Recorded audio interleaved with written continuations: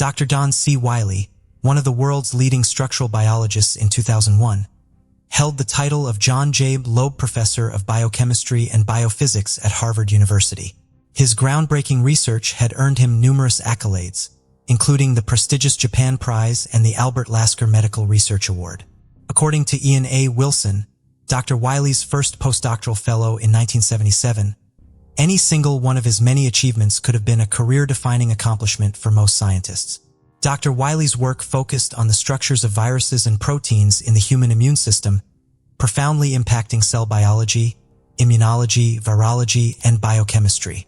Dr. Wiley also contributed as a member of the Scientific Advisory Board for St. Jude Children's Research Hospital in Memphis, Tennessee, attending its annual meetings. This role allowed him to support the hospital's mission while reconnecting with family in Memphis, where his father and brother resided. Born in Ohio, Dr. Wiley and his family, based in Massachusetts, made a tradition of gathering in Memphis after the meetings. On November 15, 2001, Dr. Wiley attended a dinner at the historic Peabody Hotel to conclude the advisory board's annual meeting. Afterward, he visited the hotel bar, where he enjoyed drinks while listening to a pianist in the lobby. According to the bartender, Dr. Wiley ordered 2 alcoholic drinks before switching to sparkling water, explaining his plan to drive back to his father's home. Sometime around midnight on November 16th, Dr. Wiley left the Peabody Hotel. At 3:47 a.m., a truck driver called 911 to report a car obstructing traffic on the Hernando de Soto Bridge, which spans the Mississippi River, connecting Memphis, Tennessee, and West Memphis, Arkansas. Over the next 15 minutes, 4 additional calls reported the same vehicle, which was blocking a lane and creating a safety hazard on the bridge, which lacks a shoulder. When police arrived on the scene, they discovered a white 1001 Mitsubishi Galant with a full tank of gas, its keys still in the ignition, and no driver to be found. It was missing its right passenger side hubcap. Driver to be found.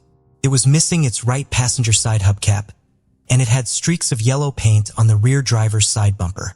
Police estimated that the car could only have been on the bridge for 15 minutes at most, given the fact that it was disrupting traffic and quickly generated numerous 911 calls. Even at 4 o'clock in the morning, the Hernando de Soto Bridge is still heavily traveled. The city of Memphis is a major logistics hub. It is home of the world headquarters of FedEx and one of the largest cargo airports in the United States. The city also has 5 Class 1 railroads and a port on the Mississippi River. Freight is continuously coming in and out of the city. There may not have been commuter traffic on the bridge at 4 in the morning, but there would certainly have been plenty of trucks using it to come and go from Memphis. The Galant had Missouri plates, and police soon learned that it was part of the Avis rental car fleet. It had been signed out at the Memphis International Airport to Dr. Don Wiley of Cambridge, Massachusetts. When Dr. Wiley's wife received the phone call informing her that her husband's car had been found abandoned, she was already at Logan International Airport with her 2 children, waiting to board a plane to Memphis. Dr. Wiley had been married twice and had a total of 4 children, 2 from each marriage. His current wife, Katrin Valgesdotter, was flying into Memphis with their 2 children, ages 10 and 7, to spend time with Dr. Wiley's family, as was the family's custom after Dr. Wiley finished his meeting of the Scientific Advisory Board. Dr. Wiley was supposed to pick his family up at the airport that day, and they had plans to visit Graceland. Dr. Wiley's case was initially treated as a missing persons case. The detectives assigned to it feared that Dr. Wiley had jumped off the Hernando de Soto Bridge. Those who knew Dr. Wiley were quick to dismiss this theory. Dr. Wiley's brother, Greg, called the theory completely inconceivable. Witnesses who had been at the dinner on 15th said that Dr. Wiley had been happily talking about long-term plans, like the trip he was taking to his wife's native Iceland over Christmas, as well as short-term plans, like the jog he was going to take in the morning that evening. Dr. Wiley had no marital or financial problems or any history of mental health problems. The river was searched, but nothing was found. When Dr. Wiley's body was not found in the river below the bridge, his case was transferred from the Missing Persons Department to the Homicide Bureau. The case was transferred on November 20th. It had rained heavily in Memphis on November 19th, eliminating any potential forensic evidence that may have been left on the bridge by the time the Homicide Bureau opened its investigation. The missing hubcap from Dr. Wiley's rental car was never found. There was yellow paint on several construction signs near the bridge, but no damage corresponding to that on the car's bumper was found on any of the structures in the area. Both of these facts indicated that the car may not have received the damage it had sustained in the immediate area of the bridge. 5 weeks after Dr. Wiley was last seen, on December 20th, 2001, a crane operator at the Murray hydroelectric plant was pulling logs out of the Mississippi River. The plant was located outside of Vidalia, Louisiana, more than 300 miles downriver from Memphis. The crane operator suddenly noticed a body in the river amongst the logs. The Concordia Parish Sheriff's Office was called, and investigators went out on a boat to retrieve the body. The body was still covered by clothes, and in one of the pockets was a wallet containing Dr. Wiley's identification, credit cards, and some cash. Unaware of Dr. Wiley's disappearance out of Memphis, the sheriff's office first called police in Cambridge, Massachusetts, based on the address on the identification. They also contacted the FBI office in New Orleans, who knew to get in contact with the authorities in Memphis. The body was transported back to Memphis to be positive identified. Using dental records, the body was quickly confirmed to be Dr. Wiley. The identification was made public on December 22nd, 2 days after his body was discovered. Dr. Wiley had just turned 57 a month before his death. The autopsy and investigation by the medical examiner's office would take several weeks to complete. On January 14, 2002, Shelby County Medical Examiner, Dr. O.C. Smith, held a press conference to announce his findings in Dr. Wiley's case. Dr. Smith ruled that Dr. Wiley had died following an accidental fall from the Hernando de Soto Bridge. Dr. Smith acknowledged that there was no way to definitively say what brought Dr. Wiley to the bridge that night, or what exactly happened once he got there. Based on the autopsy and his examination of the bridge, however, Dr. Smith put forth a hypothesis that a physically impaired Dr. Wiley had been in 2 minor mishaps while driving, one of which damaged the back of the car and the other that took off the front hubcap. Dr. Wiley then stopped the car on the bridge to inspect the damage, even though it was minor.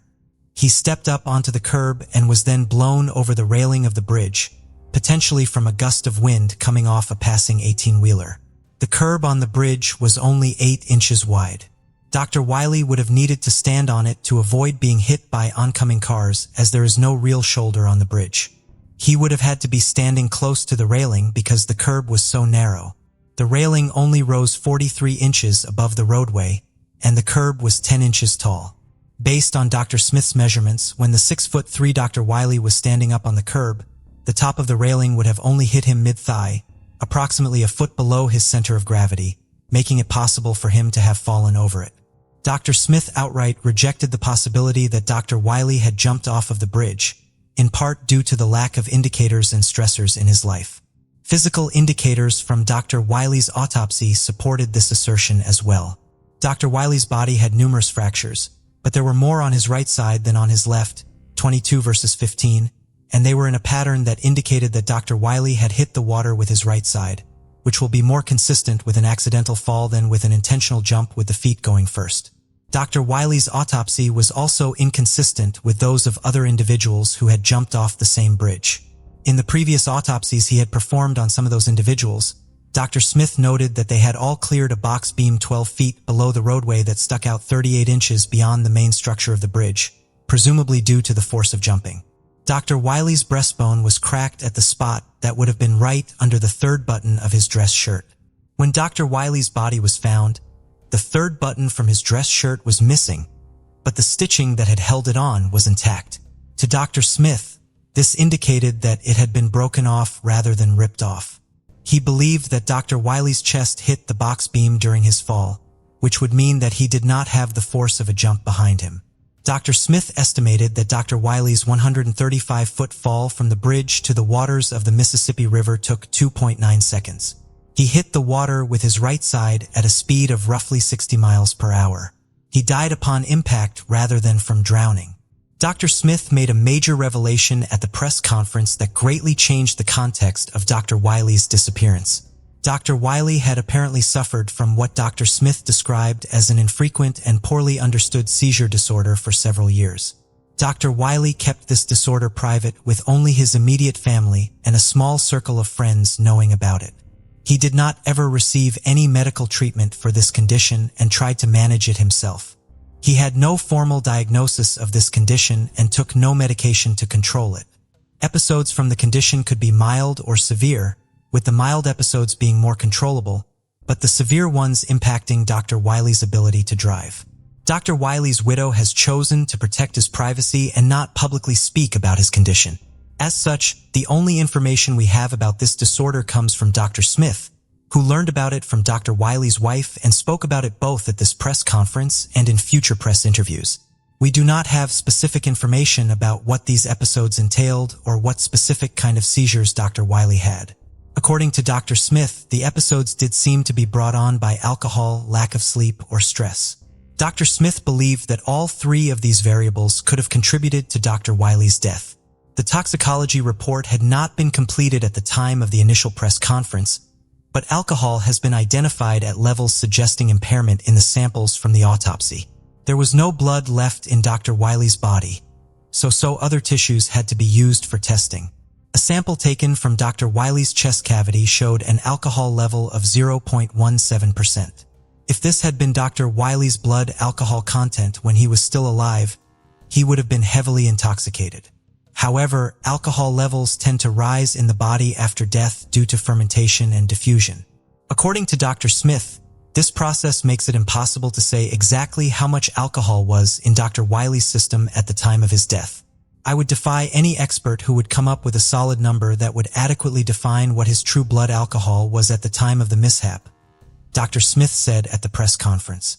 Based on Dr. Smith's findings and the lack of any physical evidence indicating foul play, the Memphis Police Department officially closed Dr. Wiley's case. Dr. Wiley's case was perplexing from the very beginning when his rental car was found on the Hernando de Soto Bridge. The fact that Dr. Wiley's car was found on the bridge was concerning not just because it was found on a bridge and because it was obstructing traffic, but because there is no reason for him to have been traveling in that direction. Not all of the reports on this case agree where Dr. Wiley's father's house was located, but the general consensus is that it was in suburb of Germantown. One report puts it north of Memphis, and a few say it was in East Memphis. The unifying detail in all of these accounts is that Dr. Wiley had an approximately 20-minute drive to reach the house. It is not necessarily important which of these locations is accurate. The important thing to note is that they are all not in the direction Dr. Wiley was driving. East Memphis and Germantown are both east of the Peabody, and north of Memphis obviously means north of the Peabody. Dr. Wiley's car was found west of where he was last seen. No one has a solid explanation as to why Dr. Wiley was driving into Arkansas. Memphis Health Department spokesperson Brenda Ward has posited that Dr. Wiley may have intended to get on I-40 East and simply gotten on I-40 West by mistake. It is an easy error to make, she argued, for someone who is not familiar with the area and would be confused by all of the construction that had been going on at the bridge at the time. The problem with this explanation is that Dr. Wiley was familiar with the area. He visited Memphis frequently to see his family and was in that exact area of town at least once every year for the advisory board meeting, if not at other times during his trips to town. Dr. Wiley had been in Memphis just a month before his trip there in November 2001. Furthermore, this construction had been going on since the year before. An ongoing seismic retrofitting project began on the bridge in 2000. The bridge is within close proximity of the New Madrid seismic zone and is being retrofitted to be able to withstand a 7.7 magnitude earthquake. The construction would not have been a surprise to someone who frequently visited the city, like Dr. Wiley. The most glaring mystery in this case is the missing time between when Dr. Wiley left the Peabody and when his car was found on the bridge. As previously stated, the car could not have been on the bridge very long before it was reported to police because it was blocking traffic in a highly traveled area. The entrance to the Hernando de Soto Bridge is only 5 minutes away from the Peabody Hotel. In addition, the records from the rental car agency showed that the car had not been driven any more miles than the police could account for. If Dr. Wiley left the immediate area of the Peabody before driving to the bridge, it was either on foot or in a different vehicle. Given the fact that Dr. Wiley was an accomplished biologist with detailed knowledge about how viruses interact with the human immune system, and he went missing during the fall of 2001, there were initial fears that he may have been abducted by individuals who wanted to use his extensive knowledge for nefarious purposes. The FBI took an early interest in the case, although they were never formally investigating Dr. Wiley's disappearance. According to William Warner, head of FBI office in Memphis, the state of affairs in the United States at the time required them to entertain this possibility, even though it seemed remote. Dr. Wiley would not have been a good person to abduct for such purposes. While he studied viruses, he did not have access to samples of dangerous viruses or have the knowledge to grow them, as he only studied their component parts. I do not believe that this theory plays any part in this case. To be fair to the people who still hold this theory, though, his abductors would not necessarily have understood that Dr. Wiley lacked this knowledge. A Harvard professor who had won numerous awards for studying dangerous viruses would probably sound like someone who knew how to grow viruses to the average person without a scientific background. My main problem with this theory is that I do not believe that Dr. Wiley would have ever been released by his abductors if the scenario occurred. I also believe that the physical evidence indicates that he did fall from the bridge. Since he was alive when he went over the railing, his abductors would have had to drug him with something that would not show up on the toxicology report and then hoist him over the railing. While Dr. Wiley could have fallen accidentally within a few seconds of stopping his car, it would have taken multiple people a few minutes and an additional vehicle to get an unconscious 6'3" Dr. Wiley over the railing. It is hard to imagine that none of the truck drivers passing by on the bridge would have seen this. The same problem arises if Dr. Wiley had been knocked over the railing while fighting off his abductors. The altercation would most likely have been witnessed by a passing driver. Furthermore, the force of a push off the bridge may have caused Dr. Wiley to clear the box beam under the bridge on his way down to the river. Overall, I am accepting of the conclusion that Dr. Wiley died in an accidental fall. However, I still question how exactly he got to the bridge and what happened in the 4 hours prior to the fall. I also have concerns with some of the conclusions Dr. Smith arrived at, or at least believe that they add new layers to the mystery rather than take them away, if they are correct. While I agree with Dr. Smith that we will probably never know exactly what happened to Dr. Wiley in the moments leading up to his death, I do have some concerns about some of the conclusions he reached. I am most concerned by Dr. Smith's assertion that Dr. Wiley had enough alcohol in his system to be impaired at the time of his death. We know, based on eyewitness testimony, that Dr. Wiley consumed alcohol on the night of November 15th. However, we also know based on this testimony that he did not drink to excess or become visibly intoxicated. He also switched to a non-alcoholic drink before leaving the hotel to allow some time for his body to process the alcohol he had consumed before he began driving. At this point, I have to make some assumptions to fill in some details and make my own calculations, which I want to make very clear could very well be faulty and are decidedly not exact. To estimate Dr. Wiley's level of intoxication on the night of November 15th, I am believing the bartender's report that Dr. Wiley had 2 alcoholic drinks and that he was in a good mood but not overly intoxicated. I am placing his final drink before switching to something non-alcoholic, 1 hour before he left the Peabody, which would make it at 11 p.m. I do not know the exact amount of food and wine Dr. Wiley consumed at the banquet earlier in the evening, which is a major variable to have missing.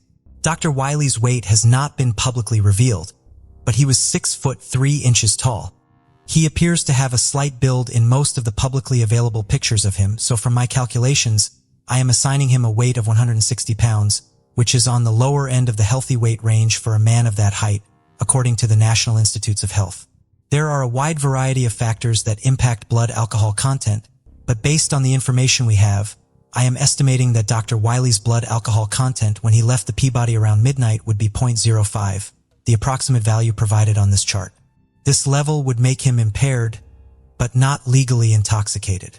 If this number is correct and Dr. Wiley's BAC dropped at the approximate standard hourly rate, his BAC would have been back to 0 by 3:47 a.m. when his car was discovered on the bridge. Based on Dr. Smith's statement that alcohol levels go up in a person's body after they die, it makes sense that alcohol will be detected in his system at his autopsy. I do not know how much longer alcohol remains in tissue rather than in the blood, so there could have been a fair amount of alcohol left in Dr. Wiley's body. However, given the amount of time it took to find Dr. Wiley's body, Even a small amount of alcohol left in his tissues would have had time to ferment and show up in the larger amount found at the time of his autopsy.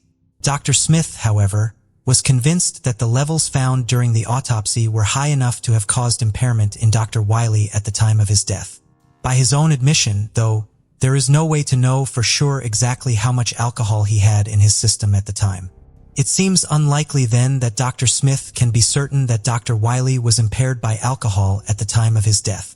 Based solely on Dr. Smith's own statements at the press conference, I am inclined to believe that Dr. Smith overstepped in making this assumption. I do not have a medical background, however, so I cannot completely discount the possibility that Dr. Wiley did have enough alcohol in his system to impair his behavior. If this is true, it opens up two main possibilities. Either Dr. Wiley died closer to the time he left the Peabody, or he went somewhere else and consumed more alcohol after he left the hotel. Given the amount of time that had passed between when Dr. Wiley died and when his body was found, his exact time of death cannot be determined, so he theoretically could have died closer to midnight rather than 4 a.m. However, this would mean that someone else staged the scene on the bridge several hours after Dr. Wiley fell. As again, we know that the car was not on the bridge until closer to 4 a.m. Someone who was not responsible for Dr. Wiley's death, but was aware of it somehow, could have staged the scene with his rental car. But that begs the question of why, and of how they had his rental car. It would not have been impossible for Dr. Wiley to walk less than the mile from the Peabody to the bridge and then fall from it. Someone else then theoretically could have driven the rental car to the bridge to ensure that Dr. Wiley's fall was discovered. But what would their motive be to bring attention to the accident but not report it? How would they have gotten the car key? And most importantly, how would they have known that Dr. Wiley fell from the bridge? The only real scenario in which this works will be if someone from the conference took Dr. Wiley's keys from him because they thought he was too intoxicated to drive, and Dr. Wiley then took off on foot. He then began walking across the bridge to Arkansas and fell off of it. There would be no way for the people back at the hotel to know that Dr. Wiley fell off the bridge, however. Even if they did somehow learn that it had happened, it is curious that they wanted the accident to be discovered enough that they drove the car to the bridge, but not enough that they simply reported it to police. The possibility that Dr. Wiley made a stop on his way back to his father's house and consumed additional alcohol closer to 4 a.m. seems a lot more likely. However, no witnesses have ever come forward to say that they met with Dr. Wiley that night or that they saw him at a bar or liquor store. Dr. Wiley was not known to have a problem with alcohol, so it seems unlikely that he would stop for another drink just for the sake of having another drink. If he did make another unknown stop that last night, it would most likely be because he was meeting with someone. Dr. Wiley had a full day with his wife and youngest children planned on August 16th, which makes me wonder what could have been so important to Dr. Wiley that he would be willing to stay out until 4 a.m. knowing he had a full day of commitments ahead of him. We know that Dr. Wiley could not have been aimlessly driving around Memphis for 4 hours because of the mileage on his rental car. Furthermore, if he had enough alcohol in his system to physically impair him and cause him to have 2 minor traffic incidents as he got onto the bridge, as Dr. Smith has asserted, his driving would probably have been erratic. He would have been incredibly lucky if he did not pass a police officer during these 4 hours, especially in the area of town he was in. If Dr. Wiley had been on foot, he still would probably have tracked notice, either because of his impaired behavior or his formal dress. Still in his clothes from the banquet, he was decidedly overdressed for the bar and nightlife scene he was so close to. No witnesses came forward with a report of a lone man in a fancy suit when police were appealing for information while Dr. Wiley was missing. Dr. Wiley's unspecified seizure disorder could have played a role in this missing period of time. While many people are only familiar with tonic-clonic or grand mal seizures, in which the affected individual shakes uncontrollably and loses consciousness, there are, in fact, quite a wide variety of different types of seizures.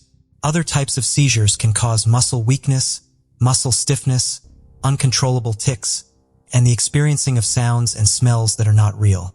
In absent seizures, the patient cannot respond or react for several seconds, often staring blankly into space and not remembering the experience. Seizures are complicated and can have drastic and complex effects on human behavior. Some types of seizures could explain why Dr. Wiley fell off the bridge, since a sudden change in his muscle tone while he was standing near the railing could have sent him over it. Other types of seizures or perhaps their aftermath could explain why he was unaccounted for almost 4 hours. He may have been left disoriented following a type of seizure that impacted his level of consciousness, but not necessarily his motor function. Without specific information about what happened to Dr. Wiley during his episodes, it is hard to say what impact they could have had on the final hours of his life. It is easier to imagine how they could have impacted his final few minutes. Perhaps Dr. Wiley could feel a major episode coming on, possibly clued in by the fact that he was driving somewhere he shouldn't be, away from his father's home. This would be almost the only reason why stopping the car in the middle of the busy road would have actually been a smart move. An unnamed friend of Dr. Wiley's hypothesized to Doug Most of Boston Magazine that Dr. Wiley may have gone over to the railing to vomit. Nausea can be a side effect of certain types of seizures. Personally, this scenario seems like the most logical account of the doctor's final moments. However, it does not answer all of the questions that linger in this case. Even if we accept Dr. Wiley's death as the simple yet unusual accident that it appears to be, the missing 4 hours remain a mystery, and that mystery still bothers me. Again, I don't believe that there was necessarily foul play involved in this case or that Dr. Wiley was held and interrogated for his knowledge of the structure of viruses by individuals with evil intentions during those 4 hours. I do, however, believe that there is a missing piece of this story. There are multiple plausible explanations for why Dr. Wiley fell from the Hernando de Soto Bridge, but there are almost no plausible explanations for what happened during those missing 4 hours based on the information we currently have. While Dr. Smith is correct in that there is no way for us to find out if it was alcohol, a seizure, or a passing truck that sent Dr. Wiley over the railing of the bridge, it seems conceivable that we could one day find out where Dr. Wiley was during that elusive missing time. This is not to suggest that the police in Memphis did not adequately investigate where Dr. Wiley was during this time. They seem to have done all they could, publicly appealing for witnesses, investigating the mileage on the car, and collecting and reviewing surveillance footage. If we ever do get more information about where Dr. Wiley went after leaving the Peabody, it will most likely be the result of a new witness coming forward. Dr. Wiley spent his life investigating life below even its cellular level, solving mysteries and benefiting the scientific and medical communities. His death, however, created large lingering mysteries in addition to the pain his loss caused his family and friends. Hopefully, one day, a different kind of investigator will be able to answer these final, nagging concerns about Dr. Wiley's final hours. At approximately 4:20 p.m. on November 7, 2015, an ambulance was on its way to a hospital in Hereford, England, when it was flagged down by a trio of people struggling down the road. One of these people was an older man, clearly struggling to stand. He was being supported by a younger man and a woman who had happened the two men near the Hereford bus station as they struggled to walk towards the hospital and offered to help. The older man was loaded into the ambulance to be taken the rest of the way to the hospital. The paramedics that, in addition to his obvious physical frailty, the man was suffering from some sort of dementia. He seemed to be smiling and crying simultaneously and was seemingly unaware of his surroundings. He could not answer the basic questions asked of him, although he did eventually provide the first name Roger. The man who had been bringing him to the hospital also did not provide much information about himself. He refused to give his name and contact information because he claimed to be working at a nearby base of the Special Air Service, or SAS, an elite special forces unit of the British Army. He was dressed in what appeared to be some sort of military uniform and spoke with an American accent. He told officials that he had found the elderly man face down in a country lane near Credon Hill, a village just outside of town. He left the hospital shortly after arriving there. The older man was still disoriented and could not provide any information about who he was or how he got to the area. He did eventually provide the full name of Roger Curry, but it was unclear if he meant that it was his name or the name of someone he knew. He had no form of identification on him or anything else that could help police determine his identity. He was dressed in all new clothes from a British department store, but police believed he was from North America. The man was very soft-spoken and difficult to understand when he was able to speak, but it was originally believed that he was Canadian based on his accent. A linguistics expert was eventually brought in to evaluate his accent, and they believed the man to be from the United States. The West Mercia police initially assumed that the man, who may or may not have been named Roger, would be identified quickly when his worried family reported him missing. That report never came.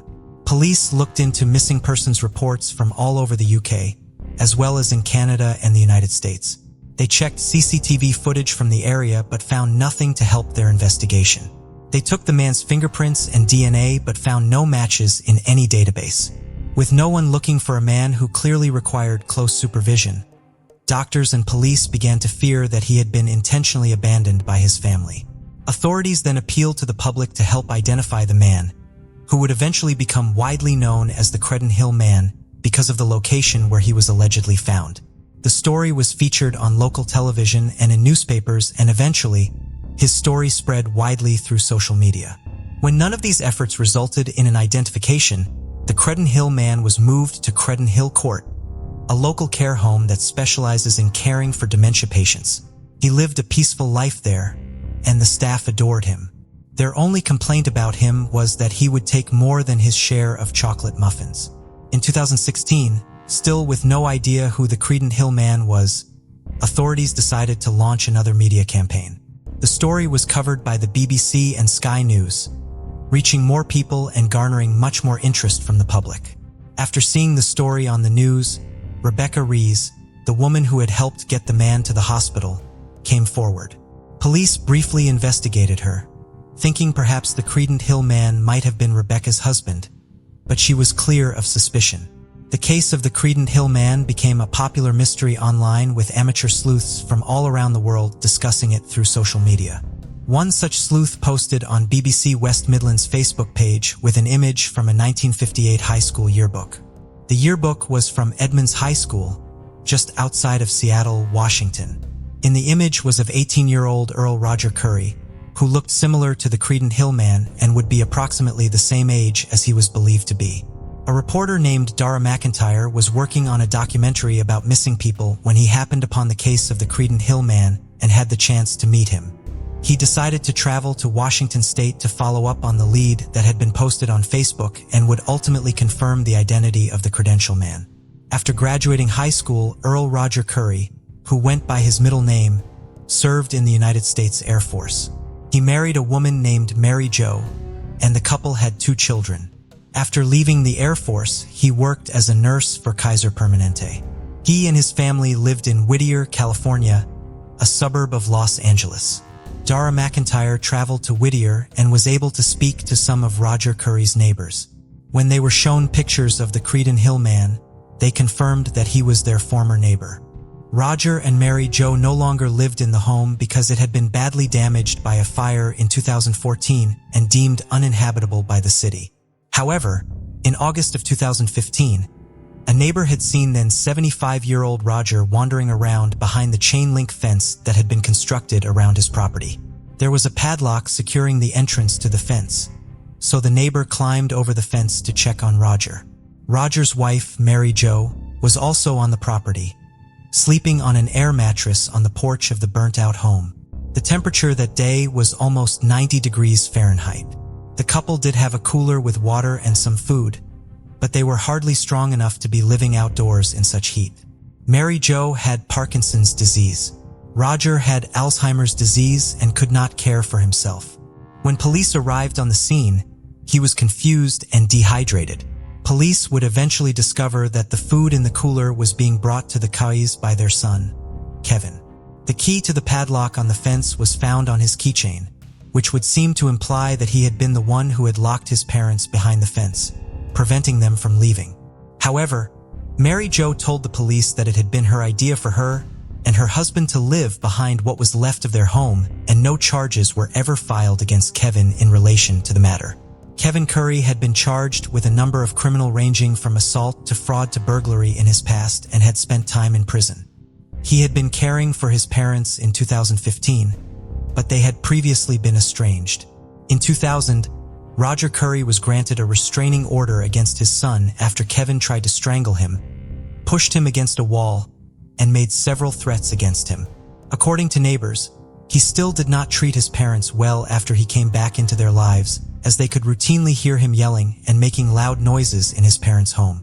The circumstances of how Roger Curry arrived in the United Kingdom did not begin becoming clear to the police until March of 2016, when they finally heard from the mystery man who had been trying to walk Roger to the hospital in Hereford. 50-year-old Simon Hayes called in to identify himself and provided an account very similar to the one he had given to the paramedics, who brought Roger to the hospital in 2015. Simon claimed that he had been a member of the Special Boat Service of the Royal Navy, attending a course at the SAS base at Hereford when he and a Canadian Army serviceman found Roger face down in a country road. He told authorities that he was now living in Los Angeles, but was currently in the UK visiting family. After Simon provided a formal statement, authorities followed up on his account and went speak with his father, Ken, in April of 2016. Ken informed them that his son was not visiting. He was living with him. He had previously lived in Los Angeles but had been deported back to the UK in 2013. He also told them that Simon knew both Kevin and Roger Curry. Simon Hayes had moved to Los Angeles in 2003 to begin an American branch of his motorsport coaching business. He met Kevin Curry through a mutual friend, and the two men bonded over a shared interest in Area 51. They became close friends, and Simon spent the holidays with the Currys in 2010, seeing firsthand the effects Alzheimer's was already having on Kevin's father, Roger. Simon was deported in January of 2013 following an arrest for drunk driving. According to Simon, he was deported because his cellmate started a fight with him and he was blamed for it.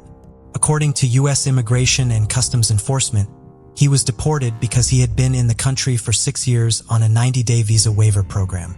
Upon his return to the United Kingdom, Simon immediately began applying for a visa to return to the United States. He supported his applications with a fraudulent reference. He claimed to be from a British major general that detailed a glorious military career that he did not ever have. All of his applications were denied. Simon and Kevin did remain in contact after Simon left the United States. Confronted by authorities with the fact that he knew the Curry family, Simon changed his story. He now admitted that his friend Kevin had called him to tell him that his family was about to take a European vacation and that he wanted to stop in the UK to see him. Prior to his trip, Kevin said that he would be putting his parents in a nursing home for the time he would be out the country. Simon claims that he was therefore surprised to see Mary Drew and Roger, who was so weak that he had to be brought out in a wheelchair, when he met the family at Gatwick Airport. Simon denied that there was ever any plan to abandon Roger. Instead, Kevin asked Simon to help him get his father admitted to a hospital because he was sick. Simon agreed, and Kevin rented a car for him to use for the task. Prior to their departure, Kevin had borrowed Simon's credit card to do some shopping, which may have been when he purchased the new British clothes Roger was found wearing. Simon and Roger then drove 150 miles to Hereford, where Simon put on a fake uniform. There are several details about Simon's story and the actual events that call his claims of innocence into question. There were 2 hospitals within 6 miles of the hotel where the Kais were staying. Instead of simply bringing Roger to one of these hospitals, Simon drove 150 miles, presumably passing more hospitals along the way, to bring him to the hospital in Hereford. This decision does not appear as though his main motivation was Roger's health, nor does the fact that he made the frail older man, who could barely stand, try to walk to the hospital from the bus station. Simon was provided with a vehicle and did drive to the area, but for some reason would not drive all the way to the hospital to drop off Roger, instead trying to get him to attempt to make the last part of the unnecessarily long trip on foot. Simon also lied both about who he was and how he came to be with Roger in Hereford. While the fake persona of an American soldier and the made-up story about training at the SAS base were most likely some sort of fantasy of Simon's, dishonesty with the hospital staff and later the police kept them from identifying Roger for months when he could have provided them with that information from the start. In a 2019 interview, Roger would explain his deception by essentially admitting that the plan was to abandon Roger, but just temporarily.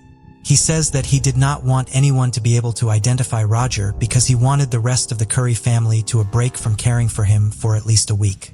If the hospital could not identify Roger, they could not locate his family, and they could enjoy their vacation while Roger was being cared for at the hospital. After leaving Roger in Hereford, Simon met back up with the rest of the Curry family and accompanied them on the next leg of their trip in Denmark. Kevin Curry has not spoken publicly very much about the case, But he has said that he did not abandon his father in a foreign country to place the burden and cost of his care on the British government as it appears. He claims that he did not abandon his father, he just asked a friend to take him to the hospital when he became ill after arriving in the UK. There are several glaring problems with this account, however.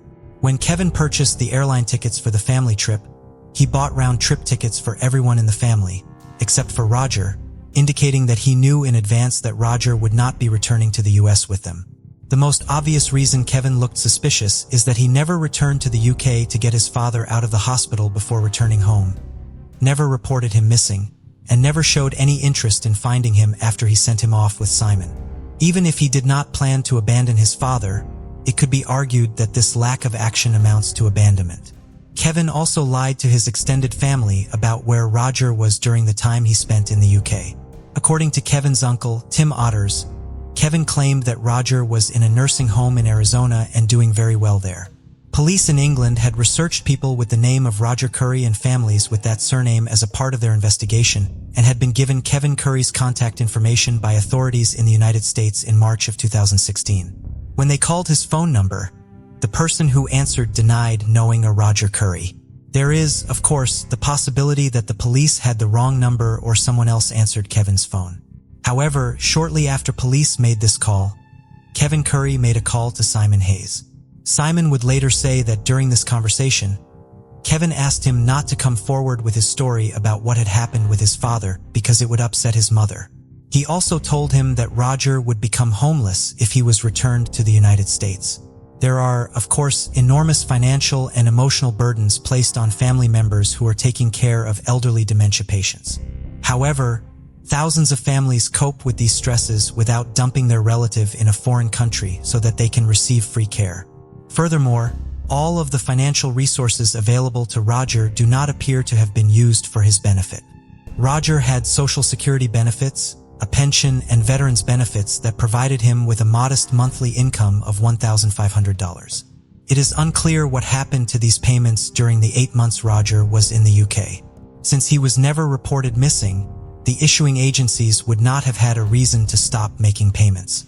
While Roger and Mary Jo's house was essentially destroyed in the 2014 fire, they still own the property in an upper-middle-class neighborhood in a county famous for its expensive real estate. However, the property was not sold to help finance the care Roger and Mary Jo both needed. The Kays may have had limited resources, but they still had some that could have been utilized. In 2019, Simon Hayes was sentenced to 2.5 years in prison for his role in Roger's case. His lies, according to Simon Davis, the barrister who prosecuted him, resulted in an enormous waste of effort by the police and the fraudulent use of public funds. Roger's care during his time in the UK cost the National Health Service approximately £20,000. The defendant was part of a plan to bring Roger from the US and dump him in Hereford, abandoning him so that he could receive care from local healthcare providers. It was clearly planned, Davis told the court. Court documents in both California and the UK alleged that Kevin Curry was under investigation for fraud and elder abuse, but neither the Los Angeles Police Department nor the Los Angeles County Sheriff's Office opened a formal investigation into the case, and no charges have ever been filed against Kevin Curry. While he had the most to gain from the alleged plot, only his accomplice is facing legal consequences from it. Following his identification, Roger Curry was repatriated to the United States in July of 2016. Upon his arrival, Los Angeles County officials filed an application to have a conservator appointed to handle Roger's care and affairs. No one in his family is prepared to accept responsibility for him, the application claimed. His own wife and son abused him when they took him overseas only to abandon him there. Kevin and Mary Jo Curry did appear at some of the hearings relating to the conservatorship, but never formally contested it. Roger was ultimately placed under the care of a conservator, who arranged for his benefits to be used to get him treatment in a residential facility. Roger spent time in a few nursing homes before settling into one in Long Beach, California. Upon his arrival, he was still able to at least somewhat participate in activities like bingo and seemed happy. However, by 2019, his health had deteriorated to the point where he was almost bedridden, according to reports filed by his conservator. His caretaker said that he was still soft-spoken and respectful, even in his weakened state. Unfortunately, the solving of the Credon Hill man case did not result in a happy ending. Roger Curry's identification did not result in a happy reunion with his family. Neither Kevin nor Mary Jo Curry has seen or visited Roger since his return to the United States. No story in the world is more sorrowful than that of Romeo and Juliet, concludes the Duke in the most famous tale of two lovers. Yet, while Shakespeare's tragedy ends with Romeo and Juliet taking their own lives, our story unfolds differently. The creation of the Borden family began in Missouri, where Michael and Catherine first met as schoolmates. Michael was captivated by Catherine, his radiant, blonde, and responsive classmate. In their later school years, he sought various ways to catch her attention, helping with homework and inviting her for walks. Over time, they became best friends, spending countless hours together, studying and sharing secrets. Their friendship gradually deepened into love, and Michael invited Catherine on a date where he confessed his feelings. Eventually, they married in a beautiful and memorable ceremony, vowing to love each other through all life's challenges. After 10 years of marriage, they relocated to Leitz, Pennsylvania. Leitz was founded by members of the Moravian Church in 1756, and it was inhabited by descendants of Moravian communities. The primary population of the town were faithful families who sought refuge in their oasis from the horrors of modern life. Life in the town was quiet and peaceful. Many families belonged to the Christian Amish community and led a lifestyle befitting a believer. Their life was simple, with people trying to do without many modern technologies. The Borden family was deeply devout, so the choice of Lidditz was no accident. This suburb seemed perfectly suited for the birth and upbringing of children. Life flowed so calmly that a new day was just like the last. This was precisely what the Bordens were looking for: complete family solitude and creation in solitude with God. Michael served in the local church community and taught lessons in Sunday school. Catherine primarily managed the household and assisted her husband in his work. In the community, Michael worked more for spiritual wealth. For everyday worldly needs, he had to work as a manager at a printing company. In the following years, they had 5 children, 3 boys and 2 girls. Most families living in Leiditz were large, with some having more than 5 children, hoping to shield their children from the hardships and dangers of a larger world. Families regularly attended church while local teenagers joined youth groups and were homeschooled. Interactions between families were limited to joint religious societies and celebrations. The family idol created by Michael Borden lasted for many years, with children being raised in faith and discipline. In the early 2000s, the eldest sons, having reached adulthood, went to university and moved to another city to study. This left 3 children at home who continued their homeschooling to the delight of their parents. Neighbors and the couple's few friends spoke highly of the children's upbringing and their diverse interests. Cara, Caitlin, and Daniel were exemplary, kind, and responsive. But it wasn't always this way. As the eldest daughter Cara entered her teenage years, it turned the family's traditional ways upside down. Despite her father's prohibitions, she began playing in the local soccer team, sneaking out to discos and thoughtlessly doing everything she had been forbidden to do before. The young beauty's behavior deeply shook her father. Many hours of talks and instructions did not resonate in Cara's heart. Reasons for arguments appeared, which time and again led to the young rebel's escape. The girl openly showed interest in young men and sought relationships. Thus, in 2005, 18-year-old David and 14-year-old Cara met in a support group for students involved in homeschooling issues. The young people, with their passionate hearts attracted to all things forbidden, quickly established warm, friendly relations. Secretly from their parents, they agreed and created social media profiles, where they began actively exchanging messages. The correspondence was lengthy and very emotional. They exchanged well-encoded messages to keep their communication secret from everyone as long as possible. After a while, exchanging letters was not enough and they began secretly meeting. At first, these were harmless walks in quiet, secluded places around the city. Then their friendly relationship evolved into a romantic one. They ran away together at night to discos and spent time together until morning. David was older and had already experienced first love and disappointment. Kara was so young that her new bright feelings could hardly be contained. She didn't just walk. She seemed to fly, and a happy smile never left her beautiful face. Meeting David brought back the obedient Kara to her parents. Her father was overjoyed, believing that the teenage challenges were a thing of the past. But Michael was mistaken. Only the fear of being discovered by her parents quelled the girl's inner fire as she hid her love from them. This deeply saddened Kara. She knew what their reaction to such early relationships would be, as she had been instilled with entirely different concepts of possible love between a man and a woman from childhood, trying to protect her from such knowledge for as long as possible. Fearing their parents' negative reaction, the young couple carefully guarded their secret. But sooner or later, all secrets come to light. One day, unable to hold back, Kara shared her secret with her sister. She showed her a photo of David, shared how their relationship began, and that they were so in love and determined to be together against all odds that they were ready to run away. Her sister, fearful for Kara, told their mother about the planned elopement. Thus, the secret of the young lovers was revealed. One early morning, the young woman climbed through the window into the house and quietly, like a mouse, went up to her room. Elated, Kara was returning from another date with her David. She entered her room and froze. Her mother was sitting on her bed. Everything became clear without words. After breakfast, a conversation took place in which her parents forbade her any relationship with the young man. They were shocked, having shielded their children from violence, controlled substances, and other negative stories that such misfortune had befallen them. Kara's father was so outraged and disappointed that he forbade her from leaving her room. That night, Kara Borden spent in David's house. At 5:30 a.m., the young lover dropped her off near her house. They agreed that as soon as Kara safely returned to her room, she would send him a text message.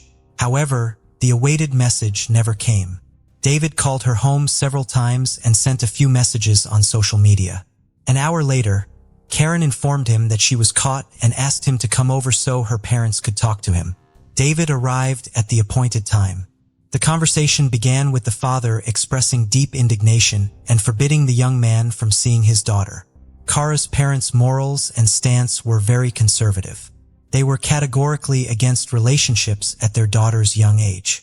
Words of love did not touch the father's heart. He warned the young man that if he saw him with Kara again, he would be compelled to report him to the police for involvement with a minor. The lengthy, emotional conversation ended on a high note. Kara was locked in her room again, and David left with nothing. The young man got into his old car and drove away, crying for the first time over a girl, or maybe out of hurt that he was not taken seriously. The separation was very difficult. The lovers struggled greatly through the long days apart. They couldn't withstand the test of separation, so they devised a plan: deceive everyone by accepting Kara's father's conditions, pretend to break up, but continue their secret love. And they convincingly played the part of former lovers. In public places or at church, they didn't even greet each other. Kara's parents were appeased, convinced they had protected their daughter from a youthful mistake. David missed her terribly. In the evenings, he read Shakespeare, imagining openly serenading his beloved like Romeo. But in the Capulet and Montague tragedy, the lovers could not reconcile their families and receive their blessing. David Ludwig took decisive action. He called Kara's home asking for a meeting with her father. The young man was very serious and asked his beloved to talk about their upcoming marriage. On November 13, 2005, David Ludwig arrived at the Borden residence for a talk with Michael, the father of his beloved Kara. He announced his love for Kara, their ongoing relationship, and their plans to marry. Michael's response was dismissive. "That will never happen." Anticipating such a response and coming prepared, David, fueled by rage, drew a handgun and shot Michael in the back as he was walking towards the front door. Then David sought out Kara's mother, Catherine, and shot her while she was sitting on a chair. David then searched for Kara in the house, calling out for her, but he couldn't find her. Afterwards, he got into his car and started to drive away when he saw Kara running down the road towards him. She got into the car and told David she wanted to go as far away as possible, get married, and start a new life. The young couple fled the city in the boy's red car. But why would a 14-year-old girl run away with a young man who had just shown such brutality? Wasn't she shocked and scared? Both were considered good kids. How did they turn into criminals? Kara Borden was reported missing for 24 hours after her parents, Michael and Catherine Borden, were found deceased. After reviewing surveillance footage, the police followed the trail of the teenagers. The footage also proved that Kara had not resisted but willingly accompanied David. Charges of abducting Kara were dropped against David Ludwig. Alerts were issued across the East as Pennsylvania and Indiana police investigated sightings of the couple heading west in a red Volkswagen Jetta. Authorities received a tip on Monday morning about a vehicle matching that description parked near a truck stop outside of Fort Wayne. Police headed to the area, but the car was gone. State police were alerted, and patrols spotted the car around noon on I-70 in Belleville. David Ludwig merged onto the interstate, leading them on a 5-mile chase at speeds of 90 to 95 miles per hour on a 2-lane highway. State Trooper David Cox, who was involved in the pursuit, described Ludwig as extremely reckless and dangerous at that moment, causing multiple accidents like in an action movie.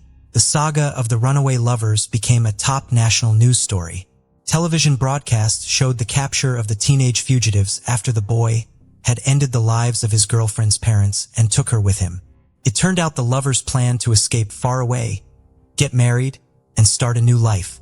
The district attorney, commenting on the investigation, stated that the earlier abduction charge against the teenager would be dropped, but the charges for the demise of Michael and Catherine Borden would remain. Ludwig and Kara Beth fled together after the incident and were on the run from the authorities for about 28 hours before being apprehended in Indiana. Kara Beth was not charged with any crime. David Ludwig was detained without bail on charges of ending lives and abduction. Kara Borden was taken into the care of relatives and church members. David Ludwig was arrested on November 14, 2005 after a high-speed chase ended with his vehicle crashing into a tree. He was charged with the demise of the Bordens following a prolonged dispute. 14-year-old Kara Borden faced no charges. On November 16th, David Ludwig was extradited back to Pennsylvania after waiving extradition. The failed Romeo confessed to 2 counts of intentional harm. It was a deliberate act. I intended to shoot them if they got in our way, and I did. During the search of the young man's vehicle upon his arrest, no weapons were found. But when police visited Ludwig's home, they discovered 54 firearms. This arsenal belonged to Ludwig's father, a hunter who taught his son how to handle weapons. An 18-minute video from a laptop in his home showed Ludwig discussing plans for an armed invasion of another family's home, showing him bringing weapons into the house. The court documents state they abandoned this plan due to too many cars present. The police declared Kara Borden a victim in the case, yet Ludwig filed court documents claiming surveillance footage from various stores along their route would prove she was not abducted. Ludwig did not resist efforts to return him to Pennsylvania. A Pennsylvania judge ordered him held without bail. He was not represented by an attorney during the charge presentation. A preliminary hearing was set for November 23rd. The trial of the young individual responsible for ending 2 adult lives in front of their children was brief as detailed in court documents. Kara's 13-year-old sister, Caitlin, told investigators that her parents were shot after arguing with David for about an hour. According to court documents, Caitlin saw Ludwig shoot her father, then ran to the bathroom where she heard a second shot, presumably the one that took her mother's life. Ludwig then ran through the house calling for Kara, she told investigators. The couple's 9-year-old son ran to neighbors who called 911, reporting the tragic event. In June 2006, David Ludwig entered a plea agreement with District Attorney Donald Artetero, who had sought the death penalty as punishment. Thus, Ludwig pleaded guilty to 2 counts of first-degree perpetrating among other charges and was immediately sentenced to 2 consecutive life sentences of 9.5 to 19 years and was also ordered to pay $125,000 in restitution. Since 2006, Kara Borden has been under guardianship, represented by a legal counsel. In written statements published on November 22, 2005, the abduction charge against David G. Ludwig was dropped. The court concluded that Kara Borden left with Ludwig of her own free will. Ludwig's lawyer reportedly stated that Kara voluntarily accompanied David during their journey through 3 states, and surveillance recordings show that Borden had ample opportunity to escape. Kara admitted that she ran after Ludwig as he left her house. Kara Borden simply wished to marry her beloved, David Ludwig. Kara Beth has been identified as a victim in this tragic situation, and thus, the district attorney of Lancaster County did not levy any criminal charges against her. Her actions alongside Ludwig's during the investigation and the digital trail of emails, blogs, and texts they left behind contributed to this decision. At a solemn memorial service held at Lancaster Bible College, Kara Beth, amidst her siblings, mourned the loss of her parents. The Borden family's neighborhood showed its respect and remembrance by adorning mailboxes with white ribbons. The loss left 5 children without the guidance and love of their parents. George Landis, an elder from the Monterey Chapel, reflected on the incident by saying that the purpose behind such loss is known only to God, reassuring that Mike and Katie are in a better place. Vera Zimmerman, 50, familiar with the Borden family and Ludwig's mother for 7 years, remarked on the upbringing of the children, pointing out that a lapse in judgment led to the unfortunate events. Friends and neighbors recalled Kara Borden as a joyful and sociable young girl, known for her babysitting in the neighborhood and her passion for soccer. Kevin Eshelman, executive pastor at Ephrata Community Church, noted her regular participation in youth group activities. However, underlying tensions between Kara and her parents were noted by Zimmerman, highlighting concerns over Kara's interest in boys. Samuel P. Lohr, a friend of Ludwig, disclosed to authorities their secret intimate relationship marked by flirtatious electronic communications and inappropriate image exchanges, according to legal documents. Zimmerman mentioned a significant decision by Kara's parents to disconnect her internet service in response to her relationship with David, indicating their disapproval. The peaceful town was left in shock by the grim events that unfolded, resonating beyond the local community to wider circles, especially those involved in homeschooling. Friends of the family struggled to comprehend how such sheltered children could commit acts of grave severity. Officially, they weren't considered a couple due to parental disapproval of their relationship, shared Stephanie Mammon, a 16-year-old neighbor of the Borden family. This incident underscores the dilemma where David Ludwig, faced with opposition, chose violence as a solution to his problems. David G. Ludwig's appeal for release was ultimately denied by the state appellate court, as announced by the Lancaster County District Attorney's Office. Following his sentencing on June 20th, Ludwig underwent various assessments at Tampa Hill before being moved to a state prison in Indiana County to start serving his life sentence for taking the life of his girlfriend's parents.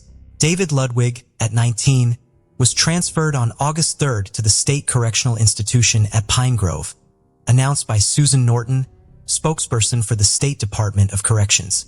The state chose the Indiana State Prison for Ludwig because of its youthful offender program. Designed for inmates aged 15 to 20, the program aims to teach self-responsibility, discipline, respect for others, and self-worth. According to the Department of Corrections, Pine Grove, opened in 2000, houses some of the state's most challenging young offenders in a therapeutic community setting. Inmates at Pine Grove start their day at 6:10 a.m. with a roll call, followed by a 6:30 a.m. workout session including squats, push-ups, and jogging in place. They return to their cells at 7:15 a.m. to get ready for breakfast at 7:30 a.m., with lunch at 11:30 and dinner at 4:20 p.m.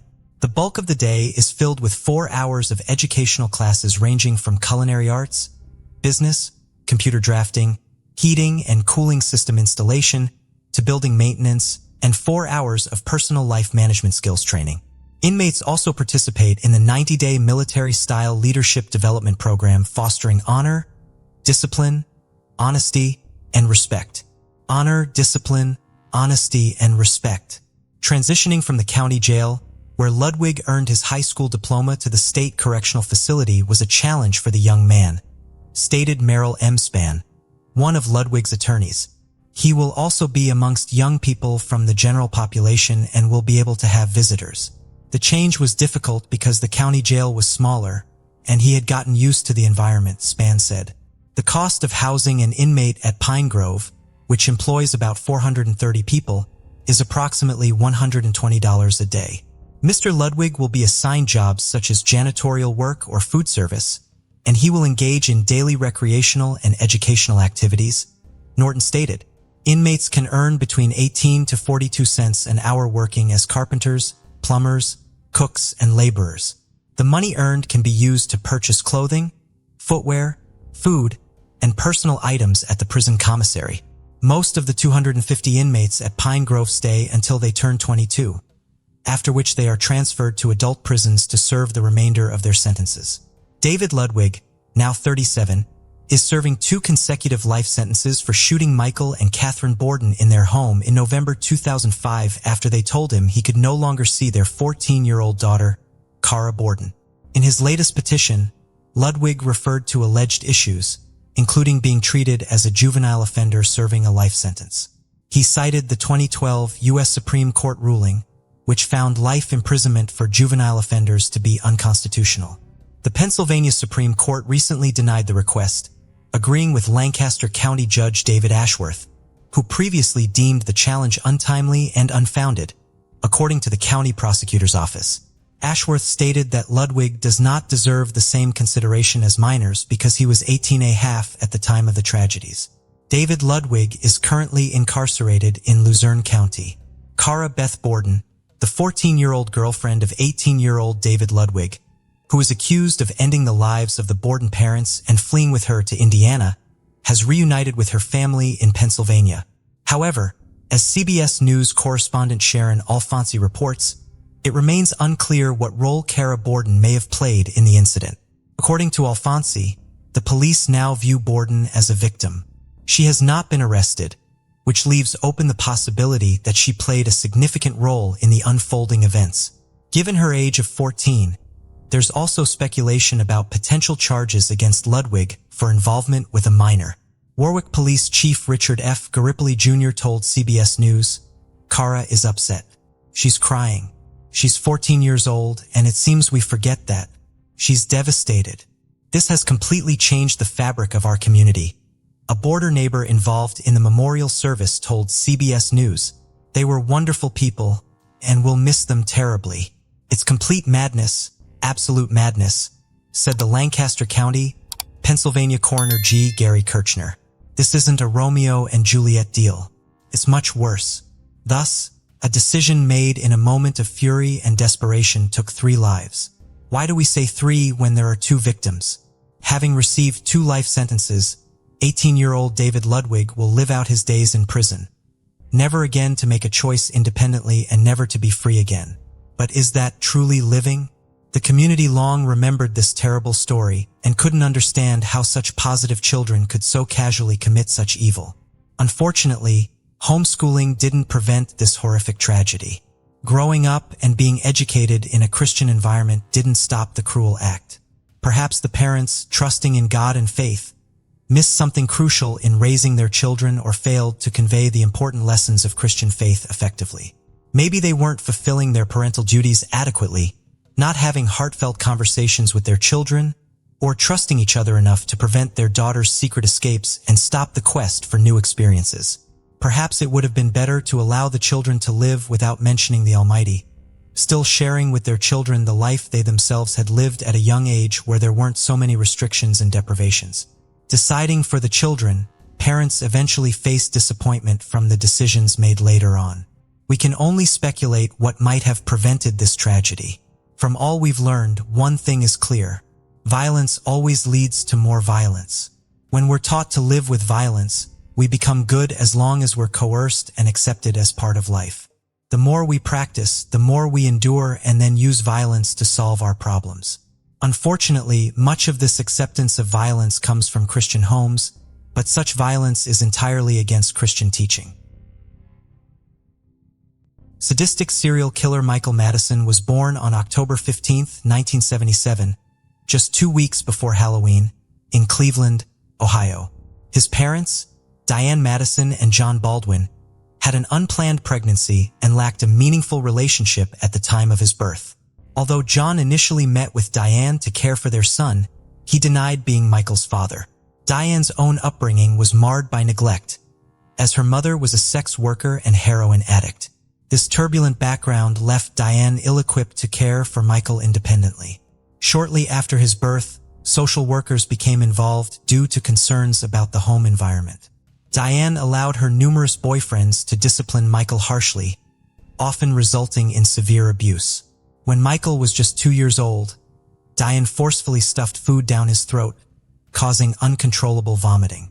In an attempt to quiet him, she placed him in a tub of hot water, which only made him cry louder.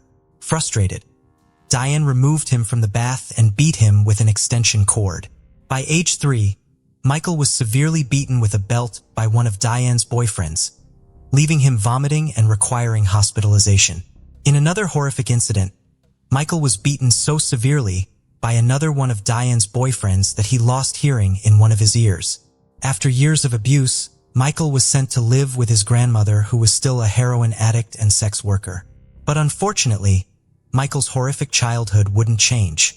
Michael continued to be hospitalized for reasons such as dehydration. The social workers involved in Michael's case would note that he and his half-brother were covered in scratches and bruises. Before Michael reached high school, he had become a familiar face to law enforcement. On several occasions, the teenager had been flouted using lemon. In high school, he received a delinquent charge for inappropriately touching another classmate. The crimes Michael committed as a teenager were nothing like the ones he would go on to commit as an adult. In July 2013, the family of 38-year-old Angela Deskins reported her missing after they haven't heard from her since June. Deskins was known for disappearing from time to time, so the family didn't think much of it. A month after she went missing, her body was discovered wrapped in electrical cords with a belt around her neck. 28-year-old Shatisha Sheely was reported missing in September 2012 when she didn't show up at her mother's house. Sheely, along with her 12-year-old daughter, were living with extended family at the time, and Sheely was supposed to stop by her mother's house to borrow some money, but she never showed. Her body was found in July 2013 inside a plastic garbage bag. After returning home from her job at an elementary school, 18-year-old Sherelda Terry disappeared. Her body was also found inside a black trash bag. On July 19, 2013, Michael's neighbors called the police to report a horrible smell coming from a garage near his second-floor apartment building. Inside the garage, the police discovered the decomposing body of a woman. During the police search of the surrounding area, including other vacant homes and backyards, the police found the bodies of 2 more women. Each was wrapped in plastic bags and located approximately 200 yards apart. The police were granted a search warrant for Michael's home, and inside, they found further evidence of decomposition. Now the search was on to find where Michael Madison was. The police tracked him down to his mother's house. When they arrived, Michael refused to come out, resulting in a several-hour alone standoff between him and the police before he finally agreed to come out and was taken into police custody. Michael never once showed remorse to the victims' families during the trial. Michael laughed, smiled in 20 of the families. During Sherelda Terry's father's victim impact statement, Michael smiled at the distraught father. This set Terry's father off, and he tried to attack Michael, but was quickly stopped. Michael didn't stop smiling once during the altercation. The jury deliberated less than a day before Michael Madison was found guilty of all 3 murders. He was also found guilty of 3 counts of kidnapping, 3 counts of gross abuse of a corpse, 1 count of rape, and 1 count of weapons possession by an ex-convict. On May 20, 2016, Michael was sentenced to death, a sentence he would attempt to appeal a month later. On July 21, 2020, the Ohio Supreme Court voted unanimously to uphold the death sentence for Michael Madison. Killer Ronald O'Brien. Children are cautioned from an early age not to accept candy from strangers. While this golden rule is strictly enforced by vigilant parents throughout the year, on Halloween night, they throw caution to the wind and allow their little ones to go door to door asking for treats. In most instances, their request is granted without worry. Even so, once in a while, the monsters that lurk in the shadows take advantage of the occasion, resulting in dire consequences for the most innocent among us. In 1974, a boy in Pasadena, Texas fell victim to just such a predator when he became violently ill after indulging in a treat from his Halloween bag. Ever the concerned parent, his father had stayed by his side during the hour-long ordeal, offering comfort to the youngster as he convulsed on the bathroom floor. Only 8 years old at the time, Timothy O'Brien died later that night on his way to the hospital. In a shocking turn of events, an autopsy revealed that he had ingested enough potassium cyanide to kill 2 grown men. As difficult as it was to believe, all signs pointed to the fact that someone had deliberately laced candy with a colorless compound before randomly handing it out to unsuspecting children. Investigators were convinced that a cold-blooded killer was hiding somewhere in the suburbs of Houston, and they intended to find him. With no suspects in mind and little evidence to go on, detectives theorized that an unscrupulous person who was angry at the world in general had decided to take the life of a complete stranger, a child no less, as a way of getting back at society. To make a difficult situation even worse, there was no telling how many children have received the tainted sweets. Although authorities had put out an emergency news bulletin requesting that all Halloween candy be brought to the police station for inspection, they feared that there would be other victims before all was said and done. While they faced an uphill battle to be sure, investigators did have a few things working in their favor.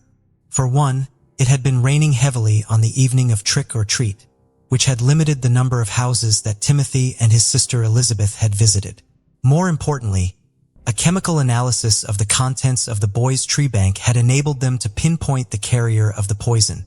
Lab tests revealed that the killer's Weefa weapon of choice had been the sweet and sour powder contained inside of a straw-shaped pixie sticks.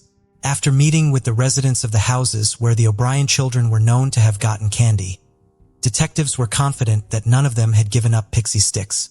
However, during the course of their interviews, they learned that someone had been witnessed doling out that particular treat and that someone had been Timothy's father, Ronald O'Brien.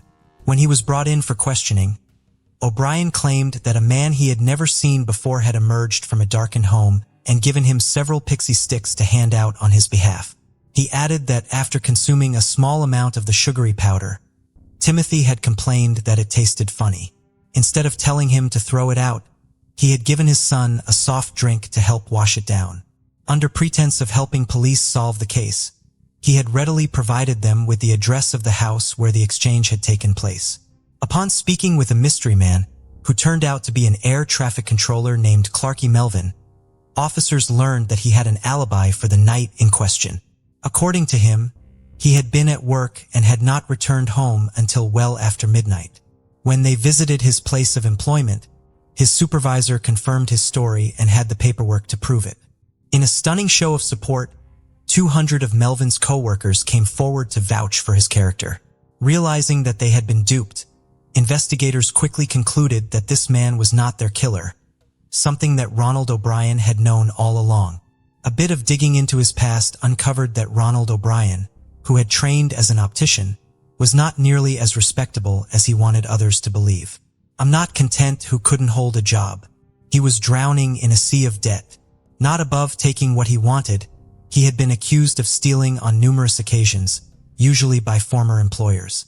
While being shiftless and prone to theft doesn't necessarily mean that someone is capable of murder, the fact that O'Brien had taken out hefty life insurance policies, not 1 but 3, on his children in the months prior to his son's untimely death moved him to the top of the list of suspects. Another nail in O'Brien's self-constructed coffin came when it was discovered that he had phoned the insurance company on the morning after his son's death inquiring about a payout. As the 8-year-old's body lay in the icy morgue, his father's only concern had been how quickly the money he had coming would change hands. On November 5, 1974, less than a week after Timothy was poisoned, Ronald O'Brien was taken into custody and formally charged with 1 count of murder and 4 counts of attempted murder. To no one's surprise, he pleaded not guilty across the board. He would steadfastly maintain his innocence throughout the trial despite the damning evidence against him. During the proceedings, a parade of witnesses testified that O'Brien had become fixated on the properties of cyanide in the months leading up to his son's murder. His obsession led him to brazenly ask friends and family alike if they knew where he could purchase the deadly poison. He would also inquire of them if they had any idea how much of the substance it would take to kill a person. In June of 1975, 8 months after little Timothy O'Brien had been laid to rest, his father was convicted of his murder. He was also found guilty in the attempted poisonings of the other 4 children, none of whom had ingested the lethal powder. For his crimes, Ronald O'Brien, whom the press had dubbed the Candyman, was condemned to the electric chair. Down the road, as alternative methods of execution were introduced, his punishment was amended to a more humane death by lethal injection. It had taken the jury just over an hour to decide the fate of the man who had so callously plotted and carry up the murder of someone who had trusted him implicitly. Once the verdict was in, the waiting game began. As it happened, 9 years would pass, more time than Timothy had spent on this earth, before his killer would face flammable justice. During his time on death row, O'Brien was reviled by his fellow inmates who, despite their own misdeeds, considered him to be lower than a snake's belly. Their hatred of the child killer ran so deep that they had thrown a party on the day of his demise to let him know that he would not be missed. After several stays of execution, O'Brien was put to death on March 31st, 1984, at the age of 39. When asked if he had any last words, he had taken the opportunity to rail against the system that had allowed him to come to such an end. When his death was announced over the loudspeaker, hundreds of people who had gathered outside the prison to celebrate the Atakian had shouted "trick or treat," while throwing handfuls of candy in the air in remembrance of Timothy, a young boy who had paid the ultimate price for his father's greed. Todd Allen Reed, the Forest Park Killer. The bodies of 3 women were found in the same stretch of parkland, all within a month of each other. It was not long before police had their man. But is he responsible for more than the 3 murders they convicted him for? 32-year-old Todd Allen Reed was already a registered sex offender when he strangled to death at least 3 women before dunking their naked bodies in Forest Park, a heavily wooded area just west of Portland, Oregon. From 1992 to 1995, he had served a measly 2.5 years of a 12-year sentence for the sexual assault of Shelley Harding, who was 7 months pregnant at the time of his cowardly attack. She had been walking home from work when he approached her and forced her into his car at knife point. Reese was involved to him and fled the scene of a minor crash with another vehicle on his way to the secluded spot where he sexually assaulted Shelley. After he had assaulted her, he attempted to strangle her with a seat belt and began to cry. Shelley was strong and she was calm. She had been talking to Ree constantly, like he was a friend, almost building a rapport. Whilst doing so, she made sure to leave as much physical evidence as she could, touching every surface to leave as many of her prints as possible. Whatever this monster was going to do to her, she wasn't going to make it easy for him to get away with. When Reed broke down, she used this to her advantage, and her pleas to be let go and her promises that she would not tell anyone worked. Reeve let her go. Not only did Shelley report her abduction and assault, the 2 men that had been in the car that Reed had crashed into also reported the hit in Munn. They even had his license plate. Reed pleaded no contest and was handed the 12-year sentence. He was registered as a sex offender, and, crucially, his DNA was taken and stored in the state crime lab. This would be the golden ticket police needed to catch the Forest Park serial killer 7 years later. Reed was released early as he had built up sentence-reducing credits, half of which were for good behavior. At roughly 8 miles long and 5,100 acres, Forest Park is one of the largest urban forest reserves in the USA, ranked 19th to be more precise. It is not easy to wander from the 70 miles of trails due to the park's dense vegetation. To highlight just how secluded this park can get, once you're off trail, in 2004, a 53-year-old man called Frank and his 12-year-old daughter Ruth were discovered to be living off-grid in the park. They had been there for 4 years, completely undetected. On May 7, 1999, a couple walking their dog on one of the park's more and more trails would come across the body of 28-year-old Wella Faye Mahler. She was naked and face down, entangled in thick blackberry brambles. She had been strangled, and it was determined that her body had been there for around 2 months. Police would find a used condom merely 28 feet from her body. They were able to extract DNA from this vital piece of evidence. The next day, May 8th, police themselves would discover a second body whilst they were searching the immediate area. The body of 26-year-old Stephanie Lynn Mussel was found around a quarter of a mile away from where Lila had been discovered. She too was found naked and had been strangled. Tests would determine she had been left there less than a week before she was found. They would also recover traces of DNA on her thighs. A group of hikers would find the third body, that of 18-year-old Alexandria Eisen, in the early evening of June 2nd. Alexandria had been reported missing sometime in May. Police were unable to reach her body until the next day due to the location. She'd been dumped down an extremely steep slope just off of a deer path. She was found naked and she too had been strangled. Her body was around 1/4 of a mile away from Loa and Stephanie's. After the discovery of Alexandria's body, Police Chief Charles Moves admitted that investigators had concluded they were looking for a serial killer due to the similarities of the crimes. Physically, all three women resembled each other, but they also had very similar life experiences. They were all homeless at the time of their deaths and had cocaine and heroin addictions, although Stephanie had just completed a detox program before her murder. Lila and Alexandria Vore had been at some point engaged in prostitution to pay for these addictions. All three women were known to frequent West Burnside Street. It's also been claimed that Lila and Stephanie knew each other. Although this has not been proven either way, it was determined that all three of the women had been murdered elsewhere, and their bodies were taken to Forest Park afterwards. Toxicology all showed that they had taken heroin sometime before their deaths. The police response was immediate, and it was impressive. A specialist task force consisting of 16 individuals was formed, and they set about scouting bars, reaching out and offering protection to the community being targeted, and 30 additional beds were made available for homeless women during the investigation. Although residents were not happy about the lack of information they were receiving, the police kept their investigation tightly under wraps. Such was their determination to catch this killer. The task force would use the physical similarities of the three women to their advantage. A female officer of a similar appearance posed as a prostitute in West Burnside Street to see if they could reel the killer in. And sure enough, Ree took the bait. On the July 7th, the same day a vigil was being held for Lila, Stephanie, and Alexandria, Ree approached the undercover officer, and it was not long before his suspicious behavior flagged him to police. At about 5:20 a.m., he was approached by a member of the lookout team, Sergeant John Bachelet. Krieg readily admitted that he was a sex offender and agreed to a search of his vehicle. They found an unused condom, a book entitled The Killing Gift, about a woman who can kill men by merely looking at them, and some yellow strapping. There was nothing incriminating to be found, and the police had to let him go. He was not off the hook, however, far from it. Another lookout that night, Detective Sergeant Dave Schlegel, recognized him from the 1992 sexual assault case. He had in fact been the arresting officer. Police began 24-hour surveillance of Reed, both at his home and at his place of work. At least once during the surveillance, he was observed driving in circles around West Burnside and Sandy Boulevard. The police WAB results came back and confirmed that the DNA from the condom at the Mower crime scene and the DNA found on Stephanie's thighs matched the DNA that was on file for Todd Allen Reed. At around 7:30 p.m. on July 18th, after Reed had left for work, police executed a search warrant at his address where he lived with his girlfriend. Once the police had left the premises, his girlfriend phoned him to let him know the police had been there.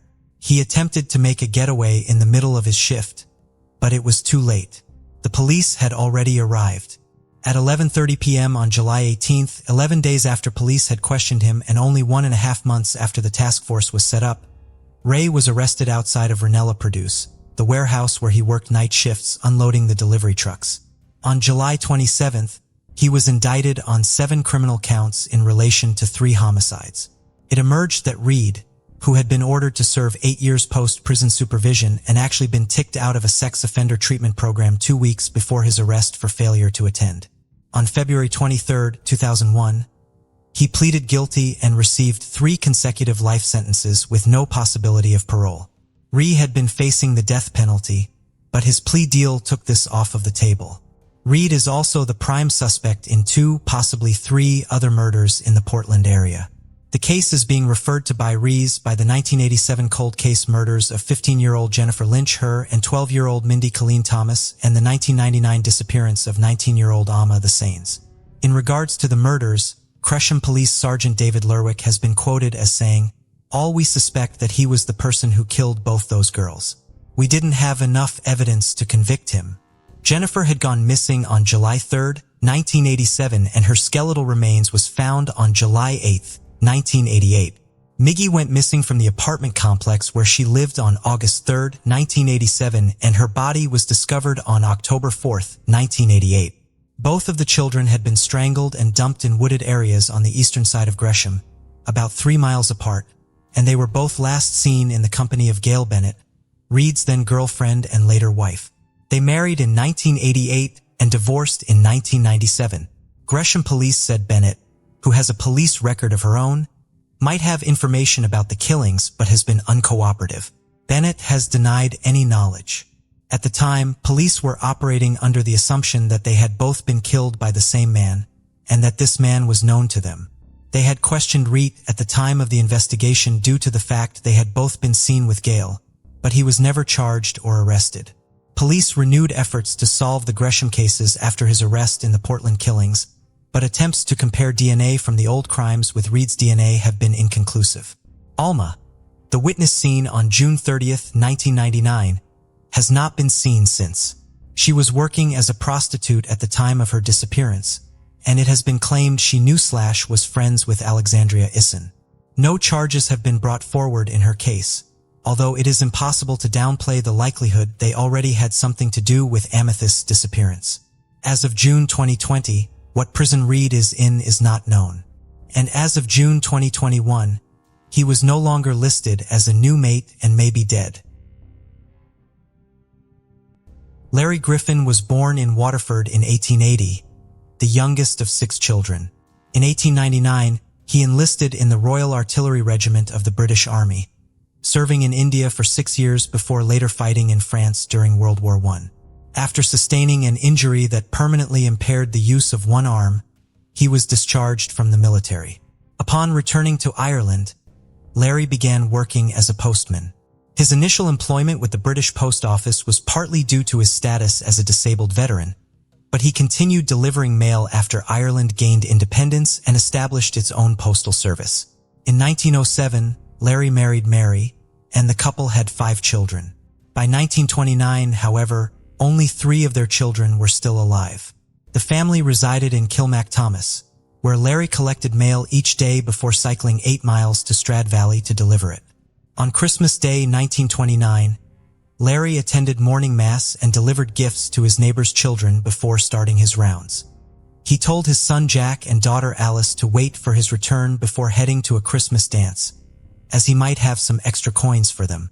It was customary for postmen to receive tokens of appreciation on Christmas Day, such as coins, food, or drinks. Larry had meals with 2 different families in Strad Valley that day. By the time Larry visited local farmer John Cunningham after 5 p.m., he had clearly been offered plenty of alcohol, leading John to decide against giving him more. Larry was expected back home in Kilmacthomas between 8 and 9 p.m., but as the evening wore on, he did not arrive. Snow had begun falling around 7 p.m., and Mary Griffin initially hoped her husband had chosen to stay in Strad Valley for safety, knowing he was well-liked and could easily find a friend to host him for the night. Mary was not the only person waiting for Larry that night. Mr. Brown, the postmaster in Kilmacthomas, had been expecting Larry to report back after finishing work for the day. When he did not arrive, Mr. Brown went to the Griffin home, just after midnight, looking for him. When Mary informed him that Larry had never arrived home, Mr. Brown tried to assure her that Larry was fine. This did not diminish Mary's concerns, however, and she waited up all night hoping that her husband would come home. Mary Griffin's concerns were validated early in the morning of December 26th. At approximately 7:20 that morning, a man named David Connors was taking a walk on the road that connected Stroud Valley and Kilmacthomas. Some 2 miles out of Stroud Valley, he discovered a bicycle. The bicycle had seemingly been placed carefully in the road, facing in the direction of Kilmacthomas. David realized that the bike was a postman's bike because of the carrier on its handlebars that was used to hold a mailbag. The bicycle was the one by Larry Griffin. David notified the Gardaí stationed in Strad Valley of his discovery. The Gardaí initially assumed that Larry must have stumbled off while heavily intoxicated. However, by the time the afternoon came and Larry still had not been found, they began to fear that even if Larry had simply wandered off, some harm must have come to him after he did. other postmen and friends of Larry began to search the area for him. It was another postman who first noticed that the scene where Larry's bicycle was found may have been staged. Several items, including a cycling cape, were folded up and tied onto the carrier that held the mailbag. Postmen did not typically tie their capes to their carriers like this because they had a tendency of flying up when the bicycle was in motion, when they were in such a position. Eventually, a witness who had passed the location where the bicycle was found earlier that morning came forward. At 4 a.m. on December 26th, the bicycle had not been there. After the initial smaller-scale searches failed to find Larry, additional resources were brought in. Gardaí were brought in from other stations in area, and a local priest implored the farmers in his congregation to search their land. Bogs were searched, and small bodies of water were dragged. 100 of civilian volunteers joined the search parties organized by the Gardaí, despite the strong rains that fell in the days following Larry's disappearance. Within a few days, nearly a 6-mile radius extending from where Larry's bicycle was found had been searched. Despite the extensive effort, Larry remained missing. Chief Superintendent Harry O'Mara, out of the Garda station in Waterford, had become involved in the investigation on December 27th. On January 6, 1930, he received a tip from a local priest that he needed to speak with a 16-year-old John Power. The following day, O'Mara interviewed John at the Strad Valley Garda station. John Power told Chief Superintendent O'Mara that he had been in Strad Valley Square, at an intersection known locally as Whalen's Corner, due to the fact that it was the location of Whalen's pub at 6 p.m. on Christmas Day with 3 other men. Around 6:30, Larry Griffin walked past him, but he was not alone. Larry was talking with Garda Edward DeLay, who was pushing Larry's bicycle for him. John believed that Larry was heavily intoxicated because he was leaning against Garda DeLay's shoulder and appeared to stop to try to vomit, just before he turned a corner. The 3 men who had been with John at the time were also brought in for interviews and confirmed John Power's story. Garda DeLay had previously reported that a witness had seen Larry Griffin on the road to Kilnack Thomas, a mile outside of town, which would imply that he had started his journey home, although other evidence suggested that he had not made it out of town. Garda DeLay was also adamant that the postman had been sober that night. He maintained that the postman was not drunk when Chief Superintendent O'Mara questioned him again after his interview with John Power. He did, however, acknowledge that he had seen Larry Griffin around 6:30 p.m., Christmas Day, outside of the post office. He claimed that he had not previously reported this interaction because he did not believe that it was important, even though it would have made him one of the last people to see Larry before he went missing. There were also other problems with Garda DeLay's account. He claimed that he and a very sober Larry Griffin walked and talked up to the first turn on the Kilmac Thomas Road, past the corner where the eyewitnesses had been standing. In contradiction to the eyewitness statements, he said that Larry had been pushing his bicycle himself. He also said that after walking with Larry up to his next turn on the road to Kill McDonough, he turned around and passed the 4 men at Whalen's Corner. He waited for about 5 minutes for Sissy Whalen, whom he was courting, to come out from her family's pub so that they could take a walk down to Strad Valley Cove. However, the 4 men had been at Whalen's Corner for another hour after seeing Larry and Garda DeLay, and none of them had seen him come back. Chief Superintendent O'Mara was losing confidence in the integrity of the members of the local Garda station, as irregularities between their statements and in their official records began piling up. His concerns grew even more when rumors surfaced that another Garda from Strad Valley, Garda William Murphy, had visited Larry O'Brien, one of the men who had been with John Power in Strad Valley Square on Christmas Day, and told him to keep quiet about what he had seen. Garda Murphy's records of his movements on the night of Christmas had him on patrol from 5 to 8:30 p.m. He claimed to have seen 2 specific individuals during this time, but both of those individuals said that this was false. Garda Murphy also said that he went immediately back to the barracks after his patrol, but the orderly at the barracks reported that he did not return until 10:30 and that he was in the company of Garda DeLay when he did. Garda Murphy and DeLay appeared to be hiding something, but their behavior did not necessarily indicate that they had done anything criminal. Both men frequented Whalen's pub, in part because they liked to drink and in part because Garda DeLay was courting Sissy Whalen and Garda Murphy was courting her sister Nora. They were a frequent source of trouble for their sergeant due to the amount of time they would spend at the pub while they were meant to be out on patrol. Their sergeant, Sergeant Cullinan, had in fact gone to Wayland's pub twice on Christmas night, not long before Larry Griffin had been seen outside of it. His first visit was to ensure that the Waylands were not serving alcohol that night, as it was illegal to sell or consume alcohol in a pub on Christmas Day or Good Friday at the time. The second visit was an effort to catch Gardy Murphy and delay drinking there.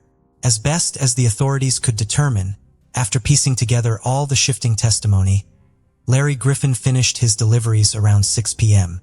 Then he and Garda Delay had visited another guard, Garda Patrick Frawley, a short time later. Garda Frawley lived in a flat above the post office, which was next to Wayland's pub. He did not include this visit in any of his formal statements or early interviews. Larry was visibly drunk when he arrived and had more to drink during the visit.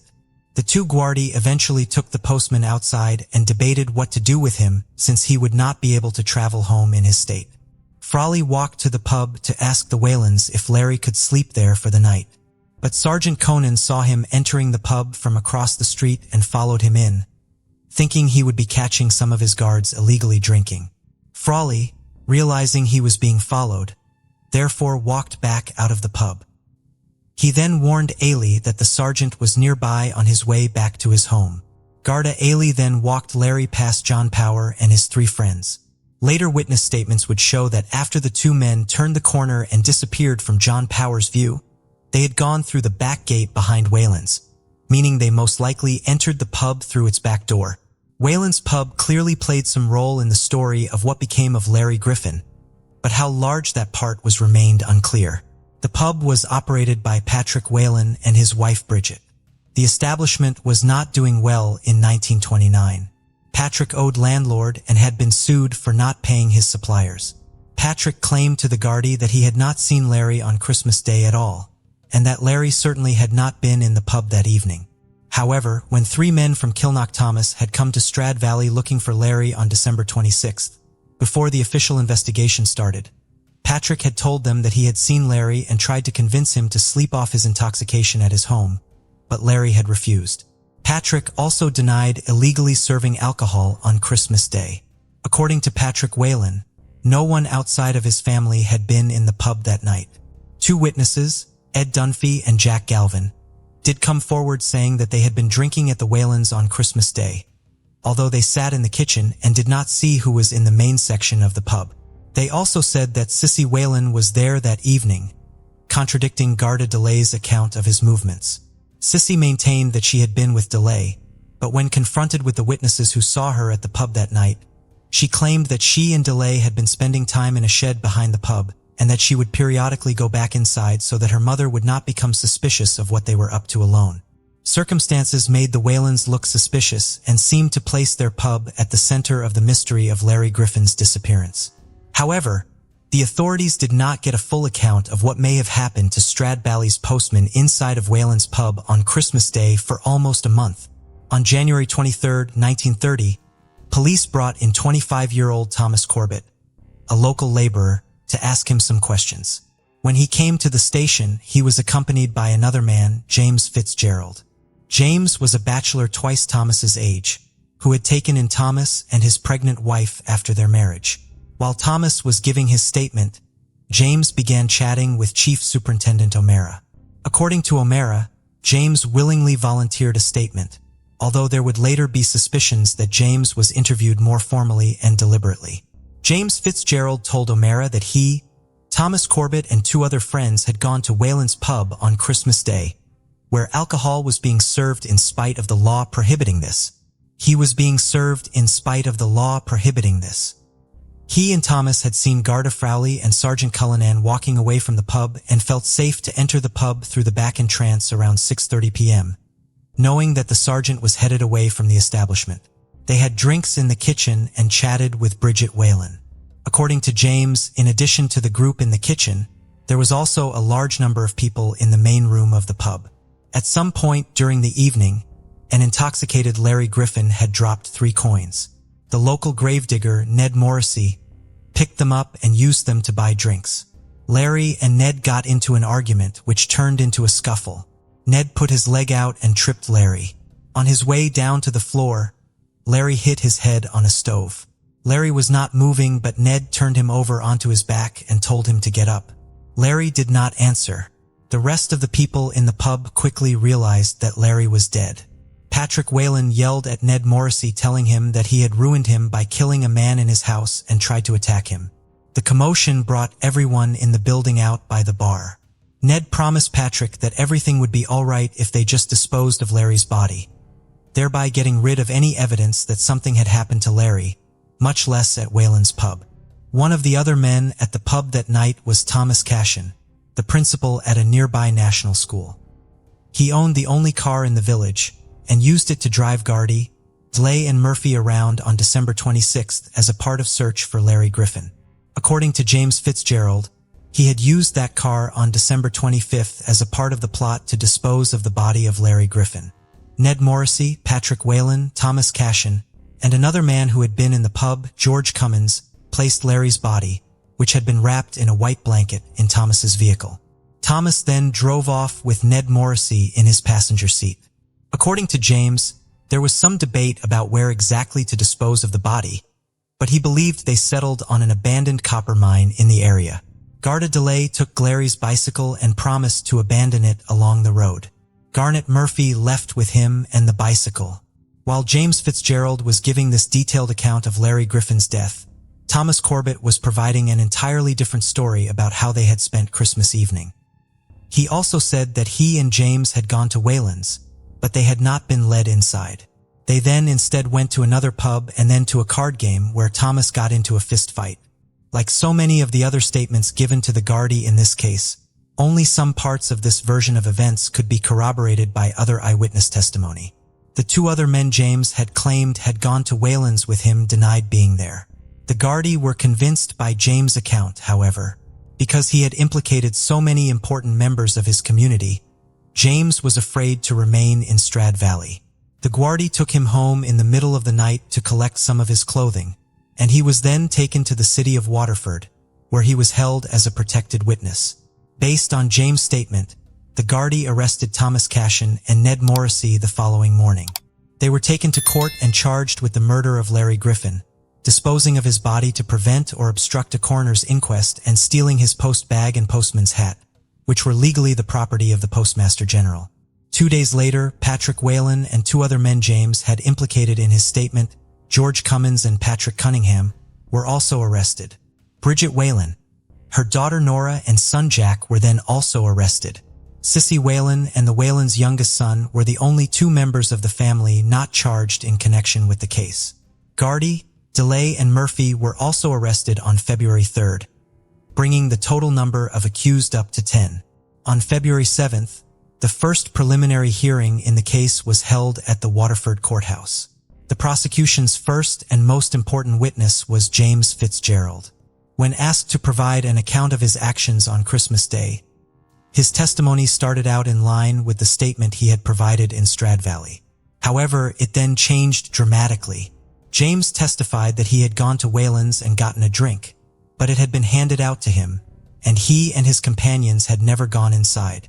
His new account was more in line with the one Thomas Corbett had provided. He now said that they went to a different pub and then to play cards. The prosecution was obviously shocked by James' sudden about-face. They had interviewed him just that morning, and at that time he was still standing by his original statement. He had made only one change to it, although it was a major one. He now claimed that Larry Griffin had still been breathing when he was wrapped in the blanket and taken from Whalen's pub, which would have made the case definitively one of murder. Prosecuting barrister Finley questioned James heavily about his earlier statement, but James now insisted that most of the statement was false. Having lost this important testimony, Finley requested a week-long remand and was granted one. The 10 accused men and women were ordered to remain in custody during that time. The prosecution's main goal during the remand period was to find Larry Griffin's body. Without James Fitzgerald's testimony, the body was absolutely essential for them to make a case. The abandoned copper mines in the area were being searched in hopes that James Fitzgerald's original statement could still be relied upon and that Morrissey and Cashin had planned to dispose of him there. Working only at night, A team of Gardaí also dug up 24 recent graves in 6 area graveyards to make sure that Larry had not been buried alongside their intended occupants. Bodies of water and local farms were searched. Still, Larry's body could not be found. At the hearing on February 14th, the prosecution had to rely on witnesses whose testimony provided only circumstantial or inexact evidence against the 10 defendants. Witnesses testified about the changes some of the defendants had made in the accounts they provided about what they did on Christmas Day, and a doctor provided testimony about some alleged bloodstains that had been found on the Whalen property. But the technology available at the time meant that his examination of the evidence could definitively say very little about it. The prosecution was given another week to build their case and then another one following that hearing on February 21st. At a hearing on March 1st, Finley had no evidence to present but argued that he had reason to believe that Larry Griffin's body would be located very soon and was given one more remand. On March 7th, Finley conceded that further inquiries into the case would be required in the absence of Larry's body and the evidence he believed it would provide. He asked that all charges be withdrawn while those inquiries were undertaken. All 10 defendants were released from custody. No further charges have ever been filed in the case, and Larry Griffin's body has never been found. It would be easy to blame James Fitzgerald for the collapse of the prosecution's case and a lack of justice for Larry Griffin, but his later statements indicate that he may have been right not to testify to his original statement, even though it may have been an accurate account of what happened to Larry on Christmas evening. Following the dismissal of the charges against the 10 defendants, James became concerned for his safety. He claimed that he received multiple threats, and he was unable to find work as a result of his role in the case. James promised to tell the new head of the investigation, Superintendent James Hunt, everything he knew once he was safely away from Strad Valley. Superintendent Hunt was able to get a job for him with a farmer in Galway, and James Fitzgerald left Strad Valley on March 14, 1930. 2 days later, James met with Superintendent Hunt and spent 2 days explaining what he actually knew and how he came to know it. This account combined many details of his initial statement, the statement he made in court, and statements of other eyewitnesses. James now said that he went to Whalen's pub sometime after 7:30 p.m., but before 8 o'clock and drank a stout in the kitchen. Around 8, he saw Larry Griffin and Garda DeLay walking through a hallway, presumably going out to the yard. Shortly thereafter, he saw them walk back in on their way back towards the main room of the pub. James now claimed that this was the last time he saw Larry, alive or dead. Around 8:20, James went outside of the pub where he and Thomas Corbett, Patrick Cunningham, and Jim Murphy spent time until approximately 9 o'clock, being served drinks by Sissy Whalen through the pub's hall door. Then, as Thomas Corbett had told the Gardaí, they went to another pub and then to a card game where Thomas got into a fight around 11 p.m. After the fight was broken up, James, Thomas, and Patrick all left the hall where the card game was being played. James and Thomas, who lived in the same house, went in one direction to get home, and Patrick Cunningham went in another. James went to bed as soon as he made it home. Patrick Cunningham, however, apparently did not go straight home. James now claimed that he had heard about Larry Griffin's accidental death from Thomas Corbett. Thomas had heard about it from Patrick, who was his employer. Patrick had stopped into Whalen's before going home, where he witnessed the argument and Larry's death, sometime around 11:30. James said that while the details about how Larry died came from Patrick Cunningham via Thomas Corbett, the details about the disposal of the body and the mines came from other sources around town in the days after Larry's disappearance. He claimed that the only detail in his original statement that he outright made up was the white blanket he originally said Larry's body had been wrapped in. It is possible that James was relaying the actual truth about what became of Larry Griffin in his original statement to Chief Superintendent O'Mara, but that truth was not his to testify to. While we have a believable account of what may have happened to Larry Griffin on Christmas evening of 1929, his case still remains unsolved as this account has not been verified. The investigation was full of local gossip, conflicting accounts, and reasons for people to be dishonest. However, the idea of an intoxicated Larry accidentally dying on Christmas Day and his body secretly being disposed of to avoid a scandal does keep resurfacing in this case. If Larry did accidentally die in Whelan's pub, there would be plenty of reasons to conceal it. Even if Larry's death was accidental, it would have revealed illegal activity and had serious repercussions for many of the people who witnessed it. The Whalens would have faced legal actions for illegally serving alcohol on Christmas Day and, given their precarious financial situation at the time, would have most likely lost everything they had. The two members of the Gardaí would have faced suspension, reassignment, or dismissal. Thomas Cashin was in ongoing trouble with the Department of Education for his lack of an Irish language qualification and his multiple failures of the exam to acquire one. Being tied to illegal drinking on Christmas Day alone could have potentially put his job in jeopardy, and the scandal of being affiliated with a man's death would make his dismissal much more likely. While Larry was not murdered, there was also no guarantee that manslaughter charges would not be brought against the other people at the pub that night. All these factors being considered, the idea that Larry's body was secretly disposed of to avoid problems for whoever witnessed his death seems plausible, even though many of the parties rumored to be responsible for this action would have been Larry's friends and prominent members of his community. That all being said, even if we accept the idea that Larry somehow died accidentally on the last night he was seen, we still cannot be sure of the circumstances, as the story of him dying at Whalen's pub was third-hand information by the time it reached the Gardaí.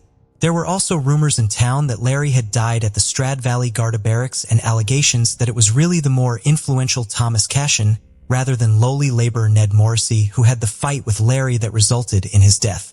Most of these questions will never be answered, and if anyone deserved to be jailed for Larry's death, they cannot be brought to justice now, as they have all since passed away. The one remaining mystery that can definitively be solved, and is, I would argue, the most important one, is what became of Larry Griffin's body. Being unable to provide her husband with a Christian burial was a source of great distress for Larry's widow, Mary. She held on to the hope that she would find his body up until her own death in 1958. Larry is memorialized on her tombstone with his presumed date of death on Christmas Day of 1929. Today, the task of locating Larry's body so that he can finally be laid to rest alongside his wife has been taken up by his grandchildren. Lawsuits for libel were filed against various newspapers that reported on the case by various individuals involved in it until well into the 1970s. Efforts to write about the case were also hindered by a lack of access to the Gardaí's official files. As such, there was relatively little published about this case, which had attracted national attention for many years. Because the case was unresolved, the files from the official Garda investigation were not publicly released, but they remained kept from the public long after the deaths of the direct participants in the case. In 2009, an RTE television program covered the case and questioned why these files had not been made public. In response to the public pressure, the Gardaí made many of these files available. Fachtno Driscoll, who had worked on the RTE program, used these files to write his 2011 book on the case. The publicity generated by the release of the book, as well as the ongoing efforts of Larry Griffin's grandchildren, resulted in new efforts to solve the mystery more 80 years after Larry Griffin's disappearance. It was long rumored in the Strad Valley area that Larry had been buried under a road that was being worked on around Christmas of 1929 in the nearby town of Valley Boyle. Larry's grandson, Seamus Mornan, was able to locate a county council document that confirmed that the road was being worked on at the time of his grandfather's disappearance. In September 2012, Larry's family and Faulkner O'Driscoll were able to arrange for radar and specialized equipment to be brought in to search for Larry's remains under the road. Unfortunately, the effort did not find Larry's remains. 90 years after Larry Griffin's disappearance on Christmas Day, his case is still plagued by rumor and debate. Luckily for Larry, there is more to his legacy than the mystery he left behind. The love his wife and children had for him has inspired his grandchildren to continue to search for his remains. Hopefully, they will one day be able to finally fulfill the multi-generational wish for Larry to receive a Christian burial. 40 years ago, an American teenager was discovered bludgeoned to death in a cemetery in New Jersey. Her injuries were so severe that identifying her was impossible at the time. The American public dubbed her Princess Doe, a Jane Doe who had tragically died too young. For decades, her real identity remained a mystery, until now. Hi and welcome to Mysterious 7. I'm Michael, and in today's episode, I'll walk you through the heartbreaking story of Princess Doe, how she was killed, how her identity was uncovered, and how her killer was finally brought to justice. Princess Doe was an unidentified teenager from West Babylon, New York. Her body was found on July 15, 1982, in Cedar Ridge Cemetery in Blairstown, New Jersey. Her face had been bludgeoned beyond recognition. Her case gained national attention, and the public took a special interest in unraveling her story and finding answers. She became the first unidentified dead body to be entered into the National Crime Information Center.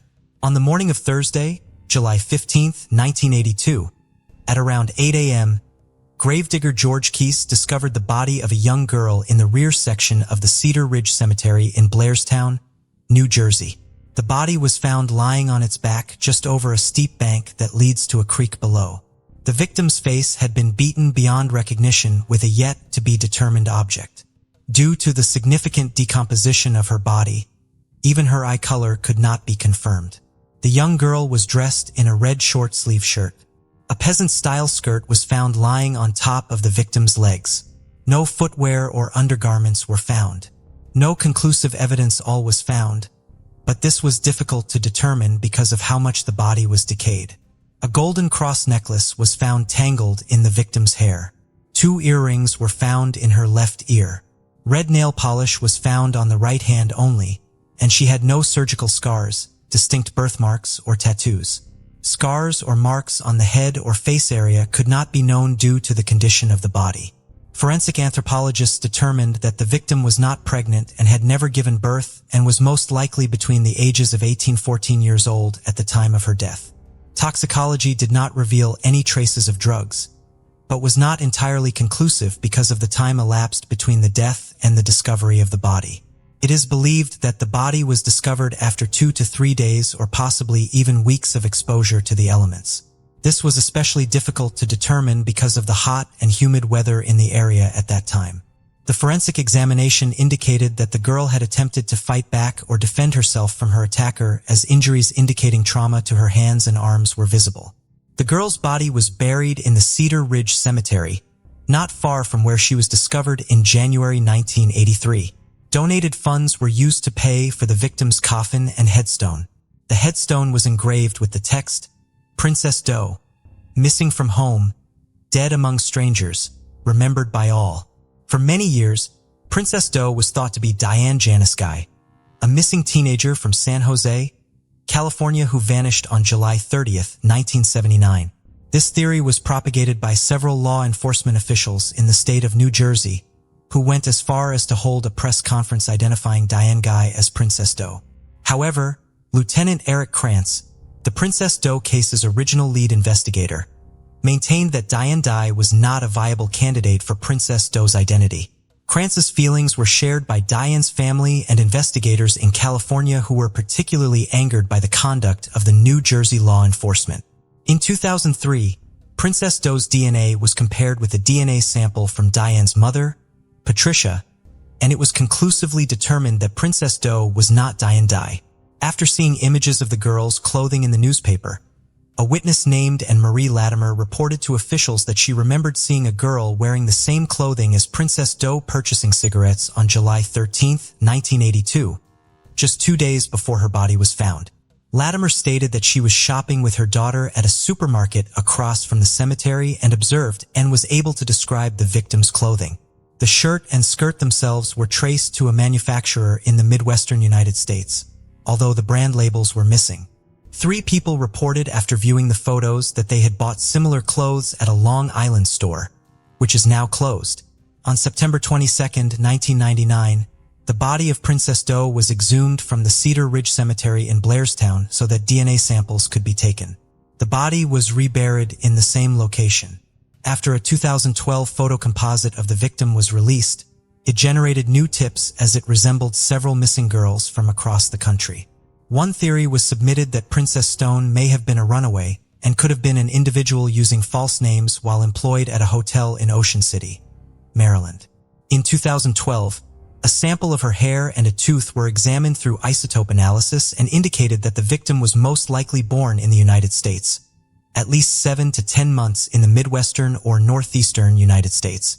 The tooth sample indicated she could be from Arizona. It is also believed that the girl had spent a long time in Long Island, New York. Lieutenant Krams, now retired, coined the name Princess Doe early in the investigations and also managed to get the case covered extensively in the media. The case was used as the impetus for recording unidentified crime victims in the MCIC database at the national level. Princess Doe became the first such case entered by the FBI director. After extensive print media coverage in 1982, Lieutenant Krams, who was the original lead investigator from the Blairstown Police Department, was contacted by HBO regarding the Princess Doe case and asked if the channel could chronicle the case in an upcoming documentary entitled Missing. Krantz agreed, and the segment was filmed over several weeks. Krantz was shown following leads as they came in. The documentary featured actual footage of the recovery of Princess Doe's body, along with footage shot by HBO of Princess Doe's 1983 funeral. The case was also featured on America's Most Wanted in 2012 in hopes of generating new information about the case. The same year, the most recent reconstruction was broadcast on CNN. On July 15, 2012, a memorial service was held for the 30th anniversary of Princess Doe being discovered at the top of the ravine where her remains were found. Over 100 citizens attended, as well as several reporters and cameras. The victim's clothing as well as her photo reconstructions were on display for public viewing. On October 12, 2014, Princess Doe was honored at a missing persons rally in the area. In the years between the first discovery in the body and the final identification, several theories cropped up. The first one was that Princess Doe was actually Diane Dye, a young girl missing from California, which has now been definitively disproved. Secondly, the killer of Princess Doe was already imprisoned for another homicide. A man called John Rees was briefly suspected as he was convicted of killing another woman in nearby Belvedere, New Jersey, but there was no real evidence of a connection with Princess Doe. The third theory was that Princess Doe was either a runaway that was known to work in the Ocean City, Maryland area, or a prostitute who worked at the local truck stop. The information for these two possibilities was highly inconclusive. Nobody from the local area came forward to identify Princess Doe on or off the record. It seems unlikely that not one single person would come forward if she was known in the area. The fourth and disturbing theory was that Princess Doe was killed by a Blairstown police officer, and that is why the case was never solved. But this claim is completely unsubstantiated. There are retired local law enforcement officers who still follow and contribute to the case even after 40 years.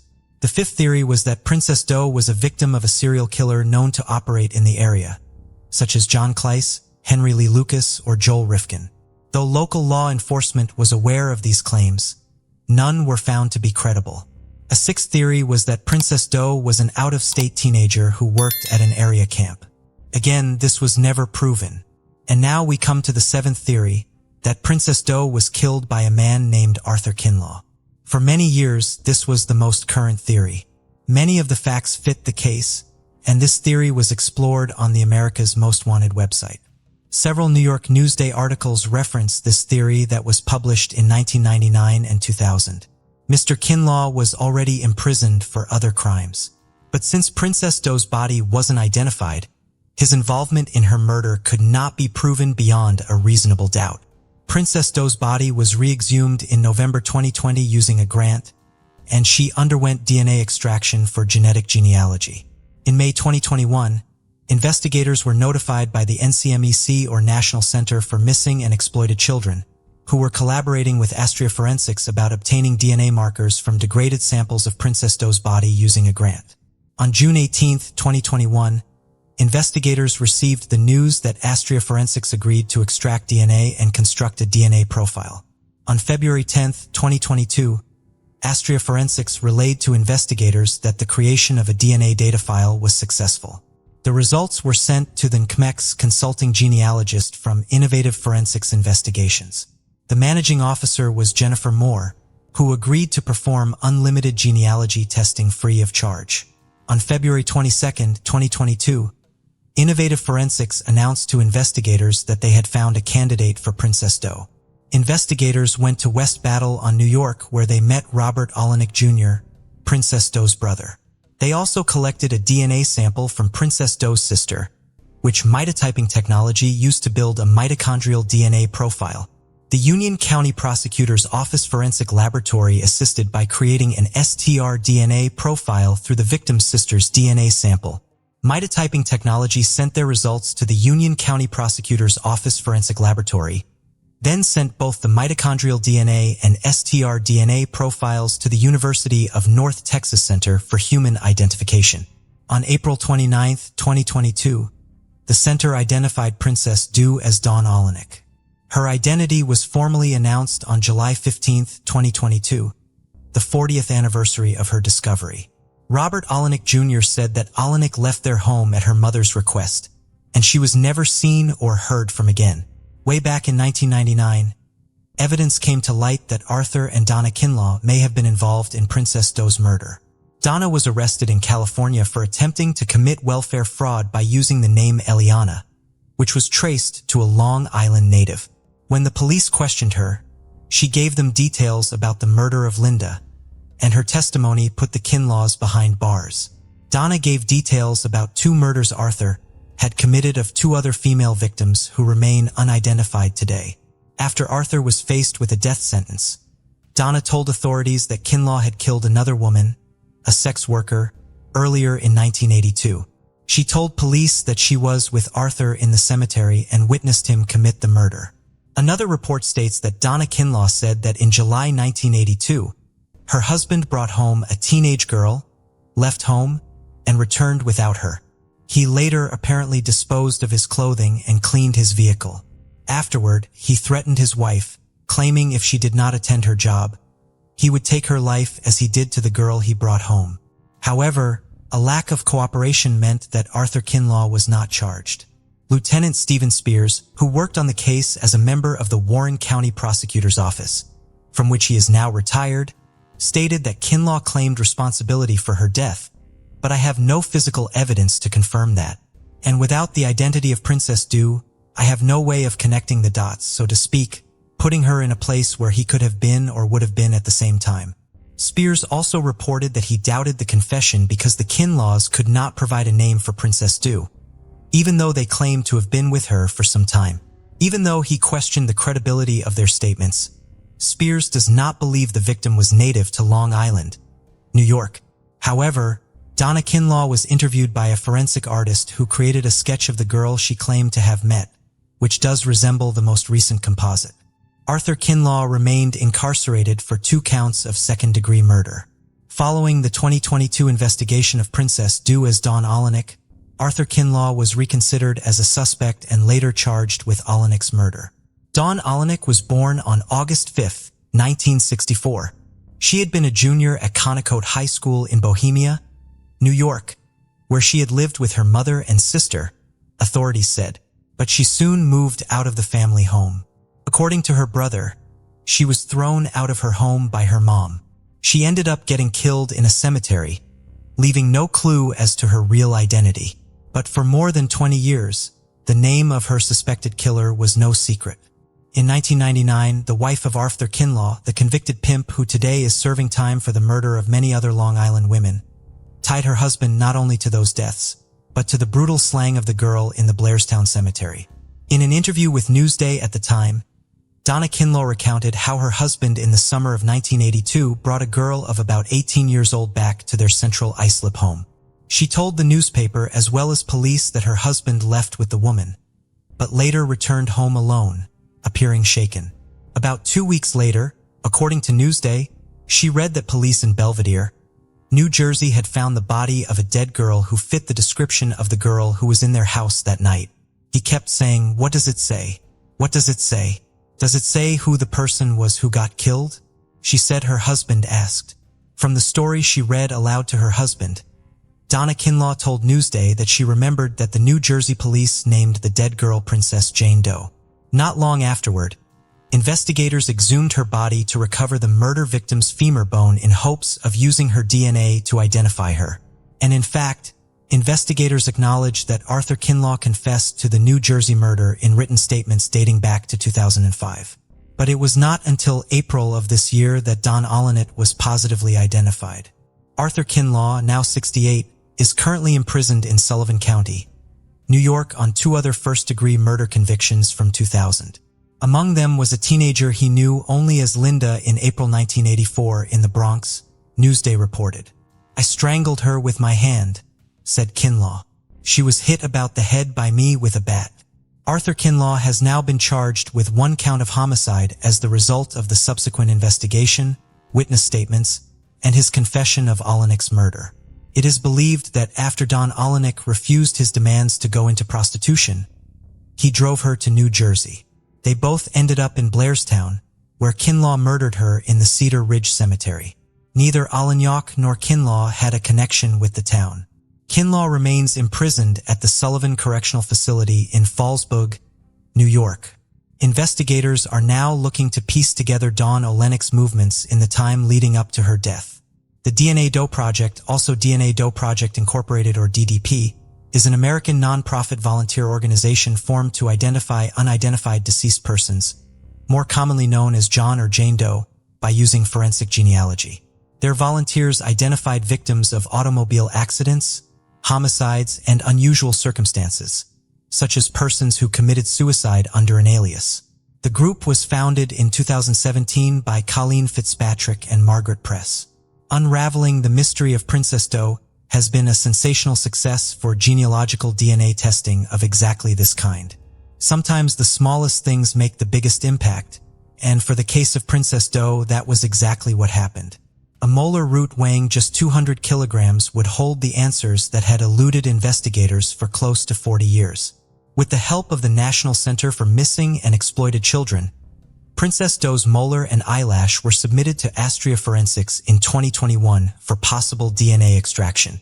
What is so special about Astria is that they can extract DNA from samples that are degraded or otherwise would provide no value, said Carol Schweitzer, a forensic supervisor at NCMEC. "We knew that if anyone could get the information that was needed, Astria could, and they did."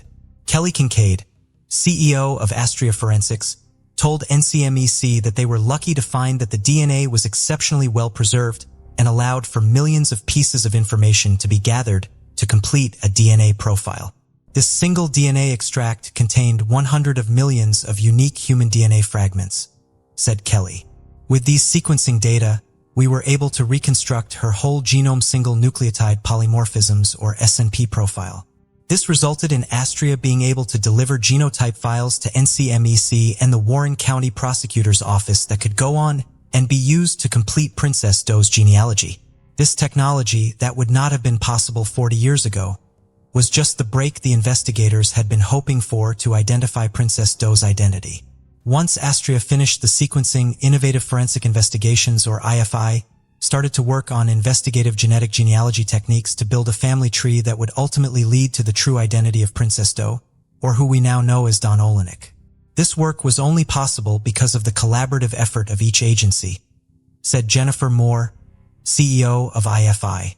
Our team brings forward a diverse set of skills that allows us to help find answers to cases. Echoing Moore's sentiment in today's press conference, Prosecutor Pfeiffer reiterated that science and technology made the impossible possible in this case. Don's case was deeply personal for the investigators involved, and their push for answers and justice never wavered. Don's family expressed deep gratitude to everyone who worked to find answers in Don's case. "This is a very big deal for my family," said Don's cousin. "I'd like to thank Blair Stant for treating my cousin like she was one of their own. Touches our family deeply. My cousin is always in my heart," he said while tapping the photo of Don pinned to his chest. "Blairstown, David Teruona gave up, and we were greatly appreciative of that." Since Princess Doe was the first unidentified persons case to be entered into NCIC, the National Crime Information Center, by the director of the FBI, William Webster, on June 30, 1983, this was a historic moment for missing and unidentified persons that has continued to play a crucial role in investigations since. The entry in NCIC has remained current and alive until today, when she will be removed. The tenacity of law enforcement has never stopped, and they continue to pour resources and new technology into solving this case. And it's thanks to the collaboration between police authorities and genealogical DNA testing experts that Princess Doe was publicly identified on the 40th anniversary of the discovery of her body as Dawn Olenek. So what do you guys think about this 40-year-old case finally getting resolved? Do you still have any theories about Princess Doe? Let us know in the comments section. In the early hours of July 7, 1985, 54-year-old Jane Anker Hilton was found brutally beaten and stabbed to death in a bedroom at her employer's home, a place she had moved into just the day before to escape a troubled marriage. Jane's body was discovered by two housemates and her daughter, Autumn. The murder seemed inexplicable, and the case languished for 14 years until two detectives reopened the cold case in 1999.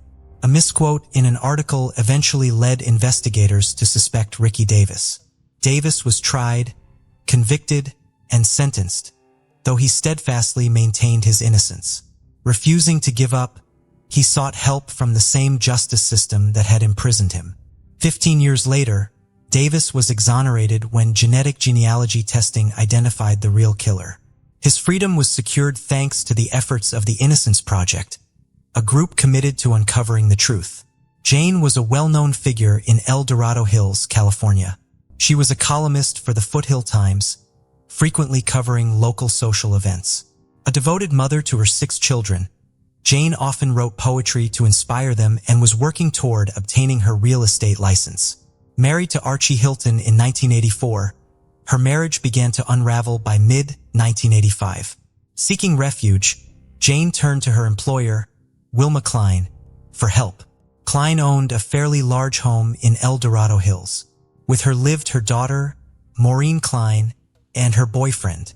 Wilma's grandson Ricky Davis and his girlfriend Connie Dahl also occupied a room at the house. On July 6, 1985, Wilma welcomed Jane and her youngest daughter, 13-year-old Autumn Anker, into her home. By all accounts, it was a full house. The first night of her new life would prove to be the night her life ended. At 3:30 a.m., Ricky Davis, then 20, and his girlfriend, 19-year-old Connie Dahl, returned from a party to find Autumn lingering about outside. She told them she was out late and afraid her mother was going to be angry. All three made their way into the house. There was blood in the hallway. It was silent as they reached the first room, belonging to Maureen, Ricky's mother. On the bed was the bloody body of Jane Hilton. She was not breathing. Maureen and her boyfriend had gone on a camping trip and were not home at the time. Ricky and Connie called 911. Paramedics and police arrived, but Jane was pronounced dead at the scene. She had suffered 29 stab wounds, was beaten and bitten on her shoulder. It was a senseless murder, and investigators began to interview those closest to Jane. Archie Hilton, Jane's estranged husband, was interviewed and provided detectives with a solid alibi and DNA. Archie had been the logical choice as he and Jane had been going through a rough patch. He, however, said that the marriage was not over and that there was no trouble between them. He was cleared and all leaves went cold. Ricky Davis and Connie Dahl both told investigators they arrived home in the early morning hours and found Autumn waiting outside. When they entered the house, they found the hallway carpet bloody. The blood trail led them to the master bedroom where they found Jane lying dead on the bloodied mattress. They speculated that an intruder may have been responsible for the murder. For 14 years, the case remained unsolved. The cold case reopened in 1999. El Dorado County Sheriff's detectives Richard Strasser and Rick Fitzgerald retest with the investigation. After poring over paperwork, they zoomed in on a news article. Connie Dahl, former girlfriend of Ricky Davis and house maverick Jane Hilton, had given an interview to a reporter. She was quoted saying, "Hilton's body was lying in bed like someone placed her there in the position she would normally sleep in." This statement seemed to contradict a muffled audio recording of a statement that Davis had previously made. Detective Fitzgerald falsely thought he heard him say the body was found on the floor. Dahl was, at the time, serving a jail sentence in Oregon on unrelated charges. Detectives brought her in for an interview and began a 3-hour-long interrogation.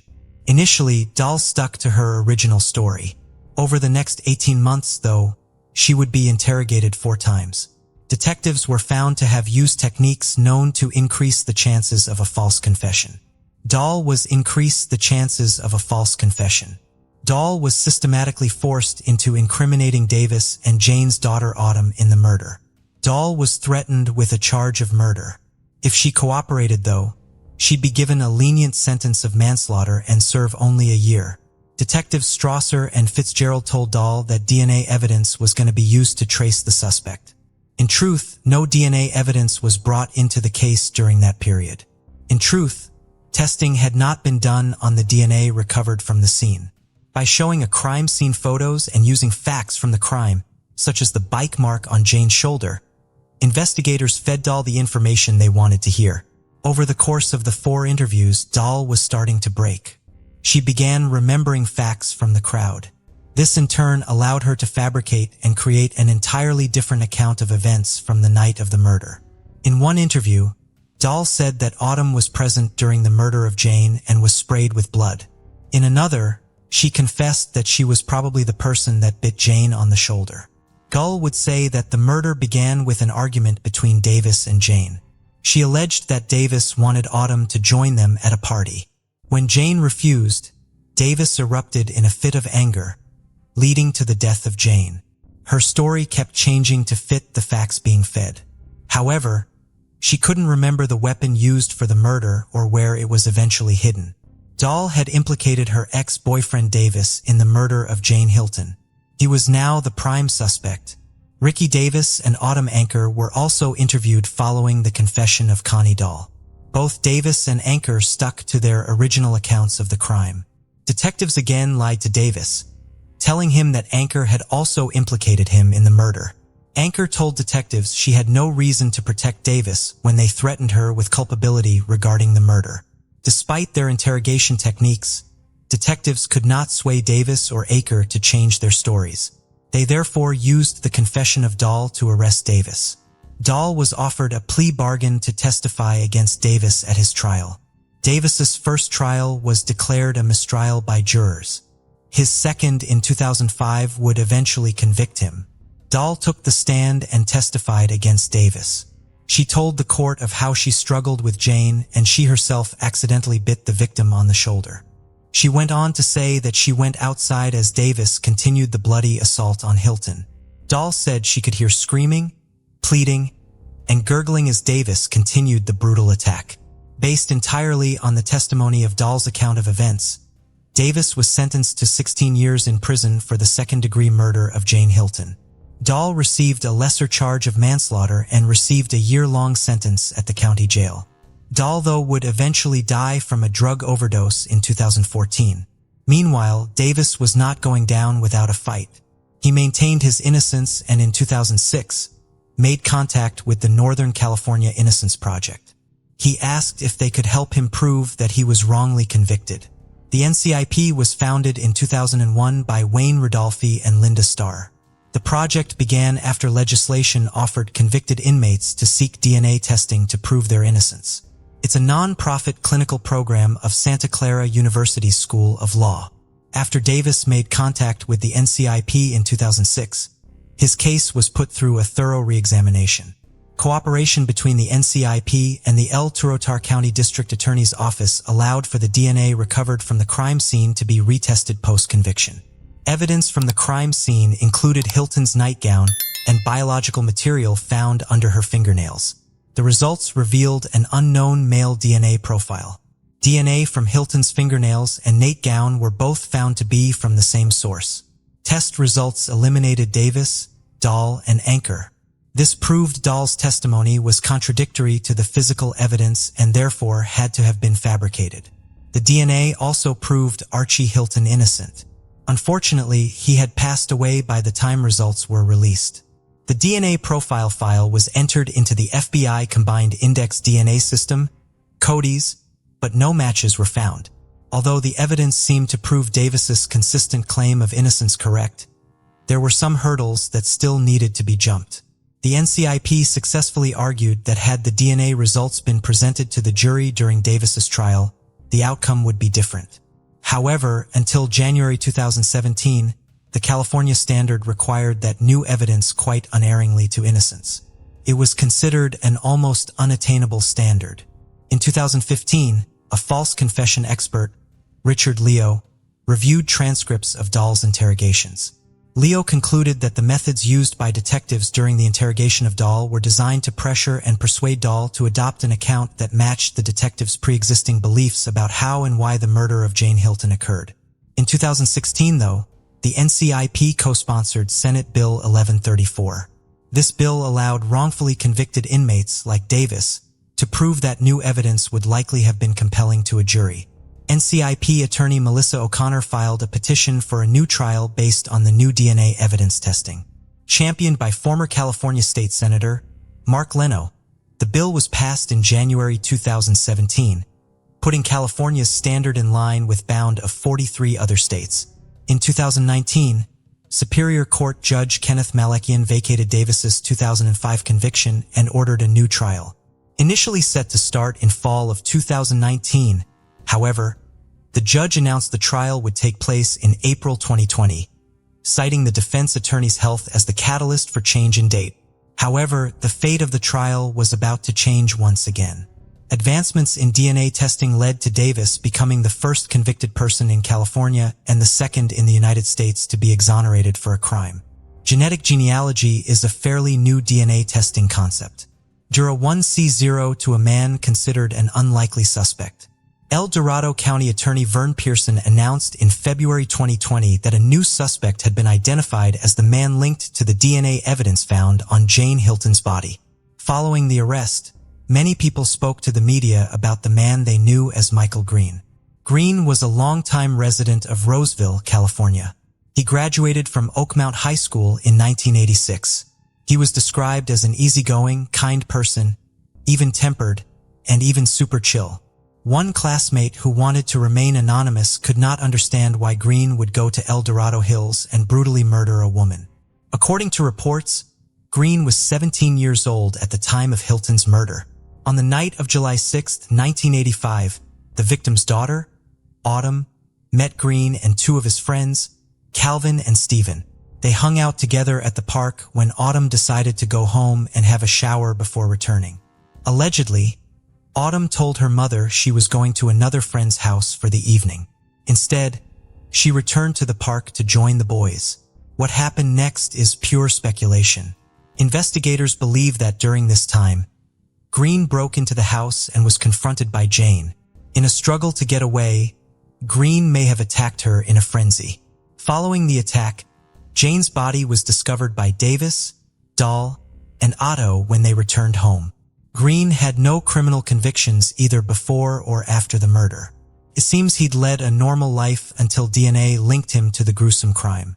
The other two boys who were with Green were tracked down shortly after his arrest. Kelvin, unfortunately, had died some time ago. Stephen, however, was found and interviewed the day after the arrest. He was being treated as a witness and not a participant. Green was arrested on February 11, 2020. Since Green was a teenager at the time of the murder, he made his first appearance at the juvenile court on February 19, 2020. District Attorney Vern Pearson said that, procedurally, the court has to go through some steps on the juvenile side of it. Following this, Green was granted a transfer so that he could be tried as an adult.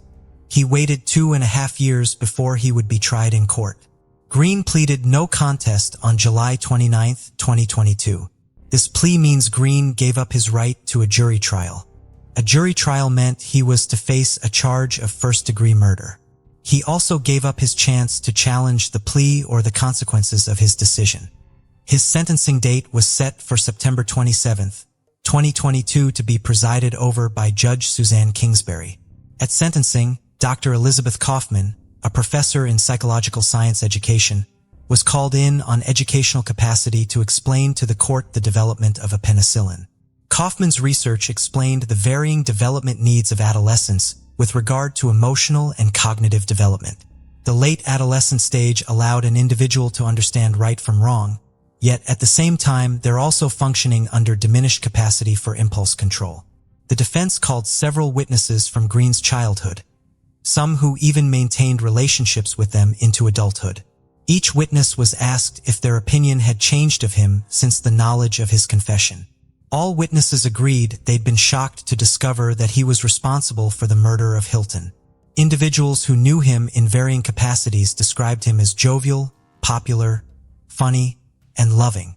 These words were used to describe him before and after the murder. Green's ex-wife, Karen Green, said, "There's just not a bad bone in meth." After witness statements were given, each of Jane Hilton's children presented their victim impact statements. They all described the unforgivable loss that Green inflicted upon their family.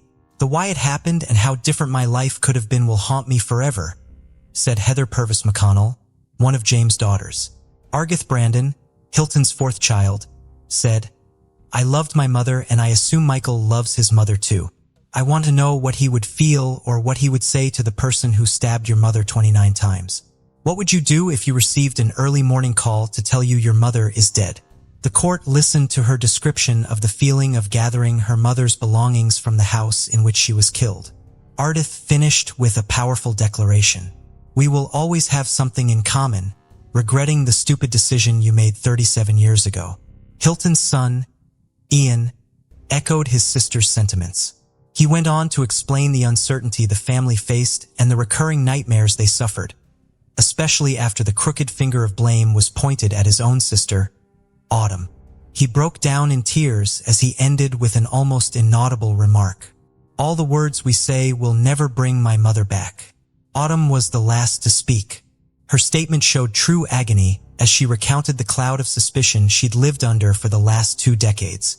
Recounting the day 2 crew cup thick mustache detectives came into her house telling her they found the people responsible for her mother's death. She was then repeatedly accused of biting her mother and helping move her body from the floor to the bed. Autumn went on to say that if she hadn't said the word lawyer at that point, she did not know how much further the intimidation tactics of the investigators could have gone. Afterwards, Deputy District Attorney Jay Linden read a statement on behalf of the family. In the statement, he asked Green what made him end Jane's life in such a brutal manner. "You beat her. She had numerous wounds around her head and face. By your own words, you kicked her jaw. You bit her on the shoulder. Why was that?" Linden continued to read the statement that expressed how Green didn't just murder Jane. He destroyed numerous lives in the process. Linden then asked Green if he'd given any thought about Jane and who she was. He pointed out her achievements and the love she had for each of her children. In closing arguments, Margaret Husher, Green's defense attorney, stressed the idea that he was unable to stop himself. She emphasized that he did not know what he was doing was wrong, as he was an adolescent at the time. This argument was based on the testimony of expert witness, Dr. Kaufman. She asked that the court show mercy as she read off the multiple penal codes and rules of the court. Judge Kingsbury interjected by saying, "The court is not going to put him on formation," effectively ending any further comment from the defense. In response, Linden thanked the court and said the application for probation was offensive. He said, "It was a smack to this family who had endured this pre-tikings."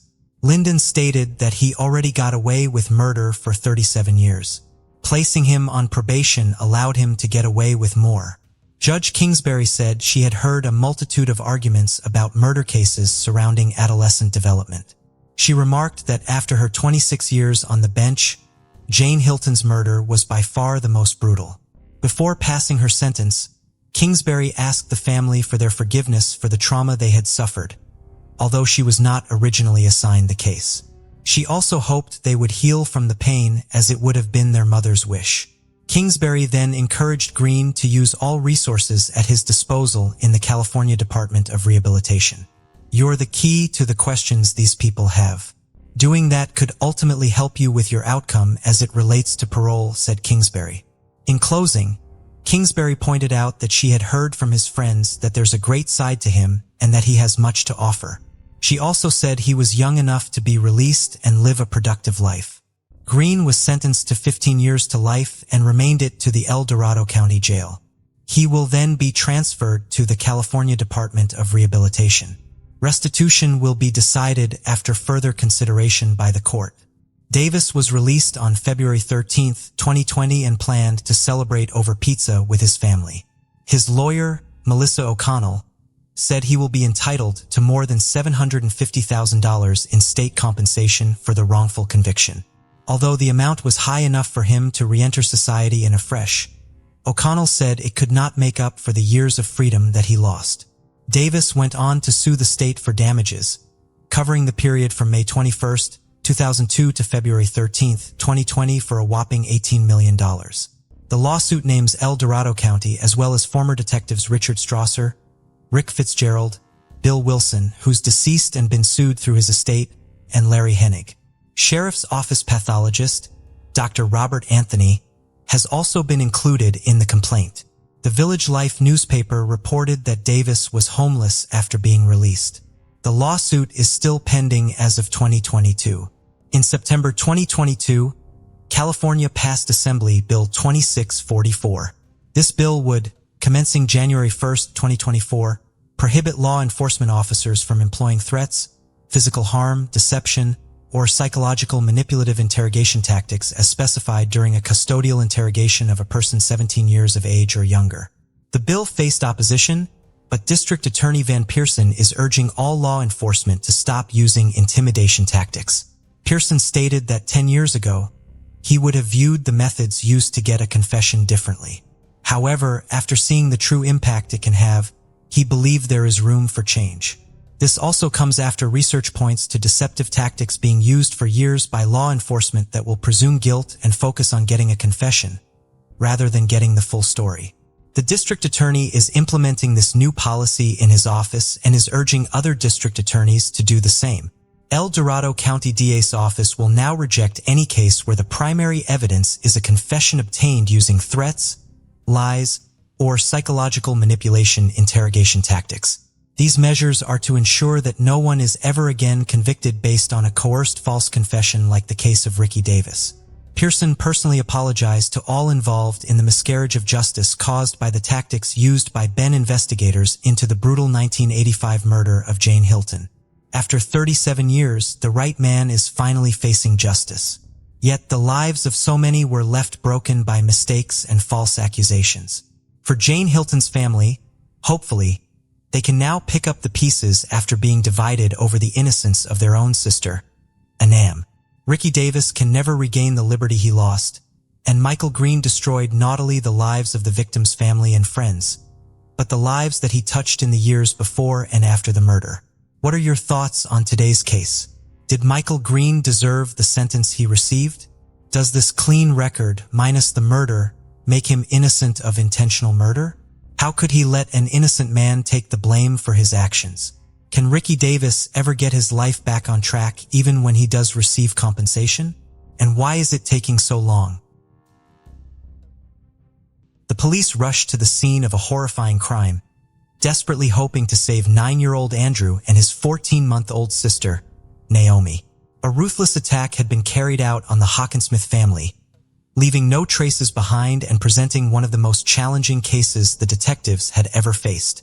Fortunately, witnesses came forward, and their testimonies helped reveal the tragic truth behind the events that befell the Hockensmiths. In 2013, in Danville, Kentucky, 35-year-old Michael Hockensmith, a former priest, had taken full control of the local pawnshop, ABC Gold, games, and more due to the former owner's declining health. Known for his honesty and warmth, Michael easily connected with people and was always eager to help. His marriage to Angie was admired by many, and with the arrival of their 2 children, their bond only grew stronger. The Hockensmiths were a happy family, and their business flourished, becoming a trusted local venture. Regular customers, including broker Dan Smith, frequently visited the pawnshop, particularly on Fridays. Life appeared idyllic for the Hockensmiths until a fateful day in 2013 when an unknown man shattered their peace. 6 minutes after a distress call, police officers arrived at the scene. Inside, they were confronted by a grisly sight, a blood trail leading to Michael Hockensmith's lifeless body. Nearby, they discovered his 38-year-old wife, Angie, and behind the counter, the third victim, 60-year-old Dan Smith. All 3 had suffered fatal gunshot wounds to the head and torso. The tragedy left a deep mark on the community and set the stage for a relentless search for justice. A few minutes later, officers found Andrew Hockensmith and his little sister Naomi hiding in a closet. The officers' accounts indicated the unimaginable horror these young children had endured. Suddenly, The 9-year-old boy and his 14-month-old sister were left orphaned, having lost both parents. Upon examining the crime scene, police found 14 spent .22 caliber shell casings and 3 intact bullets, along with a briefcase that belonged to Dan Smith. The victim's personal belongings and all the cash in the register were left untouched, suggesting that robbery was not the motive for the crime. Unfortunately, there were no surveillance cameras in the pawn shop, posing a significant obstacle to the investigation. The police had no choice but to rely on finding potential witnesses to the crime. An employee of the nearby Rainbow Cleaners was able to describe a car that had parked near the building that morning. It was a silver minivan driven by a large man with a thick beard. While one group of investigators searched the surrounding area, another informed the closest relatives about the tragedy that had befallen their loved ones. Michael's parents found it difficult to accept the circumstances that someone in their right mind could wish harm to their children. Nevertheless, they tried to find any positive aspect in the situation, and the fact that their grandchildren had survived could not but rejoice them. Soon, the tragic news reached the daughter of the third victim, Dan Smith. He was involved in buying precious metals and skillfully adapted to the specifics of his work. Easily finding common ground with different people. His business involved handling large sums of cash, sometimes exceeding $100,000. This led the police to consider the theory that Dan Smith himself could have been the primary target of the criminal. Tracking the man's movements revealed that before he arrived at the ABC Gold Games and More pawn shop, he had visited Lawson's jewelry store in Harrodsburg, located 10 miles northeast of Danville. In the jewelry store, investigators found a surveillance camera positioned on the far wall to capture every visitor entering and exiting the store. They hoped that the recording would help them determine if anyone had been following Dan Smith. Smith entered the store at 8:16 in the morning, and there were no other customers in the building at the time. He was carrying the same briefcase that was later found at the ABC Gold Games and More pawn shop. After greeting the woman behind the counter with a smile, headed to the back of the store. Sometime later, Dan Smith reappeared on the footage, coming out from the back of the store saying something to an elderly woman who had just entered, and then immediately leaving. It was a typical day in the life of the jewelry store. The external camera recording showed nothing suspicious. The police were left to helplessly monitor the man who had no idea he would soon be at the center of a tragic event. Meanwhile, 9-year-old Andrew Hawkins Smith was taken to the police station to give his testimony. Andrew described how he had been at the pawn shop with his parents when Dan Smith arrived carrying a bag full of money. While his father and Dan were talking, the stranger entered and immediately demanded the bag. According to the boy, Dan Smith immediately handed over his briefcase, after which the stranger shot him. My father asked him to stop, but he also shot him with a pistol similar to the one I play with, Andrew said. Meanwhile, the mother instructed Andrew to take Naomi to the back of the store and hide in the closet. Andrew took his little sister and hid. It was then that the criminal aimed the gun at Angie. I don't know who he is and why he did it, but it seems to me that the reason was money, the 9-year-old boy concluded. He described the stranger as a very tall man with a blonde beard that looked fake, matching the description provided by a witness from Rainbow Cleaners. To follow all possible leads, the police's next step was to thoroughly examine the business run by the Hawkins-Smith family. It turned out that the ABC Gold Games and More pawn shop had another owner, Steve Devine. While he usually attended Friday deals with Dan Smith, he was absent on the tragic morning of September 20th. This information raised concerns, making determining his whereabouts a top priority. Steve Devine explained that he had developed an allergy that morning and was forced to cancel all his appointments, a story confirmed by his wife. The alibi and the fact that Steve Devine did not own a silver minivan helped to rule him out as a suspect. He also explained why there were no surveillance cameras in the pawn shop. According to him, the security system had been removed by the previous owner, Kenneth Allen Keith, and the new owners had not yet installed a replacement. 48-year Keith, like his deceased friend, Michael Hawkins Smith, was a priest. Pastor Keith sold the pawn shop when he was diagnosed with brain cancer, but he remained the owner of another similar establishment, Gold Rush Buyers in Pulaski County, neighboring Danville's Boyle County. Michael's family revealed that he prayed for his friend every evening, hoping for his recovery. Their friendship, which began when Michael worked at a youth church camp, had lasted for 15 years. The Hawkins-Smith family always held Pastor Keith in high regard, and for their son, Andrew, he was like a beloved uncle. With no significant leads, investigators decided to try their luck in finding possible street surveillance systems near the ABC Gold Games and Moore Pawn Shop. They found a camera on the office building of the real estate office, Danville Rentals. The surveillance footage captured a silver minivan at 8:45 in the morning, but the image was too blurry to identify the license plate or the make of the vehicle. Once again, the police had to rely on the witness's testimony from Rainbow Cleaners, which described the car as an old model with a distinctive square body shape. The car in the video clearly showed a square rear bumper that matched to this description. The color, type, and shape of the car all indicated that the police had found the criminal's vehicle. They continued to search for surveillance systems farther and farther from the pawn shop.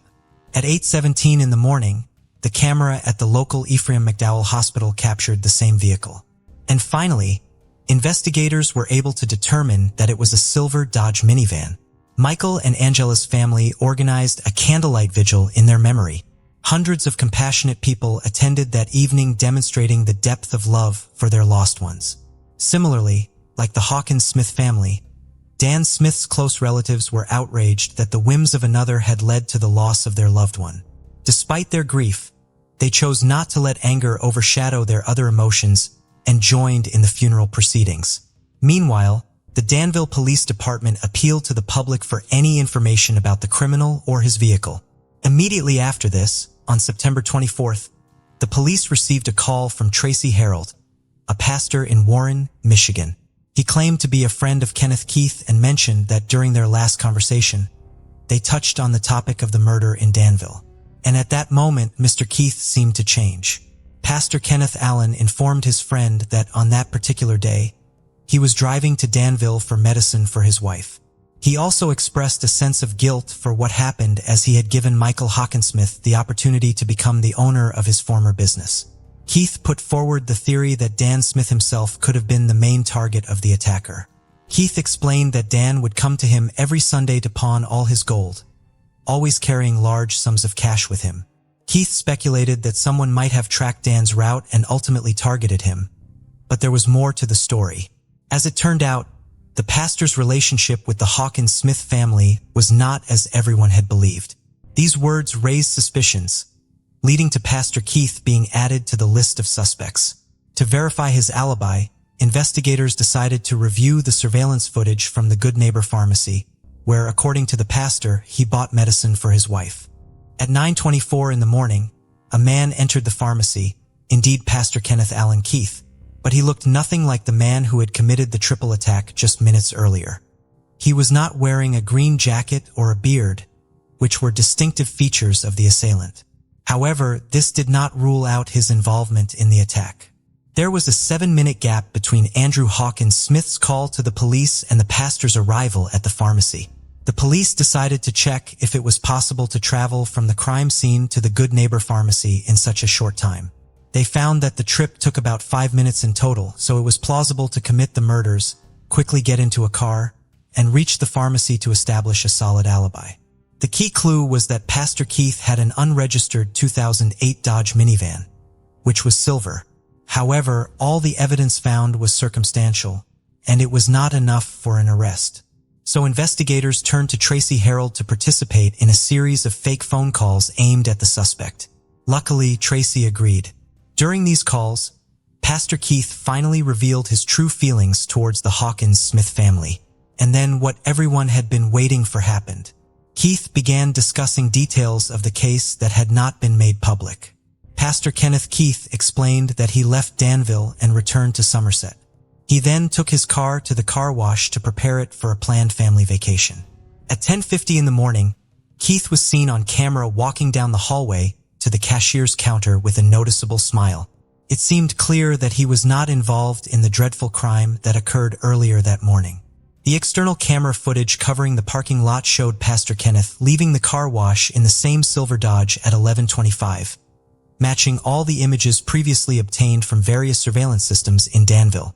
At that point, they had enough evidence to arrest the suspect. He was offered a polygraph test to prove or alleviate his involvement in the pawnshop crime, but his response was rather unusual. Keith stated that he would not be able to pass the polygraph successfully because during his military service, he was tasked with eliminating 3 individuals. The investigators obtained a warrant to search Kenneth Allen Keith's pawnshop, where they discovered a fake beard and a significant amount of cash. The police could not find any legitimate explanation for how he acquired most of the money. They also found bundles of bills wrapped in a ribbon with the name of the bank that issued them, revealing Dan Smith as their client. Further investigation revealed that the money found in Keith's pawnshop had recently been withdrawn from the account of a dead broker.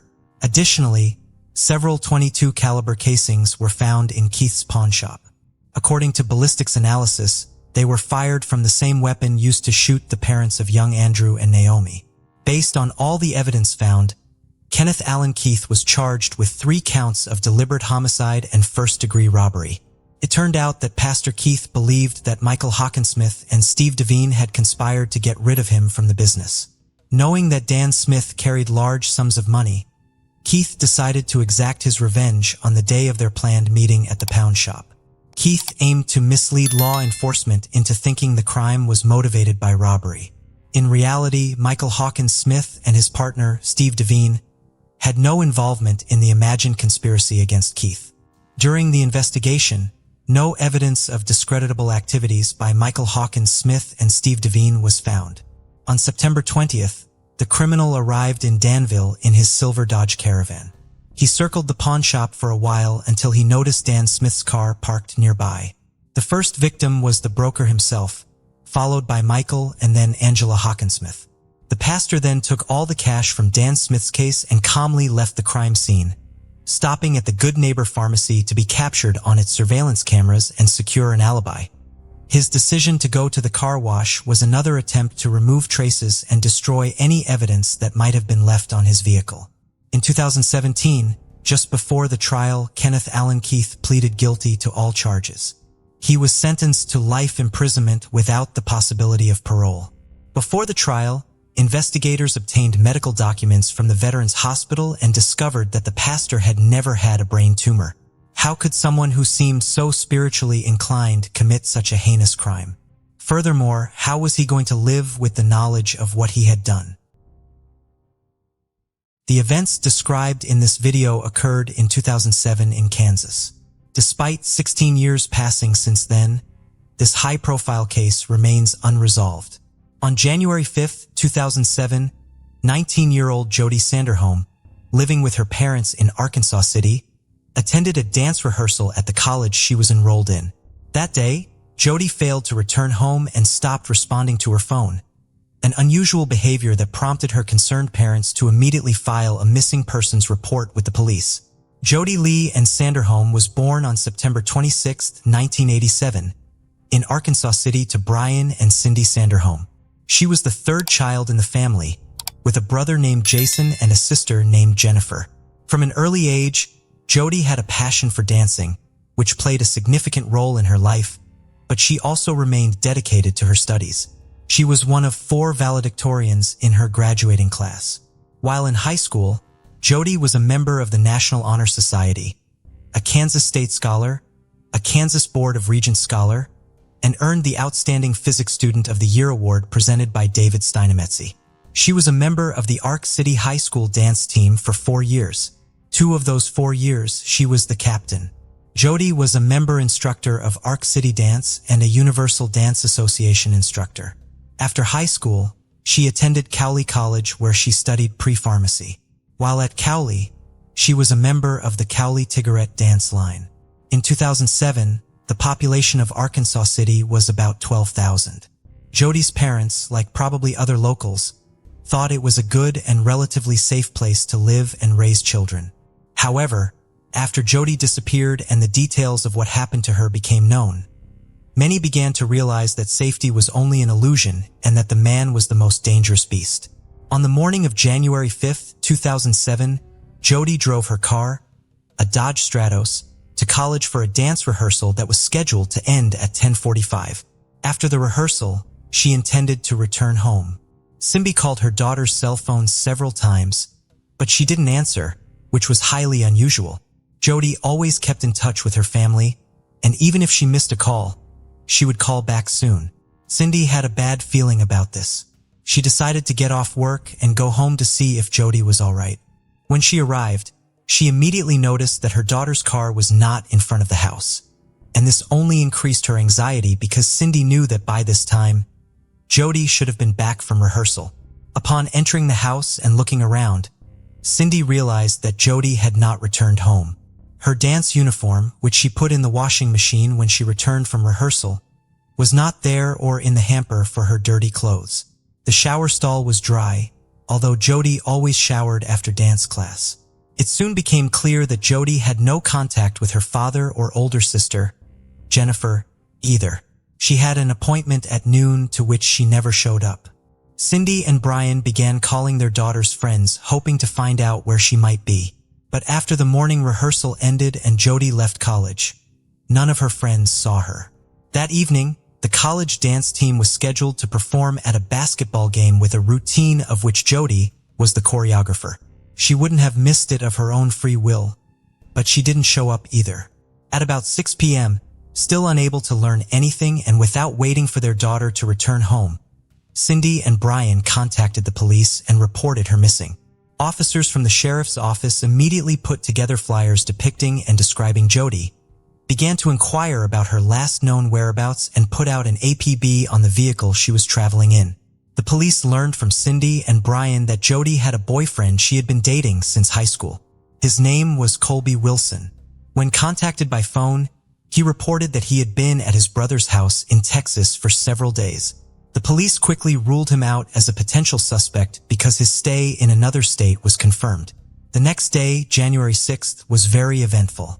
Lori Leglighter, Jody's best friend with whom they had been friends in dance since high school, provided the police with important information. They both enrolled at Cowley College where they went on to study dance. Lori reported that she left work at Sirloin Stockade in Arkansas City around 10 p.m. Tuesday, January 2nd, and noticed a light blue car drive by the restaurant several times as she left. On her way home, she noticed a car following her in her rearview mirror. "I thought something strange was going on," Lori told the detectives. She decided to see if the car behind her was really following her, so she started turning onto different streets. The driver of the car behind her was doing the same thing, and it really scared Lori. She drove to the local police station and parked next to it, thinking that the stalker would leave her alone. She didn't see him after she stopped, so she drove home again. However, she had to go back to the parking lot near the police station because she saw the car chasing her again. Lori sat in the car for a while before driving home. She told the detectives that she didn't go to the station because she thought it was someone else's stupid prank. But that wasn't really all. On Friday, January 5th, the band Tiggerette Dance Line was rehearsing at the college. According to Lori, she and Jody got there around the same time and, as usual, parked not far from each other. Lori spotted the light blue car again.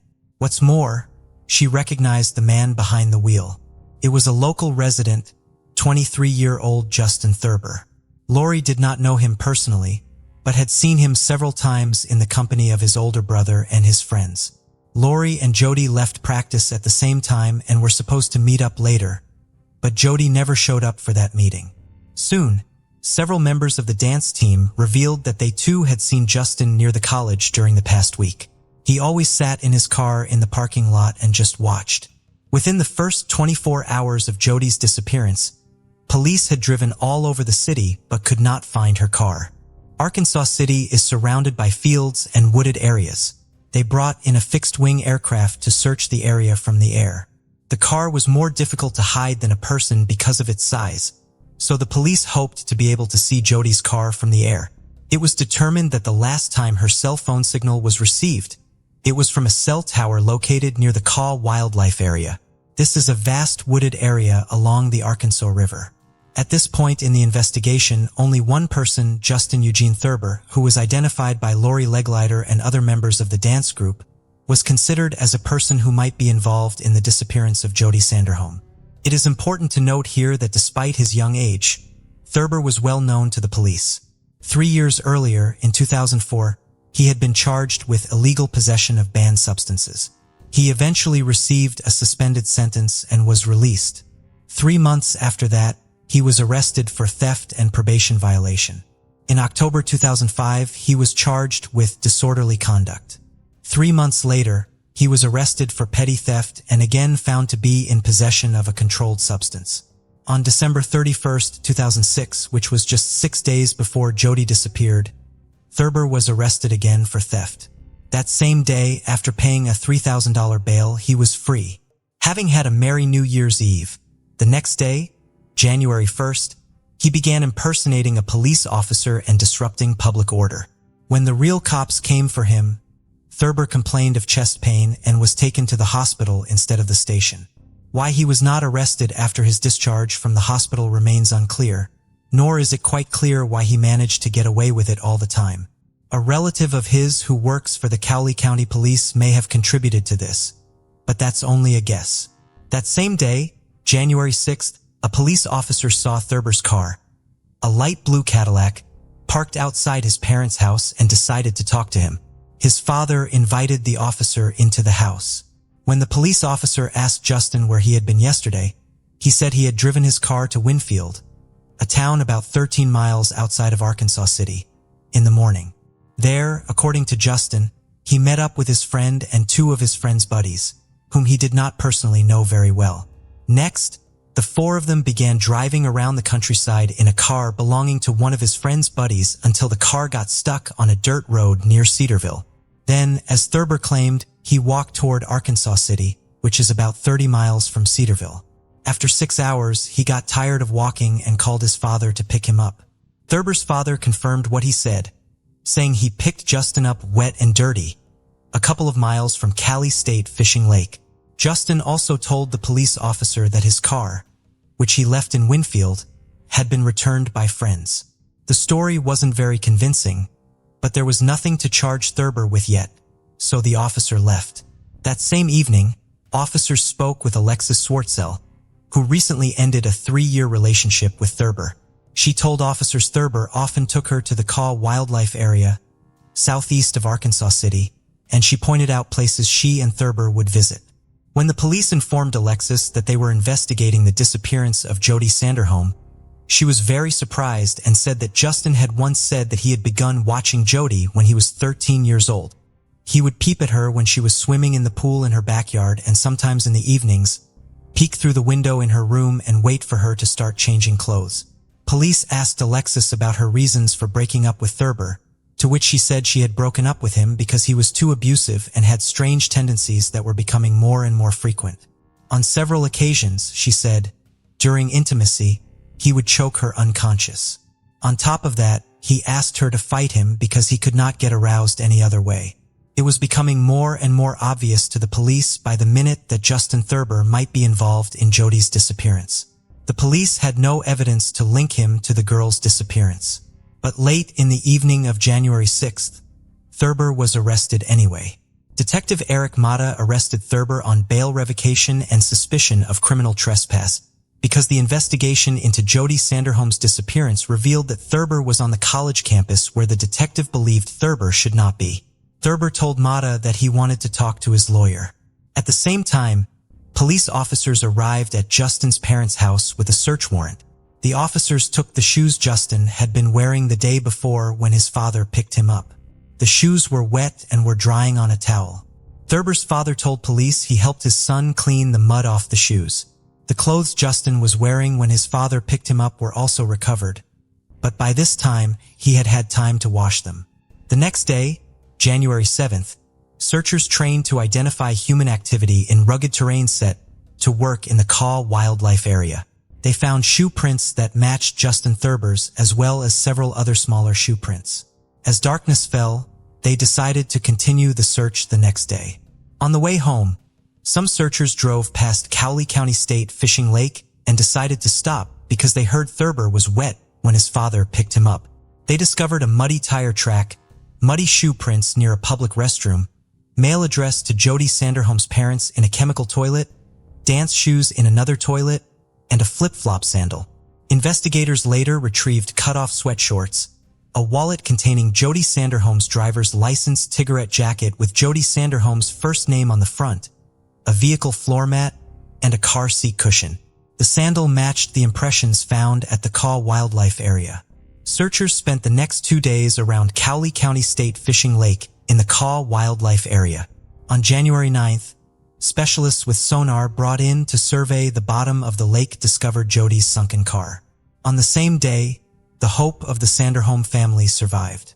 Jody's naked body was found under a pile of leaves, logs, and twigs at the Kaw Wildlife Area. Authorities found DNA evidence linking Justin Thurber to both Jody's car and her body. The car had been in the lake for more than 3 days, so police feared that the water that filled the interior had destroyed all evidence. That was partly true. Forensics spent a great many hours before they found a short hair in the interior. Carrie Melton, director of the Forensic DNA Testing Lab, ran mitochondrial DNA tests on the hair found on the driver's seat of Jody Sanderholm's car and concluded that it was almost certainly Justin Thurber's hair. Barbara Leal, an employee of a private DNA testing company, tested samples taken from Jody Sanderholm's right biceps and right side of her chest.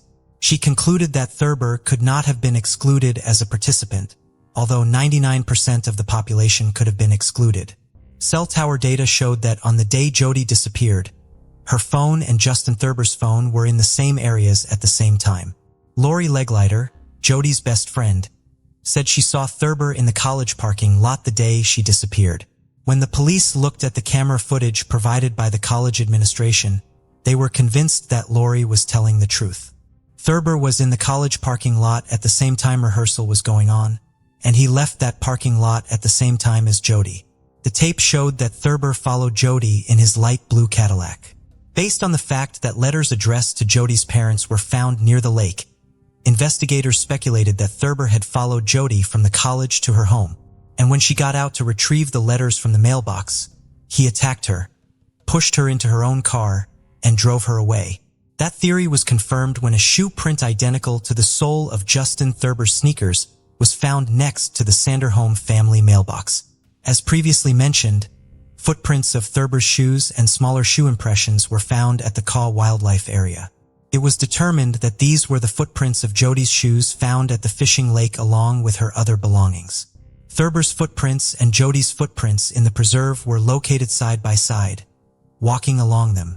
At one point, the searchers saw that Jody's footprints were interrupted and Justin's footprints went deep into the woods. This meant that he was carrying the girl further on his own. His shoe prints were also found where the body had been found.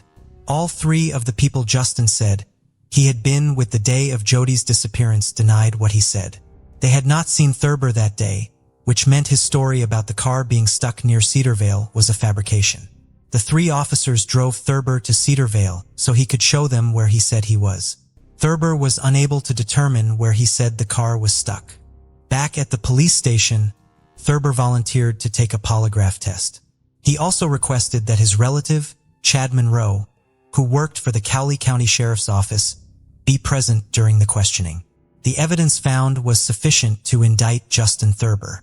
He himself denied guilt, and the judge set his bail at $1 million. Thurber's attorneys tried to convince the court that he was mentally retarded and incompetent, but were unable to do so. Thurber had graduated from high school and even attended college for some time, so the judge found the defense claim of his mental retardation unproven. The medical examiner who conducted the autopsy testified at the trial. He said that the first time he looked at the body, he had no doubt that the last hours of Jody's life were very painful. Her entire body and face were covered with bruises and abrasions. There were clear signs of strangulation on her neck. It was strangulation that was named as the cause of death of Jody Sanderholm. I can't say all the information about what the medical examiner found during the autopsy. Not all horror movie maniacs are as brutal as Thurber was to Jody. Without going into detail and at the same time to give you some idea of what happened at the Kaw Wildlife Area, I will say the following. The crime was motivated by carnal desire, and Thurber committed the crime with a stick. At trial, in addition to Thurber's ex-girlfriend, 6 other women testified, each claiming that the defendant stalked her. One of them was a co-worker of his. In one case, She even had to call the police to have an officer walk her to her car after work. It was already dark, and she was afraid to go to the parking lot because she saw Justin waiting for her. Earlier, he had left a rose and a note under the windshield wiper of her car saying he liked her and wanted to get to know her better. Several witnesses said they saw Jody Sanderholm's car on January 5, 2007. Carrie Morris, a friend of Jody's, noticed that Jody was sitting in the passenger seat as their cars passed each other in Arkansas City shortly after noon. Morris reported that the man behind the wheel of Jody's car appeared to be a large man. She called Jody's cell phone but received no answer. Two other women reported seeing a vehicle that looked like Jody Sanderholm's car while driving on a dirt road south of Arkansas City around 3 p.m. One of them said the driver was Thurber and identified him in court. On February 17, 2009, the jury reached a unanimous verdict, finding Thurber guilty on all accounts and recommending that he be sentenced to death. Realizing what sentence the judge would hand down, Thurber tried to negotiate a plea bargain. His lawyer told the prosecutor that Justin would plead guilty if he were not given the capital punishment. Jody's given the capital punishment. Jody's family opposed such a deal.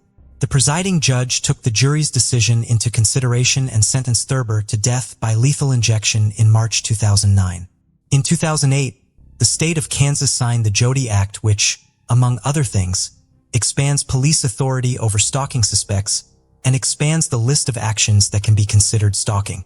Since the sentencing, Justin Thurber has not abandoned his attempts to appeal the court's decision. His attorneys are trying to prove that Thurber is mentally retarded.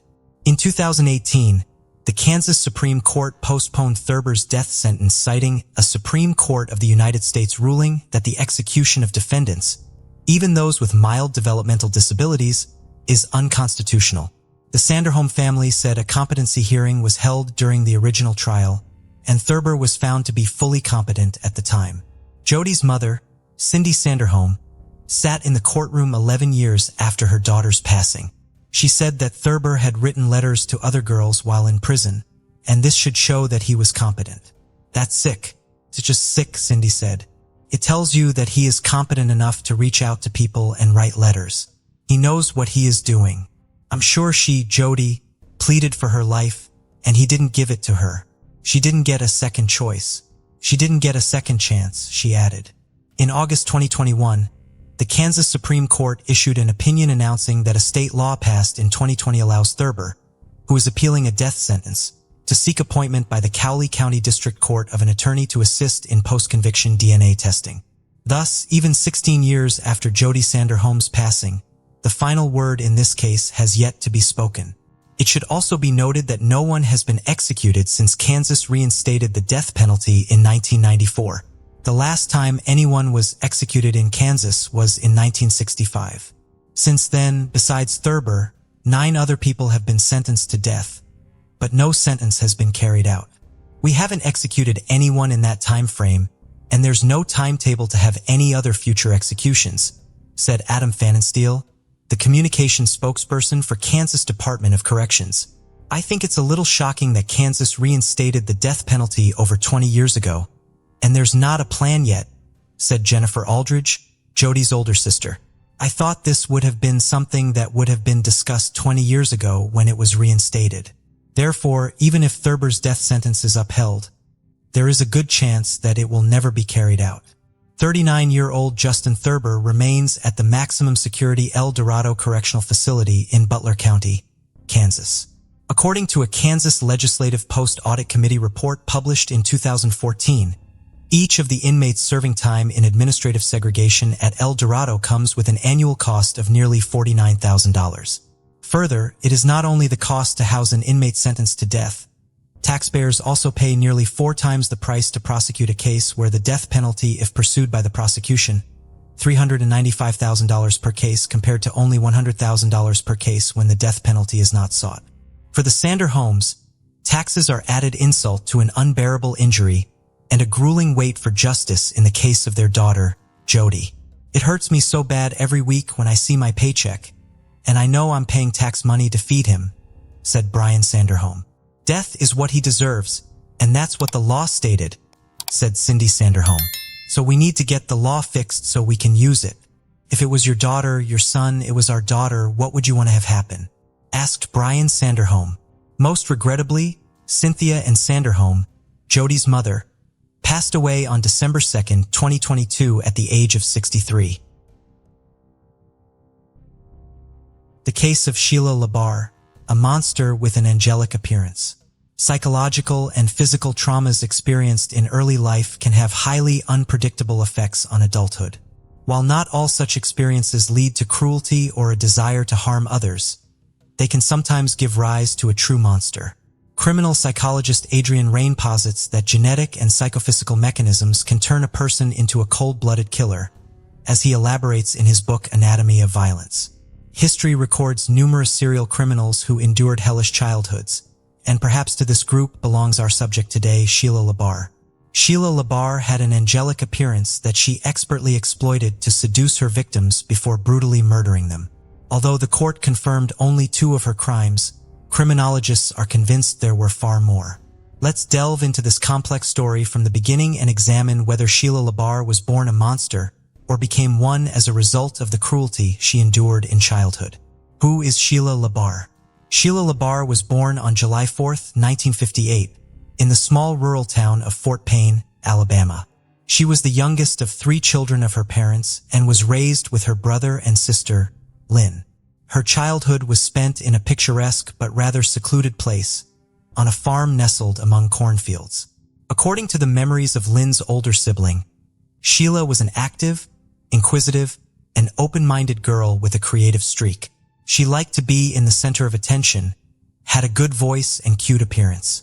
So perhaps, if her life had turned out differently, she would have become a famous actress or singer. But instead of bright posters, her name decorated the pages of criminal chronicles. The unimaginable cruelty of her father. The head of the family, Manuel Bailey, for many years suffered from alcohol addiction, although it would be more accurate to say that his addiction suffered from his entire family. He often went on binges, turning into a real beast who enjoyed abusing his wife and children. He insulted and humiliated them, beat them with anything that came to hand, could throw everyone out in the middle of the night in a downpour or frost, and locked himself in the house, not letting anyone inside. Mothers, daughters, and sons often had to spend the night in a barn or in the open air in the field. One day, when Manuel was once again in a drunken rage, he began throwing dishes and other objects at his family members. The mother tried to cover the children as best she could, but one of the flower pots thrown by her husband hit her youngest daughter, Sheila, in the head. Sheila suffered a serious concussion and a lifelong scar on her temple, which she painstakingly covered with her hair. But not even the insults and beatings were the worst thing that the sisters had to endure in their parents' home. According to the memories of Sheila and Lynn, Manuel from an early age forcibly inclined them to intimacy. The mother may have been aware of what was going on, but the subject was never broached. However, despite the nightmare at home, Sheila did well enough in school. She dreamed of leaving the farm as soon as possible and go to conquer the big city. The girl was quite ambitious and determined. She passionately wanted to realize her childhood dream in life and become an actress or pop singer. And she had everything for this: charisma, bright appearance, and a beautiful voice. Adulthood, first marriage. Barely Sheila was 18 years old. She left her parents' home, but adult life was not so joyful. To enter the university, she was not allowed to average score. And to move to the big city, she simply did not have the money. Then Sheila got a job as a maid in one of the hotels, where by that time her older sister was already working. It should be noted that Sheila had a slender figure and a very attractive appearance. She had big blue eyes, a charming smile, and a mop of thick long hair. She was surrounded by attention from men, and over time, she learned to use it and manipulate her suitors. In the late 70s, Labar, then Bailey, met a guy named Jonathan Baxter, and a romantic relationship began between them. Jonathan was not yet 20 years old at the time, but he already had a young daughter from a previous relationship. However, the child did not become a hindrance, and soon the couple got married. However, this marriage lasted only a few months and collapsed after Jonathan learned that the young wife abused his daughter while he disappeared at work. Sheila was frankly annoyed with the child, and she would raise her hand or lock her in a closet if she started crying or acting up. Jonathan did not organize scandals and listen to explanations. He just filed for divorce and put his wife with his belongings outside his house. He never wanted to see or hear from her again. After the divorce, Sheila dated various men and mostly lived off them. But all these relationships were fleeting and lasted from a few weeks to a couple of months until in the early 80s she met her future second husband, Ronnie Jennings.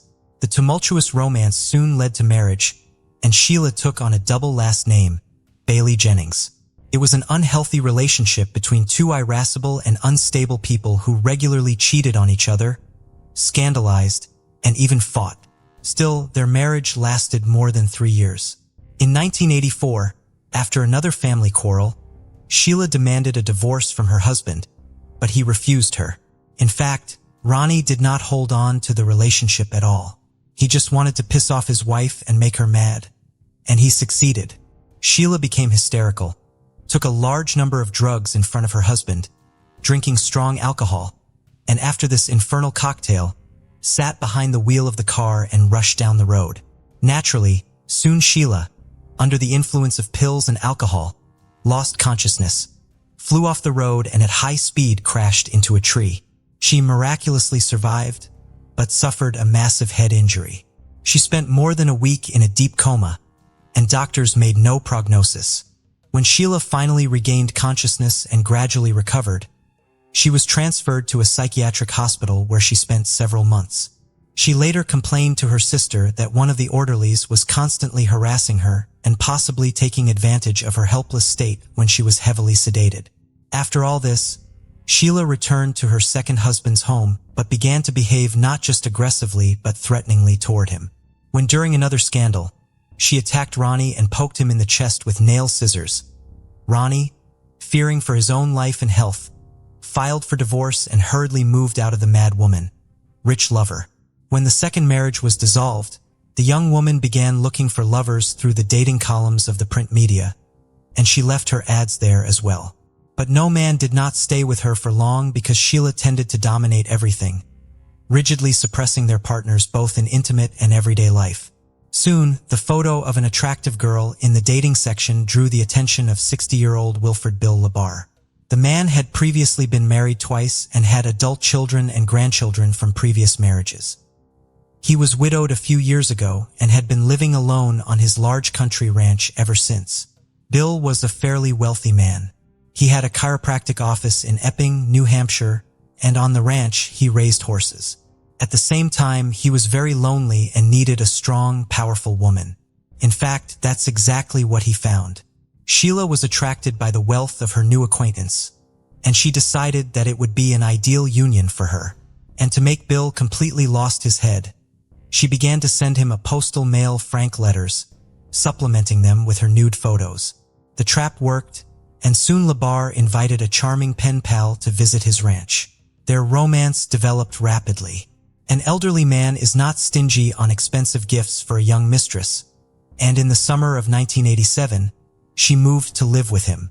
This has incredibly flattered the doctor, who now went out in public with a beautiful companion who was half his age and was fit for him as a daughter. Nevertheless, he did not plan to marry Sheila. However, Sheila, not waiting for a marriage proposal, changed her name, calling herself Labar. Bill was surprised by this turn of events, but he did not object. Sheila began to interfere in all the affairs of her elderly lover, starting to control his business, finances, and disposition of his property. In addition, Bill was getting older and could not satisfy the intimate needs of a young woman. Then, according to Sheila herself, he allowed her to meet other men whom she often brought directly to their home. One of Sheila's regular lovers, closer to the mid-90s, was a Jamaican national named Wayne Ennis. He was much younger than Sheila and was initially hired as an au pair on the ranch, but soon the young man, with Bill's consent, which was probably given under pressure from Sheila, moved to live in the owner's house. In 1995, Sheila and Wayne officially legalized their relationship, and the spouse considered that from now on, he would be her only man. But soon, He realized that he was wrong because his wife continued to meet with different men. Wayne was not satisfied with this, and one day he jumped with fists on Sheila and her next lover, causing them bodily harm. Accustomed to being dominated, Sheila for the first time didn't know how to deal with her third husband, who got into a fight every time a rival appeared on the horizon. Eventually, she filed for divorce and sought a court injunction to stop Wayne from approaching her, accusing him of violence and assault. Another divorce did not affect the turbulent personal life of Sheila, who continued to meet with numerous lovers, changing them like gloves. True, now her relationship increasingly often began to end with lawsuits from men who accused Sheila not just in cruelty, but also in the threat to their lives and health. Thus, one of her boyfriends she deliberately hit by a car and almost ran over, another almost broke his head, and another scratched his face so that he was forever scarred. Sheila, with age, became more and more dangerous to others. From every man, she demanded obedience, and in cases of disobedience, fell into a rage. In 2000, at the age of 74, Bill LaBar died of heart failure. Although doctors and police officers did not see a criminal trail in the death of an elderly man, his family members were convinced that Sheila had something to do with it. In their opinion, she had been poisoning Bill little by little for years and literally drove him into the light. Despite the fact that Bill and Sheila were never officially married, Sheila, according to the will, became the sole heiress of all his property. The relatives tried to challenge this through the courts but never got anywhere. They are still convinced that the mistress forced Bill to write the will she wanted, House of Temptation. After Bill's death, as I have already mentioned, all his property came under Sheila's complete control. Now she no longer had to consider anyone's opinion. She could do whatever she wanted with the estate she had inherited. She herself called her home a place of seduction and pleasure where there were no inhibitions. She met men on the streets, in bars, on the internet, lured them to her, and then tried to keep them on the ranch as long as possible. She didn't care about their age, skin color, or any physical appearance. She promised them unearthly pleasure and then sought to suppress and subjugate them to her will. Sheila regularly tried to seduce couriers by meeting them in the nude and offering an alternative method of payment. But she didn't take into account the fact that she herself was not getting any younger and was nowhere near as attractive as she used to be. It got to the point where couriers simply refused to come to her address. Neighbors noticed that on the ranch, La Bar, constantly come different men, but some hurried to leave the place the same day. Others were delayed, but also for a short time. What was going on in the house itself could only be guessed at. Where had Michael Dolores disappeared to? Soon, Sheila decided to look for lovers among men who were in dire need of housing, money, or those men who suffered from addiction. This category was the most vulnerable and proved to be an easy prey for the cunning woman who everywhere posed as a widowed millionaire and talked about her untold wealth inherited by her. In 2004, LaBar met on one of the city streets homeless man named Michael DeLodge. He was in a difficult life situation and lost literally everything because of addiction to illegal drugs. His relatives tried to send him to a rehabilitation clinic, but he ran away from there and has been loitering ever since. Sheila liked Michael, and she invited him to her, promising shelter, food, and the necessary drugs in exchange for intimacy. Moving to the ranch, the guy was completely dependent on his old mistress. He complied with all her demands, afraid to be on the street again. But Sheila quickly got into the taste and her desires became more and more sophisticated. She bound, beat, and humiliated Michael, taking pleasure in it. He tried to escape several times, walking dozens of miles and hiding in homeless shelters, but he never decided to go to the police for fear they wouldn't believe him. Meanwhile, Sheila found him each time and brought him back to the ranch. In desperation, he tried to contact his family members and let them know he was in trouble. His loved ones immediately responded to this disturbing news, but it was too late. In October 2005, Michael DeLodge disappeared without a trace. When his family contacted Sheila directly, she stated that she and Michael had broken up. He had left her, and his current whereabouts were unknown to her. Michael did not show up at any of the places he had been to before. No one who knew him had seen him, and there was no way to contact him. Contacting the police was fruitless, and LaBar remained beyond suspicion, trusting Kenny County. Sheila's tales of her exorbitant wealth were greatly exaggerated, and the house and automobile had to be maintained, so she was forced to get a job. Naturally, Sheila chose an occupation to her liking. She became an operator of intimate phone services. Since she had a truly enchanting voice, men fell for the bait and offered to meet her in person. Among such guys was Kenny County, who at the time of their acquaintance was barely 24 years old. The young man was attractive in appearance, very good-natured and open. However, he had a low IQ level due to which he was very gullible. This was exactly the kind of guy Labar was looking for. Kenny was very close to his mother on whom he actually depended, but Sheila, with the help of clever manipulations, managed to break this connection and literally lure Kenny to herself. She made him an unforgettable night of love and promised that they would be like this all the time. The young man decided that he had met the woman of his dreams, about which he informed his relatives, and then moved to live in Sheila's house. But soon, Sheila showed the guy her true face, having arranged for him a real torture room in one of the rooms. Each time, intimacy inevitably turned into a brutal beating or something worse. Kenny's body was covered with bruises, abrasions, scratches, cuts, and burn marks, but he could not leave the house of the mistress who had completely subjugated his will. Sheila did not allow him to see and communicate with his loved ones, and his family could only guess what was happening to Kenny. The first alarm was raised by neighbors who periodically noticed the guy and were horrified by his sickly appearance. A few days before his disappearance, a local store clerk took a picture of the young man on her cell phone camera, and later this picture was attached to the case file in court. In the photo, Kenny's condition could be described as deplorable. He was very thin. There were huge bruises under his eye and on his cheek, and his nose was probably broken. Judging by the degree of healing, all these injuries had been inflicted at different times, which suggested that the guy had been brutally beaten for a long time. The contents of his cart were also alarming. He rolled 2 large canisters of fuel to the cash register, as it later turned out, for his own cremation. The store employees were so puzzled and even frightened by the guy's appearance that they decided to report him to the police for possible domestic violence. But this time, Sheila managed to get away with it, and they could not charge her with anything. Soon, Kenny stopped contacting his family altogether. And when his worried mother arrived at Labar's house, the owner behaved aggressively and advised to leave Kenny alone. All subsequent attempts ended similarly, at which point Kenny County's family filed a missing persons report with the police, indicating that he may be being held forcibly at the country ranch, a home crematorium, and gruesome findings.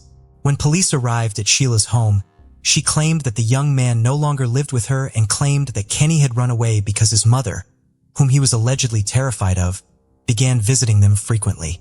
As evidence, Sheila provided an audio recording in which she asks her lover if his own mother had attacked him, and he quietly gives an affirmative answer. It all seemed more than strange, and the very next day, an officer visiting Sheila secured a search warrant for the estate. Sheila had been on the police's radar many times before, and her name had been linked to another mysterious disappearance of a boyfriend. But over the years, Sheila had never been questioned, and her house and grounds had never been searched. When the police arrived, they did not find Labar at home, but they did see several fires burning near the outbuildings. The fires looked strange and were made of improvised materials, a mattress, fragments of wooden furniture, hay, etc., all doused with a flammable mixture. One of the bonfires had bones in it that clearly looked like human remains. The squad requested reinforcements in the form of forensic experts reporting all the findings, but that turned out to be just the tip of the iceberg compared to what they discovered next. Almost all over the house were found poorly washed traces of blood. It was so much that it seemed as if there had been a real massacre. It turned out that the blood belonged to at least 3 different people. The bones smoldering in the fire belonged to the missing Kenny, and there were 2 empty fuel cans lying nearby, the same ones the boy had bought at the local store the day before. But that wasn't all. Also found on the property were the remains of Michael DeLoches, who had disappeared a few years earlier, and some fingers of some third guy who was never identified. Among other things, a large number of items belonging, judging by the size, to various men were fished out of the sump at the ranch, the fates of which have not been learned. The hostess herself was not at home at the time of the police visit. She had figured it out and gone on the run. Sheila hitchhiked to Boston, where she obviously hoped to get lost. Moreover, on the way, she seduced one of the drivers who gave her a ride, and he trustingly invited her to live in his house. However, the next day, having seen on TV news about the search for a dangerous criminal, the new lover himself called the police and reported that Sheila is now in his bed. It was there that she was arrested. During the search of Sheila's home, another frightening find was made: a box of videotapes. On the tapes, Hanny Michael and several other men confessed to horrific crimes. But judging by the guy's appearance and condition, they made these confessions under torture. Since Labar's arrest, her mental health has raised a lot of questions, so the court ordered the necessary evaluations. Sheila was found to have a delusional disorder as well as signs of schizophrenia. She called herself an angel sent from heaven to protect children from rapists. It was Sheila's failing mental health that became the basis on which her attorney tried to build a defense. He called his client a profoundly sick person and tried to prove that she was not aware of her actions. The reason for this was the mental and physical trauma she had suffered as a child.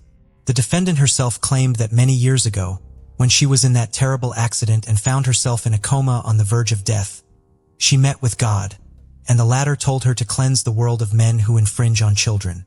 Sheila's ex-husbands and some of Sheila's lovers also spoke in court who, in one voice, called her a crazy, unstable, and extremely violent woman. And Wayne Annis, the third husband, said that the ex-wife repeatedly persuaded him to kill Mr. Labar in order to seize his property. But despite the defense's attempts to convince the court that Sheila was insane and in need of treatment, it was proven that she was aware of her actions at the time of her crimes. She was found guilty in July 2008 and sentenced to life imprisonment without the possibility of ever being released. All of her appeals were rejected. Sheila is now serving her sentence in Florida at Homestead Correctional Facility. Mandy Stavik was a highly accomplished individual who excelled in multiple areas. The honors student at Mount Baker High School participated in varsity basketball, varsity softball, and track. She was fluent in sign language, spoke Japanese, and played 3 instruments: clarinet, flute, and saxophone in the school band. Mandy was known for her bravery, independence, and drive. After graduating from high school in 1989, 18-year-old Mandy enrolled at Central Washington University. Initially aspiring to become a commercial pilot, she began reconsidering her career path by the middle of her first semester. That November, she returned to her family home in Clipper, Washington, near the small town of Acme, for Thanksgiving break. On November 24, 1989, the day after Thanksgiving, Mandy decided to go for a run around 2:30 in the afternoon. Normally, her mother, Mary, would accompany her on a bike, but Mary stayed home that day to spend time with her visiting sister. Mandy's only companion for the run was the family dog, a German shepherd named Kyra. Mandy's running route typically followed Strand Road, the street where her family lived. She would run down the road to its dead end at the Nooksack River before turning back to return home. Mandy's brother, Lee, had been visiting a friend that afternoon at a house on Strand Road between Highway 9 and the Stavich home. While he was there, he saw his sister running by on her way back to their house. She had less than half a mile to go before she would reach it, but Mandy never arrived home. 2 hours later, Kira arrived back at the house without Mandy and visibly upset. Mary Stavik's first instinct was to call Mandy's boyfriend, Rick Zender, to see if he knew where she was. He did not. She then called the sheriff and everyone she knew in the area to begin the search for Mandy. Almost every member of the small rural community eventually helped look for Mandy. People searched on foot, on horseback, and on all-terrain vehicles. A local tracker tried to work with Kyra, the German shepherd, hoping that she would lead them back to Mandy. However, Kyra would cower in fear upon stepping off of the porch of the family home. Kyra was an older dog but still very protective of her family. She may have been kicked or hit when she tried to defend Mandy against an assailant, resulting in the change in her behavior when she arrived home. On November 26th, A search team covering small side roads discovered a pair of green sweatpants. Mandy had been wearing teal pants and a light-colored sweatshirt when she left for her run. Mary Stavich did not believe that the sweatpants the search team found belonged to her daughter, but they were still submitted to the crime lab for analysis. Lab tests would eventually show that the pants were unrelated to the case. The following day, November 27, 1989, Mandy was finally found, but the discovery did not bring her family peace. A local fire department had been searching the Nooksack River with one of their boats. They located Mandy's body in the South Fork of the river, caught up in some debris, 6 miles away from her home. She was wearing only her socks and shoes. Her clothing and the Walkman she had been using on her run have never been found. An autopsy would later determine that Mandy had been raped and that she had died from asphyxia by drowning. There were no signs of a struggle on the riverbank near where she was found, and the water was very shallow in that stretch of the river.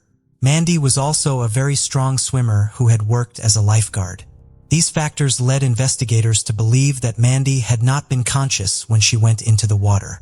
This was further supported by a wound on the top of her head that the medical examiner believed would have rendered her unconscious. Mandy also had numerous scratches and lacerations on her legs, as though she had run through dense brush or the thorny blackberry bushes that were common in the area while not wearing pants. Unfortunately, Mandy was not the first of her siblings to be murdered. In 1975, her oldest brother Brent had been killed on property owned by the Fort Richardson Army Base just outside of Anchorage, where he was authorized to go hunting. He had been shot 17 times. His killer has still never been found. Mandy, her mother, and her 2 remaining siblings then moved to Washington State from Alaska, while Mandy was still very young, following her parents' divorce. More than 1,000 people attended Mandy's memorial service. There was not a church in the area large enough to hold that many people, so the service was held at the high school Mandy had graduated from just a few months before. The obvious first suspect in the case was Mandy's boyfriend, Rick. The couple had been dating for 3.5 years, but the relationship was on and off for some of that time. However, Rick was eager to cooperate with police, who described him as being extremely forthcoming when he gave his statement to them. He was eventually cleared of any involvement in the case.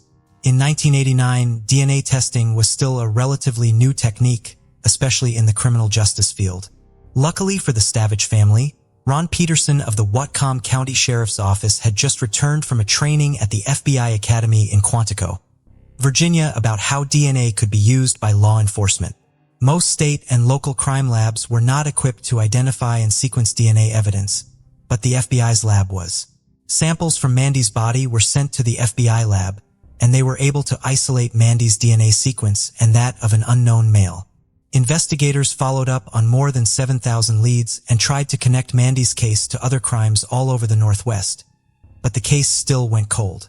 In 2009, Detective Kevin Bowie inherited the case, becoming the 3rd person to lead the investigation.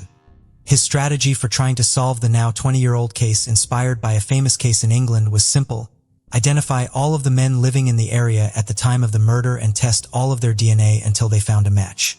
Because Mandy had lived in a rural area with a small population, this theoretically could be done. In practice, however, it was obviously much more difficult to do.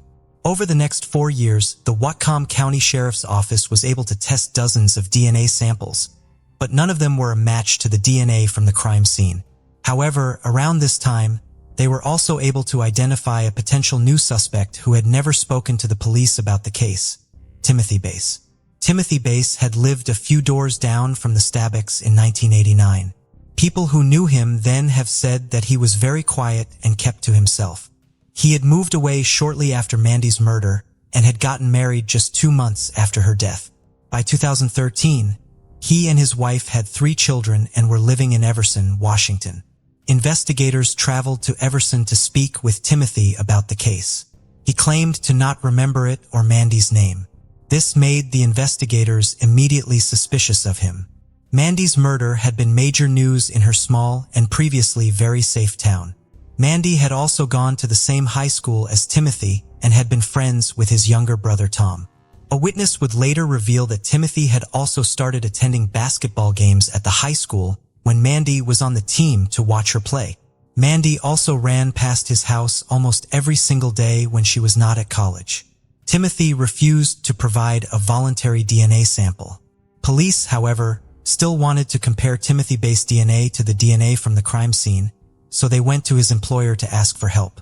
Timothy worked as a local delivery driver for the Franz Bakery outlet.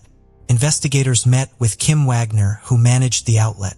They told her that they were investigating an employee and wanted access to information about their delivery routes so that they could follow the employee and potentially collect a cigarette butt or some other discarded item with DNA on it. Kim felt as though she was not in a position to comply with this request and asked the investigators to consult with human resources at their corporate office. The corporate office in turn asked for a subpoena or search warrant to share that information. Authorities asked Tim Bass for a voluntary sample again in 2015, and again he refused.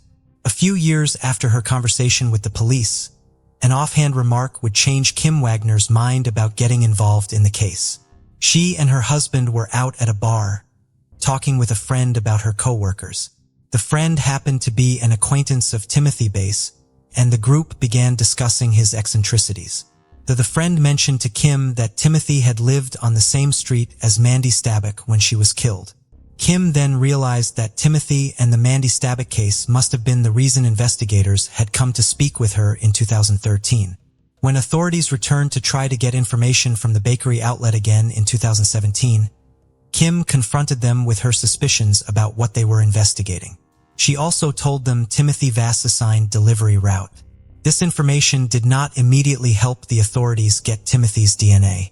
He wore gloves, so his DNA was not left on any of the bread he delivered, and he did not smoke, so he never discarded cigarette butts. He took his trash home instead of leaving it in his delivery truck, and he was the bakery's only employee who did not turn in his uniform to be laundered by the company. His conversations with police seemed to have concerned him enough that he carefully guarded any source of DNA that could be covertly collected. Kim Wagner offered to collect a discarded DNA sample from Timothy inside the bakery building. However, police told her that this would not be possible. It would be illegal for them to ask a civilian to collect evidence on their behalf. However, on August 10, 2017, Kim Wagner watched as Timothy Bass drank out of a plastic cup and discarded it in a trash can along with a can of Coke. After he walked away, Kim decided to collect the items out of the trash can and hide them in a bag in her desk. She then turned the items over to the police. Kim was so motivated to help in the case because she, like the rest of the community, had been horrified by Mandy's murder. Kim was just 19 at the time of the murder, just 1 year older than Mandy. By 2017, Kim also had another reason for wanting the case to be closed. She had a daughter of her own and was haunted by the idea of Mary Stabbuck never finding out who had taken her daughter from her. The evidence Kim provided was submitted to the crime lab for DNA testing. These tests show that the DNA Timothy Bass left on the cup when he drank from it matched the DNA found inside of Mandy. Timothy Bass was arrested on December 12, 2017. On Mary Stabbuck's 81st birthday, Whatcom County Sheriff Bill Elfo knocked on her door and told her that an arrest had finally been made in her daughter's case. Following his arrest, Timothy Bass originally stuck to the story he had been giving to police since 2013. He did not know Mandy, and he had never so much as kissed her. However, once it became clear to him that police had somehow gotten his DNA, he changed his story. He now claimed that he had a consensual sexual relationship with Mandy, which is why his DNA was on her body. Timothy claimed that he had met Mandy before she left for college while he and his father were out mountain biking. His father had since passed away and could not confirm the story. Timothy says that he and Mandy began spending time together just talking and eventually began casually having sex. They had sex again when Mandy was home for Thanksgiving. Timothy could not, however, provide any basic information about Mandy, and not one witness was ever found who had seen the two of them together. There were no phone calls or letters between Mandy and Timothy after she left for college. Police did not believe Timothy's new story. Leading up to his trial, Timothy's defense lawyers tried to get all DNA evidence excluded. They argued that police had first obtained their client's DNA illegally because they asked a civilian to gather it for them.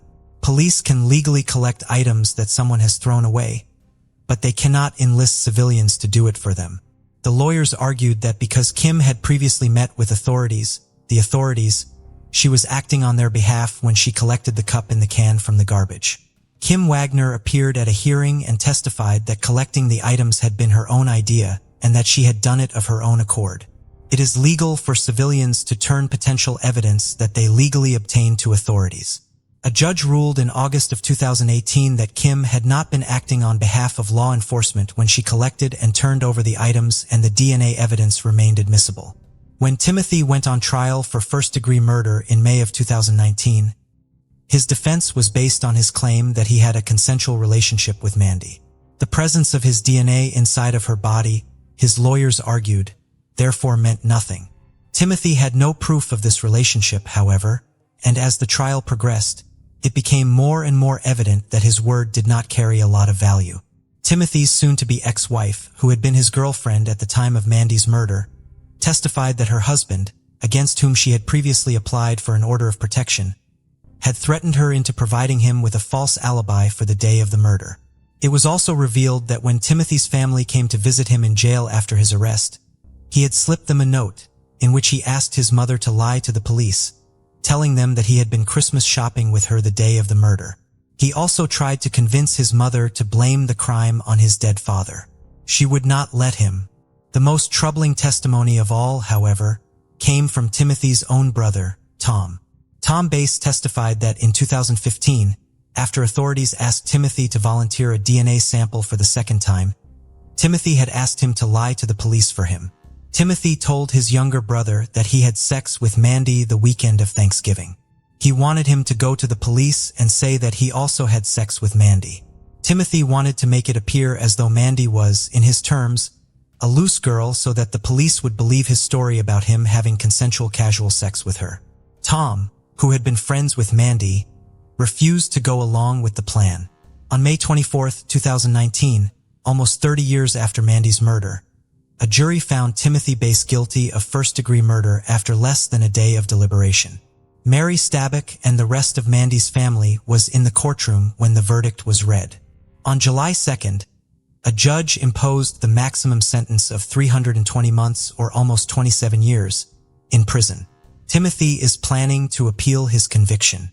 Every year since 1990, a scholarship has been awarded in Mandy's name to a Mount Baker High School student active in the school's music program.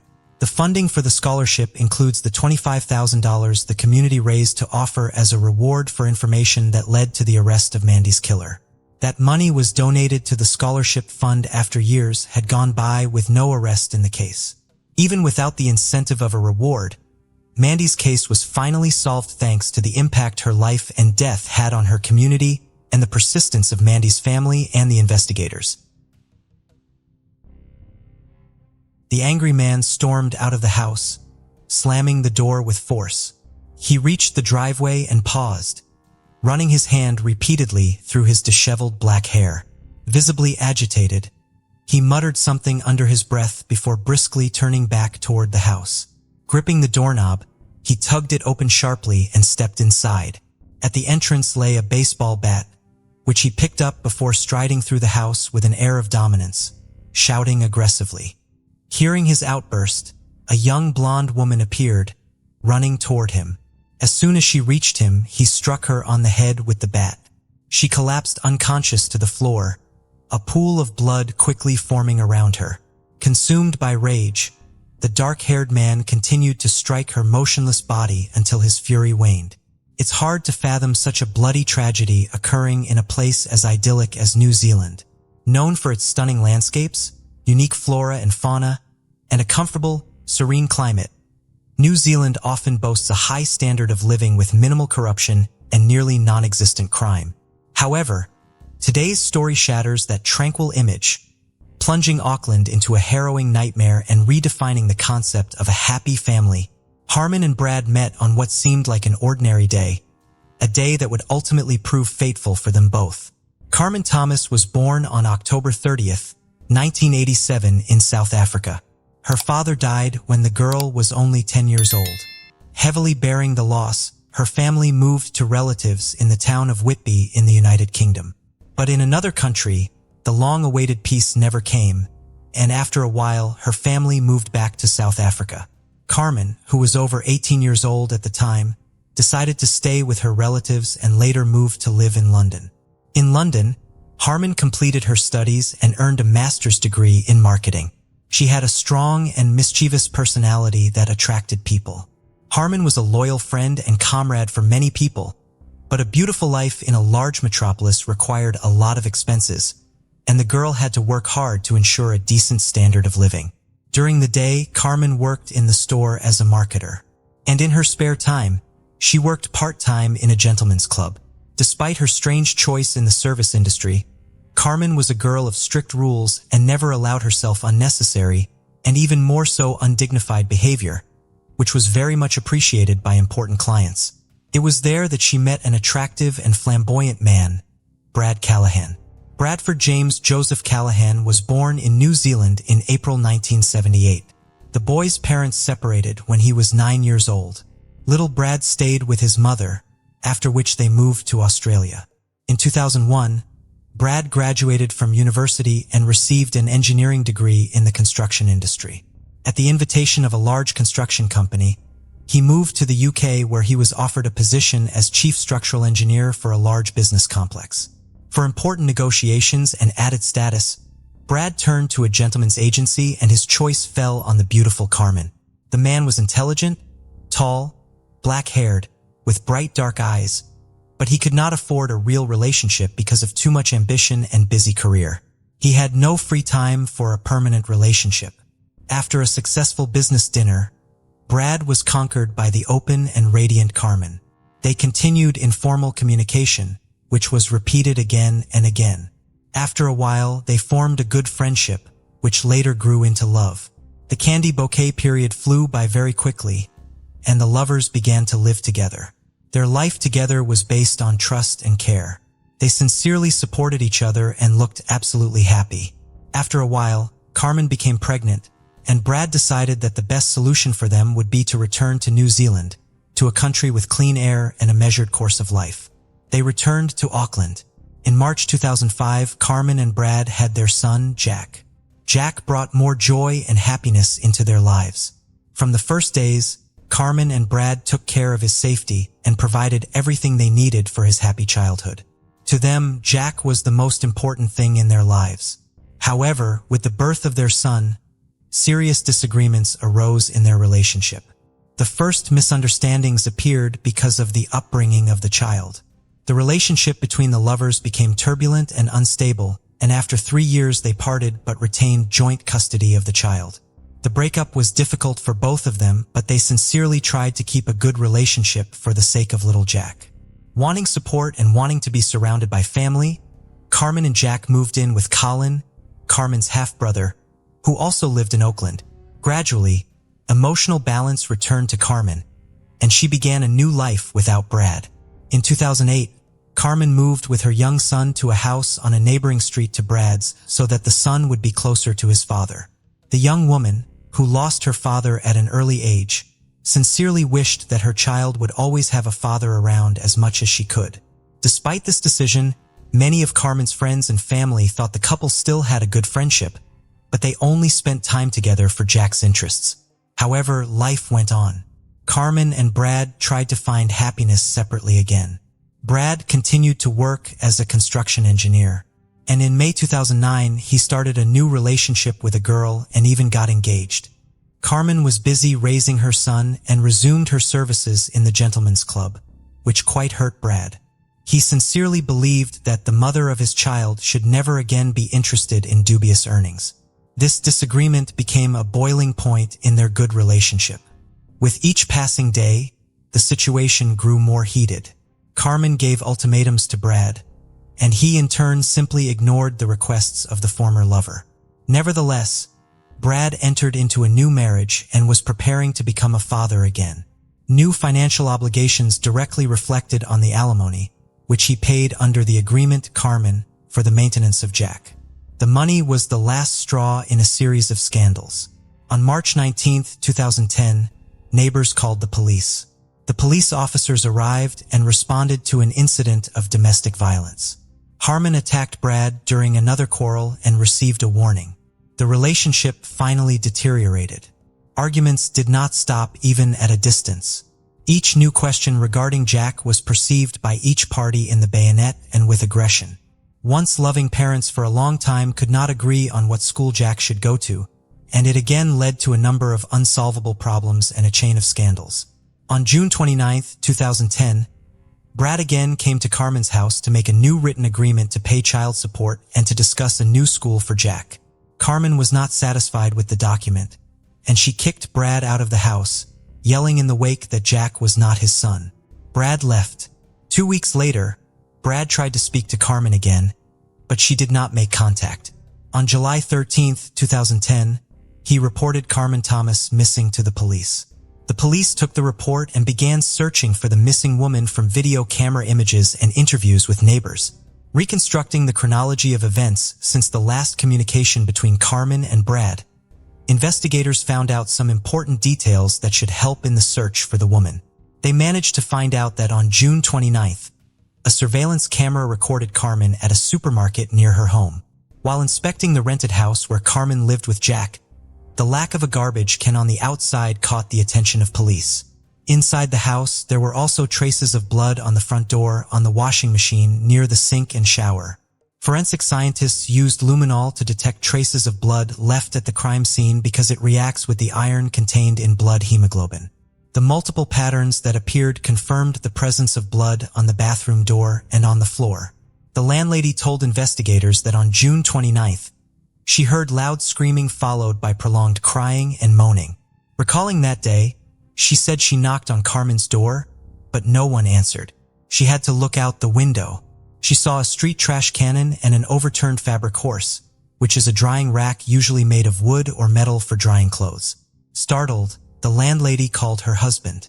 But while she waited for him to arrive, Brad walked out of Carmen's house and into the driveway. He was carrying soiled clothes in his hands. And upon seeing the landlady, Brad rushed to explain that Carmen had become ill after a medical believed the man's story and did not call the police. The search continued, and Carmen's cell phone caught the attention of the police. Messages were being sent from her phone on a regular basis, but the manner of communication and tone of the messages were different and did not resemble Carmen's previous manner of communication. The outgoing messages and calls continued until July 10th. Where did the woman go if she needed medical help and why? The investigators did not have to look for answers to these questions for long. During further investigation, Harmon's car was found. In the back seat of the car was found luggage, clothes, and other belongings of the woman. The examination of the seized suitcase, on some of the things were found traces of blood. A note was also found in the car indicating that Carmen owed money to the agency where she worked.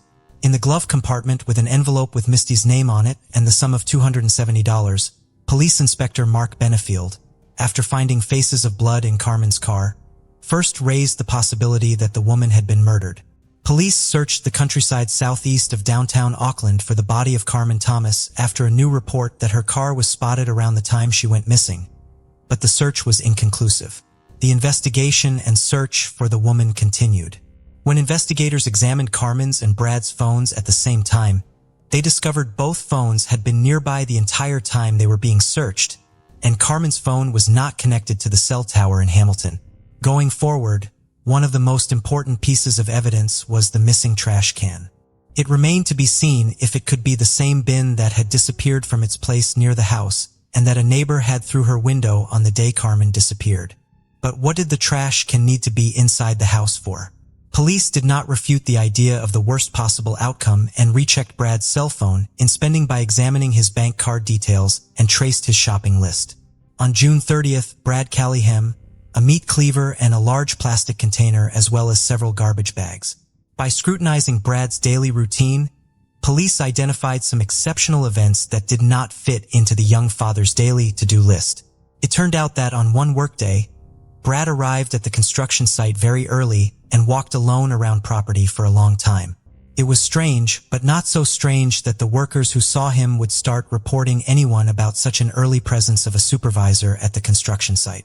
Based on the evidence gathered, such as Carmen's cell phone and questionable purchases, Brad went from victim to suspect.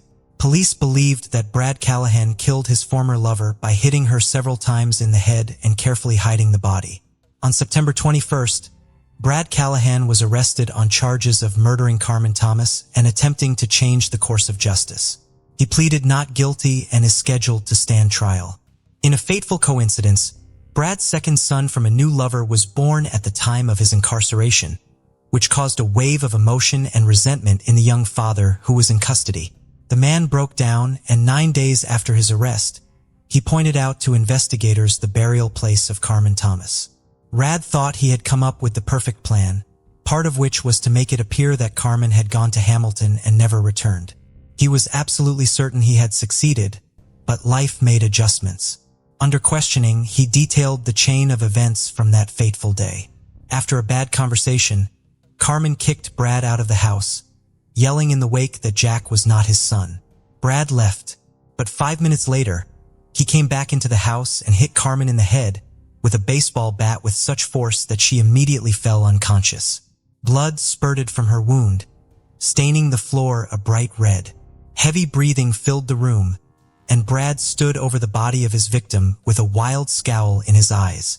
He realized he had just done the irreparable, but he couldn't stop.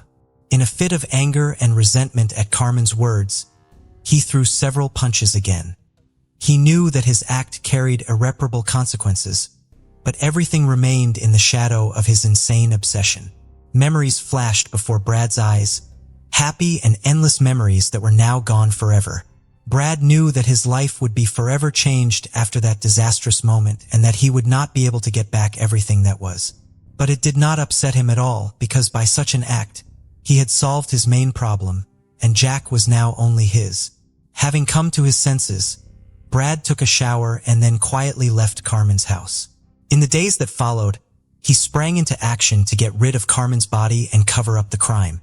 Callahan called his friend and arranged to meet him outside the supermarket.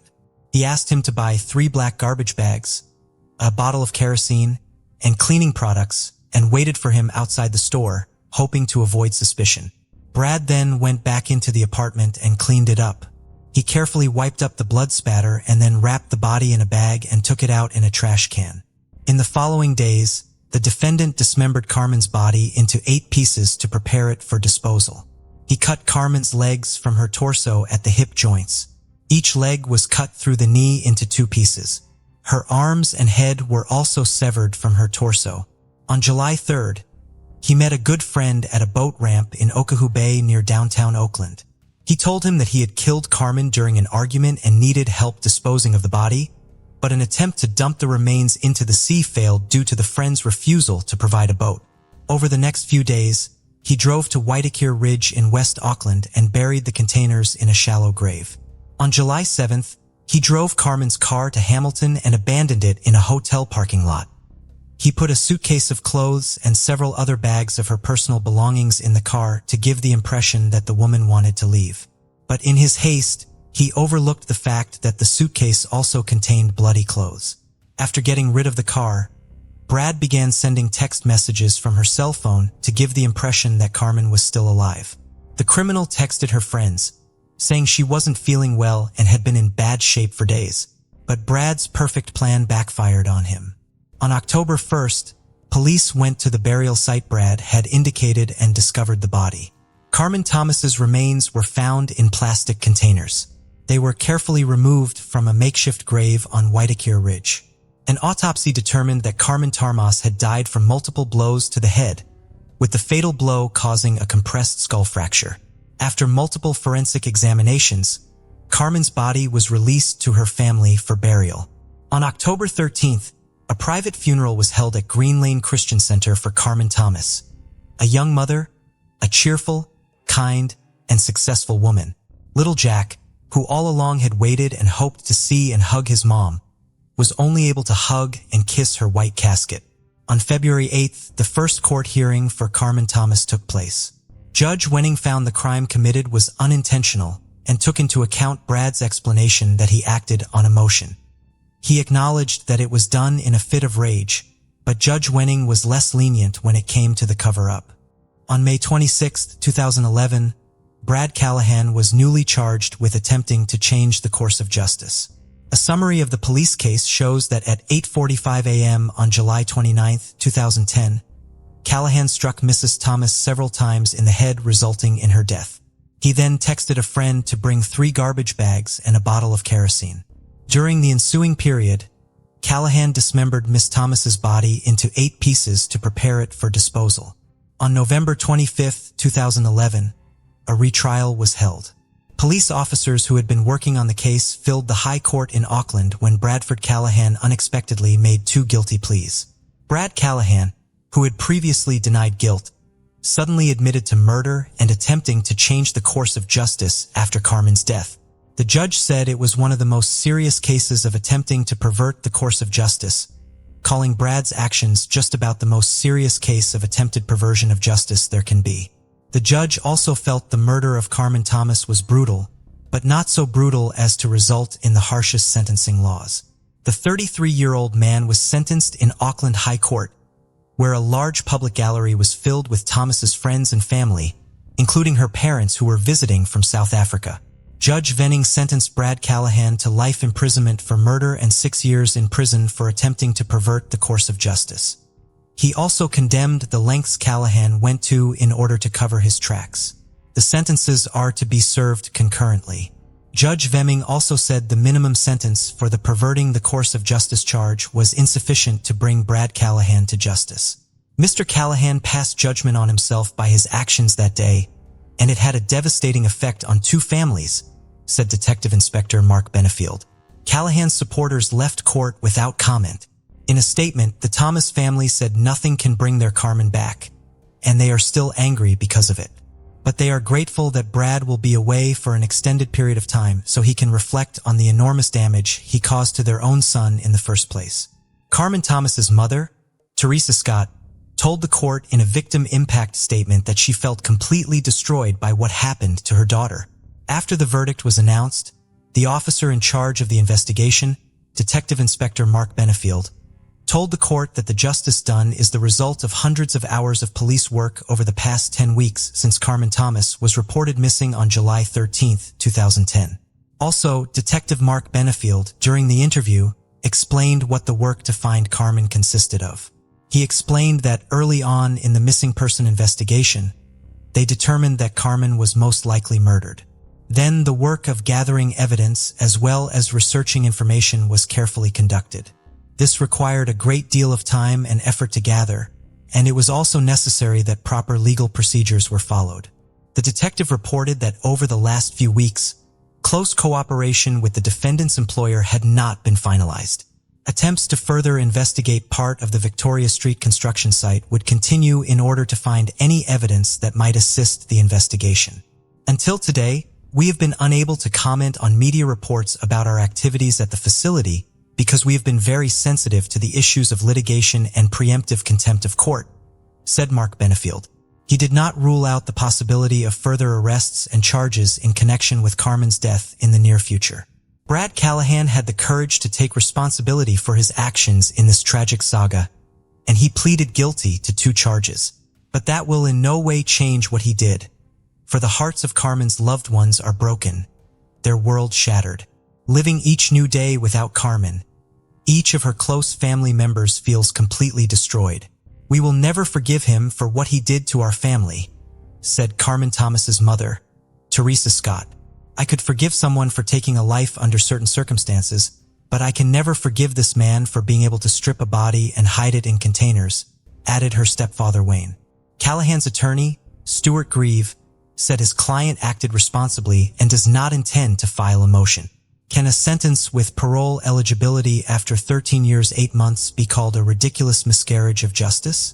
Obviously, since New Zealand only records about 50 murders a year for the entire country, any crime that is a little out of the ordinary is covered extensively by the national media, as are the court cases for those crimes. It's possible that there was an overbearing bias against the victim at trial because of her line of work. But even if Carmen was antagonistic and pissed Brad off, we don't blame the victim for having her life taken from her, do we? If Brad had wanted sole custody of his son, he likely would have used this prejudice about Carmen's work and gotten his way because he had the opportunity. Instead, he beat her to death and tried to cover it up. In this situation, we are not diagnosing. We are only speculating. In summarizing this gruesome story, the same question comes up repeatedly. It is understandable that in a fit of rage and the uncontrollable anger, a person can commit irreparable acts. But what feelings can a healthy person have when he comes up with a plan to dismember a once tenderly loved person? Little Jack Callahan is currently living in another town under an assumed name in the temporary care of his grandmother. He doesn't know that his daddy took his mom's life and must never find out because it wasn't his fault. Absurd. 73-year-old Susie Tomasi was a beloved mother and grandmother who lived in Lakewood Park, Florida, with her husband, Patrick. The couple owned 2 restaurants together. On March 16, 2018, they were at one of their restaurants, the Quilted Giraffe, located on US Route 1 in Vero Beach. It was a busy Friday night, and the restaurant was short-staffed, so Patrick was running around, juggling multiple tasks. Susie had a form of dementia, which meant she didn't work as actively as her husband, but she still spent every day at the restaurant with him. Patrick last saw his wife on the back porch of the restaurant, where she enjoyed reading. He went back inside to take a phone call, and when he returned outside, Susie was gone. Susie loved interacting with people and often visited South Bureau Square, the shopping center just south of the restaurant. Patrick searched the area up and down, but he couldn't find her. He and one of his customers then got into a car and drove around looking for her. He went back to their home, but Susie had not returned there. At 6:48 p.m., he called the police. An extensive search of the immediate area did not locate Susie. The sheriff's office used a helicopter to search for her from the air, and her family searched on foot all night. Authorities believe she must have gotten into a vehicle in order to get so far from the restaurant in such a short period of time. Surveillance footage would confirm that Susie had gone to South Vero Square shortly after being last seen by Patrick. The footage shows that around 5:40 p.m., she was walking along the shopping center with a cigarette in her hand. Authorities speculate that she may have been asking passers-by for a lighter. She walked out of range of the cameras at the southern end of the shopping center, and police could not trace her path any further. Dozens of volunteers came out to search a nearby wooded area, and potential sightings of Susie began coming in to the authorities. These potential sightings were all over Florida and as far away as New Jersey. Within the June 1st months after Susie's disappearance, the sheriff's office had followed up on more than 100 leads. None of them helped locate Susie. After Susie went missing, Patrick Tomasi decided to shut down the Quilted Giraffe for the summer in order to focus on the search for her. When the summer ended and Susie still had not been found, he decided to make the closure permanent. It was too painful for him to be without Susie. He auctioned off the restaurant's equipment and sold the property. The restaurant was demolished and new medical buildings were constructed where it once stood. Susie had been missing for more than a year and a half when authorities finally had a new potential clue to present to the public. In October of 2019, the Indian River County Sheriff's Office released new surveillance footage taken the day Susie went missing, not far from where she was last seen. The footage taken at 6:04 p.m. appears to show someone on foot walking up to a white truck and speaking to the driver. The person on foot then walks around the front of the truck and gets into the passenger side of the vehicle. Despite the poor quality of the footage, Patrick Tomasi believes that Susie is the person on foot who gets into the truck. The sheriff's department is hoping that even though this new footage is of poor quality, it will help identify new potential witnesses to interview and leads to follow. The Tomasi family is still offering a $15,000 reward for Susie's safe return. 27-year-old Zachary Wilkes lived in Lompoc, California, and worked as a handyman. His parents had moved to the Washington, D.C. metro area, but Zachary and his younger brother Andrew remained living in the family home in California. He had a kind heart and was always willing to help people, whether they were his neighbors or strangers in need. Zachary had an aunt and uncle who lived in Las Vegas but had a houseboat on Lake Powell. Every year, either Zachary or one of his 2 brothers would travel to help them do work on the houseboat to get it ready for the summer. In 2017, Zachary would be making the trip. He had been looking forward to it because while he would be doing work, He enjoyed spending time on the lake.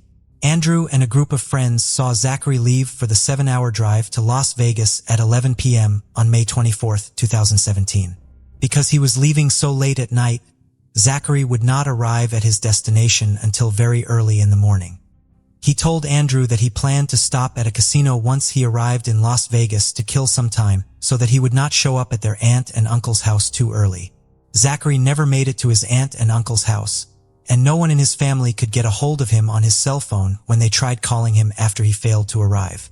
His brother, Andrew, reported him missing on May 26. Zachary's family drove back and forth between Las Vegas and Lompoc looking for signs of Zachary or his black 1994 Honda Civic. They checked every route he could have taken, which involved searching 6 different highways. When they received Zachary's cell phone records, they learned that his phone had pinged on a cell phone tower that would have placed him on Highway 166. The time and location of ping showed that Zachary's drive had been going according to plan. The Wilkes family then hired a private contractor to fly search and rescue drones over the 6-mile radius of the cell phone tower and used their cameras to look for Zachary or the car. Teams searched remote side roads, campgrounds, and parts of the Los Padres National Forest. None of these efforts located Zachary or his vehicle. Around the time Zachary went missing, there was speculation that he may have left of his own accord to start a new life. He reportedly did not like living in a smaller city and had a desire to move to a bigger one. However, Zachary already had plans to move to a more metropolitan area. He had told both his mother and father that he was going to move in with them in their house just outside of Washington, D.C., as he had been welcomed to ever since they first moved there. Since he already had public plans to leave Lompoc, it is hard to understand why he would choose to leave in secret instead. Furthermore, it does not seem possible that Zachary could have funded such a move, as he left all of his money in his bank account and has not accessed any of his financial accounts since he was last seen. The mystery of Zachary's disappearance appeared to be solved in 2019. On October 25th, his Honda Civic was found upside down in a culvert off of Highway 166. According to the Lompoc police, the vehicle was involved in a traffic collision causing major damage and ended up in the dense brush off the side of the roadway. Based on the amount and type of damage, they believe that the car was in motion at the time of the accident. Police believe that the car had been in the culvert since around the time Zachary went missing and that there were no other vehicles involved in the accident. The car is still being examined for signs of mechanical failure that may have contributed to the crash. However, Zachary's remains were not in the car. Multiple agencies searched the area again in hopes of finding them, but were unsuccessful. While the discovery of the car provides new information about the case, it also adds to the mystery of it. Zachary's family is still hoping for answers in his disappearance, and that locating his vehicle will help provide them. On January 18, 1971, 19-year-old Christy Easton called her friend Sandy and asked her to go shopping with her. Sandy said yes, and Christy picked her up in a blue 1969 Ford Maverick. The car belonged to Christy's ex-boyfriend, who had agreed to let her borrow it. Christy and Sandy went to a Mervyn's department store where Christy bought a pair of boots she had been saving up for. After dropping Sandy off at her home around 9:30 p.m., Christy made a quick trip back to her own house in Hayward, California to take a shower. She then went out again to go to Charlie's Car Wash on Mission Boulevard. In exchange for borrowing the car, Christy had promised her ex-boyfriend that she would wash it before coming to pick him up at the Jack in the Box restaurant where he worked at the end of his shift. Christy never arrived at the restaurant as planned, however. Her ex-boyfriend called her home to see if anyone knew where she was. Her family knew that Christy had left to meet him, and that something must have happened to her if she did not arrive at her intended destination. They went out to begin searching for her. In the early morning of January 19th, they found the Maverick Christy had been driving at the car wash parked near the vacuums. Christy was not with the vehicle. Her scarf and purse were left on the front seat, and papers that had been inside the car were scattered on the ground. These papers gave rise to conflicting theories about Christy's disappearance.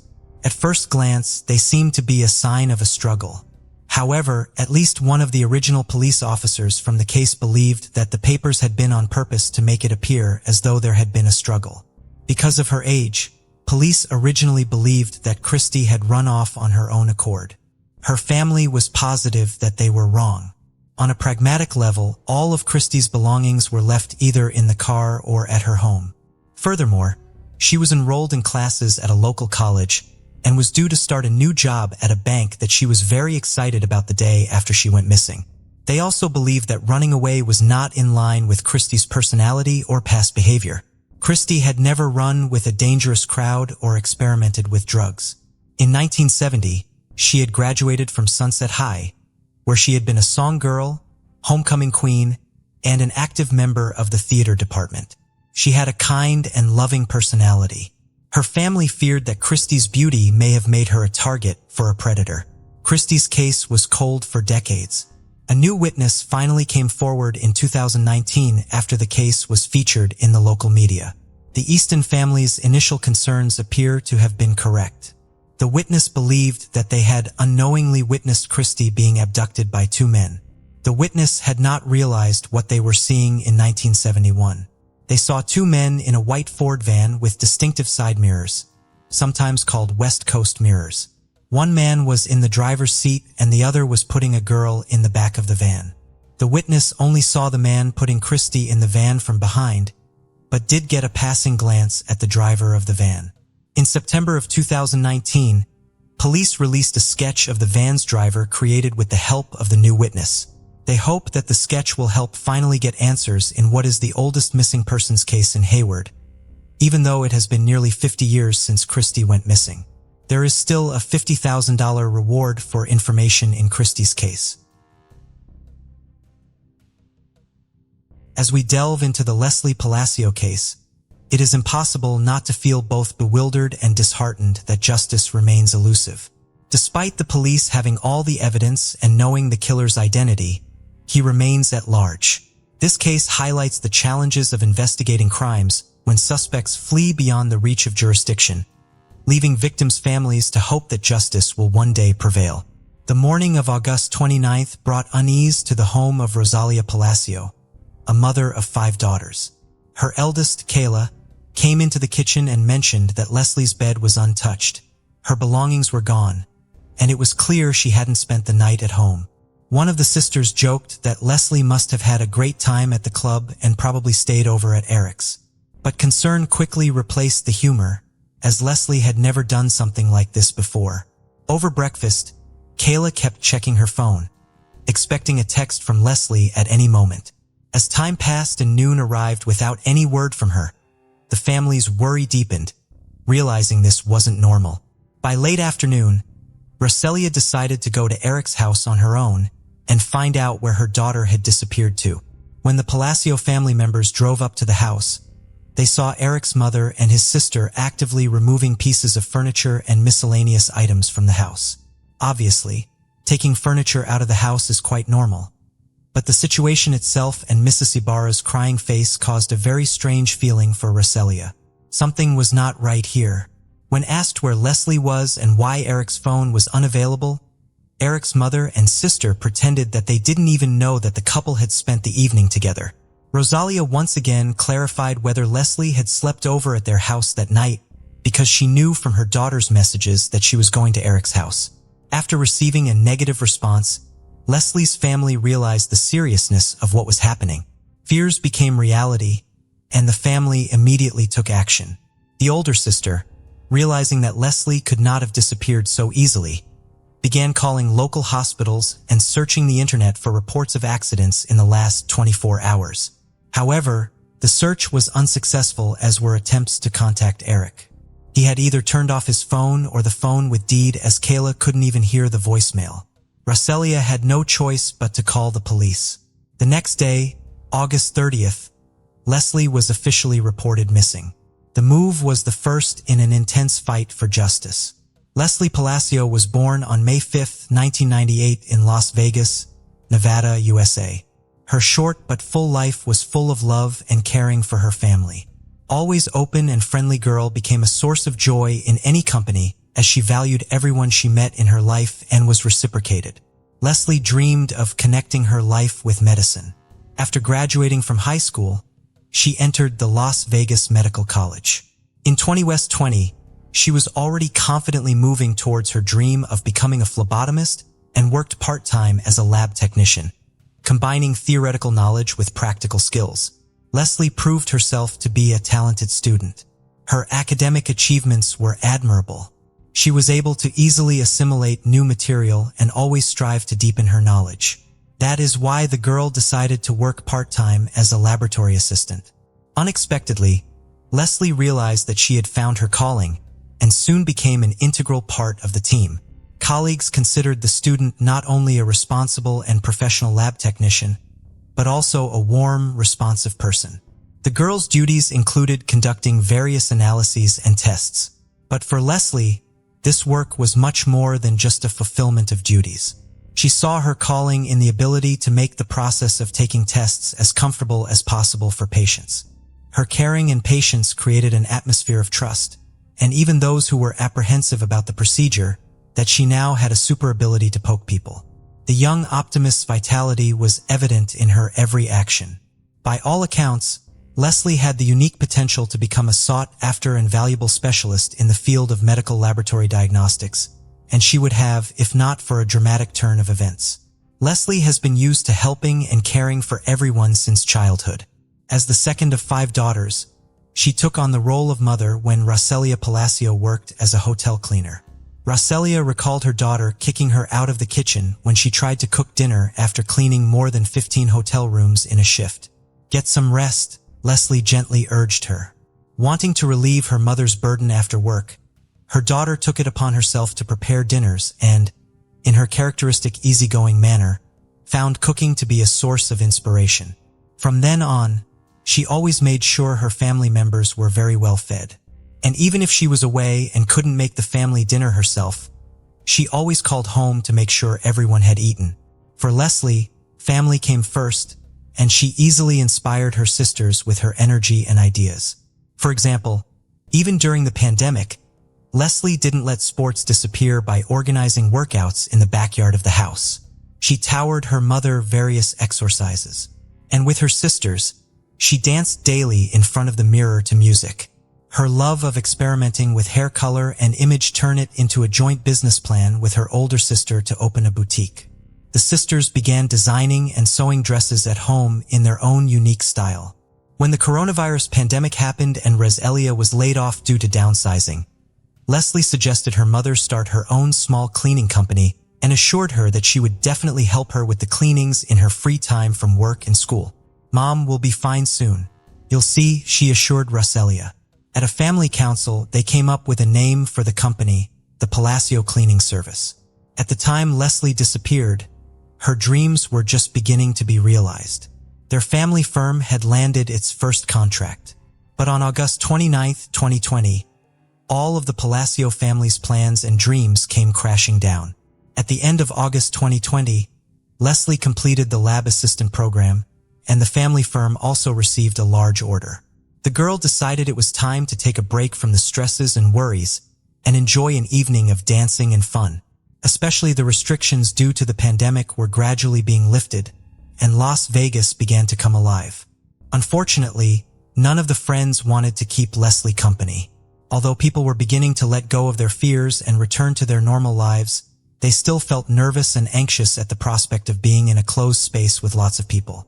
Leslie didn't give up hope of convincing someone to have fun and posted a post on Instagram expressing her desire to spend the evening somewhere. Unexpectedly, she received a message from Eric Rangel Ibarra. Leslie and Eric's parents had been attending the same church for 14 years and occasionally social any other reciprocated. She was polite to him, however. On any other day, Leslie would have declined Eric's desire to keep her company, but not this time. She was eager to dilute her ordinary life with a fun evening. The whole day passed in anticipation and anticipation. And when none of Leslie's friends wanted to keep her company, she accepted Eric's polite and warm offer to reminisce about Las Vegas nightlife. Sharing a night out with Eric seemed like a better choice than going nowhere at all. Expecting a fun adventure, Leslie had no idea what horrible events awaited her. But she probably had a premonition of something, trying to rationalize to herself that there was no cause for concern. Anyway, Leslie agreed with her sister that she would send her regular messages. telling her exactly where she was. She also told Kayla in great detail where she was going and with whom and what places she might end up in. After a while, the older sister received a strange message. "Can you believe Eric is totally not going to drink this evening? Longhorn Hotel." And Leslie went to was the casino at the Longhorn Hotel.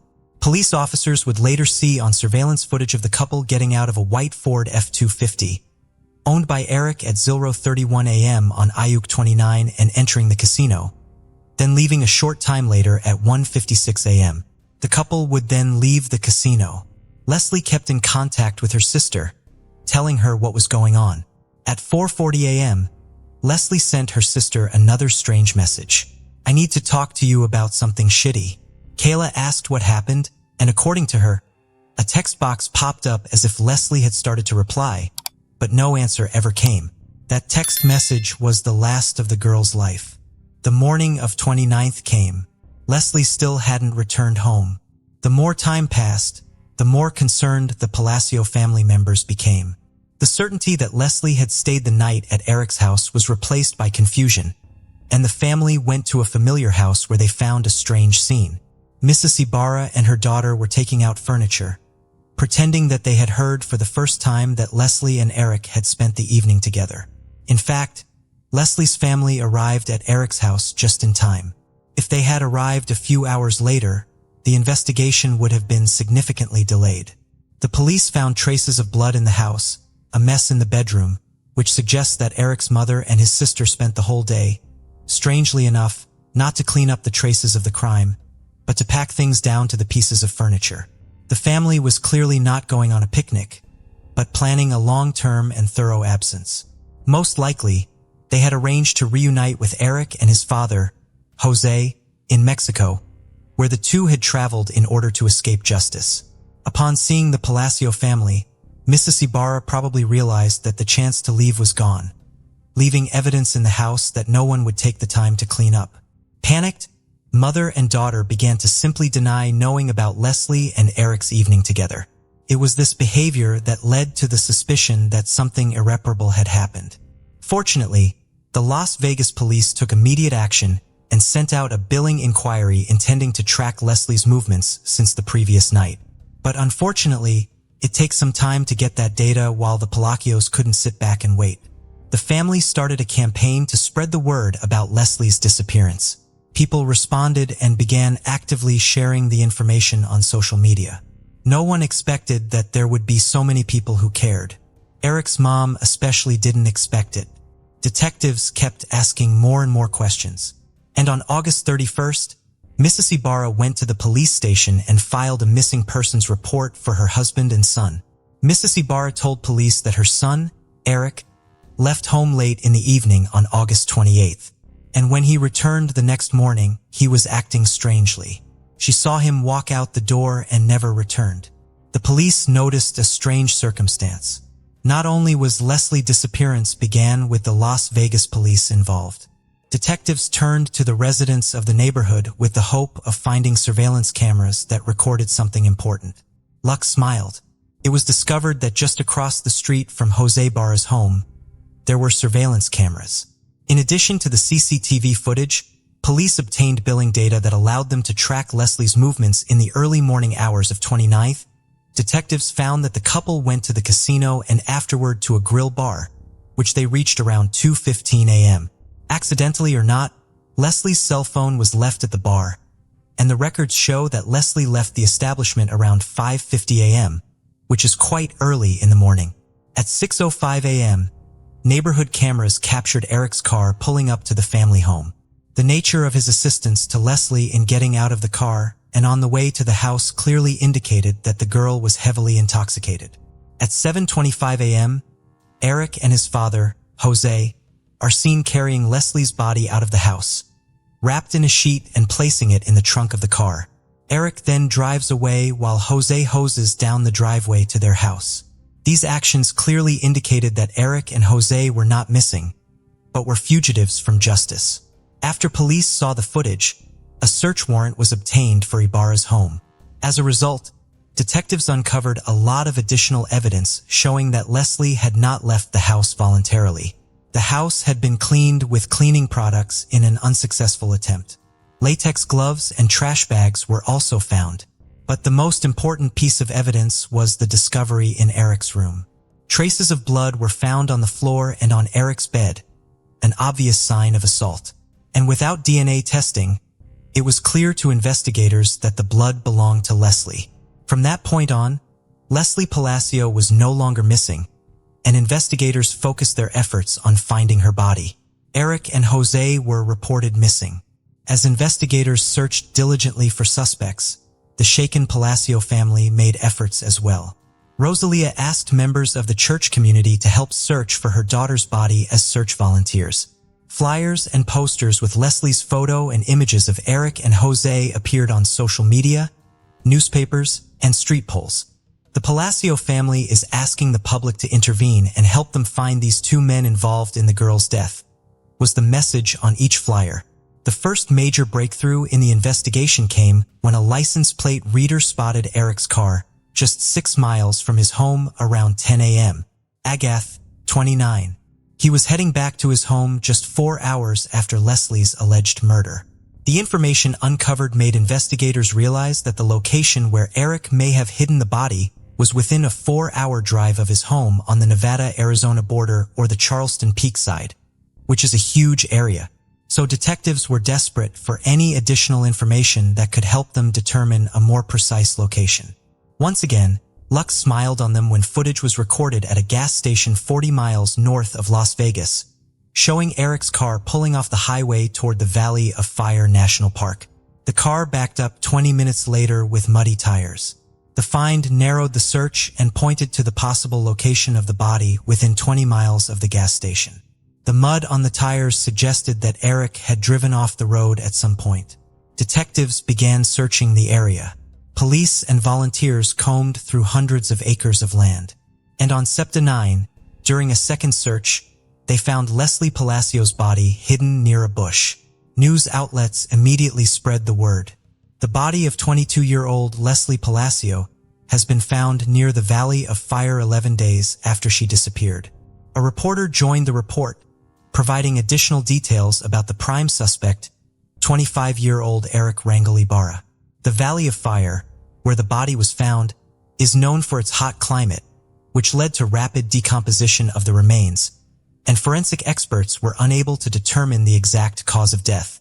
Locals reacted to Leslie's death with horror and fear. Some became afraid to go outside because of the constant thoughts of the uncaught criminals involved in the murder. The day after the body was discovered, September 10th, many friends, relatives, neighbors, and just random people in the area gathered to honor Leslie's memory. People took candles that were used for the nightly vigil and placed them in front of the girl's house. They also said they wanted the man responsible for her death to pay for what he did. The fight for justice was not even close to being over at this point. The next major breakthrough came when Eric's car flashed in Moreno Valley, California. Police eventually contacted Eric's cousin, and he reported that he had driven Jose and his son to San Isidro, where he believed they planned to cross the border into Mexico. The Las Vegas Police Department requested assistance from the FBI because it was not possible for them to resolve the jurisdictional issue on their own. The investigation slowed down.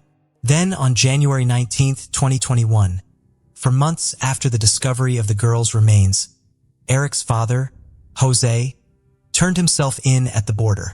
Everyone was greatly relieved that at least one fugitive was now in custody.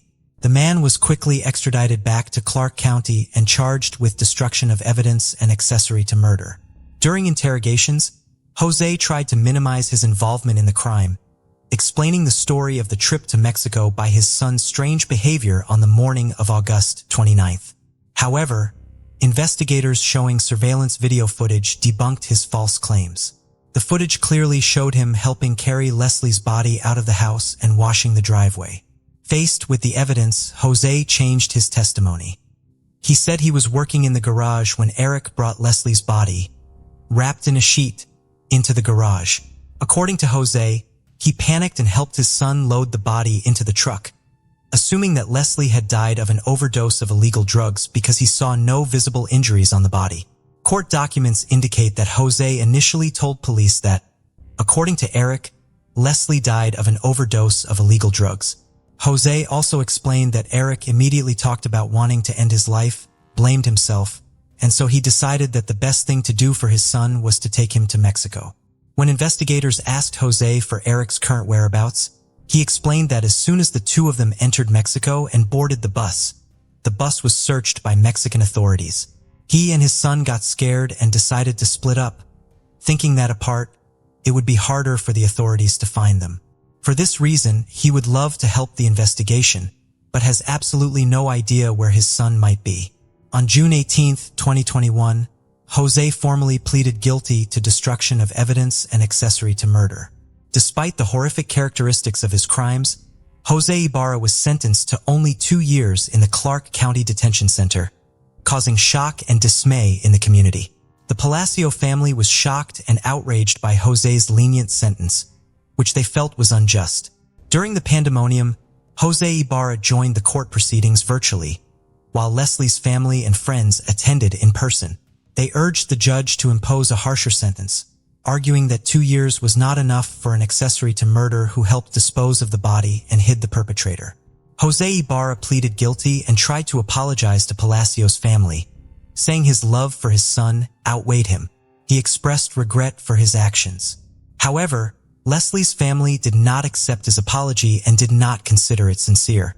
To date, Eric's whereabouts remain unknown, and he continues to live a free life in Mexico. Jose was released on April 28, 2022. Ophelia Markarian, attorney and representative of the Palacio family, commented as follows: "I am absolutely furious. This is simply unfair. Not only is the main suspect not in custody, now the one who was involved in covering up the murder is back in custody after serving 8 months 15 days. Over the past 3 years, the Palacio family has never gotten justice." Leslie's story highlights the flaws in the justice system and raises questions about fairness in dealing with serious crimes. The Palacio family is determined to fight to change the law in Neva because they believe that Weaver was involved in the murder should receive a longer prison sentence than 2 years. They hope that the perpetrator will be found and prosecuted in the United States, where he will be charged and given the punishment he deserves. Ophelia Markarian is directly reaching out to those who may know of Eric's whereabouts in Mexico. In every media interview, she calls for Palacio's family to be given a small measure of justice. Rick Hazelton grew up on May Street in Glens Falls, New York. In October 1986, at 23 years old, the aspiring musician decided to move to New York City. Many of his family relationships were strained, and most of his close childhood friends had either moved away or started families. Despite this, those who knew Rick were excited about his plans and looked forward to updates about his life in the city. However, after leaving Glens Falls, Rick never called or wrote to anyone back home. Concerned, his friends tried to track him down but couldn't locate him. Over the years, their search efforts intensified, yet no records of Rick's life surfaced after his departure. Eventually, several years after his disappearance, Rick's family had him declared legally dead. Brian Pynchon, Rick's best friend, was especially affected by his disappearance. The two had been inseparable, spending nearly every day together. To Brian, Rick was more than a friend, he was like a brother. Brian went on to become a police officer in Fort Edward, New York, and retired after 25 years of service. Over the years, he would lie awake at night thinking about Rick, haunted by the thought of never knowing what had happened to his childhood friend. He spent years working on the case in his spare time. He decided to dedicate the extra time his retirement freed up to further working on his investigation and learning what had become of Rick Hazelton. Brian looked up records and scoured databases of unidentified remains. He eventually got in contact with a detective in Nashville, Tennessee, when he found a sketch of a man he thought could have been Rick. It would be this relationship that would finally get Brian answers about what happened to Rick after he left Glens Falls. Rick did not die as his friends, family, and the courts believed. After trying to make it as a street performer in New York City, Rick had spent several months in Miami. While he was there, he saw an ad in a newspaper for cheap airfare and spent $80 on a ticket to Denver. From there, he hitchhiked to western Colorado, where he met the woman who would eventually become his wife. The couple had 2 children. In 2001, Rick and his family moved to Oregon to be closer to his wife's family. Rick never contacted anyone back in his hometown because he did not believe anyone would want him to. "I didn't think anybody really cared, so I just made my own life and did it," he would eventually tell reporters. He did not know how wrong he was or how many of his friends had looked for him over the years. He did not understand that his abrupt disappearance from his loved ones' lives would result in an investigation that would ultimately end in him being declared legally dead or the years of heartache it caused the people who loved him. That finally changed in August of 2019 when a missing persons case was opened in Nashville based on Brian's theory that Rick may have died there. Rick received a letter in the mail informing him that he was being investigated as a missing person. He at first thought the letter was a mistake, but then learned that there were still people back in Glens Falls who cared about him. Rick and Brian were able to exchange letters and then speak on the phone. Rick was able to save up enough money to travel back to New York State in November of 2019. He planned to spend several weeks with the various friends and family members he had not spoken with in 33 years and then celebrate Thanksgiving with them. On November 17th, he and a large group of childhood friends reunited at the playground where they all used to play together for a game of kickball. Brian Pynchon is very happy to have finally found his old friend and encourages others who are looking for a missing loved one to keep fighting for answers. "If you love somebody, don't ever give up on them," he said after his reunion with Rick. "If you don't have an answer, keep going until you can find out what actually happened." 21-year-old Riley Zickel, originally from California, was living in Portland, Oregon and attending Lewis and Clark College, where he was majoring in chemistry and minoring in music. He loved the outdoors and was an experienced hiker. On Wednesday, July 27, 2016, Riley told his family that he was planning to spend the day exploring the Mount Jefferson Wilderness area, southeast of Portland. He was going to camp there that night and then drive up to the Seattle area on the 28th to meet up with friends so that they could go on another hike. The last known sighting of Riley was on 27th when he stopped to talk with another hiker on his way into the wilderness. Marion County Sheriff's deputies found Riley's silver Mazda parked near a trailhead for the Pacific Crest Trail that went into the wilderness area on July 30th, the same day Riley's family reported him missing. They had become concerned when Riley had not showed up for plans he had made that day. The sheriff's office attempted to ping Riley's cell phone, but were unsuccessful and believed that Riley had turned it off. It does appear that Riley had his cell phone with him when he traveled to the area because the friends he had planned to meet near Seattle canceled their plans sometime after Riley talked to his family, and he told a friend that he would be extending his stay near Mount Jefferson. Given the unreliability of cell service in remote areas, it makes sense that Riley may have turned off his phone during his hike. Riley had 4 days' worth of food, a water filtration device, and camping equipment with him when he went to the wilderness area. So there was still hope that he was alive on July 31st when the formal search for him began. The search team initially consisted of 45 people, but more than 340 people would ultimately assist in the effort. Sheriff's deputies from 4 additional counties, the Army National Guard, the U.S. Forest Service, and the Civil Air Patrol all also contributed to the search, which covered more than 350 square miles. On August 1st, the sheriff's office received a potential clue. A hiker came forward with a photograph they had taken on July 29th. The photograph showed a man standing outside a tent at Sprague Lake. Riley's family believed it could have been him, and the tent was similar to the one Riley was believed to have taken with him. Unfortunately, 2 days later, a man came forward identifying himself as the individual in the picture, leaving investigators without what they had thought was a promising lead. The official search went on for more than a week, far longer than typical search efforts because Riley had the equipment and knowledge to survive outdoors.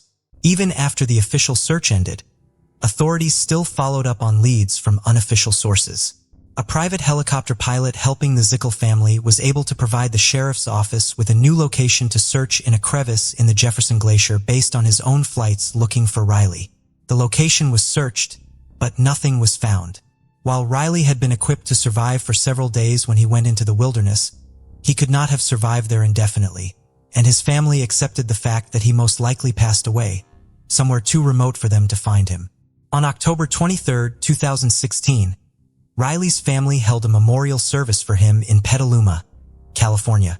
In 2017, the Riley Zickel Endowed Music Scholarship was established to help music students finance their education at Lewis and Clark. In August of 2019, a group of climbers contacted the Marion County Sheriff's Office informing them that they had seen human remains in a glacial area above Jefferson Park on Mount Jefferson. Based on the personal effects that were with the remains, they believed that they belonged to Riley Zickel. The area where Riley was found had been searched back in 2016. Riley's clothing and equipment blended in with the surroundings. However, the main reason the initial search did not help locate him was because of how dangerous the area was.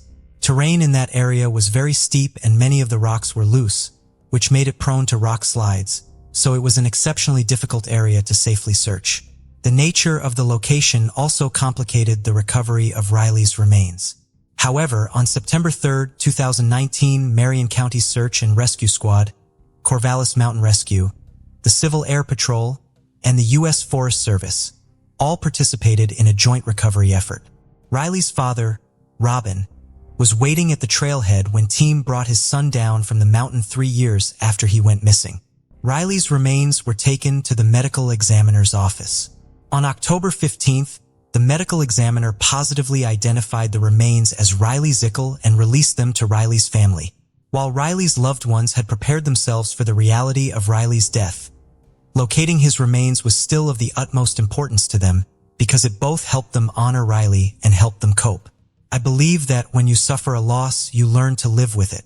You never get over it, but you learn to live with it, Robin Zickel told the Press-Democrat after his son was found. I was not able to learn to live with not knowing what happened. Hugh Turner was from Alberta, Canada, but he and his wife of more than 50 years, Joyce, spent the winter months at a home they owned in Mesa, Arizona. Even at 85 years of age, Hugh remained very active, working out 3 days a week, playing golf regularly, and taking daily walks around his neighborhood in the Red Mountain Ranch neighborhood in East Mesa. He left for one of these walks around noon on Christmas Eve of 2010. He never came home. A massive search was conducted to try to find Hugh. Hundreds of volunteers came out to assist members of law enforcement and area search and rescue groups in the effort to locate him. No sign of Hugh or any clues to his whereabouts were found during these searches. Hugh was mentally still very sharp, but his behavior on the morning of his disappearance may have indicated that he was beginning to have memory problems. That morning, he had attended a Christmas party and reportedly went up to a woman and asked her where he was.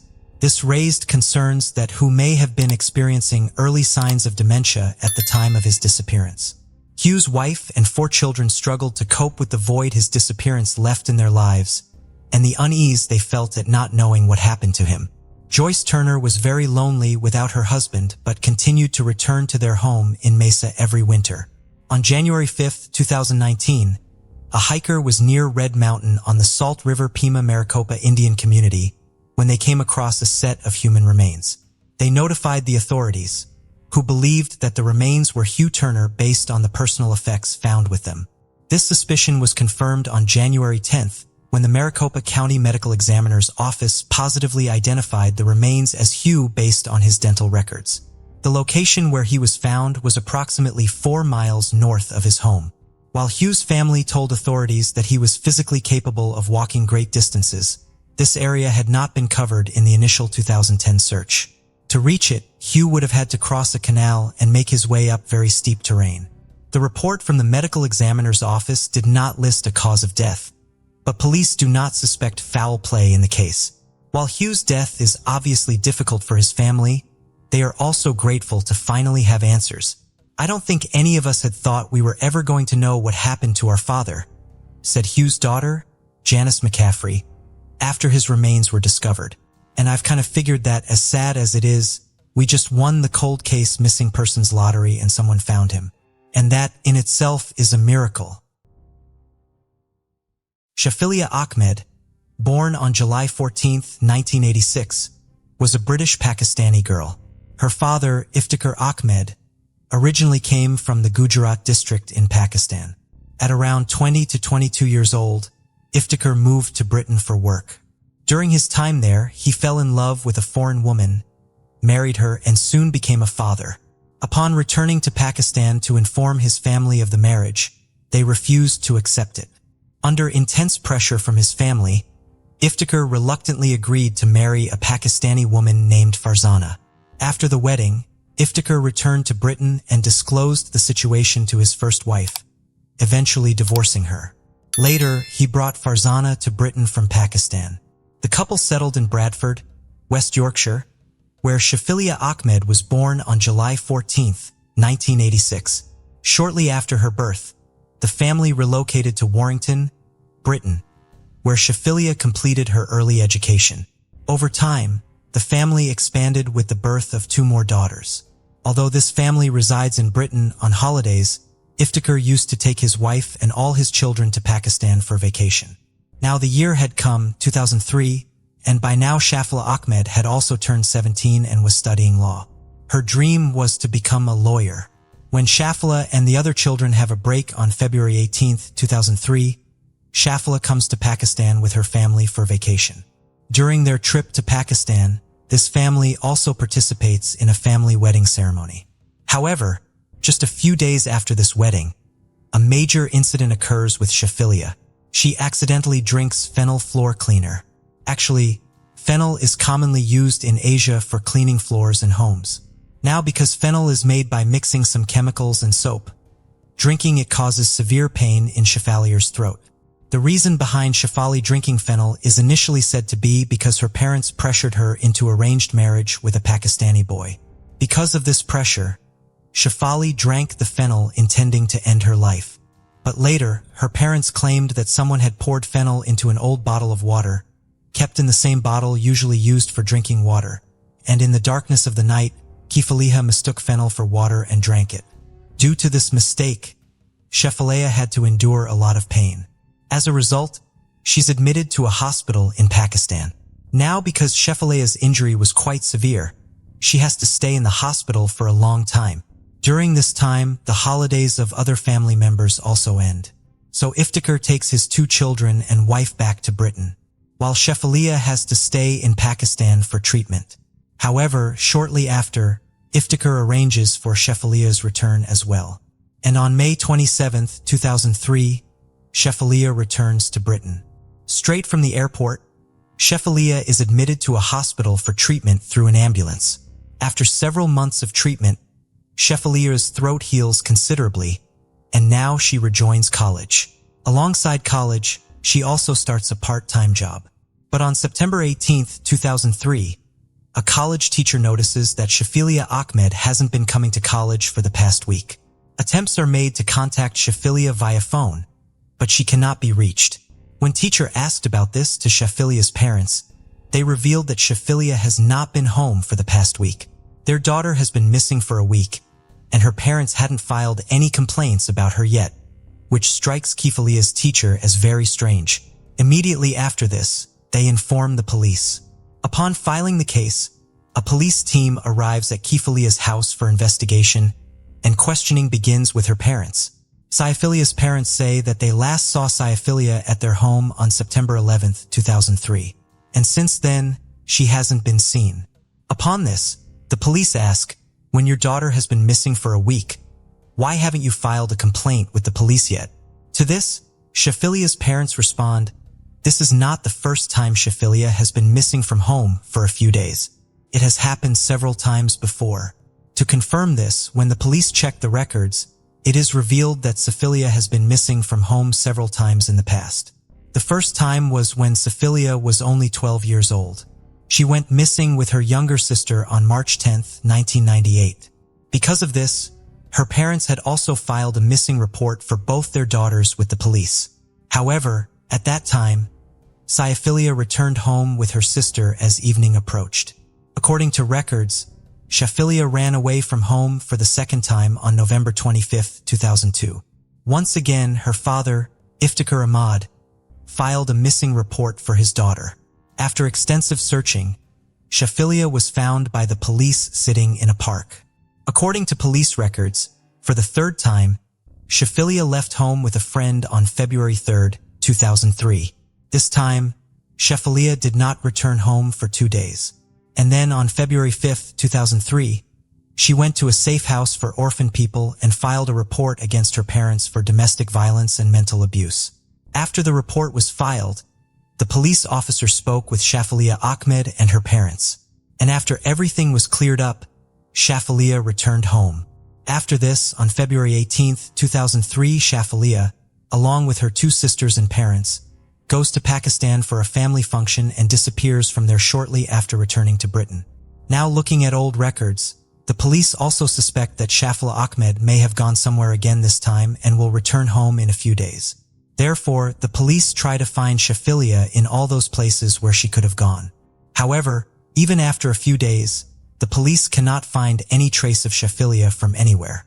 Considering Sheffilia's history of running away from home before, the police show a little laziness in the investigation this time. After this, some local media start making an issue out of the police's laziness. As a result, demand for a thorough search for Sheffilia increases at the local level. Due to the progress in the Sheffilia missing case, the police accelerate their investigation.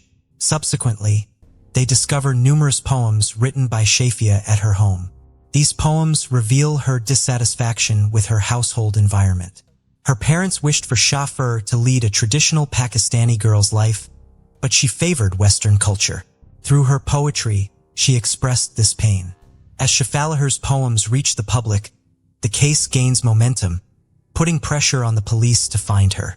Consequently, law enforcement intervenes, intensifying their search efforts in places Sheffilia could have visited. Eventually, CCTV footage confirms Sheffilia's identity as Smard.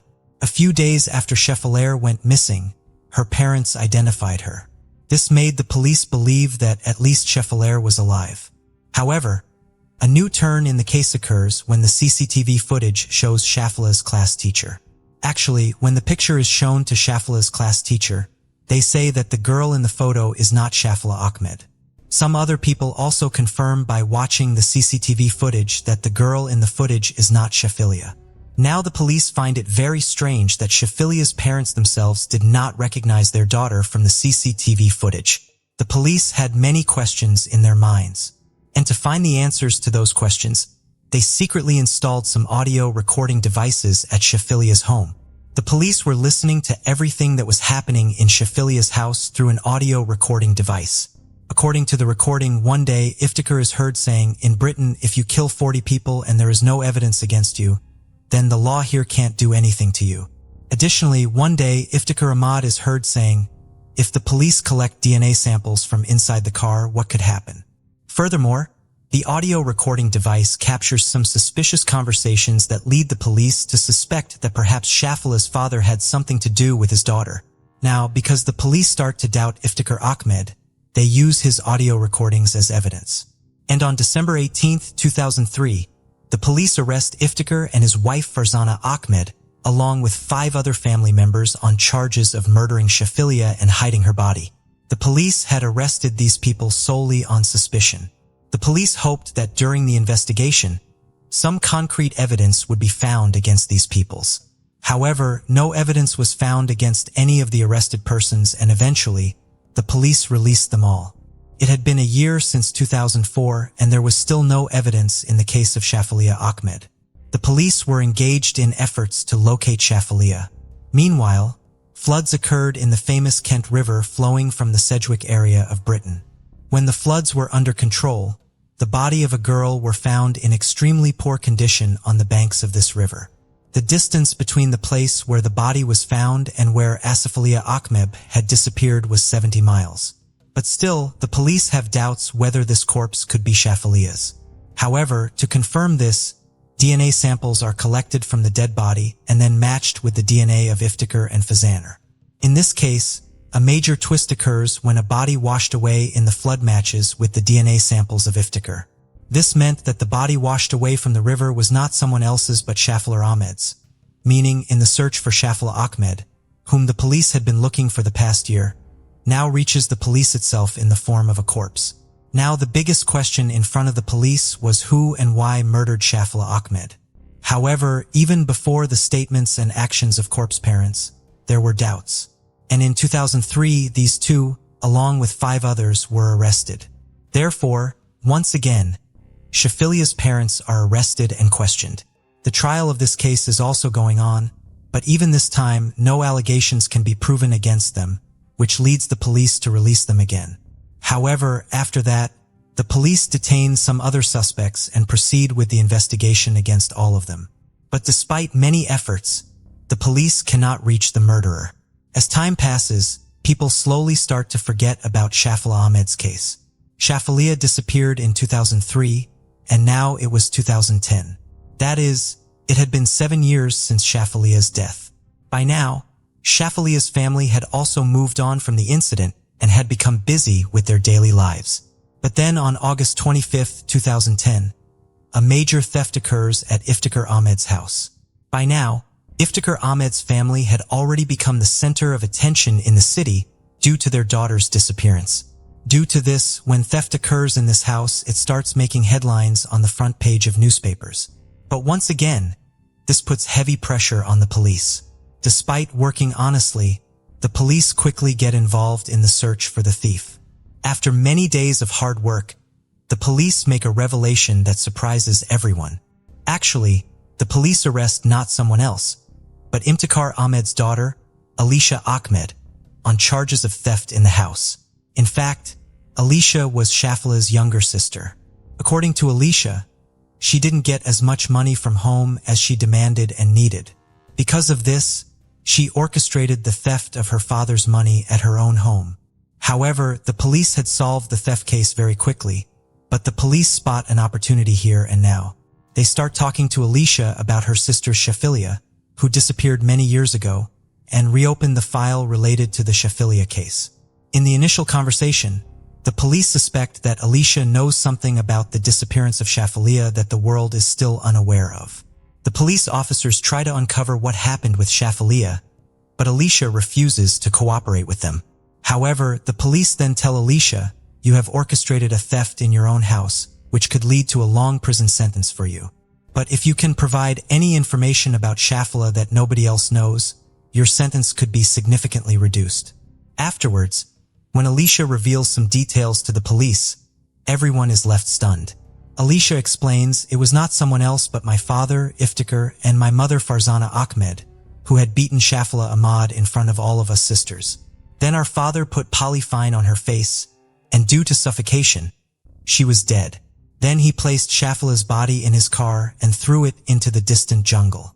However, due to the flood, the body drifted to the riverbank from the jungle."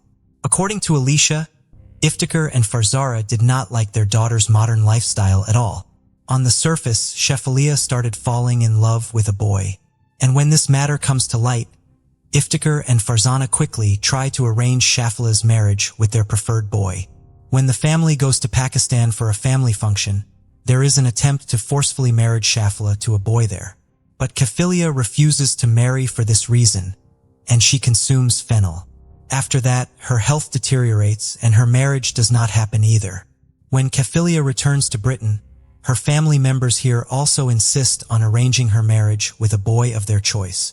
But when Shafilia repeatedly refuses this marriage, her father gets angry, and at first beats Shafilia in anger and then covers her face with a polythene bag, and then due to suffocation, Shafilia Ahmad dies here. But immediately after this disclosure, Alicia Ahmed becomes a government witness in the case. In exchange, she is assured a minimum sentence in the theft case. However, based on Alicia's statement on September 2, 2010, Farzala and Iftikhar are arrested, and then a case of their own daughter's murder is pursued against them. Both of them remain in jail for several months after the arrest. However, nearly a year later, on September 15, 2011, they are granted bail by the Manchester Crown Court. In the further investigation, the police gather some crucial evidence. And based on that evidence, the trial of this case begins in the Chester Crown Court on May 21, 2012. Initially, Farzana and Iftikhar continue to deny their involvement in their daughter's murder. But when Farzana begins to suspect that she is being framed for her own daughter's murder, she finally accepts in court on July 9, 2012 that Shafilia Ahmed's murder was not committed by anyone else, but by Iftikhar Ahmed himself. In her statement, Farzana also reveals that she tried to stop Iftikhar, but instead, Iftikhar beat and threatened her family, saying, "If any of you ever talk about this to anyone, your fate will be just like Shafilia's." Now, 2 witnesses had testified against Iftikhar Ahmed. Besides, the police who gather evidence also indicate that it was Iftikhar Ahmed who murdered Shafili's, then threw her body far into the jungle. However, a natural disaster struck that area, and with the floodwaters, Shafilia's body drifted and reached the riverbank on its own. After a lengthy trial in August 2012, Farzana and Iftikhar are found guilty of murdering their own daughter and disposing of her body after the murder. They are then sentenced to 25 years each. It is also proven in court that this was an honor killing. Following this verdict, every year on July 14th, Shafilia Ahmed's birthday, the National Day of Memory for Victims of Honor Killings, is observed in her memory. So with this, the case of Shafilia Ahmed comes to a close. However, perhaps nature also desired that Shafilia Ahmed receive justice and her killers be punished. Therefore, albeit late, Shafilia's parents, her murderers, are also sentenced. In 1995, Mark Winger, a nuclear power plant technician from Springfield, Illinois, committed a shocking crime. He murdered his wife, Donna, by beating her to death with a hammer. In an even more sinister twist, Mark framed another person for the murder, married his child's nanny soon after, and managed to evade justice for nearly 4 years. So, how did he get away with it? Hi, and welcome to Mysterious 7. I'm Michael. Today, I'll take you through a case full of jaw-dropping twists. In June 1995, life seemed picture-perfect for Mark and Donna Winger. The couple had been happily married for several years and had just adopted a newborn baby girl named Bailey. Donna, the eldest of 3 sisters, came from what was described as an extremely close-knit family. The Drescher family embraced Mark as one of their own. Mark was smart, Jewish, attractive, and fun, Donna's sister Jenny Levin shared with the media. Donna just felt like she had found her person. After tying the knot in 1989, Mark was offered a job opportunity, and the newlyweds relocated to Springfield, Illinois. We always joked that when one sister marries, the husband marries all 3 sisters, Levin recalled. We shared our lives with Mark. Donna was working as an operating room technician and Mark was a nuclear engineer. Donna couldn't have been happier. The only thing she would have liked to was to have a child, her stepfather Ira Drescher said. Donna's mother, Sarah Jane Drescher, said her daughter was overwhelmed when she learned that she could not get pregnant. But then one day while working at the hospital, a doctor told Donna that a teenager was looking to put her baby up for adoption. Adopting the child was an easy decision for her. She looked at me with tears when she said, "Michelle, I knew at the minute they put the baby into my arms. She has always been mine," Donna's sister Michelle Hansen said. The Wingers welcomed baby Bailey into their home on June 1st, 1995. Donna's family said the couple loved their new roles as parents. They seemed to have all the makings of a long and happy life together. Mark was just as excited to become a dad as Donna was to become a mom, Hansen said. Donna had met the woman who would eventually become her best friend, Diane Schultz, at the hospital. And with the arrival of Bailey, the two bonded over motherhood. But then everything turned dark. In August 1995, Donna took baby Bailey on a trip to Hollywood, Florida to visit Donna's family. Her mother had just dropped the 2 of them off at the airport and hired a driver to pick them up in St. Louis, Missouri and drive them back to Springfield. So after the visit, the 2 flew into St. Louis Airport and hopped in a cab driven by Roger Harrington with a 2-hour ride back to Springfield. During the course of the drive, Harrington reportedly began flirting with Donna and talking about drugs and orgies. Detective Charlie Cox, a police officer who investigated Donna's death, later said, "This gentleman started opening up to Donna about issues he was having. He had a voice in his head named Dom. Dom would tell him to do bad things. Recently, Dom was telling him to hurt people." After Donna safely arrived home with Bailey, she called the transit company to make a formal complaint about Harrington's behavior, and the driver was suspended. Cox later said that the driver started flirting with Donna, telling her he liked older women and even invited her to attend what he described as one of his sex parties. Donna had told her family that the ride was terrifying because he was driving erratically at 75 miles per hour.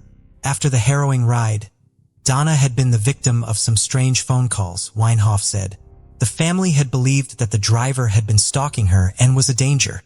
Donna called the limousine company to file a complaint and Harrington was suspended. Mark argued his wife to write down the story in case they might need it. Police later found the note describing Donna's harrowing ride in her handwriting at the crime scene. Donna also told Mark about the experience, and though he played a part of the supportive husband and helped her file the complaint, it turned out that he had ulterior motives for doing so. Just days later, Mark invited Harrington to their home, perhaps under the pretense of helping him get his job back.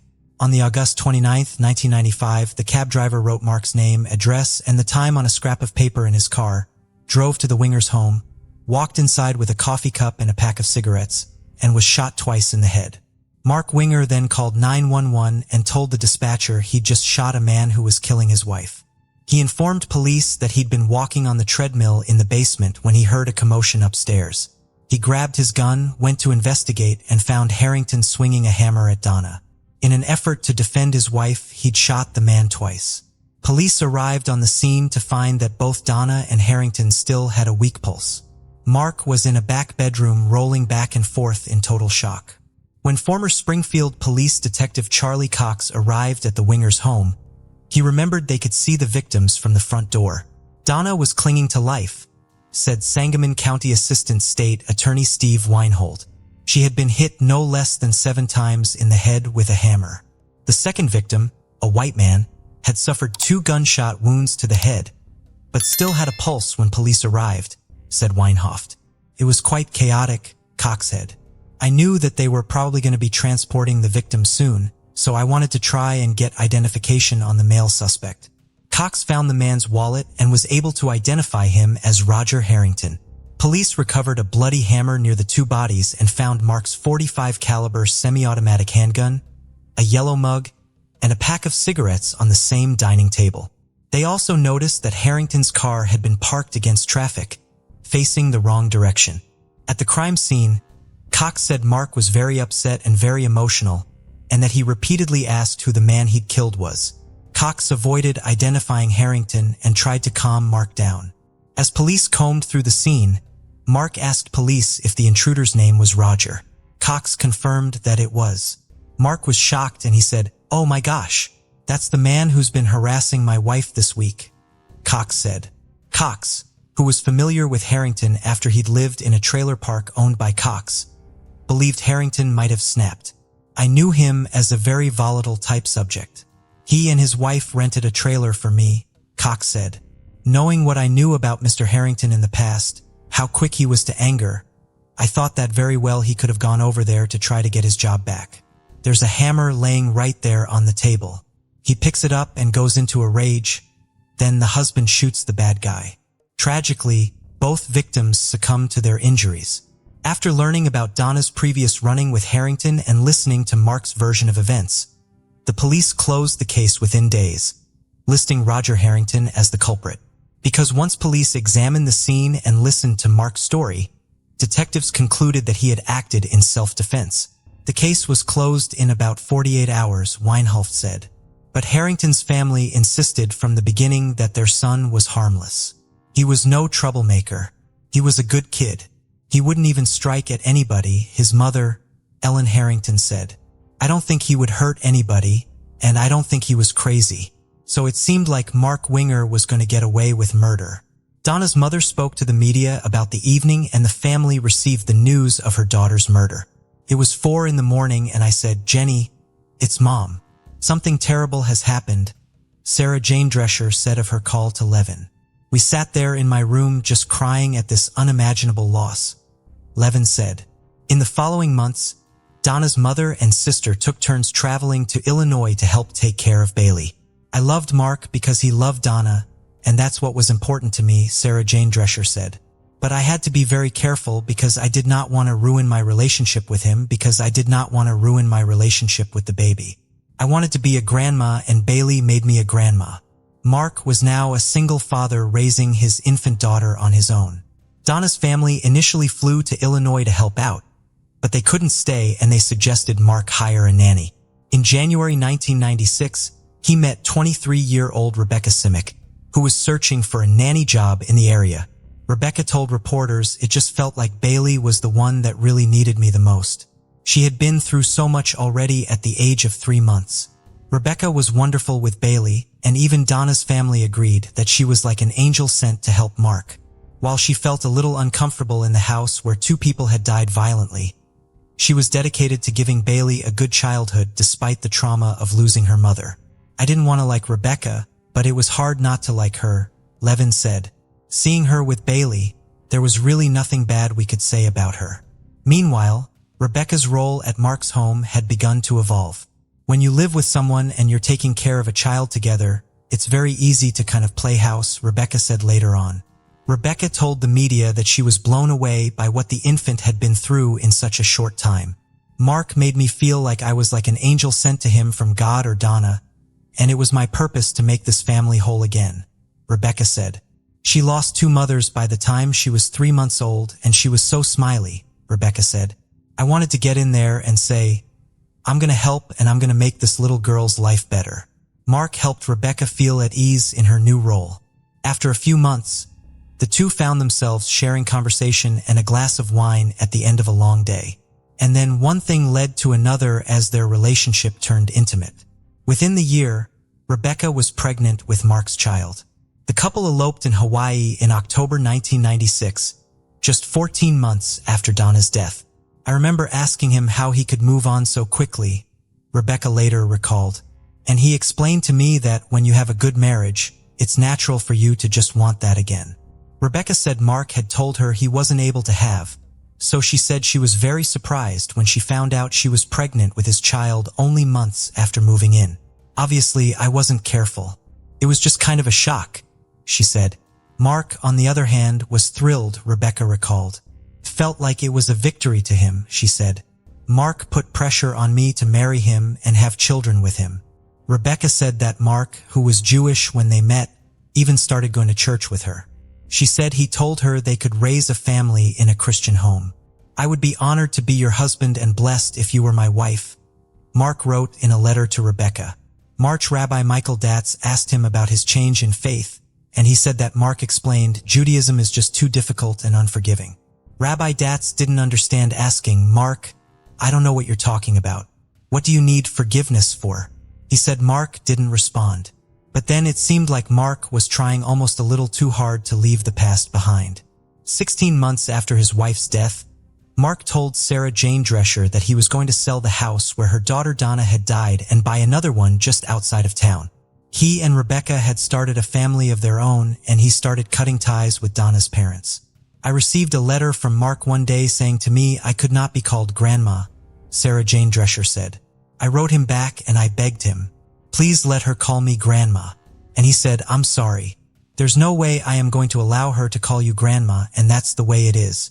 Sarah said she mourned that loss for a long time. Bailey Simic, now 25, told reporters that her grandmother and grandfather, Ira Drescher, would send a birthday card to her every year. "I always remember asking my mom, 'Who's Sarah Jane and Ira?' she said. My mom would always explain, like, 'Those are Donna's parents, and they just want to let you know that, like, they love you and that they remember you.'" Eventually, Mark sold the house where Donna had died and moved with his new wife to the suburbs outside of Springfield. Things seemed great on the surface. They had 3 children together, and Rebecca raised Bailey as her daughter. Though chaotic, their life seemed almost perfect. Mark was a loving partner and a very involved father. That would all change quite soon. One day in early 1999, when Mark was feeling ill, Rebecca took him to the emergency room in the hospital where Donna had worked before her death. There, they saw Donna's best friend and co-worker, Diane Schultz. She seemed upset to see Mark, and Rebecca remembered that Diane had acted strangely when she first came on Bailey's nanny, as if she were anxious to stay involved in Bailey's life. After they returned home, Mark commented that that may not be the last they heard from Dee, and he was right. In February 1999, Dee dropped a bombshell on the police, revealing that she and Mark had been having an affair before Donna's death. She said that at one point, he'd remarked to her that things would be the murders. The more they thought about what they'd once assumed was an open and shut case, the more questions they had. Why were there no signs of forced entry into the Winger home that August day? Why would Roger Harrington bring his cup of coffee and cigarettes into the house with him if he'd planned to attack Donna? And why would he use the Winger's hammer as a weapon when he had a tire iron and a knife in his car? At that point, investigators came upon 3 never-before-seen Polaroid photos taken the day of the murders. They'd been, with the evidence collected in a civil suit, Mark had filed against the transportation company that had employed Harrington. The position of the bodies in the photos showed that Mark's version of events were not possible. Mark Winger had stated that Roger Harrington was kneeling right next to Donna Winger's head, and he was beating her with a hammer, Weinhoft explained. He stated that he shot him and that the man fell backward so that his feet remained near Donna's head. In reality, the Polaroid photographs show the exact opposite. Blood spatter experts agreed. Cox later told the media, "I was ashamed of the way the investigation went. I heard Roger Harrington's family. I ran his name through hell for no reason. I mean, he was an innocent victim." It had become clear that Mark was the real murderer behind the scenes the whole time. Rebecca Simic was left to make sense of the tragedy. She had no idea what Mark was capable of, and afterward, she moved her 4 children out of Springfield to feel safer. While Mark had tried to keep Bailey away from Donna's to reporters about the horrific realization that Mark was a manipulative killer hiding behind the mask of a brilliant engineer and a kind, loving husband and father. In December 1999, more than 4 years after the murders, the Springfield State Journal-Register ran an article based on allegations in the civil lawsuit that Mark had arranged the murder himself and killed both his wife and Harrington. The allegations were based on a blood spatter expert hired by BART Transportation in the case after the arrest of their employee Harrington. Everything came to a head. It changed everything, Rebecca said of the article. I mean, it went from Mark as the hero who was defending his wife, this noble stand-up guy that every man wanted to pat on the back, to a manipulative, deviant murderer. As the detectives continued their reinvestigation, they learned that Harrington's roommate, Susan Collins, had initially told police that someone asked to meet with Harrington on the day of the murders, and that she had seen Harrington on the phone arranging that meeting. Inside Harrington's car, they found a note written on a bank deposit slip with Mark's name, his address, and the time to be there. Roger Harrington was not an intruder, but rather he was lured into that home by Mark Winger, Weinhoff said. Deanne Skelta's cooperation with police and evidence that raised questions about Mark's story prompted the voluntary dismissal of the civil suit against BART Transportation. "I didn't see it coming," Rebecca said. "I didn't know that this whole investigation was brewing. I never thought the whole time that they thought my husband was a diabolical murderer." A warrant was issued for Mark's arrest, and he was taken into custody while at work.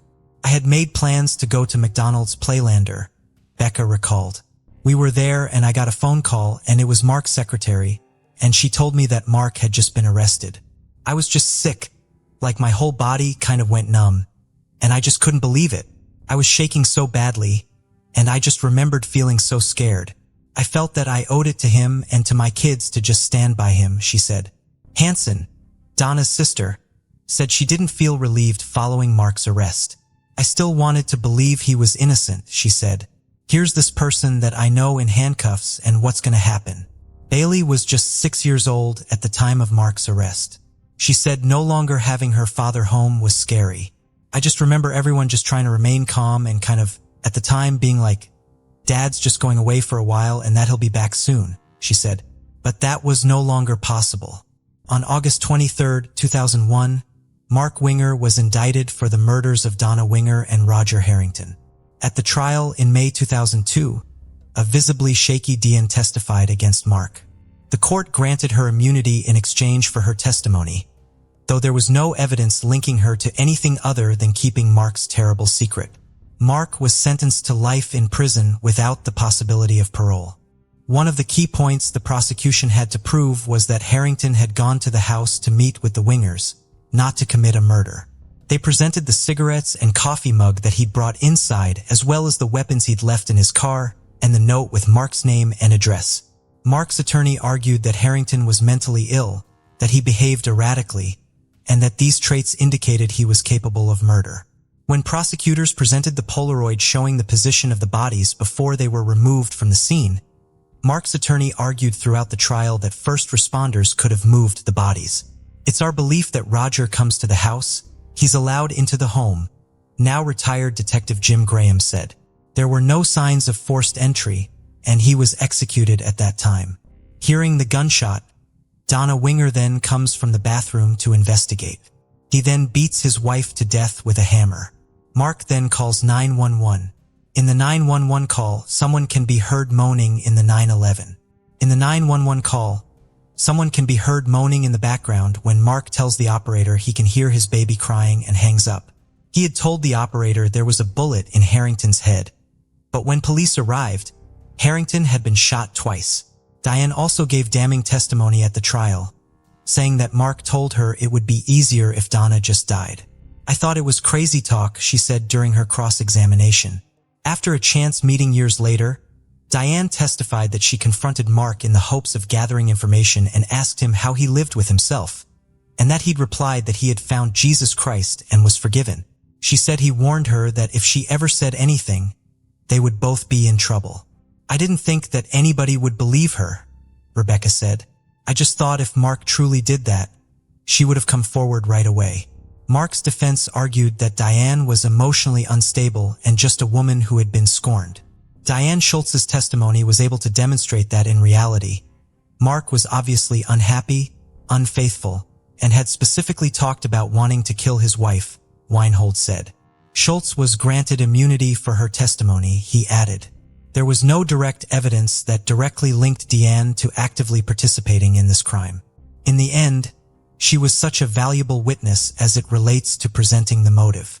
After a trial that lasted 3 weeks, the jury found Mark Winger guilty of 2 counts of first-degree murder. Rebecca said she believed he would be going home with them. After the verdict, she said the words guilty rang through her head and that she wanted the earth to open up and swallow me. Sarah Jane Drescher and her daughters, Donna's sisters, were with her when they heard the verdict. The 3 of us just embraced and cried, she said. And the story gets even more twisted, because 4 years later, Mark was also sentenced to an additional 35 years in prison when he tried to hire a hitman to kill Diane for testifying against him. He even attempted to put out a hit against a childhood friend who had refused to pay his bail. Helen Harrington was relieved and grateful that her son had been vindicated of Donna's murder. We knew that Roger was innocent and it finally got proven, she said. He was branded a murderer at the time, but then all this came to an end.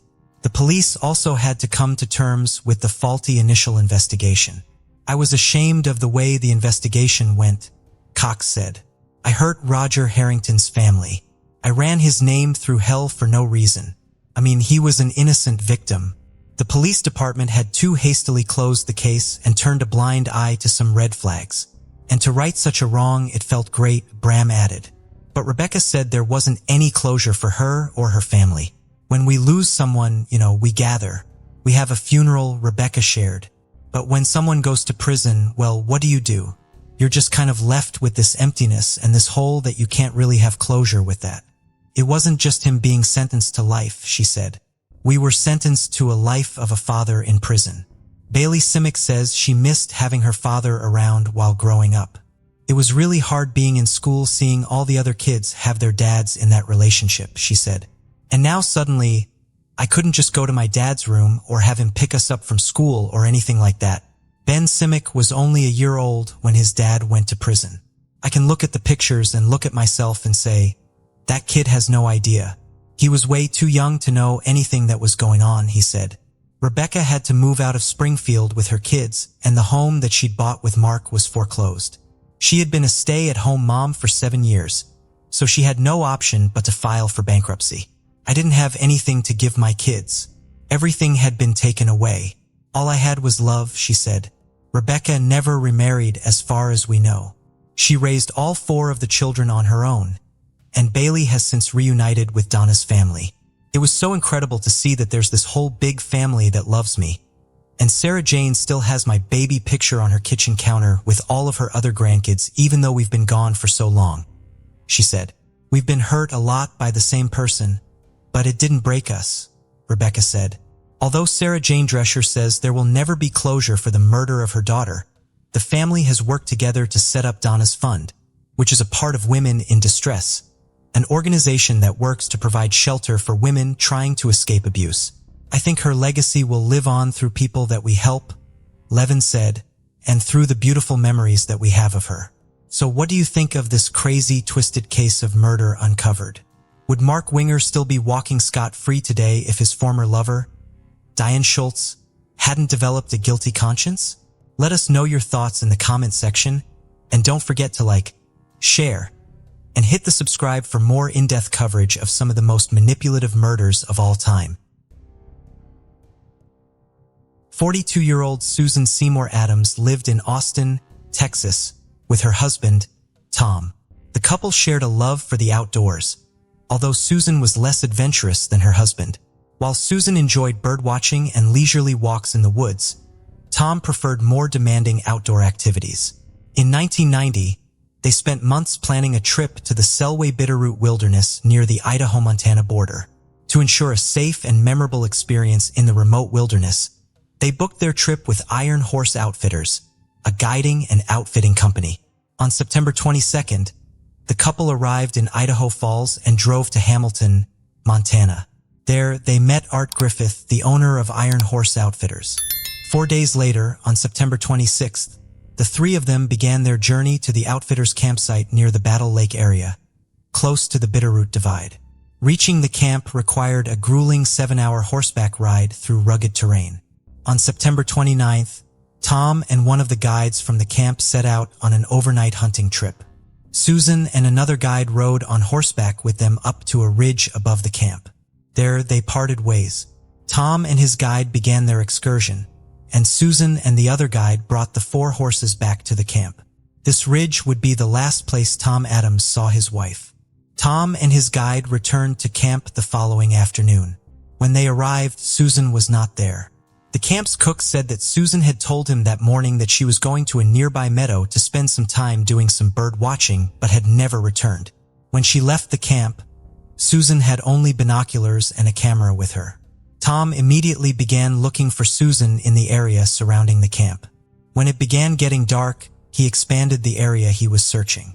He finally found some of her tracks on a trail.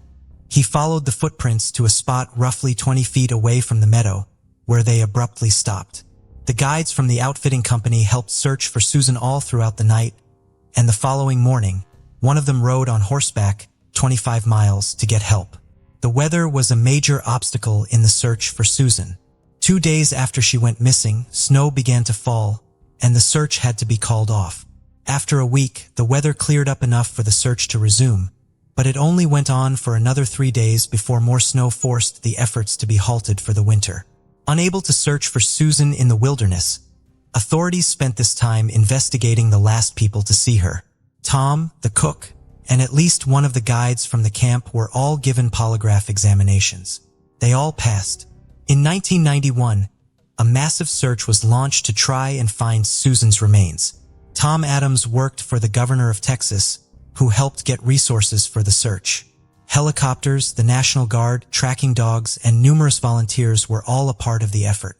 Members of the search teams covered acres and acres of territory, walking almost shoulder to shoulder in an effort to make sure they did not miss any potential clues.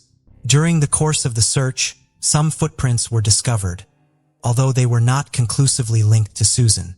The tracks appeared to be from someone who was injured, with their left foot angled out to an unusual degree, indicating that it was fractured or sprained. No other sign of Susan was found, either in 1991 or since.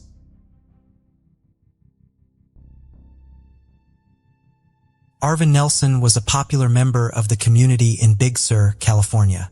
The 55-year-old was a longtime server at the Big Sur River Inn. His sweet and outgoing personality made him known to almost all of the town's local residents. Arvin was also an avid outdoorsman who was very familiar with most of the terrain in the area. On August 6, 2014, he decided to begin a backpacking trip through an area he had not previously hiked. He had a friend drop him off at the China Camp trailhead in the Los Padres National Forest. He planned to spend a week hiking the eastern side of the Ventana Wilderness, passing through Sykes Hot Springs on his way back to Big Sur. The area was very remote, but Arvin packed enough food and equipment to help him survive in the wilderness for that extended period of time. Arvin made sure that people knew about his plans and that he expected to return home by August 14th. He left instructions with a friend to notify authorities if he did not arrive back in Big Sur when planned. August 14th came and went with no sign of Arvin. On August 16th, he was reported missing. The subsequent investigation discovered that the last known people to see Arvin were Jack English and his son Dennis. They had an isolated cabin in the Pine Valley area of the Ventana Wilderness. Arvin had approached their cabin on August 6th, the day he entered the wilderness, having discovered the cabin by following the sound of Dennis playing guitar. The three of them struck up a conversation and spent the following 2 days playing music and hiking around the area. When Jack and Dennis left the area by helicopter on August 8th, Arvin told them that he was going to remain in the area until the morning of 10th, when he would continue on his planned hike. A massive search effort was launched by the local sheriff's department to look for Arvin. The National Guard, the U.S. Forest Service, the California Highway Patrol, and the Coast Guard all aided in the effort. 3 helicopters and 1 small airplane conducted an aerial search. Dozens of volunteers turned out each day for the ground search, and search and rescue teams from 4 different counties all helped look for Arvin. Typically, this kind of search would only be conducted for 5 to 7 days. However, since Arvin had the skills and the supplies needed to survive in the wilderness, the search continued on beyond this window, even without it producing any clues. The final ground search was conducted on the 9th day of the effort. The aerial search continued on for a few days before wrapping up. No sign of Arvin or his belongings has ever been found. Connie Johnson had decades of experience working in the wilderness. She had worked as a U.S. Forest Service wilderness ranger at the Moose Creek Ranger Station in the Nez Perce Clearwater National forests. She had also been a member of the Selway Bitterroot Foundation, leading tours of the Idaho backcountry. Even at 76 years old, she maintained an active lifestyle in a remote area. In 2018, she was working as a camp cook for Ritchie Outfitters. The company's camp was in the Fog Mountain area near Big Rock in a remote part of the national forest that could only be reached on foot or by horseback. On October 2nd, a group of hunters left the camp to go out deeper into the wilderness to hunt. The following day, they were in contact with Connie over their radios. However, they could not make out what Connie was saying. When they arrived back at camp on October 5th, Connie and her beloved border collie Ace were gone. Several teams of tracking dogs were brought in to search for Connie, and the U.S. Air Force, the Idaho National Guard, and the Clearwater County Backcountry Rescue Team all contributed aircraft for the aerial search. Members of the search teams combed the area on foot and on horseback. None of these efforts located Connie or Ace, and the official search was eventually called off on October 14th. On October 23rd, an area pilot spotted a dog at the Moose Creek Ranger Station airstrip, 15 miles from where Connie was last seen. It was Ace. After he was fed, he was examined by a vet and found to be in good health. He had lost weight during the time he had been missing, but was otherwise perfectly fine. Once Ace was cared for, Connie's family worked with a non-profit search dog organization out of Montana to transport him back to the search area in hopes that he would lead them to Connie. The effort was unsuccessful. Connie's disappearance remains unsolved. 28-year-old David Morrison was originally from Fresno, California, but was living in San Francisco and working as a chef there in 1998. That Memorial Day weekend, David and a group of his friends decided to visit Yosemite National Park. On the morning of Memorial Day, May 25th, David decided to hike up to Yosemite's famous Half Dome.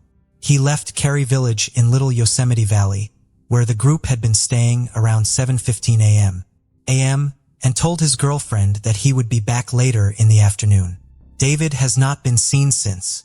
David was an experienced hiker, but he had essentially no equipment with him on this particular excursion, carrying only a belt bag around his waist. He left for his hike wearing layers, but the thickest of them was a sweatshirt, which would have provided little protection against the snow that fell that night. Another 4 inches of snow would fall later in the week.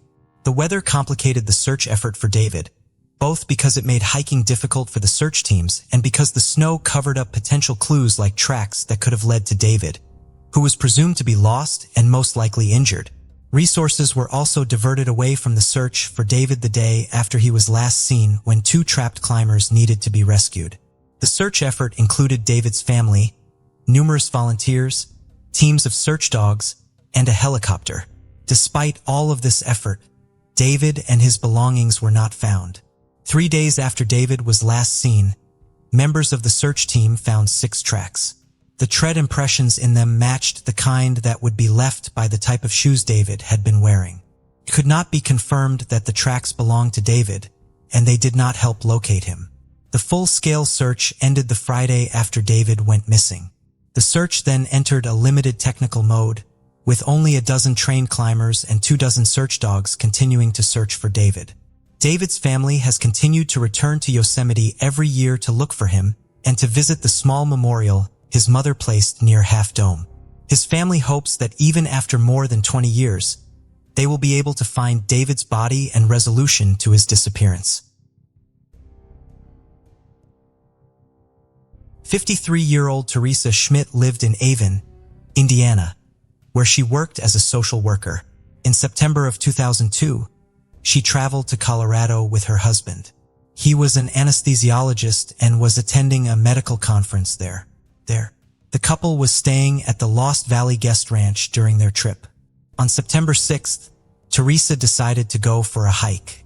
She left her room at the ranch with 2 water bottles and a jacket in her backpack. She was seen hiking along a trail that led to an overlook on the east side of the ranch's property around 3 p.m. that afternoon. She was never seen again after that.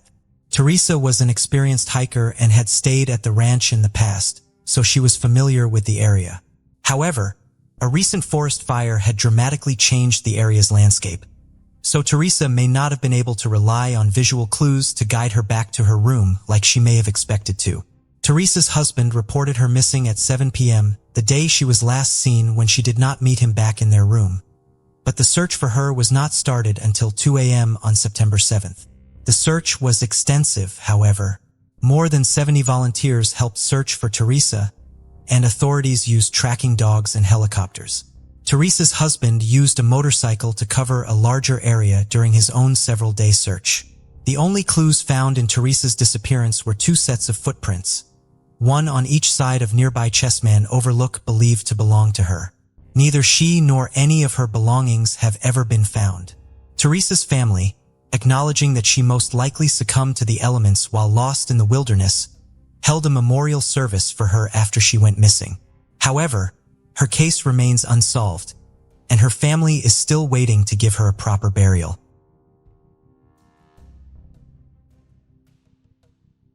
In the quiet, seemingly mundane corners of life often lie the most extraordinary and harrowing tales.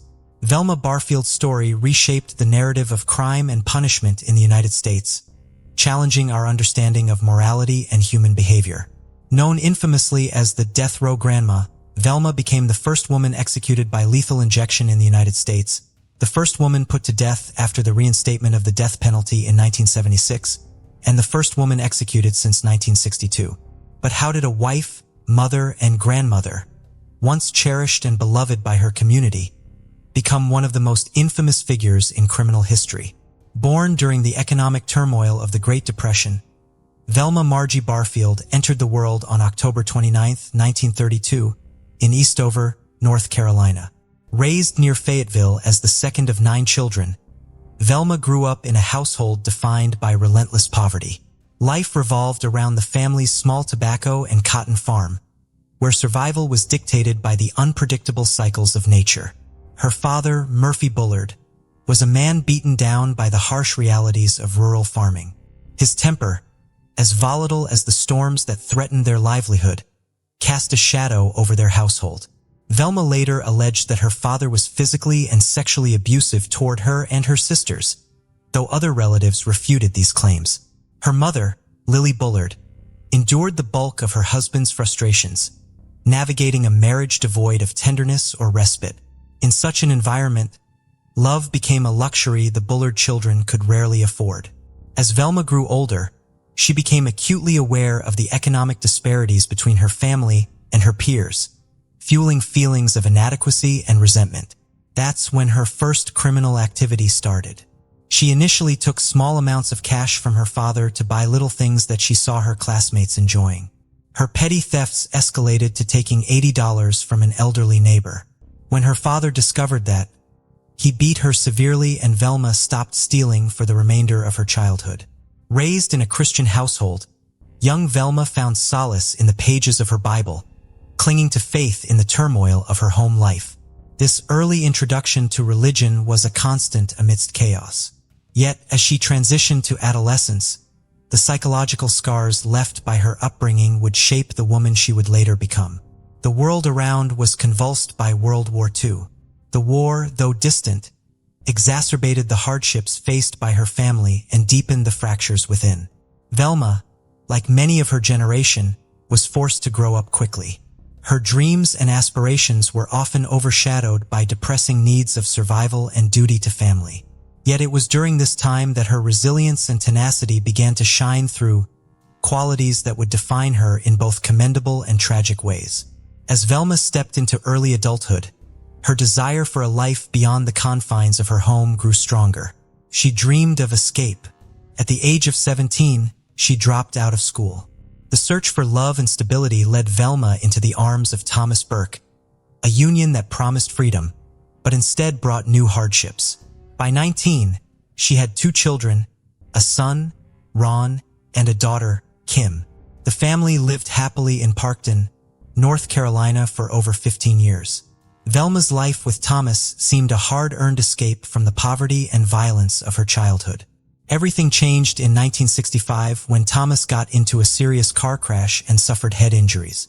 To cope with the intense pain and headaches caused by his injuries, he became a heavy drinker and drug user. His struggle with alcohol mirrored the demons of Velma's father, reigniting the traumas of her past. The cycle of abuse and neglect she vowed never to repeat began to encroach upon her own family.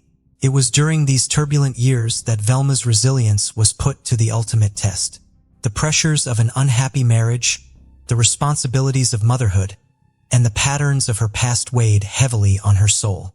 Velma started a job at a textile factory but soon had to quit due to health problems. She underwent an urgent hysterectomy, which left her feeling insecure about her femininity. After the surgery, she suffered from debilitating back pain and turned to prescription drugs. What began as a means to cope soon spiraled into addiction that eroded her judgment and set the stage for the tragedies to come. Her journey was not a plunge, but a gradual descent, each step marked by an increasing desperation to maintain the illusion of control. On April 4, 1969, Velma had a fierce argument with her husband. Later that day, when she and the children were away, the house caught fire. Thomas, who remained inside, died from smoke inhalation, and the house was burned to the ground. Velma and the kids moved in with her parents. A few months after her husband's death, Velma started dating a widower, Jennings Barfield.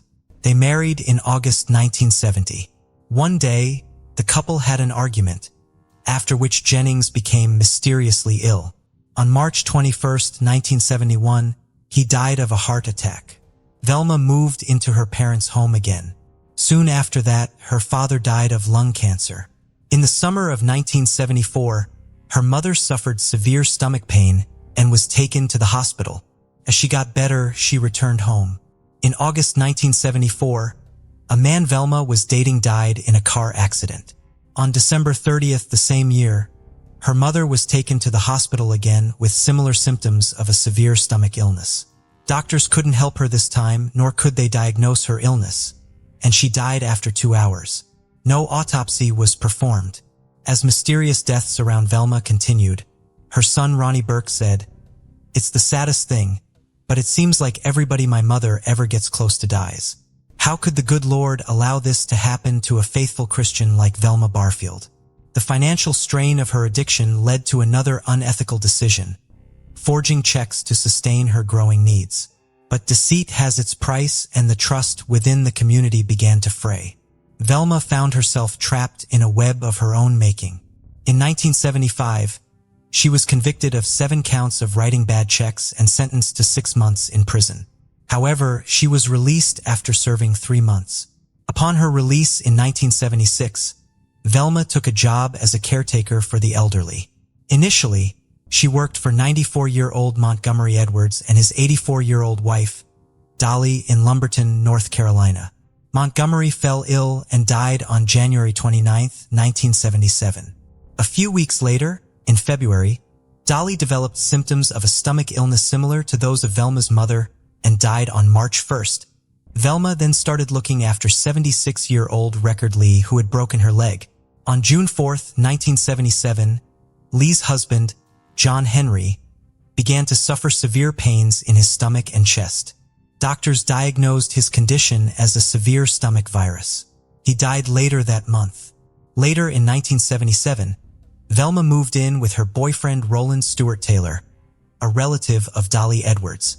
He was a widower and tobacco farmer.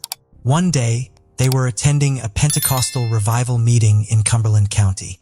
Suddenly, Stewart complained of severe stomach pain. He was taken to the hospital where he died after a few days. The search for truth begins in the quietest of ways. A question, a doubt, a pressing need for answers. Suspicion grew in the hearts of those who had watched Stewart's health decline under mysterious circumstances.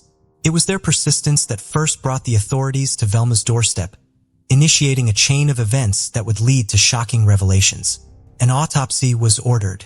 The investigation into Stewart Taylor's death was methodical. Each test, each interview, each piece of evidence added another layer of suspicion around Velma. In the world of criminal investigations, breakthroughs often come with a faint clue, a moment of intuition, a connection previously unseen for the team pursuing justice for Stewart Taylor and the other victims. It came in the form of forensic evidence. Arsenic became the linchpin in unraveling the mystery, traces of which were found in Stewart's system. Before the autopsy results were declared, Lumberton police received an anonymous phone call reportedly from Velma's sister, who said that Velma had poisoned Taylor and others. Subsequently, Velma was arrested on charges of murdering Stewart Taylor. After her arrest, the body of Jennings Barfield was exhumed, and traces of arsenic were found. The unraveling of Velma's carefully constructed lies began. The art of interrogation is delicate, a push and pull between investigator and suspect, each question a probe into the darkest corners of the human heart. For Velma, the questions posed by her interrogators mirrored the ones she had long avoided within herself. It was in this room, under the weight of evidence and the scrutiny of the law, that the wall she had built to separate her actions from her conscience could no longer hold as the truth clawed its way to the surface. In search of solace, Velma turned to a spiritual advisor. It was in this desperate hope for redemption that she found the strength to confront her past. For her, the path to confession was a journey back to her soul. With a voice tinged with regret, Velma began to speak. A torrent of truths long dammed by fear, shame, and denial flowed forth. Her confession became a source of deep, lasting pain for her own family, who were unwittingly caught in her web of deceit.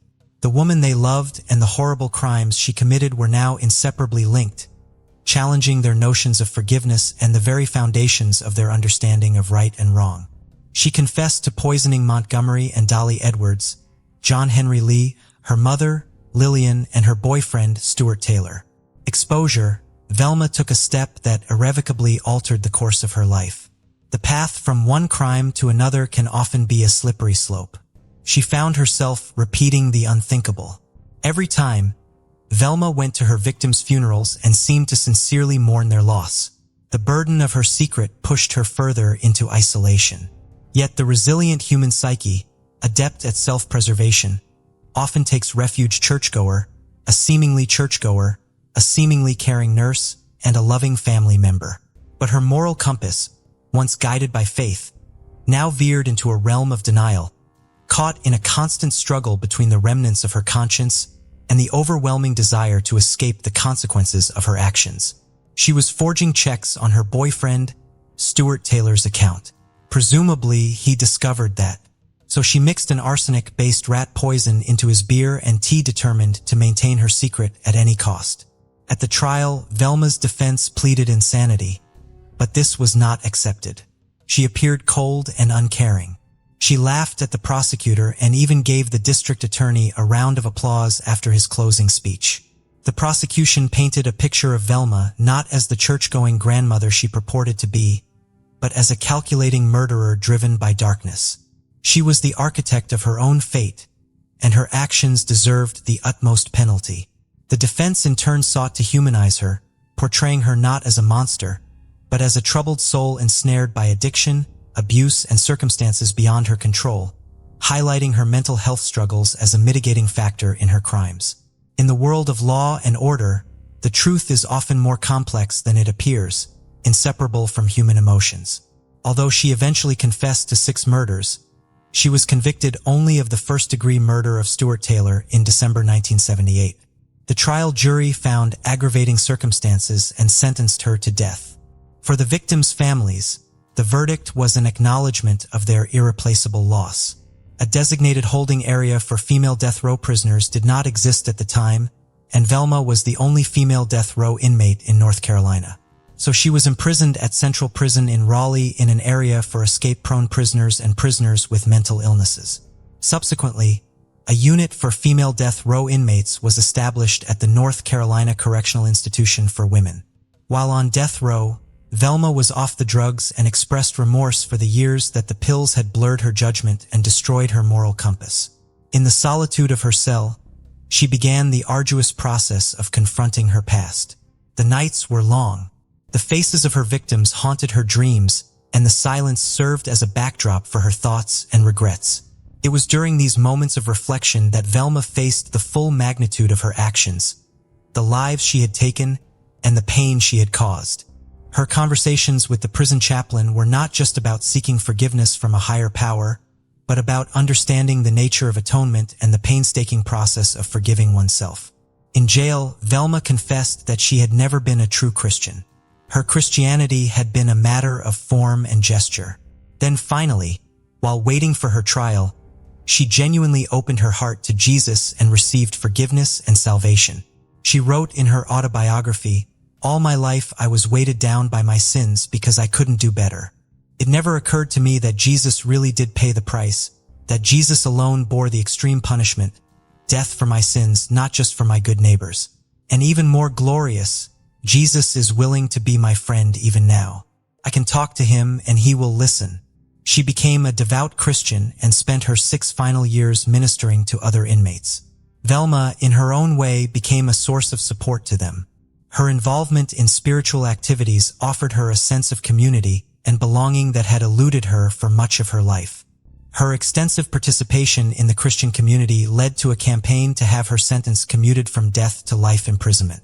She wrote letters to Governor Jim Hunt telling him that her born-again Christian faith should be considered as a mitigating factor. She received support from many Christians across the United States, including evangelists Billy and Ruth Graham. Ruth kept in touch with Velma by mail. Her victims' families, however, considered Velma's conversion a fraud and a ploy to save her life. To them, she was a woman who had killed their loved ones. Velma remained a loving mother and a caring grandmother. She enjoyed family visits every weekend and spent time with her children and grandchildren. Her new attorney, Richard Burr, said about her, "The person I saw was kind, sensitive, and loving. There was no hidden agenda with Velma. Whenever you were with her, she was who she was. From what I understand, that's how she lived her life in prison. So from the very beginning, I believed that when she committed those crimes, it was not the Velma Barfield mentally and emotionally that I was seeing and getting to know." Burr believed that Velma's pretrial evaluations were inadequate, so he turned to psychiatrist Selwyn Rose. Dr. Rose evaluated Velma in 1980 and testified in the state court. He said that she suffered from 3 disorders, a multiple prescription drug abuse disorder, an underlying personality disorder, and depression. However, Dr. Rose never felt as if he had put together a complete picture of Velma. As Burr had no license to practice in North Carolina, he now assisted Velma's new lawyer, Jimmy Little. As time was running out, Velma's son Ronnie Burke asked her if she had killed his father. She replied, "I'm sure I probably did." She couldn't remember clearly, but she believed that she had left a cigarette or a match in the bed and then closed the door, leaving her drunk husband to sleep in their burning house. She also admitted to the pastor who helped her right woman on death row that she had murdered Jennings Barfield. Velma said she was glad that this was finally over because she was afraid that she was going to poison her grandchildren. She didn't know why she did it, but she did it, and it was not something she could stop. North Carolina's governor refused Velma's request for clemency and said that her victims had been literally tortured to death. Additionally, an appeal was made based on testimony from a psychiatry professor who asserted that she suffered from dissociative identity disorder. Professor Dorothy Lewis, professor of psychiatry at New York University School of Medicine and an expert in violent behavior, picked up patterns of manic episodes in Velma's earlier life associated with the development of a manic depressive disorder. She said she had talked to Velma's other personality, Billy, who told her Velma had been a victim of sexual abuse and that he, Billy, had killed her abusers. The judge responded to this by saying, "One of them did it. I don't care which one." Velma's final appeal was filed on October 30th, 1984 in the North Carolina Supreme Court based on her being incompetent at her original trial due to her drug addiction. This appeal was denied in federal court. She told her attorney, Jimmy Little, to drop all appeals the day before she was executed, explaining that she wanted to die with as much dignity as the state of North Carolina will allow. Her last hours were spent in reflection and prayer, seeking comfort in her faith. As she was preparing for death, the famous Pastor Billy Graham told her over the phone, "Velma, in a way I envy you because you're going to get to heaven before I do." Velma was executed on November 2nd, 1984 at Central Prison in Raleigh. She released a statement before her execution. "I want to say that I am sorry for all the hurt that I have caused. I know that everybody has gone through a lot of pain, all the families connected, and I am sorry, and I want to thank everybody who has been supporting me all these 6 years. I want to thank my family for standing with me through all this and my attorneys and all the support to me, everybody, the people with the prison department. I appreciate everything, their kindness, and everything that they have shown me during these 6 years." As her last meal, she chose a bag of cheese doodles and a Coca-Cola. She received final visits from her family members and friends. She wasn't scared and told one of them, "When I go into that gas chamber at 2 a.m., it's my gateway to heaven." She was wearing pink pajamas for the execution. A stethoscope and heart monitor were taped to her chest.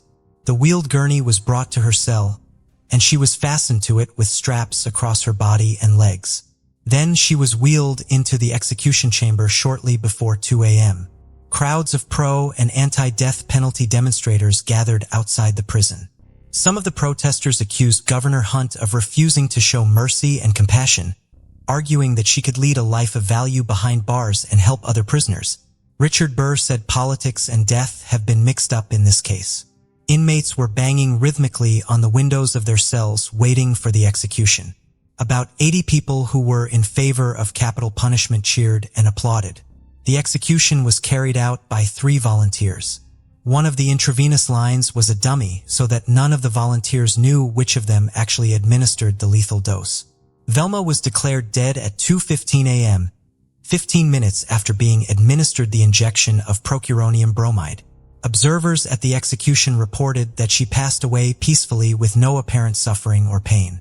About 300 opponents of the death penalty stood in silent vigil, carrying candles that were extinguished as the moment of the execution passed. At 2:25 a.m., Velma's body was taken to a medical school by an ambulance. She had requested that her organs be used for transplantation.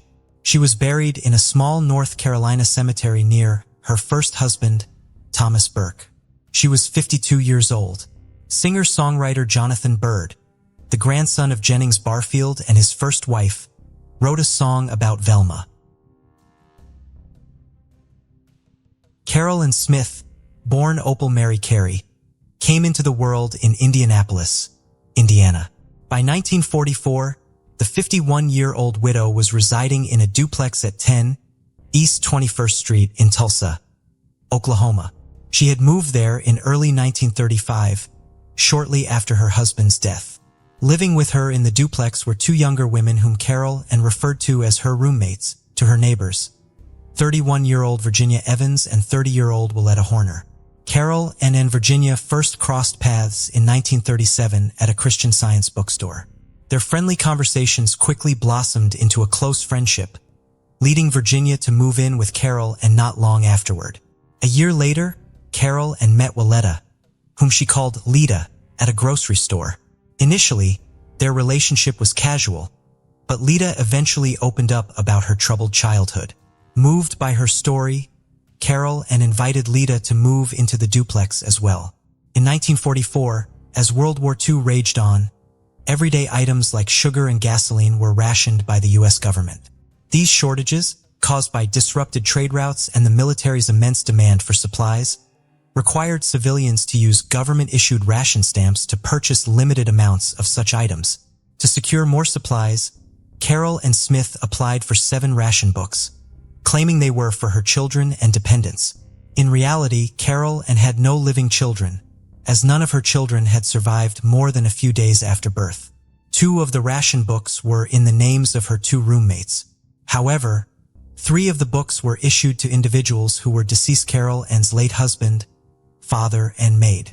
Another one of the books was issued to Carol's 11-year-old nephew, Bobby, who Carol claimed was living with her. The final ration book was issued in the name of Carol's bulldog, Bon Bon. The numerous ration books Carol acquired raised suspicion with the ration board, who asked the Tulsa Police Department to investigate her for fraud. As a part of their investigation, police began interviewing Carol's neighbors, almost all of whom had bizarre tales to tell about 10 East 21st Street and its inhabitants. The neighbors reported hearing bizarre growls and screams coming from the home, and a witness saw the 3 women who lived there burying something behind the house at midnight one night. Based on these statements, the police were able to obtain a warrant to search the home.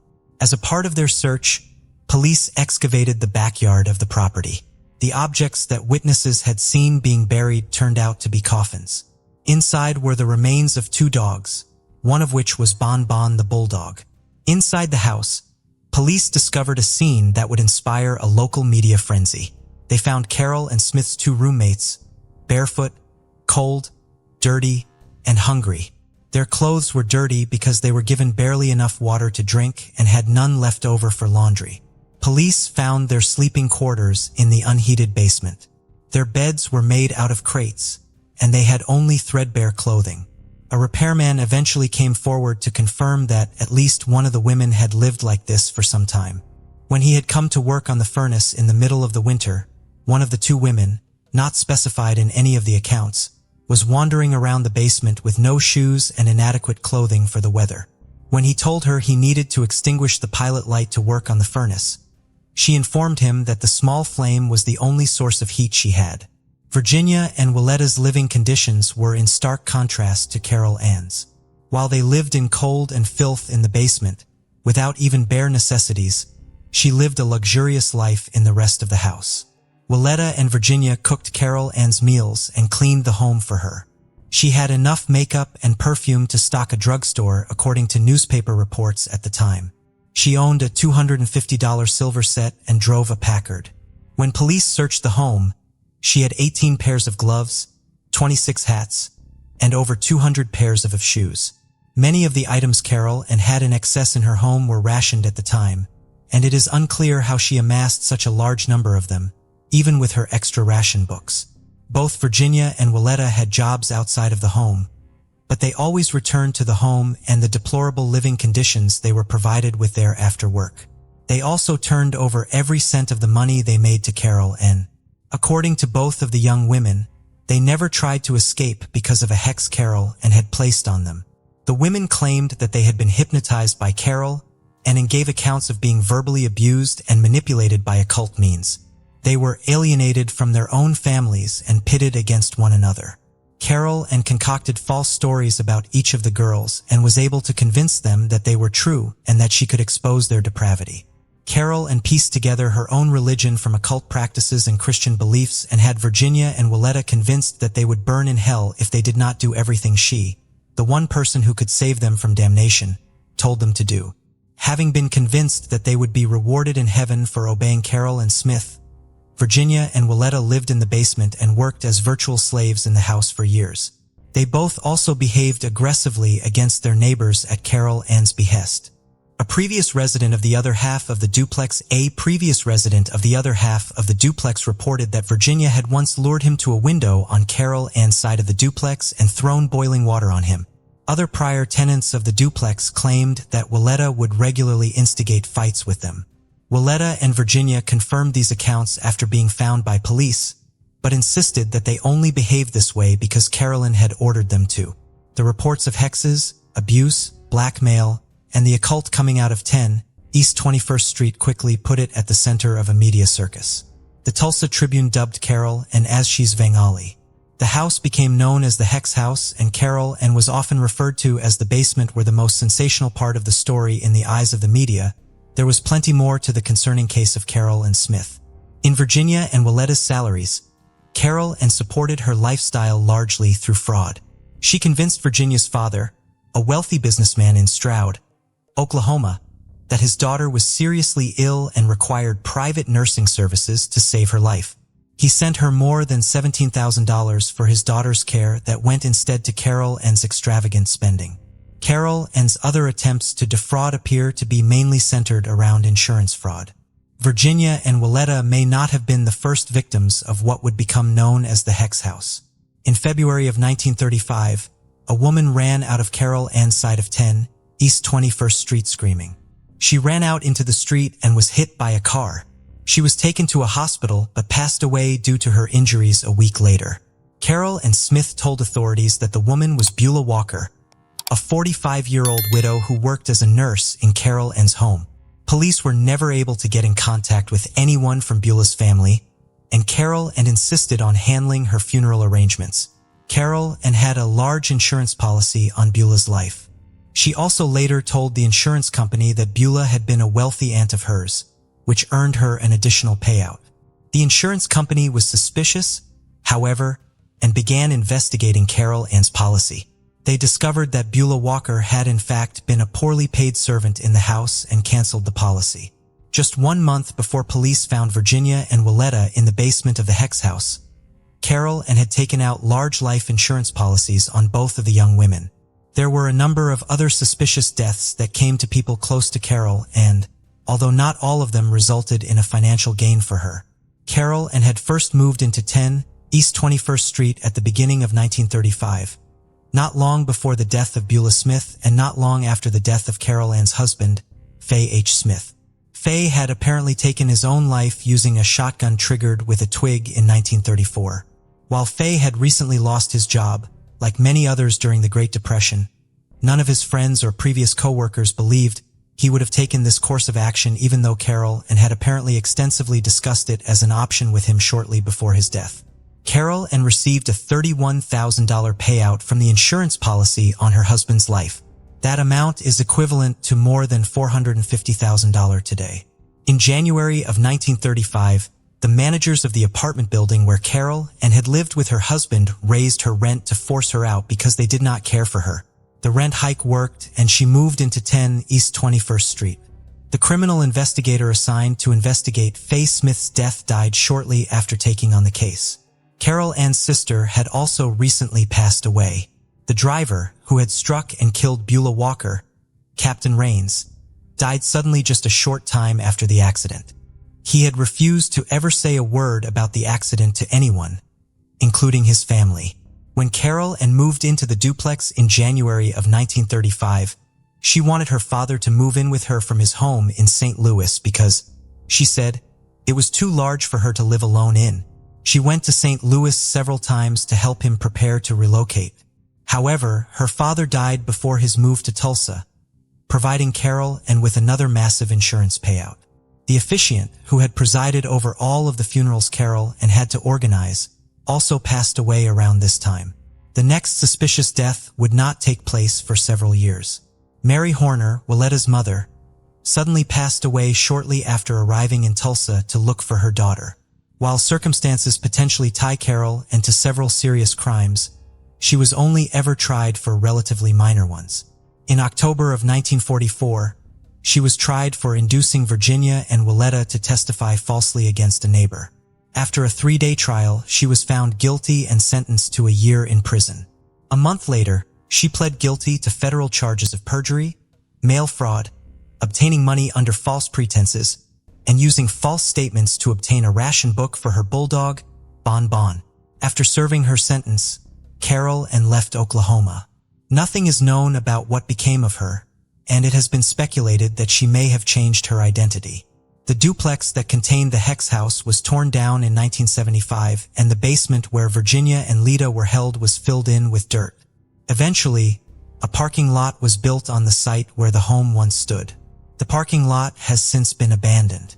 The set of stairs that Beulah Walker ran down just before being hit by a car are still on 21st Street. Reported incidents of cars starting up on their own, even without keys in the ignition while parked in the lot where the Hex house once stood, kept alive the story of the two bewitched women held as slaves in the home and the mystique around it for many years. Today, Tulsans are reminded of the sensational tale that once gripped their city by an area haunted house that hosts an attraction inspired by the story of Carol and Smith and the events that transpired at 10 East 21st Street. Located in Lee County, Auburn is the largest city in eastern Alabama and the fastest-growing metropolitan area in the state. It ranks as the 19th fastest-growing metro area in the United States since 1990. Unofficially nicknamed the loveliest village on the plains, Auburn is a blend of cultures, renowned for its southern hospitality. This historic college town is home to Auburn University, one of the nation's most well-known public universities. Today's story centers on Lori Slosinski, a former student of this esteemed institution. Lori Ann Slosinski was born on September 21, 1981, to Casey and Arlene Slosinski.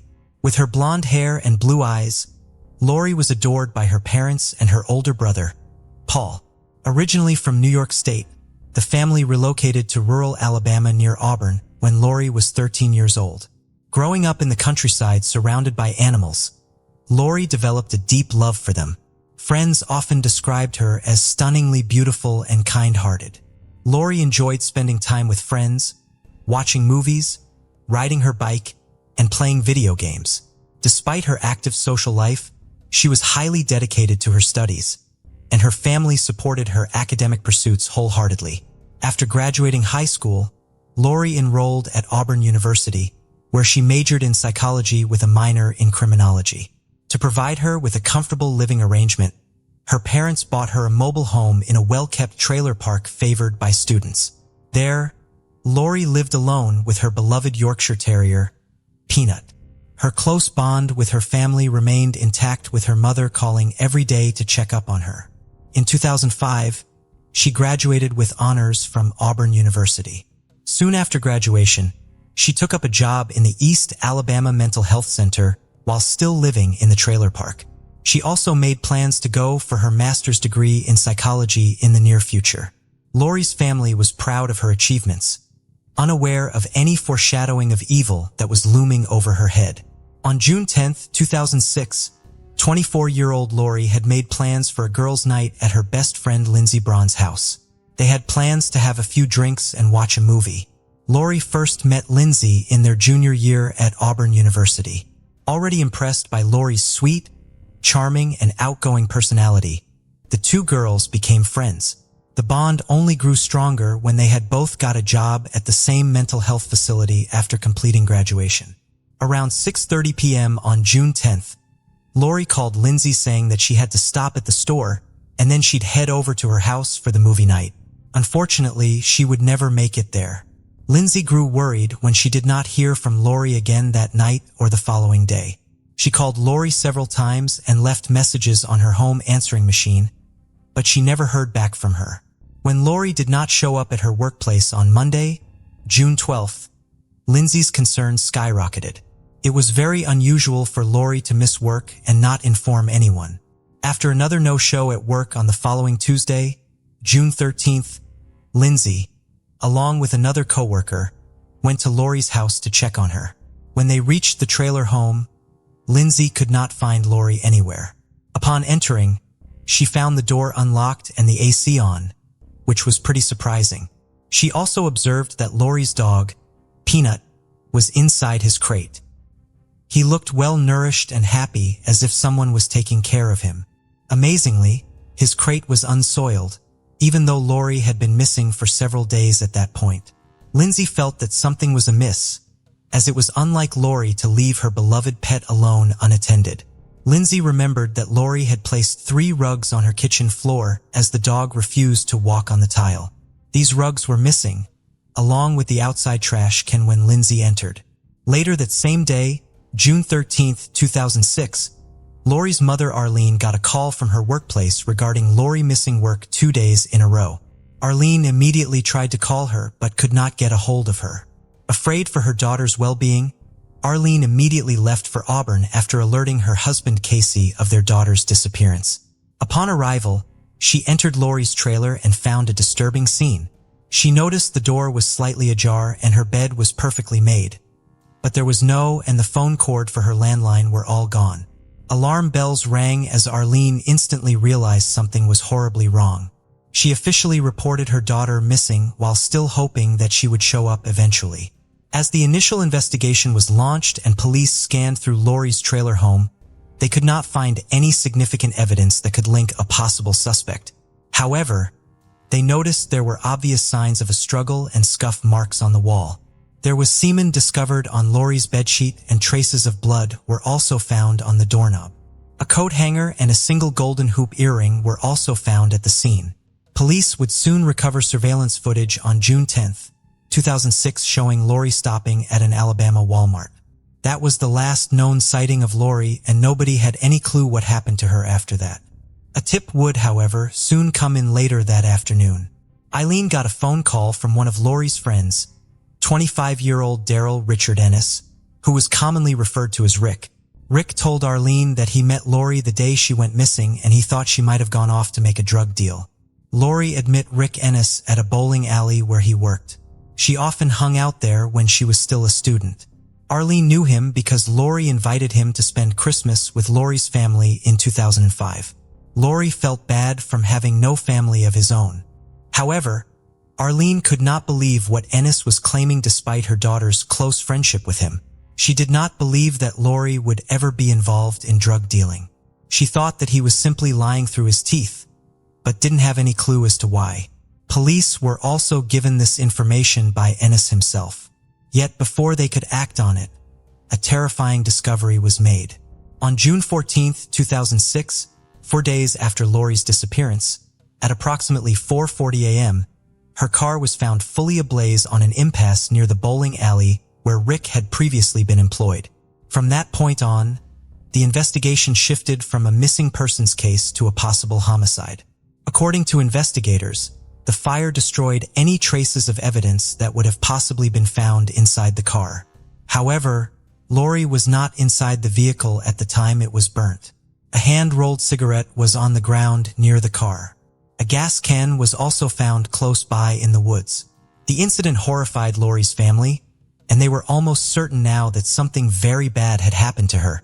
Investigating the information Ennis provided to Arlene was their only clue at the time. When Ennis was brought in for questioning, he repeated the same story he told Arlene, only adding more details this time. Ennis claimed that he and Lori grew marijuana together.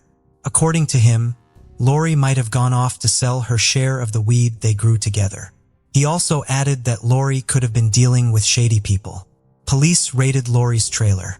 However, even after a thorough search, the police were unable to find any evidence of Lori dealing drugs. During the interview, investigators also took notice several scratches on Rick's hands and arms, which he claimed came from his dog. More concerning things came to light when investigators talked to Lindsay. As per Lindsay's account, she had heard Rick Ennis speaking in the background when she and Lori last spoke on the phone the day she vanished. Since Ennis was known to be a friend of Lori, Lindsay did not think much of it at the time. Lindsay claimed that when she texted Rick inquiring about Lori's whereabouts, he said that she was fine when he left her. Lindsay also informed the investigators that before her disappearance, Lori had told her that Rick had written a love letter to her. His feelings for her were not reciprocated. Lindsay also claimed that Lori told her that she was not romantically attracted to Rick and was going to have a conversation about it with him. Later, investigators found out that Ennis told her friends about his letter and Lori's rejection.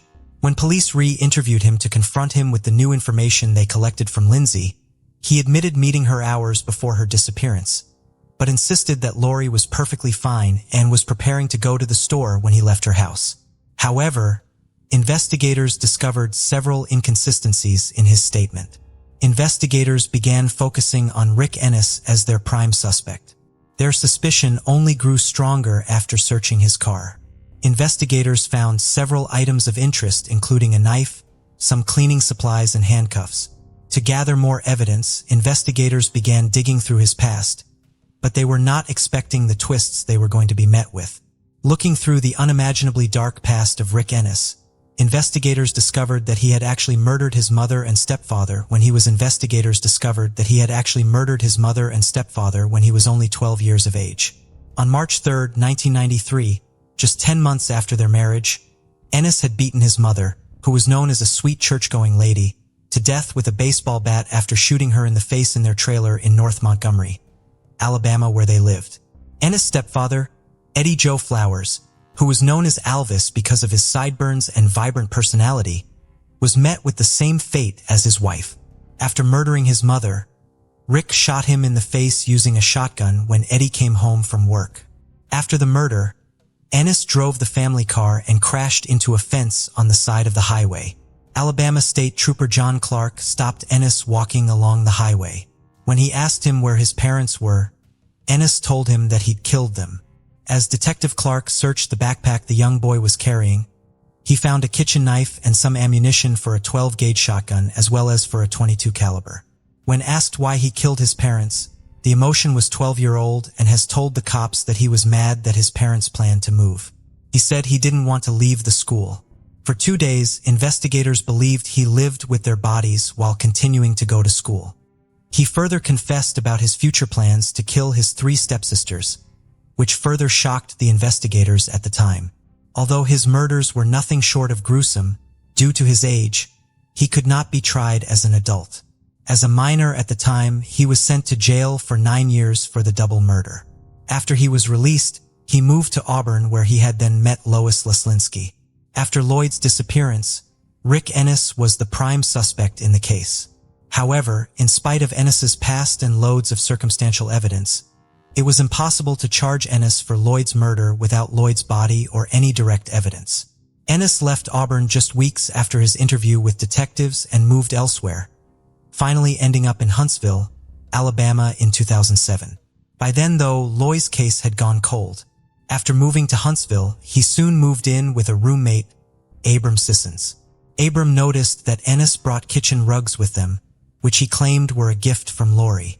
He also told Abram that he was in love with a woman in Auburn who disappeared without a trace, but did not mention her name. Abram found nothing unusual in these conversations until he learned about Ennis's dark past. He then asked Ennis to leave immediately. Abram later claimed that when he returned to his apartment, it was completely trashed. However, the police recovered the rugs, one of which tested positive for Ennis blood.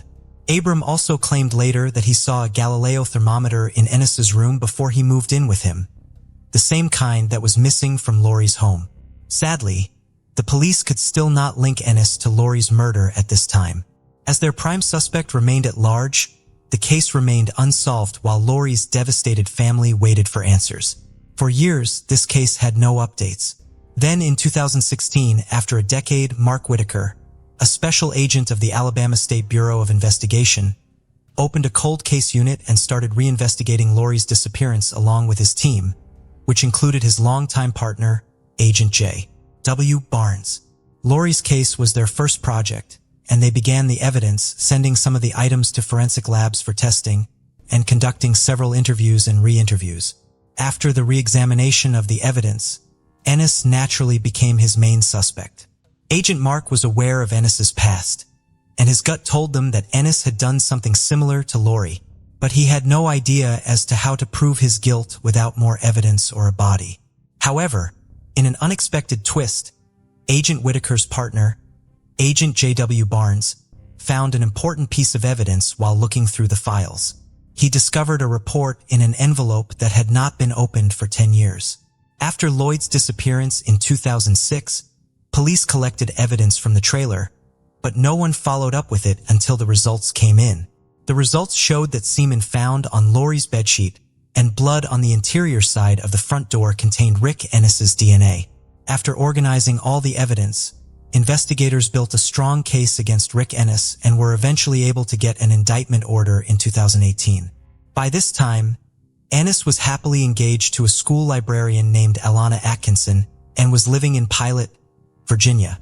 There, he was working for a company that designed and built portable living structures called yurts. On August 6, 2018, on his 38th birthday, 12 years after Lori Slosinski went missing from Auburn, Rick Ennis was arrested by task force of U.S. Marshals. While it came as a relief to Lori's family, Ennis's fiancée and co-workers were shocked by this turn of events. After being arrested on 2 counts of capital murder, his trial was postponed due to COVID-19. The trial finally began on April 1, 2022. While the prosecution presented all the evidence that suggested Ennis's involvement in the crime, including the cigarette but in Lori's bedsheet containing his DNA, the defense argued that police could have taken the cigarette from Ennis's home and planted it at the crime scene. They also attacked Lois Slosinski's character by trying to portray her as a drug dealer. To explain how his DNA got on the bedsheet, Rick claimed that he had consensual sex with Lori before her disappearance, suggesting that they were still intimate despite Lori's rejection of his advances. However, his story did not seem very convincing, especially when 2 more witnesses came forward with jaw-dropping information. One of his former co-workers in Alabama, Jeremy Brooks, stated that on June 9, 2006, just 1 day prior to Lori's mysterious disappearance, he received a call from Ennis asking if he could bring him gas and if he could keep the gas tank. It was a way that I would run in and I get nothing else. Later, after police found Lori's scorched car in a gas cam, it matched the description of a gas cam that was missing from the bowling alley where Ennis worked. Another of his former co-workers from South Carolina, Terry Booth, testified about the chilling experience she had with Ennis years prior. Terry remembered asking Ennis why he moved from Auburn. Ennis told him that he had to get rid of a body. Although he thought Ennis was just joking with him, the announcement of his arrest for Lori's murder proved otherwise. Although Rick Ennis continued to deny all allegations against him and maintained his innocence, jurors came up with a guilty verdict after 2 days of deliberation. He was facing the death penalty for the crime, but the DA agreed to take the death penalty off the table after consulting with Arlene. Arlene later said that she felt agreeing to a life without parole sentence for Rick Ennis would save her from years of potential appeal hearings, but would also ensure that Ennis would never be free. On April 14, 2022, he was sentenced to life without parole. He remains incarcerated in William E. Donaldson Correctional Facility in Bessemer, Alabama. For our links roll, he remains incarcerated in William E. Donaldson Correctional Facility in Bessemer, Alabama. For Arlene Slosinski, the outcome was bittersweet. With tears in her eyes, she shared that it meant she had to finally accept that Lori was never coming home, an incredible hope that a portion of her heart always clung to. Let us know in the comment section what your thoughts are on this tragic case. Do you think Rick Ennis will ever give up the location of Lori's remains? Nancy Lagerquist, an 87-year-old resident of Riverside Healthcare Center, was last seen alive on the night of Sunday, July 1, 1990. Around 3:30 a.m., a care worker checked on her and found her sound asleep in her bed. Nancy appeared peaceful and undistressed, so the worker quietly closed her door and moved on to other rooms. Nancy had been living at Riverside since December 1988. Born in Hamilton, Montana, in 1902, she graduated high school at 18 and spent her career as an executive secretary. Before retiring, she was an active member of the Missoula Business and Professional Women's Club. Nancy never married, had no children, and had minimal family connections at the time of her death. Her surviving relatives, a sister, 2 nieces, and 3 nephews, lived far from the care home and were not involved in her daily life.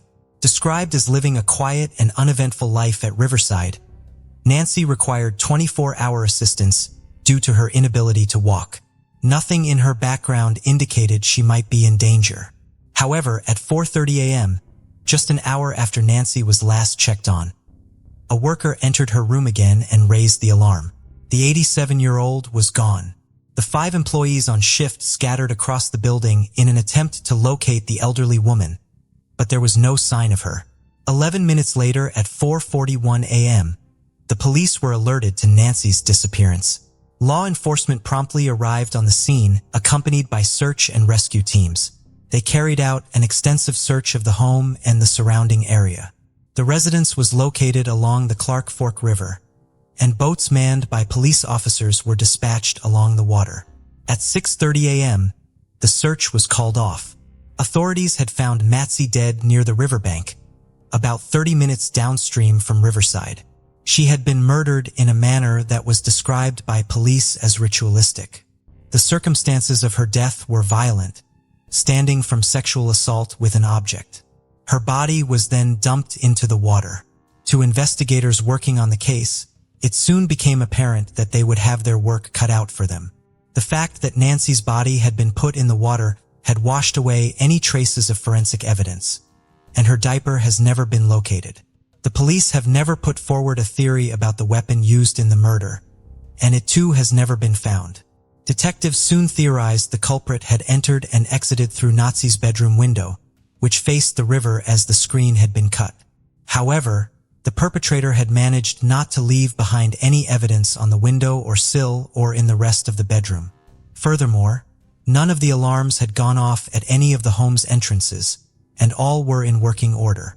It's unclear if the home was dusted for prints, but given the amount of staff, residents, and guests coming and going from the home, it would have been a very arduous task if it had. The only lead in the case was a man seen by a member of staff at around 4 a.m. walking through the car park of the neighboring Missoula Athletic Club, away from the river and towards East Broadway Street. He is described as being white, between the ages of 30-40, and weighing around 180 to 200 pounds. He has light brown, collar-length hair, a mustache, and brown-rimmed glasses, and was wearing an untucked white and brown striped t-shirts, tan button front shorts, and white tennis shoes with white socks. His t-shirt was longer at the back than the front. This man was never considered a suspect, but was wanted for questioning. However, it's unclear if he ever made contact with the police or was even identified by them. Reportedly, the description led to the police becoming inundated with reports. Due to Nancy's minimal family ties, a family connection was quickly ruled out, after which the authorities turned their attention to staff members. Staff at the care home would be familiar with its layout and its security measures and would know who was best to target. Investigators felt that the murder could well be an inside job and homed in on one male staff member in particular. He was eventually cleared of being involved, but left the care home less than a month later. It is unclear why he left. After ruling out the staff member, the police began to look at the possibility that the crime was the work of an outsider. They noted that security focused on the doors to the home, not the windows, and speculated that Nancy was picked because she was in a room facing onto the river and was not targeted for any reason more specific than that. They interviewed a man named James Bailey on multiple occasions, but eventually dropped him as a suspect. Eventually, detective looked back at the witness statements they'd collected regarding any other potentially suspicious deaths in the home. One nurse had drawn their attention to the demise of an 86-year-old woman named Bertha Scott, an Alzheimer's sufferer who was discovered dead in her bed on May 2, 1990. She was put into restraints at night to stop her from wandering off. And because she'd suffered from heart disease, her death was assumed to be from natural causes.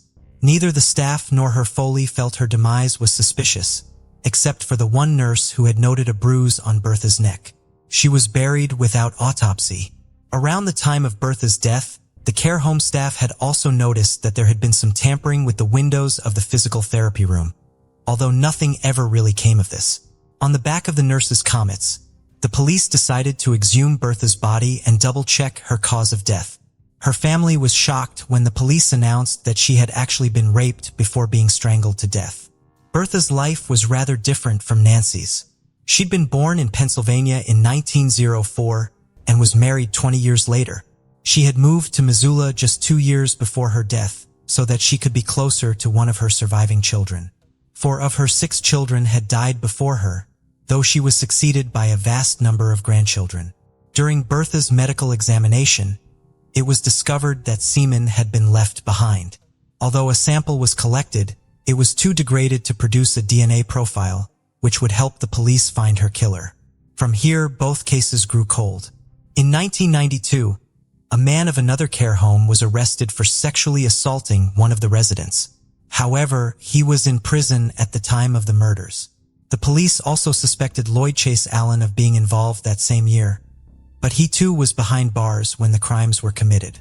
In 2002, the Missoulian reported that several of the care home residents had spoken of a man who roamed the halls at night, but staff had never been sure if he was real or not because the residents' memories and testimony were often unreliable. It's possible this man was real and that there are more cases like Bertha's where residents were killed, but it was deemed that they had died from natural causes. However, without DNA evidence, a confession, or further investigation, it seems likely we will never see this case solved. Wilford Johnson, who went by his middle name Ray, was a veteran of the United States Navy. In 2017, the 90-year-old was a widower, having lost his wife Ola and lived on his own in Longview, Washington. He was considered a fixture in his community, active in his church, and always willing to help his neighbors. He had 4 children, 7 grandchildren, and 15 great-grandchildren, all of whom he enjoyed spending time with. Even at his advanced age, Ray's mind was sharp, and he made sure to keep physically active. On June 29, 2017, sometime between 9 and 10 a.m., Ray's neighbors saw him out for his daily walk. This would be the last confirmed sighting of Ray. Ray's family reported him missing the following morning. His silver 2001 Honda Accord was also missing from the home but was located later that night. However, its discovery only added to the mystery of Ray's disappearance. The car was found in the Gifford Pinchot Forest in Skamania County on National Forest Road 93. This location was more than 130 miles away from Ray's home.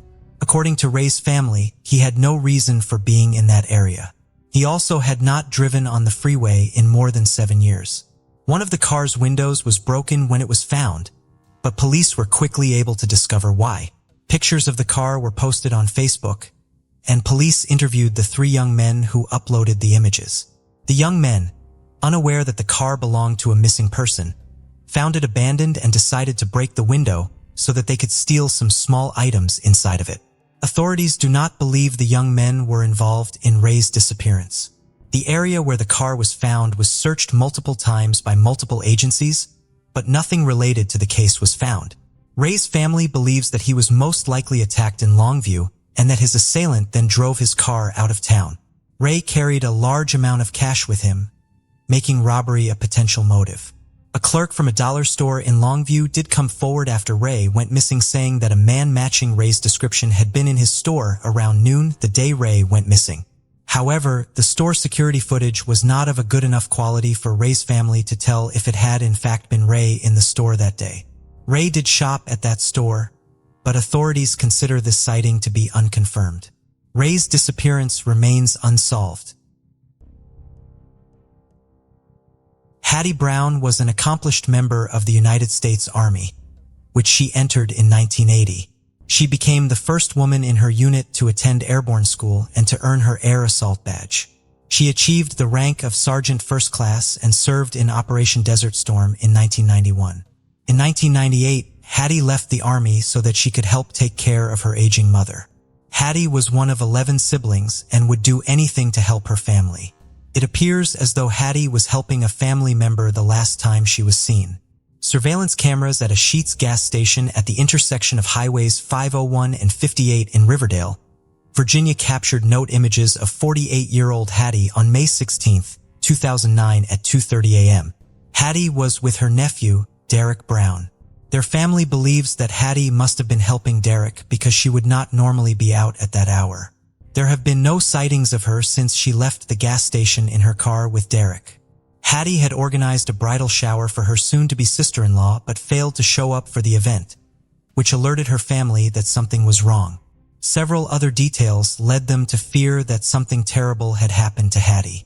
While Hattie's car, a 2003 Volkswagen Jetta, went missing with her, her wallet, credit cards, medication, and driver's license were all left at her home. Her family says that she never left home without them. She also left behind her beloved Chihuahua grasshopper, which her family says she would not have done willingly. Virginia State Police monitored Hattie's bank records, but had few other avenues of investigation to follow during the first few weeks after Hattie went missing. That changed on July 7, 2009. That day, a farmer was cutting hay on his property in southeastern Halifax County, Virginia, approximately 15 miles from the gas station where Hattie had last been seen. Behind an old barn, he discovered a badly burned Volkswagen Jetta that appeared to have been behind the barn for some time. When authorities examined the vehicle, they discovered that it belonged to Hattie Brown. The discovery of the vehicle led to speculation that someone local was involved in Hattie's disappearance, because only someone who lived in the area would know that that farmer very rarely visited that section of his property. Following the discovery of the car, Derek Brown was named a person of interest in the case. He and several other people authorities believe may have information about what happened to Hattie have not cooperated with the investigation. Derek has never been charged in relation to his aunt's disappearance, but is currently in prison for burglary and will be released in 2022. 7 years after Hattie went missing, her family made the difficult decision to have her declared legally dead. 3 of Hattie's brothers have passed away in the 10 years since she went missing, never knowing what happened to their sister. Vince Wesselman was a veteran of the United States Army. Even after leaving the Army, he remained dedicated to serving others. While he was employed by a stove company and later a formal wear shop, he was most well known for the work he did on a volunteer basis. He used a week of his vacation time every year to volunteer at a Catholic retreat camp, and he was a longtime volunteer with Habitat for Humanity. He loved to garden and donated the produce he grew to a local food bank. Vince was not married and had no children of his own, but was dedicated to his large family. He had 11 siblings and numerous nieces and nephews. When he built himself a house in Breeze, Illinois in the mid-1960s, he had his parents as well as several of his younger siblings move in with him. He took care of his parents until their deaths. In 2011, 75-year-old Vince finally retired. He was just a few weeks into his retirement when Holy Week began. As a devout Catholic and an active member of St. Augustine Church, Vince had plans to attend church on the several days leading up to Easter Sunday. He spent most of Holy Thursday, April 21st, tearing out flooring in his house that needed to be replaced with his brother, Jerry. The last known sighting event was at 5 o'clock that evening when a neighbor saw him walking down North 1st Street in front of the Breeze Grain Company. Vince liked to stay active, walking or biking every day. Part of his daily routine was also walking down to the post office to buy a newspaper. It is believed that this is what he was doing when he was seen by his neighbor. He has not been seen since. Because Vince was close with his family, they knew that something was wrong when they could not get a hold of him to discuss their plans for Easter. On Saturday morning, 2 of his sisters went over to his house to check on him. His church clothes were laid out on the bed waiting to be worn for one of the Holy Week services. Vince's car, bike, wallet and keys were all inside the home, which showed no signs of forced entry or robbery. The only thing missing was their brother. The community that Vince had given so much to now came together to try to help him. Members of the community went door to door asking for information and searching small buildings. Others took their boats out on area bodies of water to search. 2 search and rescue teams, a small aircraft, and nearly every fire department in Clinton County were a part of the search for Vince. A pond was drained and firefighters pumped water out of an old cellar at the grain company. Neither Vince nor any clues indicating what may have become of him were found despite the massive effort. In July of 2018, Vince was declared legally dead and his family held a memorial mass for him. They have not given up hope of finding answers, however. A $10,000 reward is still being offered for information in Vince's case. Bill Wasco was a 65-year-old Vietnam War veteran who lived in Marietta, Georgia. He was an avid outdoorsman going on hikes throughout Georgia. He also loved Joshua Tree National Park in California and made a visit there almost every year. On June 23, 2010, Bill flew from Georgia to Los Angeles. He rented a car at the airport and drove to Rancho Mirage, where he would be staying in a vacant condo that belonged to a friend. The following morning, he drove to the park for his first day of hiking. Bill had left a detailed itinerary of the hikes he planned to make on this trip, not all of which were within Joshua Tree National Park. Back in Marietta with his girlfriend, Mary Winston. Mary was concerned about the hike Bill was planning to make on that first day. Bill wanted to hike out to Carey's Castle, an old miner's hut. The site is so unstable and in such a remote location that the National Park Service does not include it on most maps in an effort to keep people from trying to visit it. Bill had reassured Mary while he was still in Georgia and when he spoke to her on the phone during his drive to the park that he would be fine during his solo hikes. He made plans with her to call her around 5 p.m. that night when he estimated he would complete the hike. He was then going to go to dinner at Pappy and Harriet's, a restaurant in nearby Pioneer Town. However, Bill did not call Mary by 5 p.m. that evening. She began calling him, but all of her calls went straight to his voicemail. By the time enough time had passed that she was sure something was wrong, the park's headquarters had closed. It would not be until 8 o'clock the following morning that she would be able to get in contact with a park ranger and alert them to the fact that Bill was missing. Park rangers immediately traveled to the trailhead where Bill would have parked in order to hike out to Carey's Castle. But Bill's rented white Chrysler Sebring was not there, and it appeared as though no vehicles at all had been there in some time. The car would not be found until almost 5 p.m. the following day when a California Highway Patrol helicopter spotted it parked near the Juniper Flats trailhead, which was a 90-minute drive from the Carey's Castle trailhead. This was a common parking area for hikers who were planning to hike up Quail Mountain. Quail Mountain had been listed on Bill's itinerary for his trip, so the search efforts centered on this location. Search and rescue groups from all across Southern California came out to help look for Bill. Volunteers searched on foot and on horseback, and helicopters and small aircraft scanned the area from above. Dogs were brought in to try to track Bill's scent. Databases and algorithms were applied to the case and the terrain in an effort to refine the search area. A major but confusing clue came from Bill's cell phone records. At 6:50 a.m. on June 27th, 3 days after Bill went missing, his phone pinged off of a Verizon cell tower just outside of the park. Bill's phone was 10.6 miles from the tower, which was above the town of Yucca Valley to the northwest of the park, when it pinged off of it. However, this location was so far from Quail Mountain that officials doubted that Bill could have reached it on foot in 3 days. Numerous theories about technological or environmental factors that could have skewed the data provided by the cell phone tower have been suggested, but none of them have been confirmed. This ping was the only activity on Bill's cell phone after he entered the park, most likely because of the lack of service in some of the remote areas he was in or because he turned off his phone to conserve its battery. Despite a meticulous search that seemingly covered every square inch of a massive search area, Bill was not found. The official search was finally called off on July 5th. While the official search for Bill is long over, unofficial searches for him continue to this day. By 2018, other hikers had cataloged more than 1,000 miles of trails that they had searched for Bill's remains. Despite such extensive efforts, Bill has still not been found. Demakia Finisi served in the United States Army for 5 years. In 2007, the 26-year-old mother of 3 was living in Verona, Mississippi. She was going to school to get her degree in criminal justice and was working as a security guard at the Fillmore Center, an alternative school in Tupelo, Mississippi. The Fillmore Center would be the location of the last known sighting of Demakia. On October 12th, she dropped a friend off at the center in her red Pontiac Grand AM.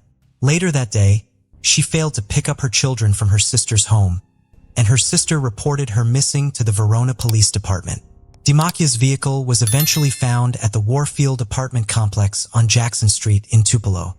According to witnesses, the car had been driven into the parking lot at a dangerous speed, and an African-American man in a white t-shirt and blue jeans had run from the car after parking it, disappearing behind one of the apartment buildings. J.B. Long became the new police chief of Verona in January of 2008. Because Demakia's case had already gone cold by the time he was put in charge of it, he made the decision to turn the case over to the Mississippi Bureau Demakia's picture and case information in hopes of generating new leads, but nothing came of the effort. According to Dimikira's family, she would never have abandoned her children. Her disappearance remains unsolved. The story of Ivan Baldelli, a tragic love story set on a paradise island.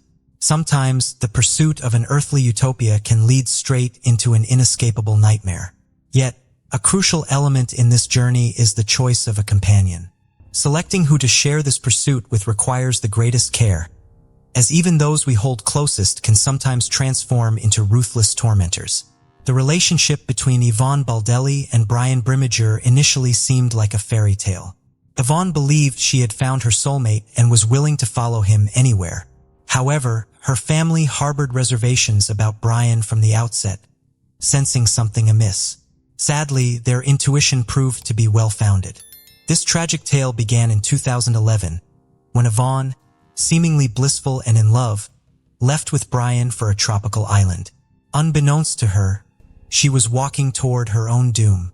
Years later, her dismembered remains, along with those of her beloved pets, were discovered in a swamp, concealed in bags.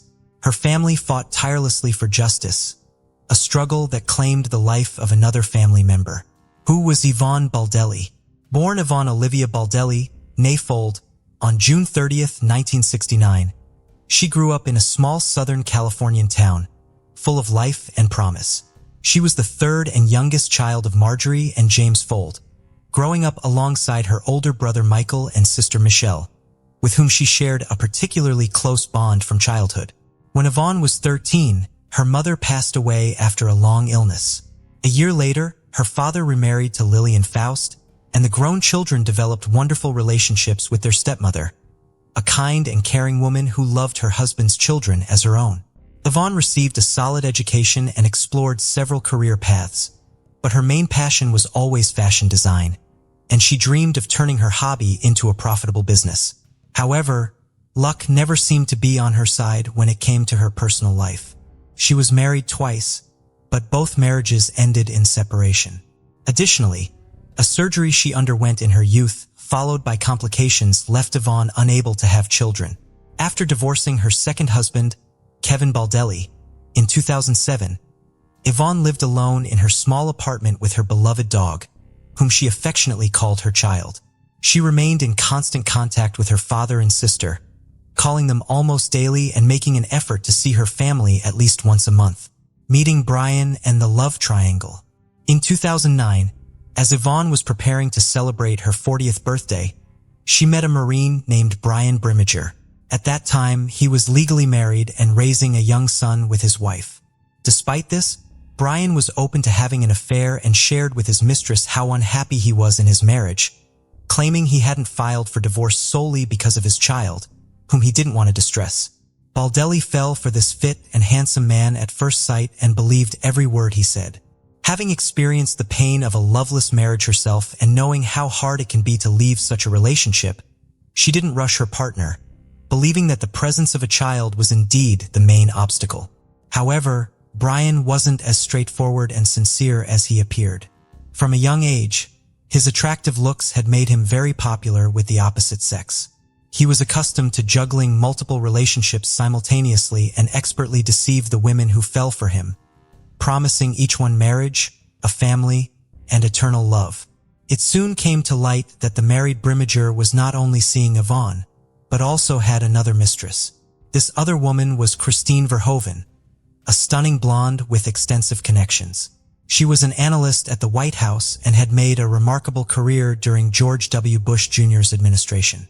When Yvonne discovered the existence of another rival, she decided to confront the issue head-on and was ready to fight for the man she loved. Gathering her courage, she called her lover's wife to inform her that Brian was cheating on her with not just one, but two women. This revelation sparked a major scandal, forcing Brian to make a difficult choice. Eventually, he chose Yvonne, though it's possible she pressured him into making this decision. A few months later, Brian officially divorced his wife and moved in with his new love interest. At that time, he was still serving in the Marines but had been contemplating ending his military career for a while. The couple seemed genuinely happy, But Yvonne's relatives remained wary of her new partner, doubting the sincerity of his feelings. Moving to a tropical paradise. In the summer of 2011, Brian began to talk about radically changing his life, leaving the service, moving away from the bustling city, and settling down on the tropical island. Ivan shared his sentiments, supported him in everything, and was ready to follow him wherever and whenever he decided. She believed she had met the most important man in her life and adored him. By September of the same year, the decision was final. The couple chose to move to Panama and settle on the small island of Carnero, a place that could truly be called a paradise. Ivan informed her family just before leaving, so they had no chance to persuade her to reconsider. Yvonne sold her apartment, quit her job, and started packing for the journey.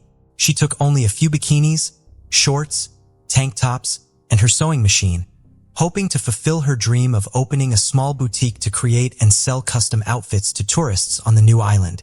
In early September, Brian, Yvonne, and her beloved little dog flew to Panama. They spent a couple of days in the country's capital before taking a ferry to Carnero Island, where they rented a house right on the oceanfront. The climate was hot and humid with little temperature variation, attracting a steady flow of tourists throughout the year, primarily diving and surfing enthusiasts. The island was just 1 square kilometer, so one could leisurely walk around it in about an hour. All the infrastructure was located along the coast, while the interior was dense jungle and swampy areas teeming with venomous snakes, spiders, and other wildlife, making it unsafe to venture into. Brian, who had been an excellent guitar player since his youth, brought his instrument with the intention of starting a musical career on the island, performing in entertainment venues. Within a week after moving, he had made connections with several local bar owners, and one of them happily offered him a job. He played in the evenings, entertaining the crowd, but his appreciative audience often bought him drinks as a compliment, leading him to drink heavily almost daily. Yvonne's business also developed very slowly with weak sales and virtually no profit. However, she didn't lose heart. She started working at one of the bars and even adopted a second dog she found on the island and decided to keep. She communicated with her sister Michelle Valenzuela almost daily, sharing everything, but her messages became increasingly shorter and more somber, which worried her family. The first few months on the island seemed like paradise to the couple. Ivan hoped that Brian would propose and they would have a romantic wedding ceremony on the ocean shore. The time passed. Brian didn't rush into marriage and their relationship rapidly deteriorated. The mysterious disappearance. In early December, Michelle stopped receiving messages from Yvonne, which raised her concerns significantly. Then on December 14, 2011, Brian unexpectedly called Michelle, inquiring when he could stop by to pick up his SUV, which he had left in her garage before heading to Panama. This call and question caught Michelle off guard. It meant Brian had returned to the US and wanted to retrieve his vehicle. But where was Yvonne? Why hadn't she come back or even called? In response, Brian claimed he had explained everything in an email sent a few days earlier. He also mentioned that his now ex-girlfriend had supposedly sent her a message explaining the situation. Michelle checked her messages but found nothing, so she turned to her email.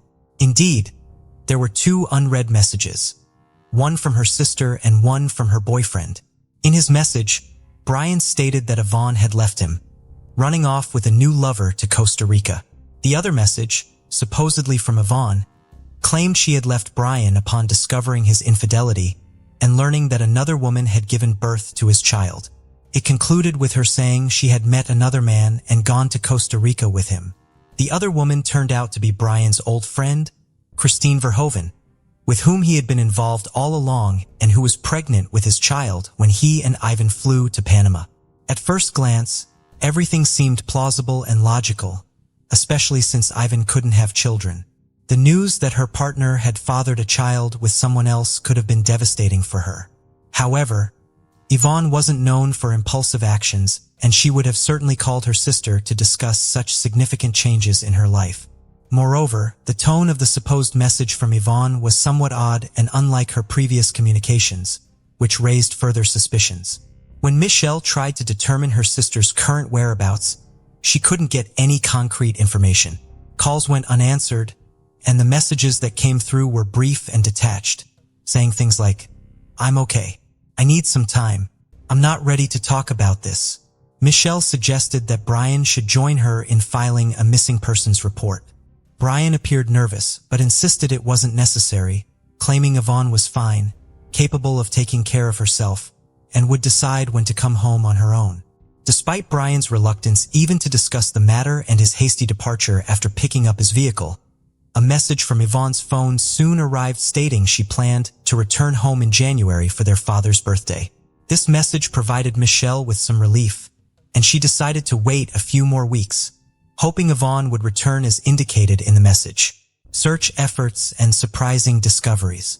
By mid-January, not only had Yvonne not returned home, but she also hadn't called even once during that time, and her messages had completely stopped. Moreover, Michelle was shocked to learn that Brian had gotten married to the mother of his child, Christine Verhoeven, right before the new year, which seemed very odd since he had parted ways with his former girlfriend just a few weeks before the celebration. Concerned, Michelle finally went to the police and reported her sister missing, suspecting that Ivan had not gone to Costa Rica. An official inquiry sent to Panama confirmed her fears. It was definitively established that Ivan Baldelli had not left the country. Valenzuela then turned to her cousin, a programmer, to help trace the IP address from which Yvonne's messages were sent, determining their actual origin.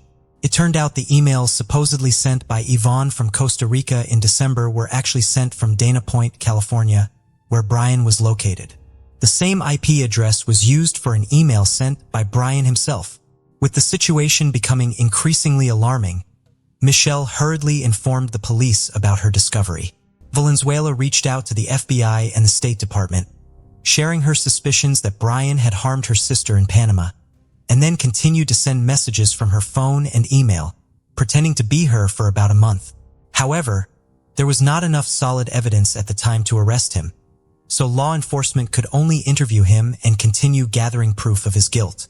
It was revealed that Brian had proposed to Christine while still in Panama with Yvonne. He promised Verhoeven that he would soon return. They would get married and raise their daughter together. Moreover, Christine was unaware that her child's father had gone to the island with another woman, as he had told her he was there on business. The family's own investigation. 2 months after the woman's disappearance, her sister and niece personally flew to Panama.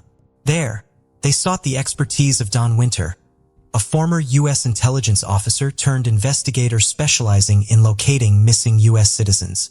They shared the story of Yvonne's disappearance and the version of events provided by Brian. Winter, after listening to them, immediately expressed concern that the chances of Ivan being alive were slim. With vast experience in such investigations and leveraging his connections, Winter decided to put pressure on the Panamanian government and publicize the case, turning the disappearance of an American woman into international news. A press conference was also organized with the participation of Ivan's family members. Later, Ivan's father, stepmother, brother, and several other relatives and close friends arrived in Panama to join the search and assist the investigation. Together, they went to the tropical island of Caramaro, combing it thoroughly, yet they found no trace of Baldelli. Their search efforts were hampered by dense undergrowth and swampy marshes teeming with wildlife. In addition, the family questioned the island's residents about how well they knew Brian and Yvonne and what they could say about them. It turned out that the couple had recently been heavily indulging in alcoholic beverages and were frequently involved in loud disputes, unconcerned about those around them. Almost daily, they were seen in bars drinking alcohol and having heated arguments. Furthermore, people began to notice bruises and scratches on Yvonne's face and body. She almost never took off her sunglasses, seemingly to hide the bruises under her eyes.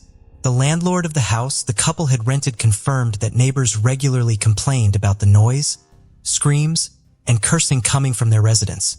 Simultaneously, FBI agents brought a special team of divers to the island to scour the waters around it for any potential evidence or remains of the missing woman. Unfortunately, these searches too did not yield any success. The prime suspect and the first solid evidence. From the outset, Ryan was the prime suspect in the case, but there was nothing concrete to charge him with. He denied any involvement, consistently recounting the same story about his ex-partner running off with another man.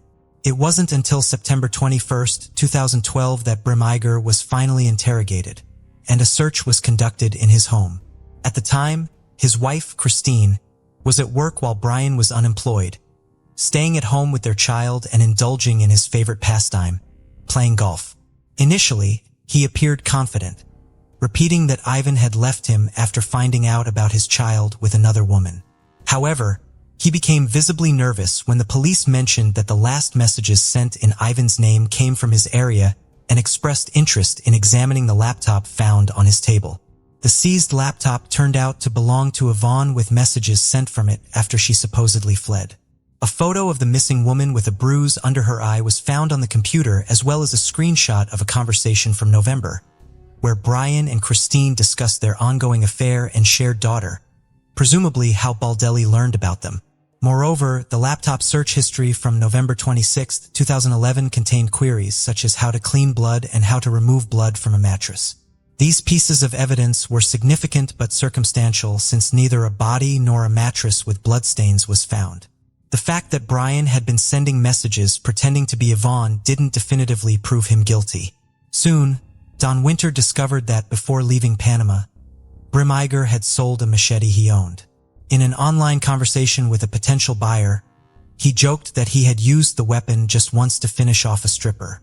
The joke was macabre, prompting authorities to track down the new owner of the machete and seize the blade for examination, which initially revealed nothing conclusive. The long-awaited arrest. The police overlooked another crucial detail: Yvonne's bank card, which Brian used after her disappearance. To add credibility to his story, before returning to the States, he decided to make a trip to Costa Rica and use the missing woman's card a couple of times, creating the illusion that she had indeed fled to that country. He paid for his tickets in cash and withdrew money from different locations in San Jose, draining the card before discarding it. However, Brimiger failed to consider that he was captured on surveillance cameras at the ATMs. It wasn't until July 2013, a year and a half after the woman's disappearance, that her relatives, armed with all the evidence gathered by the police, FBI agents, and Don Winter, finally managed to secure Brian's arrest. Initially, he was detained on charges of making false statements and obstructing the investigation, as there was nothing more substantial to charge him with at that time. By then, he had become a father for the second time. Christine had given birth to a son just a week before his arrest. Authorities attempted to engage the suspect in a candid conversation, offering him a chance to confess to the crime and disclose the location of the body, but Brian consistently denied any wrongdoing. His lawyer also insisted on the absence of a body or direct evidence, proving Yvonne's demise and Brian's involvement in it. The gruesome discovery in the swamp. Just 2 months after Brimiger's arrest, a significant breakthrough occurred in the case. On the island of Carinaro, a worker taking a shortcut wandered into the swampy underbrush and spotted an army backpack barely visible above the water's surface. Driven by curiosity and hoping to find something valuable or useful inside, he looked in the bag only to recoil in horror at the sight of a human skull staring back at him. He immediately reported his find to the police, and responding officers took the backpack for examination. Inside were discarded in a location where it was assumed they would never be found. DNA testing confirmed that the human remains belonged to Yvonne, although limbs were missing. Mythologists also determined that she had been brutally beaten before her demise, with a broken nose, cheekbone, and several missing teeth. The demise of the dogs was probably orchestrated to lend credence to the narrative, as it seemed implausible that she would willingly leave behind her cherished pets on the island, suggesting a scenario where they were eliminated and laid to rest alongside their owner. When the chop marks found on the victim's bones were matched with the blade of the machete, there was no doubt. The body had been dismembered using this weapon, as each blade has its own signature, akin to a person's fingerprints. With this evidence, Brian was formally charged with murder, dismemberment, and concealing a crime. The trial and verdict. In early 2014, Michelle Valenzuela was diagnosed with an advanced stage of aggressive cancer. She had been so consumed by the investigation into her sister's case that she neglected her deteriorating health, postponing visits to the doctor. After undergoing intensive treatment for about 6 months and realizing it was in vain, she decided to dedicate the last months of her life to seeking justice for her sister. In September 2014, when doctors told Michelle she had only a few weeks left, she declared that although she was losing her battle with the disease, she would continue to fight for her sister until her last breath. Choosing to make her testimony in front of Brian, she detailed everything she knew and submitted all their correspondence with Yvonne to the court. She meticulously described Brian's actions after her sister's disappearance and then fainted from weakness. Michelle passed away 3 days later. The prosecution argued that on the evening of November 26th, following another argument with Yvonne, when she discovered Brian's communications with Christine, Brian, in a fit of rage and under the influence of alcohol, assaulted Yvonne and then fatally stabbed her. He then dismembered her body in the bathtub using a machete, also using it to take the live Yvonne's beloved dogs, and placed the remains in his military backpack. The limbs that didn't fit in the bag were dumped in the ocean, dropped off a rocky cliff early in the morning along with the blood-stained mattress. Brian carried the backpack deep into the island and submerged it in a swamp. For the next few weeks, he continued living in the same coastal house, meticulously erasing any evidence of the crime. He told everyone on the island a story about his flighty girlfriend leaving him for a new lover, a story that sounded convincing enough that locals sympathized with Brian. And he even managed to find a new girlfriend, Nicole Powell, who comforted him for a few weeks until his departure to the U.S. However, at the trial, Nicole testified against Brian, accusing him of lying and cruelty. Faced with irrefutable evidence, Brian was forced to admit his guilt, but insisted that it was self-defense, claiming Yvonne had first attacked him with a knife, which he then used against her. He claimed all subsequent actions were carried out in the state of shock, asserting he didn't remember dismembering and packing the body, taking the lives of the dogs, and so forth. However, his internet searches and attempts to eliminate evidence spoke to his full awareness and attempts to fabricate a story to justify Yvonne's absence. In the spring of 2016, Brian was found guilty of manslaughter and sentenced to only 26 years in prison with the possibility of parole in 2035. His service in the Marines was considered during sentencing, allowing him to avoid a life sentence. Lastly, Brian's wife, Christine Verhoeven, stated she still believed in her husband's innocence and would support him no matter what. Andrea Nabel, a 37-year-old single mother of 2, lived in Louisville, Kentucky. A graduate of the University of Louisville, she had been working as an analyst for Humana, an insurance company, but was laid off shortly before the summer of 2019. Adding to her struggles, her car was recently totaled in a hit-and-run accident. On the night of August 13, 2019, around 1 a.m., Andrea left her sister's home in Louisville's Audubon Park neighborhood after a family argument. Distressed, she made several phone calls between 1:30 and 2 a.m., attempting to arrange a ride. Shortly thereafter, she was seen walking along the 4,000 block of Finn Castle Road. Since that night, Andrea has neither been seen nor heard from, and her cell phone activity ceased entirely. Investigators discovered that several security cameras in the vicinity of her last known location were not functioning, complicating efforts to uncover what happened to her. Andrea's family has been dedicated to the search for her, putting up flyers and going door to door looking for potential witnesses. In addition to her family's efforts, a massive volunteer effort has been made in Andrea's case, in part due to her own efforts to help locate missing individuals.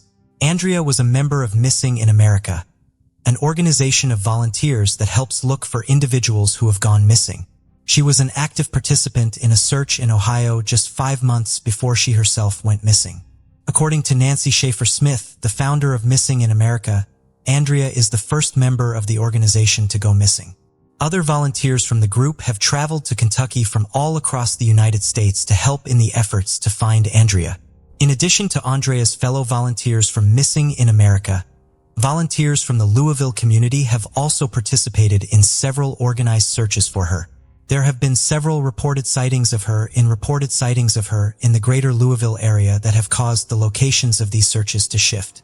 The most recent of these potential sightings, as of the making of this video, came on October 1, 2019, When police came on October 1st, 2019, when police in Clarksville, Indiana, just across the Ohio River from Louisville, announced that there had been an unconfirmed sighting of Andrea in their town.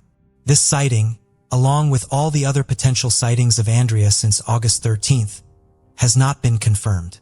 Due to Andrea's work with Missing in America, her family does not believe that she would willingly disappear. She was aware of how much heartache it would cause her loved ones and of how much effort volunteers would put into looking for her. Furthermore, they argue that she could not stand to be away from her sons for this length of time. The search effort for Andrea remains active, but her disappearance remains unsolved. Michael McLean grew up in Stamford, Connecticut, and graduated from Stamford High School in 2008. Around 2012, he moved to Manchester, New Hampshire to attend Hesser College.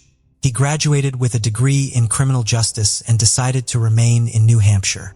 In 2019, the 29-year-old was living in Manchester and working for Easter Seals, a non-profit organization. On Saturday, April 20th, Michael went out to the Tropical Lounge, a nightclub in Nashua, New Hampshire, with two of his friends. In the early morning hours of April 21st, two women got into a verbal altercation inside of the club. The situation escalated after the two women went outside of the club at closing time. Michael stepped in to try to break up the altercation. Michael was not directly involved in the disagreement, but he had tried to break up a fight he witnessed at least once before. According to his family, this kind of behavior was very much in line with Michael's good-natured personality. Michael did appear to at least know one of the women involved in the altercation and had danced with her earlier in the evening. Due to the altercation, the police were called to the club's parking lot. When they arrived, the crowd scattered. At this point, Michael was separated from his friends. They looked for Michael for 45 minutes. Michael did not answer their phone calls, and his car was still parked on Orange Street, less than a mile from the club where he had left it earlier in the evening. Michael's friends then left to return to Manchester without him. Michael's best friend and roommate, Ben Harris, was not at the apartment he shared with Michael that weekend. He had gone to Boston to celebrate Easter with his family. He, therefore, was not there to notice that Michael never arrived home after his night out. He did notice when Michael never came home Sunday night. Michael's family took notice when he did not return phone calls from his mother and grandmother on Easter Sunday. His job took notice on Monday morning when the usually dependable Michael did not show up for work. He was reported missing to the police on Monday, April 22nd. There has been no activity on his social media or financial accounts since he went missing. According to police, Michael left the club at approximately 1:45 a.m. At 1:49 a.m., Mike placed a phone call to his boss, during which he told her, "They're after me more than one." It would not have been unusual for Michael to call his boss if he were in trouble. He had a good relationship with her and had called her before in situations where he needed a ride or was having trouble with his car. The call disconnected after 2 minutes. Michael's boss immediately tried calling him back, but Michael did not answer. She sent him texts at 154 and 218, but he did not respond to either of them. She made one more attempt to call him at 225, but he again did not answer the phone. While Michael was not replying to his boss, his phone was sending out texts during this time. He sent a series of texts to one of his neighbors, but not all of them make sense. Michael's father believes that it is possible that at least some of these texts were the result of the text-to-speech function on Michael's phone, meaning that Michael did not mean to send the texts, but his phone transcribed words or sounds it recorded him saying. Eldridge is the name of a small side street not far from the Tropical Lounge that Michael may have run down while trying to get away from the individuals who were chasing him. But by the time he sent the text referencing it, he would most likely not have been near that street because other evidence places him at a different location. The last text message Michael received on his phone came in at 2:27 a.m. and the phone was last pinged at 2:30 a.m. At this time, the phone was at a McDonald's on East Hollis Street, less than half a mile down the street from the Tropical Lounge. The police were able to confirm that Michael was actually at the restaurant through witness statements from McDonald's employees and an acquaintance of Michael's who saw him there. Police could not track Michael's movements using his phone past 2:30 a.m., most likely because his battery had died. Surveillance footage next shows Michael at a Speedway gas station further down East Hollis Street. Inside the gas station, Michael asked if he could use their phone. It is unclear if he actually made a call there. Michael's father went to speak with the employee who had been working at the gas station that night, but he was not able to follow basic conversation or provide coherent answers to questions. Mr. McLean believed the employee had some sort of substance abuse problem. The last known footage of Michael was taken at 3:30 a.m. The last known footage of Michael was taken at 3:30 a.m. Michael was picked up by multiple cameras at the residences at Riverfront Landing, a new condo complex on Bancroft Street, a side street off of East Hollis, further east from the Speedway and McDonald's. The last time Michael is seen on video, he was exiting the complex. Michael being there confirms that he was continuing to head east on Hollis Street. It is unclear why Michael went off the main road and into the condo complex. If he had stayed on Hollis, he would have had to go over a bridge, but the bridge did have a sidewalk and lighting, so he could have done so. Michael's father believes that his son may have walked into the complex to try to trick someone following him into thinking that he lived in the complex and was going inside his residence. The Nashua police claim that no one was following Michael that night, but his parents are not fully convinced of this. The fact that Michael told his boss that he was being chased right after leaving the club seems to indicate that he ran into trouble there. An ex-boyfriend of the woman Michael had been dancing with had reportedly been at the Tropical Lounge that night, providing a potential motive for someone to go after Michael. Given the fact that Michael was last seen on surveillance footage near a river, there is a possibility that he accidentally fell into the water, but this seems unlikely. There were multiple obstacles between where Michael was last seen and the river, including a dry well and a wooded area. Furthermore, Michael would have had to go up a grassy hill, slick from recent rain, in order to go towards the water. From there is a section of river rock and then a section of small boulders that Michael would have had to get over in order to get into the water. It is unclear exactly why Michael kept walking east on Hollis Street. Hollis is a main street and was relatively well lit. So if Michael was being followed, it would make sense for him to stay on that street. He may also have gone into the McDonald's because it was one of the few places in the neighborhood that was open 24 hours, and he felt safe waiting out the individuals who were following him there. It is unclear why he did not call his friends to come meet him and why he continued east when his phone died and he needed to make a call.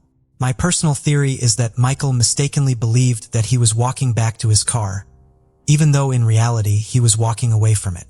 To get from where Michael parked his car on Orange Street to the Tropical Lounge, he had to cross a bridge over the Nashua River. Michael was not familiar with Nashua and had not spent a lot of time there. I believe it is possible that Michael may have asked someone on the street or at the McDonald's or in the Speedway for directions on how to get to the bridge, not knowing that was more than one bridge nearby. This theoretical person may have told Michael to keep going east on Hollis, where there was another bridge going over the Merrimack River, assuming that this was the bridge Michael was asking about. It was near this bridge that Michael was last seen on surveillance footage. No one has ever come forward saying that they had such a conversation with Michael. This is purely a theory on my part. I believe it explains why Michael was not trying to get a hold of the friends he had been at the club with while he still had power on his phone. He believed that he was close to his vehicle, which meant that he believed he was close to safety and his means to get home. While this theory may explain some of Michael's behavior during the early morning hours of Easter Sunday, 2019, it does not explain what happened to him after he walked out of the condo complex on Bancroft Street. That mystery still remains despite the best efforts of Michael's dedicated family.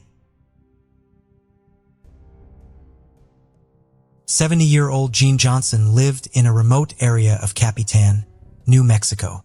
The grandmother of two had moved there from Ruidoso, New Mexico, where the rest of her family lived, around the time her husband passed away. She wore some of her late husband's ashes around her neck in a clear pendant and still wore her wedding band in 2019, even though her husband had passed away almost 8 years prior. She resisted her daughter Heidi's attempts to get her to start dating again. Jean and Heidi were very close and normally spoke on the phone at least 3 times a day. On Sunday, May 26, 2019, Jean sent Heidi a picture of a dog she was taking care of for a friend. This will be the last communication Heidi received from her mother. Heidi had a busy workday on Monday 27th, so she did not get a chance to try to call her mother until the early evening. Jean did not answer. Heidi tried calling again on Tuesday, but Jean still did not pick up the phone, which was unusual. Heidi was becoming concerned, and these concerns were validated shortly after her Tuesday call to her mother when she received a phone call from the friend Jean had been dog-sitting for. Jean and her friend had planned for Jean to drop the dog off at the friend's house on Monday, the day they returned from their trip. Jean had not shown up to bring back the dog. Heidi drove half an hour to her mother's home. The gate at the beginning of the long driveway was locked, and Jean's car was in the driveway. Her cell phone and purse were locked inside of it. The one real sign of trouble was the fact that the front door of the house was slightly open. The dog Jean had been watching was still inside the house. It had several accidents in the house, indicating that it had not been let outside in some time. According to Heidi, Jean loved this dog and would not have left it on its own for such a long time willingly. Only one item in Jean's home seemed out of place. It was initially believed that Jean's .357 pistol was missing because it was not in her hope chest where it was normally kept. However, it was found inside of a pouch on top of a pile of laundry. Jean had packed up the laundry to take it to Heidi's house that week. According to Heidi, Jean did not use the pistol recreationally and only had it for protection. She would only have taken it out if she thought there was a mountain lion too close to her property or if someone had shown up at her house and she had reason to fear them. Police searched Jean's 10-acre property with the aid of helicopters, drones, and tracking dogs. They found nothing and had to expand their search area. Still, they found no sign of Jean. Heidi has organized several of her own searches with volunteers on ATVs and horseback covering large tracts of remote land. Desperate for any possible leads, Heidi has also consulted several psychics for help. They have all told her that her mother is no longer alive. Despite the lack of new information in her mother's case, Heidi continues her efforts to find her. Her next large-scale search for Jean is scheduled for October 26th. Kisara Stops Pretty Places, born on August 14, 2001, was a compassionate and vibrant young woman from Montana, with ties to the Crow and Northern Cheyenne nations. Known for her athleticism, Kisara excelled in basketball, football, cross-country running, and wrestling. During her teenage years at Hardin High School, she participated in plays, sang in the choir, and was admired for her kindness and love for animals, often caring for strays. Kisara dreamed of becoming a performer, pursuing acting and singing with determination, but her bright future was tragically cut short shortly after her 18th birthday. On August 24, 2019, Kisara was last seen in Hardin, a rural town near the Crow Reservation where she lived with her grandmother and legal guardian, Yolanda Frazier. Though it's unclear where Kisara was heading that day, she had planned to meet her mother the next day for a trip to North Dakota. When Kisara failed to show up and stopped responding to texts, calls, and social media, a significant red flag, her family grew increasingly concerned. That same day, Kisara's aunt, Priscilla Boltio, tried to report her missing to the Big Horn County Sheriff's Office. However, she was falsely told there was a mandatory waiting period before filing a report. Under Montana law, anyone under 21 is considered a minor, and an Amber Alert should have been issued immediately. Instead, it took until August 27th for her family to officially file a missing persons report. Authorities dismissed their concerns, claiming Kisara was likely with friends, despite her uncharacteristic silence. Following her disappearance, law enforcement's response was minimal. Reports indicate they did not actively search for Kisara, nor did they distribute flyers to help trace her last movements or encourage witnesses to come forward. Priscilla felt that Kisara's troubled past and history of running away led law enforcement to disregard her case. This lack of urgency and support left her family struggling to uncover the truth about what happened to Kisara. Although much of the 18-year-old's past remains a mystery to the public, it has been noted in recent articles that she had some issues with alcohol.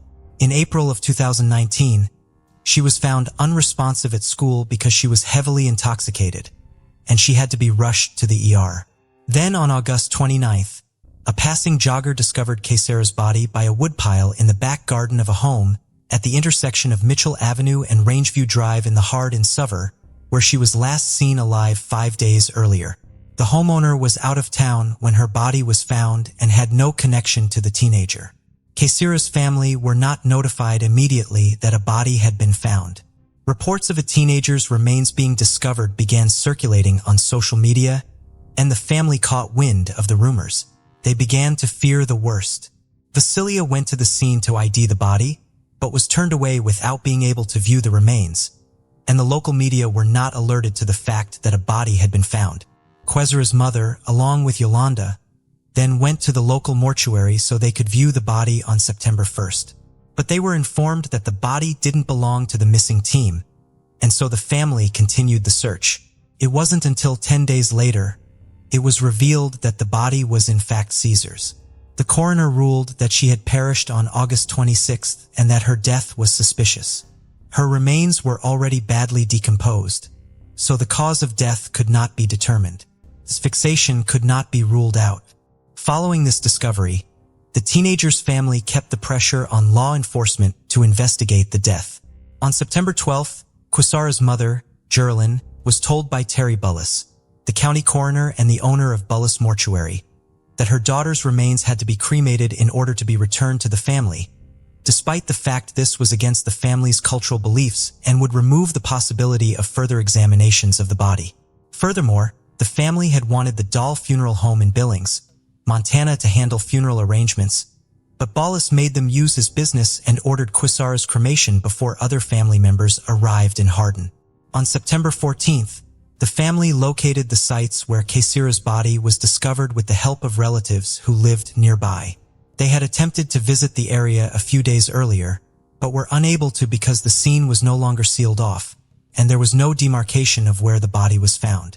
At the scene, they performed a ritual ceremony and noted that the area was very visible and had high traffic. A neighbor, Jason Cummings, who had found the body, told the family that the police had removed Kaysira's phone from her pocket and that he had told them to charge it so her family could be contacted, although they appeared to ignore this suggestion. He too had questioned why the crime scene hadn't been sanctioned off to prevent contamination.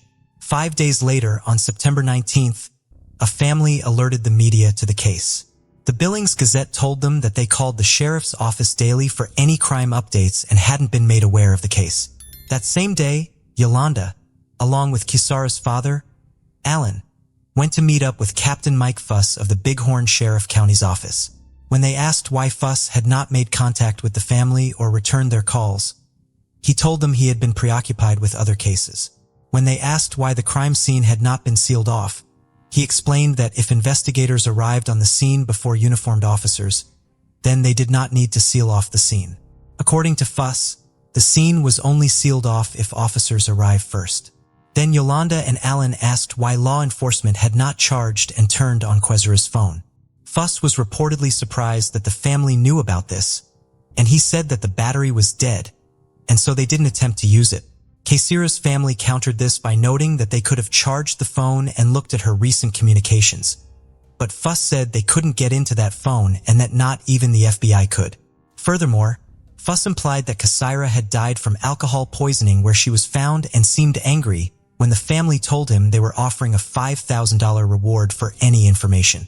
He also revealed that the original investigator on the case, Jeremy Middlestat, had stepped down because he, quote, couldn't handle it. Notably, Kaysira's family were not interviewed by law enforcement until this time. They also spoke with the Bighorn County Attorney, Jay Harris, who told the family that the coroner, Terry Bullis, had a conflict of interest in his position as a funeral home business and the counseling medical examiner. Harris also noted that Bullis tended to quickly determine the cause of death as exposure to alcohol and natural causes under his charge as coroner. However, Harris was otherwise reportedly brusque and rude towards the family and failed to provide them with clear answers to any of their questions. At one point telling them, "How do you know that nothing is being done?" On 23rd, the family were notified that no missing persons report had been filed for Kaysira and that her name was not in the missing persons database. A week later, the FBI declined to take the case on, stating they needed more evidence that Kaysira was murdered on the reservation. Interestingly, just days before Kaysira Vashti, She had filmed a video of several police officers beating her 15-year-old wheelchair-bound brother and uploaded it to social media. The incident involved several deputies from the Bighorn County Sheriff's Office, leading to several officers being reprimanded. It is believed one of the officers who responded to the scene where Kisara's body was found was one of those involved in the beating. This has sparked much speculation that the police were involved in her death or opted not to investigate in retaliation for Kisara attempting to hold them responsible for their actions. In August of 2021, 2 years after the teenager's death, a fresh report revealed that 4 witnesses had been discovered. The statements of these individuals are not fully consistent, but generally describe a series of events which led to an argument outside of a home on Rangeview Drive at around 3 a.m. on August 26, 2019 involving Kisara and 3 other unarmed individuals, including a 17-year-old girl, 19-year-old woman, and 23-year-old man. Some reports mentioned that Kisara had been hanging out at the house and that an occupant had purchased alcohol for her. Reportedly, her blood alcohol level at the time of her demise was not 0.149. The argument that had occurred that night led to another nearby homeowner setting off his Carla, hoping it would cause the group to flee. They did, scattering in different directions. Kisara was last seen heading towards the area where her body was later found. The new report also mentioned that no foreign DNA was discovered underneath her fingernails, and that she was diagnosed with asthma shortly before her disappearance. Kesri's case is still unsolved. If you have any information about her disappearance and subsequent death, then you can contact the Bighorn County Sheriff's Office at 406-665-97. The teenage years are the most challenging of all the stages of growing up. Not a child anymore, but not yet an adult, this time can be characterized. The body undergoes a massive hormonal overhaul, further complicating this transitional period. Yesterday's obedient child becomes unstable and prone to rebellion. A teenager's worldview is a picture of contrasts consisting of black and white tones. The prevailing color in the teen's judgments and actions largely depends on their environment. The story we're about to discuss occurred in Medicine Hat in the southeast of Alberta, Canada. Incomprehensible cruelty and betrayal befell the Richardson family. Their tragedy gained national attention, and once again the Gothic subculture came under fire. In town, the Richardson family was considered exemplary. Deborah and Mark, along with their children, 8-year-old Tyler and 12-year-old Jasmine, lived in a beautiful and cozy place. Like all Canadians, they were very hospitable and sociable. Their home was often filled with guests, and the atmosphere was built on principles of love and respect. Everything was going well until the eldest daughter entered puberty. The once calm girl changed beyond recognition. First and foremost, Jasmine's character changed. She became bold and frivolous. Conflicts between her and her parents began to occur, and her academic performance dropped. Secondly, her preferences in music and clothing transformed. Whereas she previously enjoyed modern pop, she now took an interest in heavy rock. Bright colors and clothing were replaced by shades of gray and black, and her dressing style became provocative. Jasmine wanted to appeal to boys, so she began to emphasize her rounded shapes. Her interaction with former friends noticeably decreased. She began to spend more time alone in front of her computer screen. The door to her room was often closed. With the introduction of the internet at home, she became interested in Gothic themes, dark poetry, criminal psychology, and human anatomy. Miss Richardson even identified herself as a witch preaching the Wiccan religion. For this purpose, she visited various websites of similar nature, where she found a circle of friends who shared her interests. "Welcome to my tragic world," was the greeting on her social media page. It seemed like a typical adolescence, spiced with excessive dramatism and mysticism. However, the girl became more and more detached from her family. In her profile, she listed a fictitious name and age of 15. She liked older interlocutors, wanting to match them. Her parents tried to support their daughter during this difficult period, suggesting spending time together. They looked for common ground activities. However, she found this uninteresting. Jasmine considered her younger brother to be an annoying nuisance.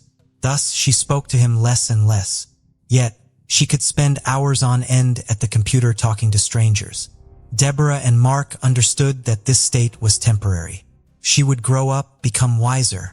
Therefore, they were quite tolerant of her new hobbies. One day, Jasmine told them she would like to go to a concert of a punk rock band. Her parents agreed. If only they knew what this outing would lead to. Early 2006, Jasmine Richardson went to a concert of a local youth band pursuing her own interests. Knowing he would be there, Jeremy Steinke, the boy who had been stirring her heart for months. He too was fascinated by Gothic culture. They met on a vampire enthusiast's website where they occasionally communicated. Jeremy portrayed himself as a 300-year-old werewolf thirsting for blood. To prove it, he wore a vial of blood around his neck, though it was unclear whether the fluid was of human or animal origin. Nonetheless, the boy clearly considered himself special, which Jasmine found very appealing. Meeting at the concert, the young people grew even fonder of each other. Eventually, Steinke asked her out and she joyfully accepted. All would be fine except Jeremy was 23 years old.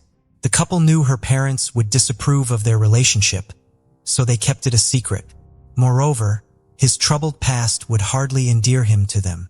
The young man was poor and lived in a trailer with his mother and sister. His relationship with his mother was strained due to her excessive drinking. Jeremy had endured her constant stream of volatile partners who often beat him in their drunken rages.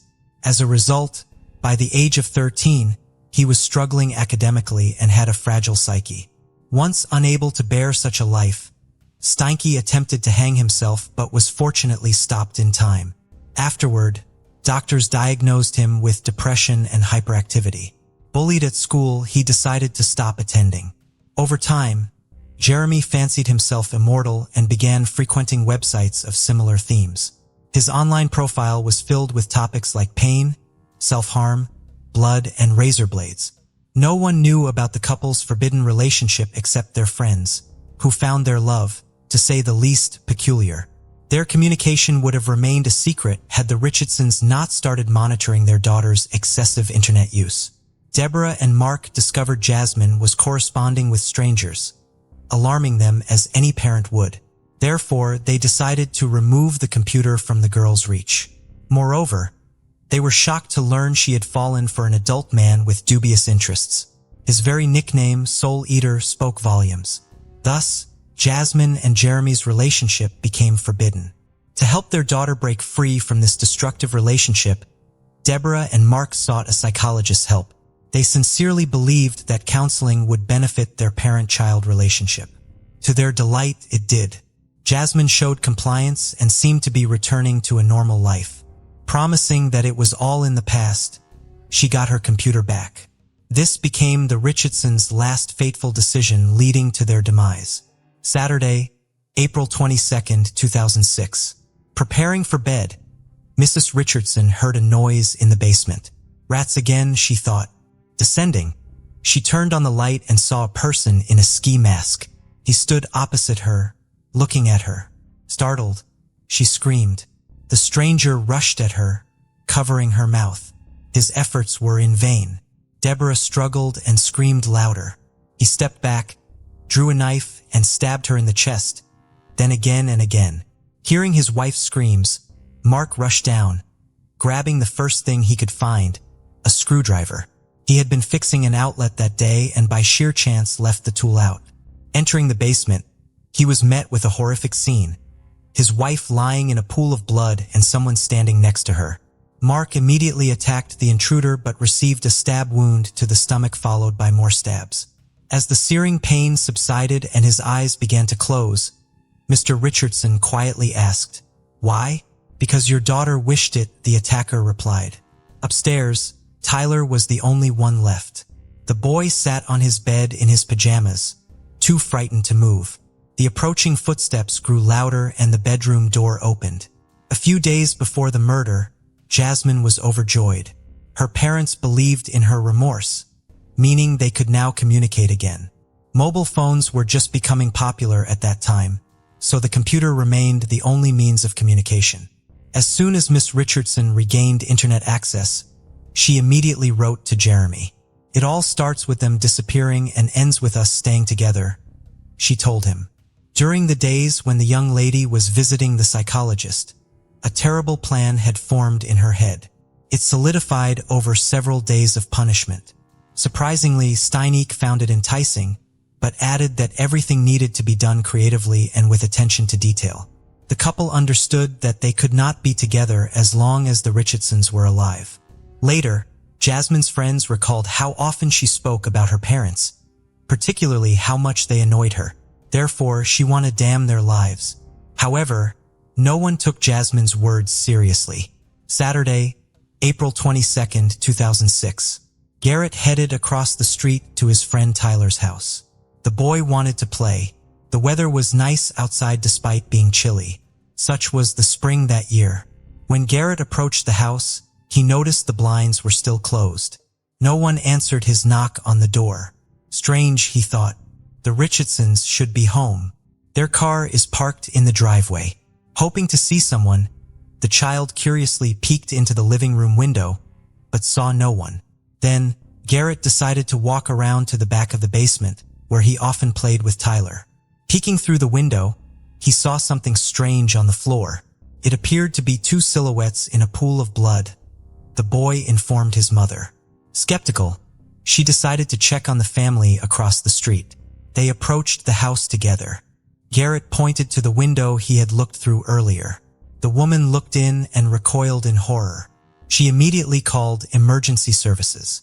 Something happened at the Richardsons. They seemed to be lying in the basement floor, all in blood, the neighbor reported. The police arrived promptly. Breaking down the front door, they descended to where Garrett and his mother had seen something. Entering the dark basement, the officers had difficulty recognizing the people lying on the ground. Their bodies were mutilated and bloodied, but there was no doubt. It was Mark and Deborah Richardson, and they were deceased. Blood was everywhere, on the floor, walls, even the ceiling. A bloody mess. No other way to describe what was before them. Later, the police searched the house. In the upstairs children's room, they found a small child. The boy lay in bed among toys, splattered with blood with visible knife wounds.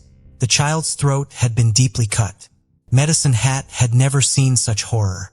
One officer said, "It will take me decades to forget what I saw today." After the house was searched, the police realized one family member was missing. The Richardsons' eldest daughter was gone. Officers worried she might be in danger. Everything indicated the attack occurred in the basement and the child's room. The rest of the house was undisturbed, and at first glance, nothing was missing. The state of the body suggested the crime occurred the previous night. Apparently, the perpetrator broke into the house and attacked the boy and his parents. Then what happened to Jasmine, and where was she? The police began to construct theories about what had happened.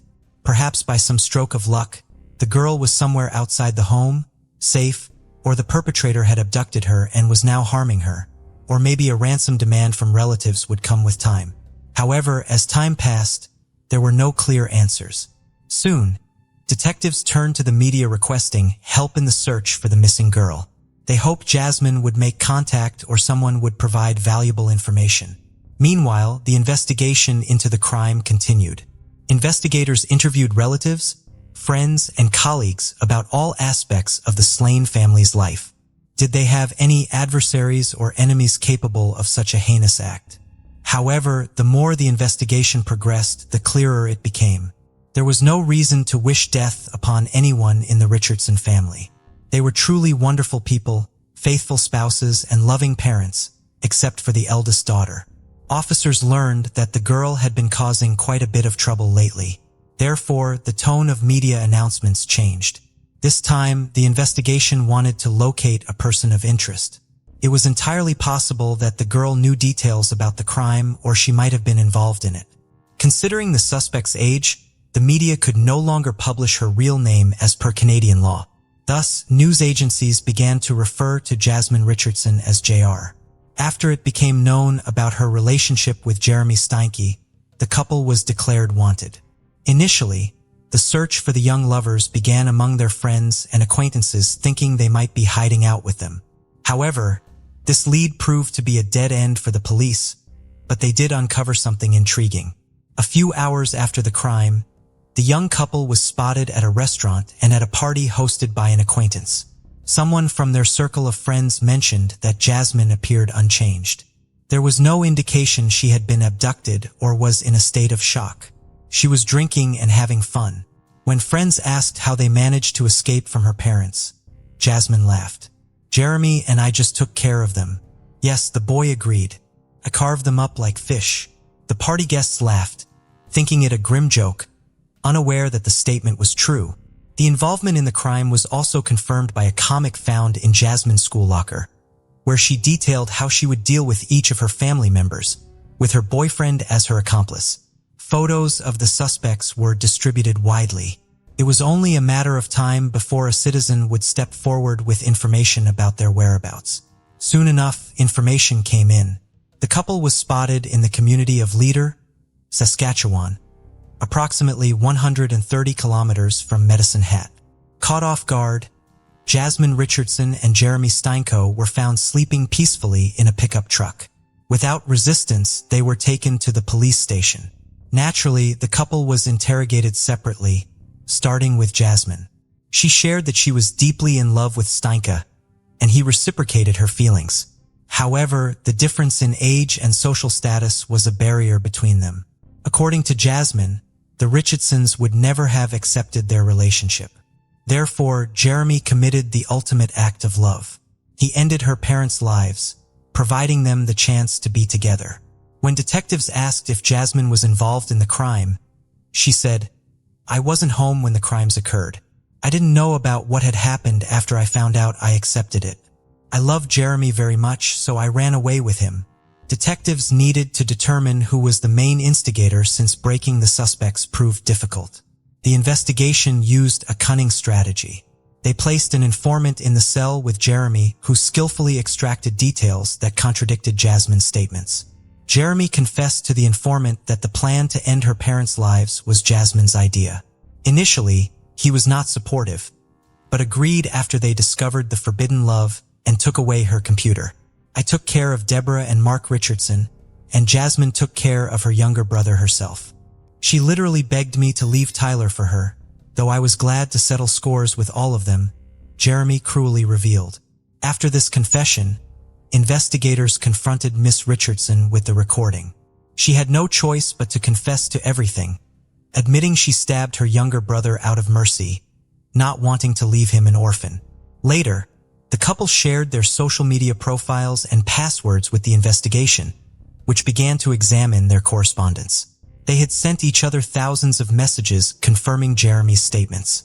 Jasmine indeed conceived the plan on her own. Steinck wrote that Jasmine was the only person who supported and approved of his tastes, replacing the society he felt alienated from. Fearing he would lose her, he helped realize the dreadful idea. "I want to slit their throats. They will regret what they've done, especially when I make sure they're gone. They'll pay for the insults. Finally, there will be silence. Their blood will be the payment." Jeremy supported his beloved. His friends also reported that just a few hours before the attack, they watched the 1994 film Natural Born Killers, which portrays a couple committing 9 heinous murders. This story inspired their friend, who said he wanted to enact a similar plan with his girlfriend. "I think it's the best love story of all time," Steinke said. With sufficient evidence at hand, the suspects were charged with 3 counts of homicide. The detectives pieced together the confessions of the accused, witness testimonies, and other case evidence to form a clear picture of the crime. Before the act, Jeremy was intoxicated. Jasmine let him into the house and guided him to the basement, where he attacked her mother. Deborah was the first to die, suffering 12 stab wounds across her body. The deepest wound pierced her chest, reaching 12 centimeters deep and striking her heart. In a rage, Jeremy mercilessly continued his assault on Mark, who sustained 24 wounds, 9 of which were in the back. Like his wife, the family patriarch bled out on the basement floor. Tyler Richardson was the last to die. While Steinck was dealing with the parents downstairs, Jasmine inflicted 5 stab wounds on her younger brother upstairs. After Jeremy finished, he went upstairs to help his girlfriend with the child, coldly slashing the boy's throat as if carving a pumpkin. Afterward, Jeremy went home to wash off the blood while Jasmine caught a taxi to a restaurant where the couple had agreed to meet. After discussing the night's events, they headed to a party. A friend of Jeremy's, Casey Lancaster, helped them dispose of the evidence and reach Saskatchewan. Words fail to describe the horror they created.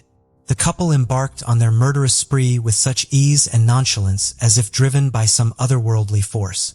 It is shocking that during interrogations and their time in custody, not a word of regret or remorse was uttered for their actions.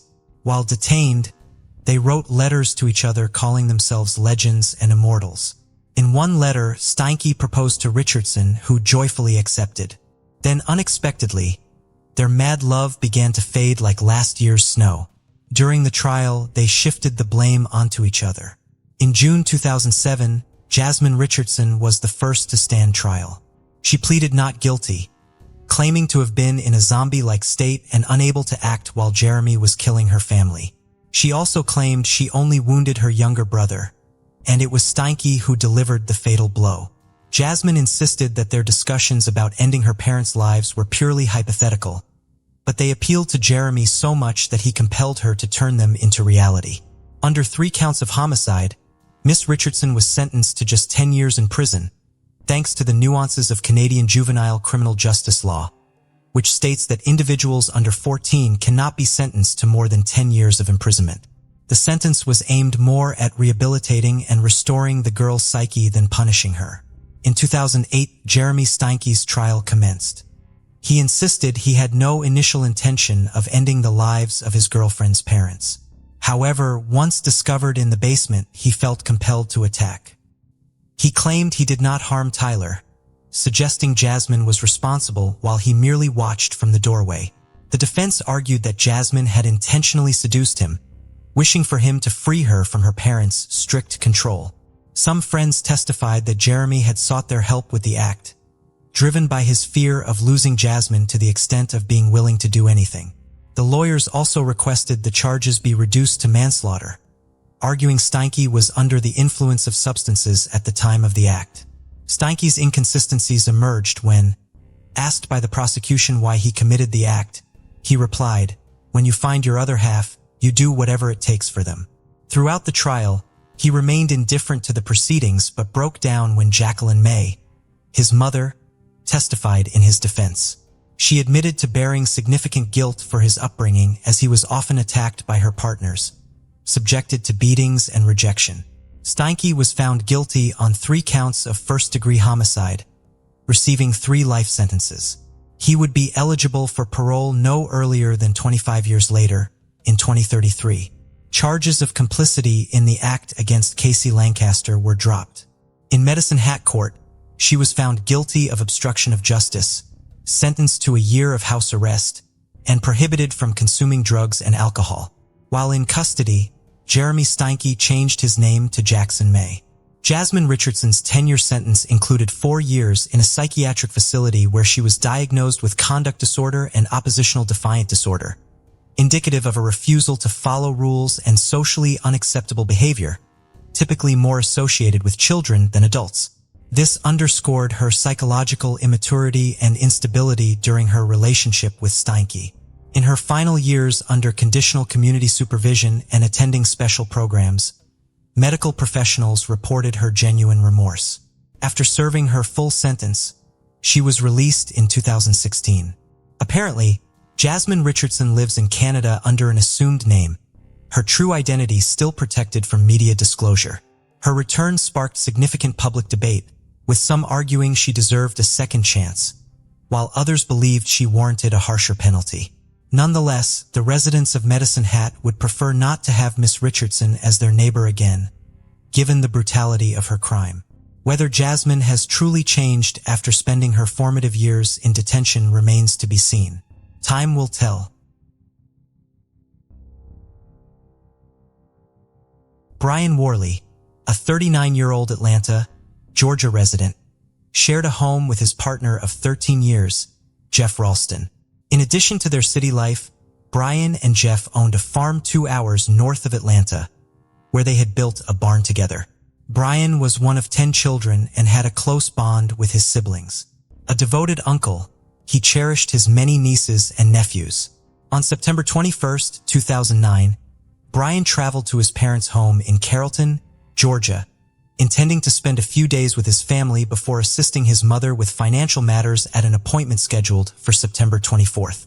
Normally a 1-hour drive, the trip took nearly 5 hours due to significant flooding in the area, leaving Brian frustrated with the delay.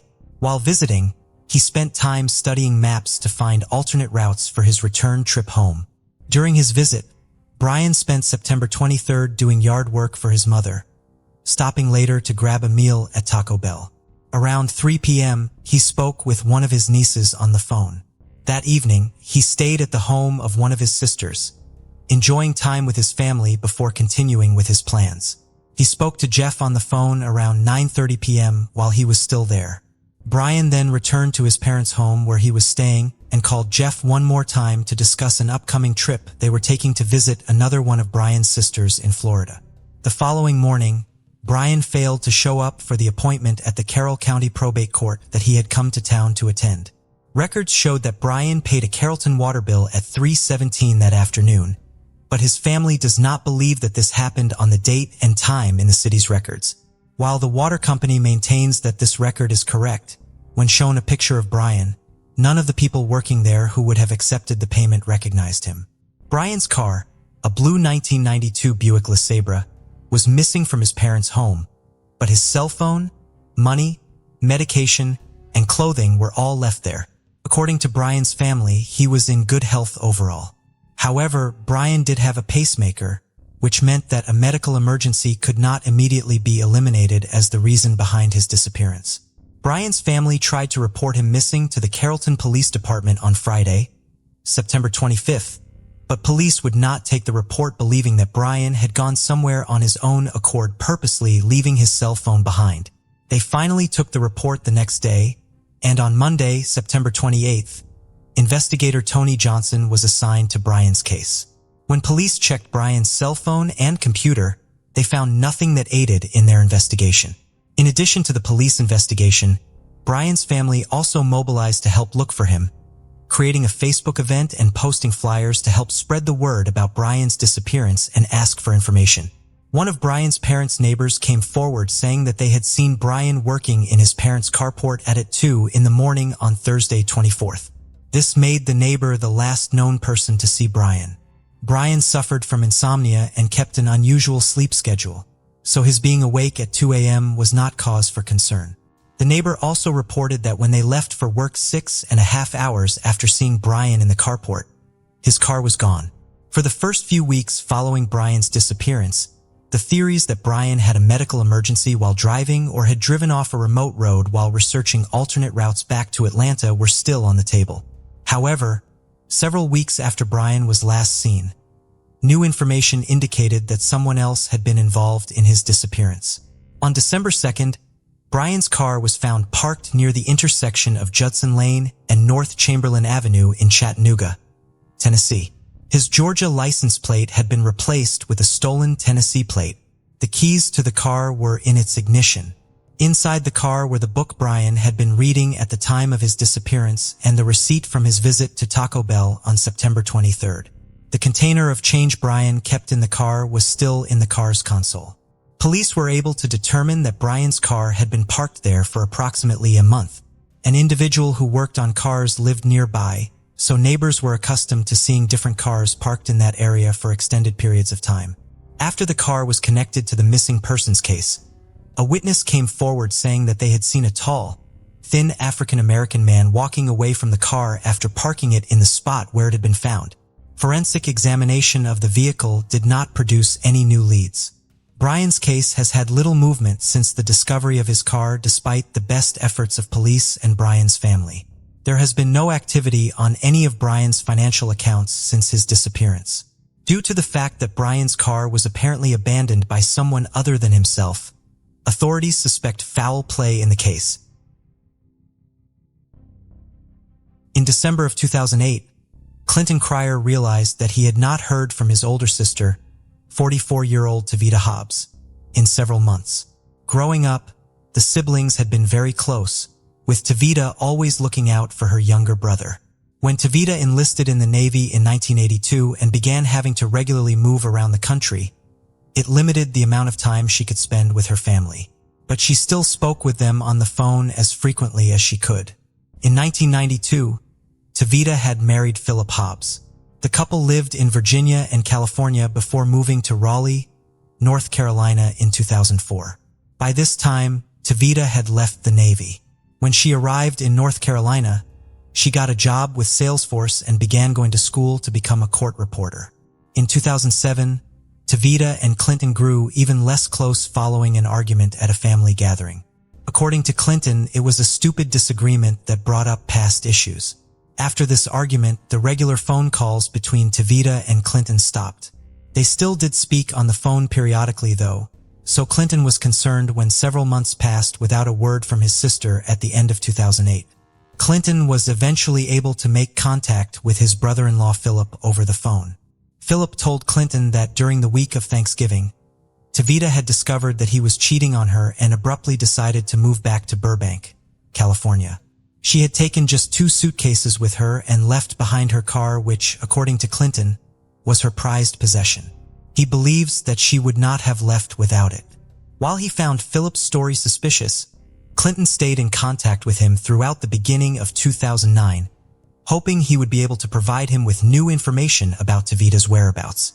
He never did. Philip Hobbs never filed a missing persons report for his wife, so Clinton eventually reported her missing to the Wake County Sheriff's Office in October of 2009. The case was transferred to the Raleigh Police Department in February of 2010.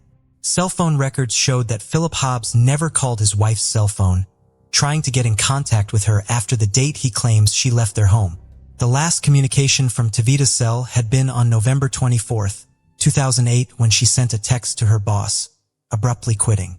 According to Tavita's boss, Tavita had seemed very happy in her position and there have been no indications that she had been planning to leave the company, especially without giving advance notice.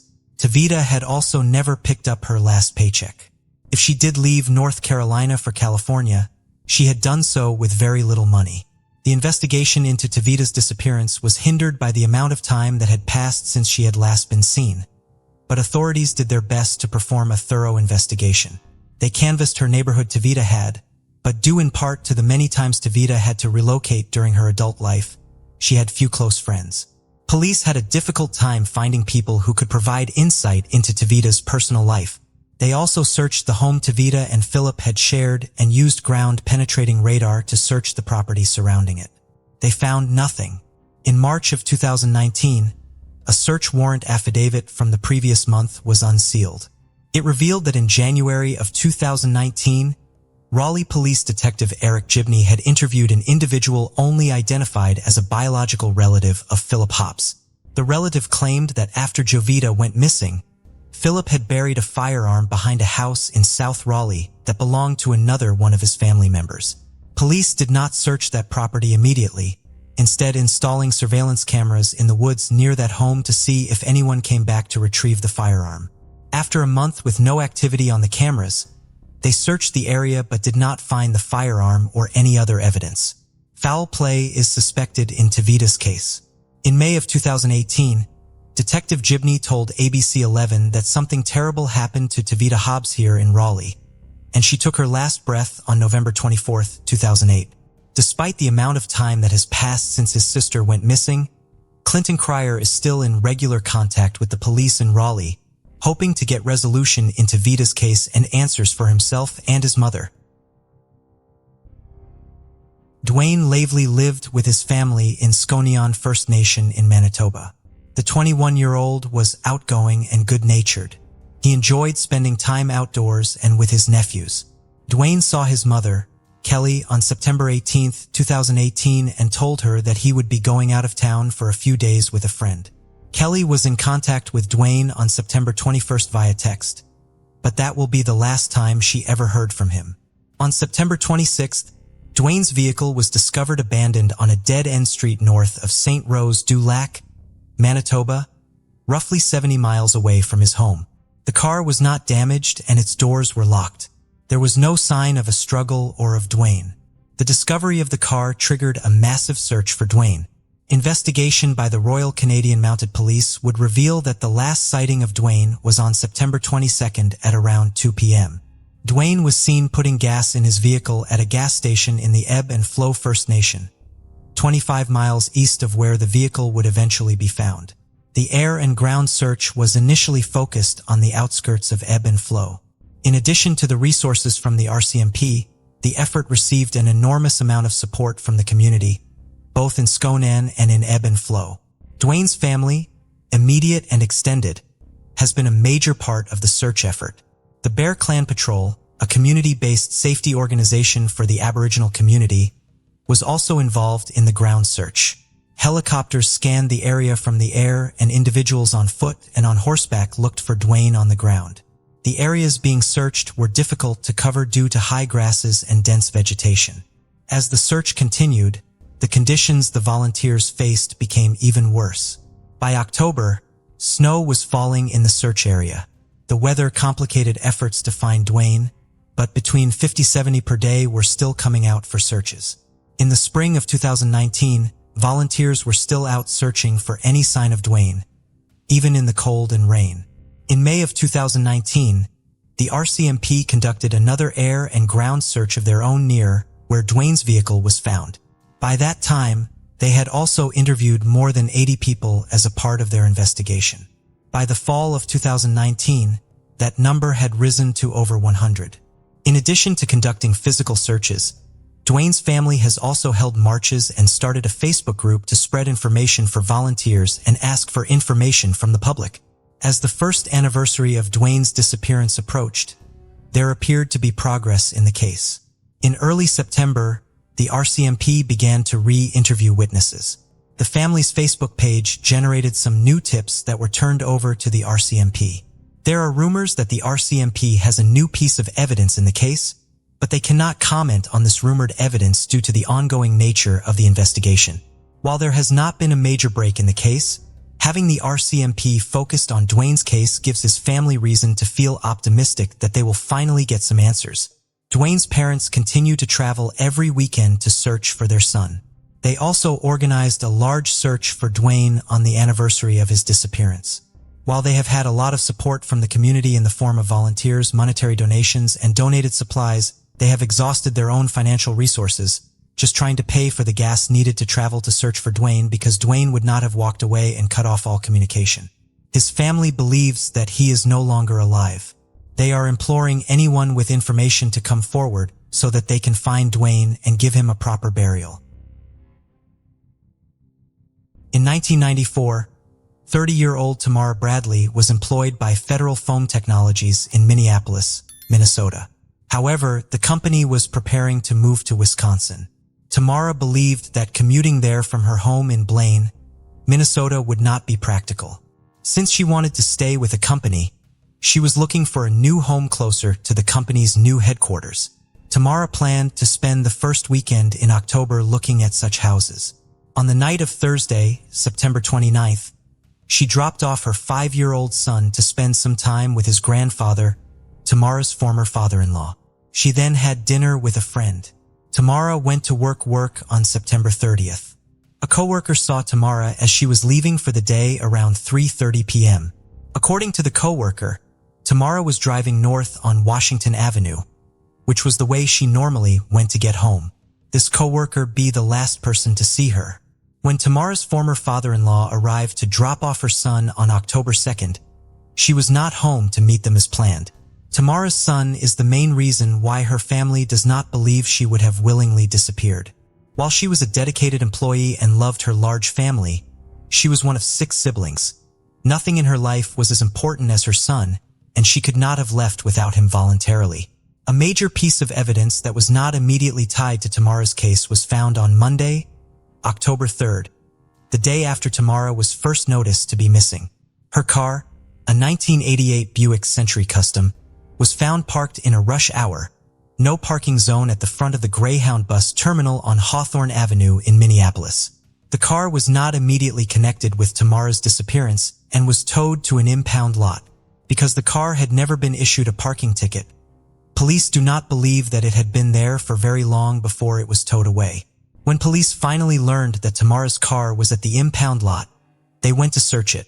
Inside, they found the keys to the car as well as several of Tamara's uncashed paychecks and a child support check. Tamara's family does not believe that she could have driven the car to the Greyhound station because of the position the driver's seat was in when the car was found. Tamara was only 5 foot 4 inches tall, and the seat had been positioned all the way back as though someone very tall had last driven it.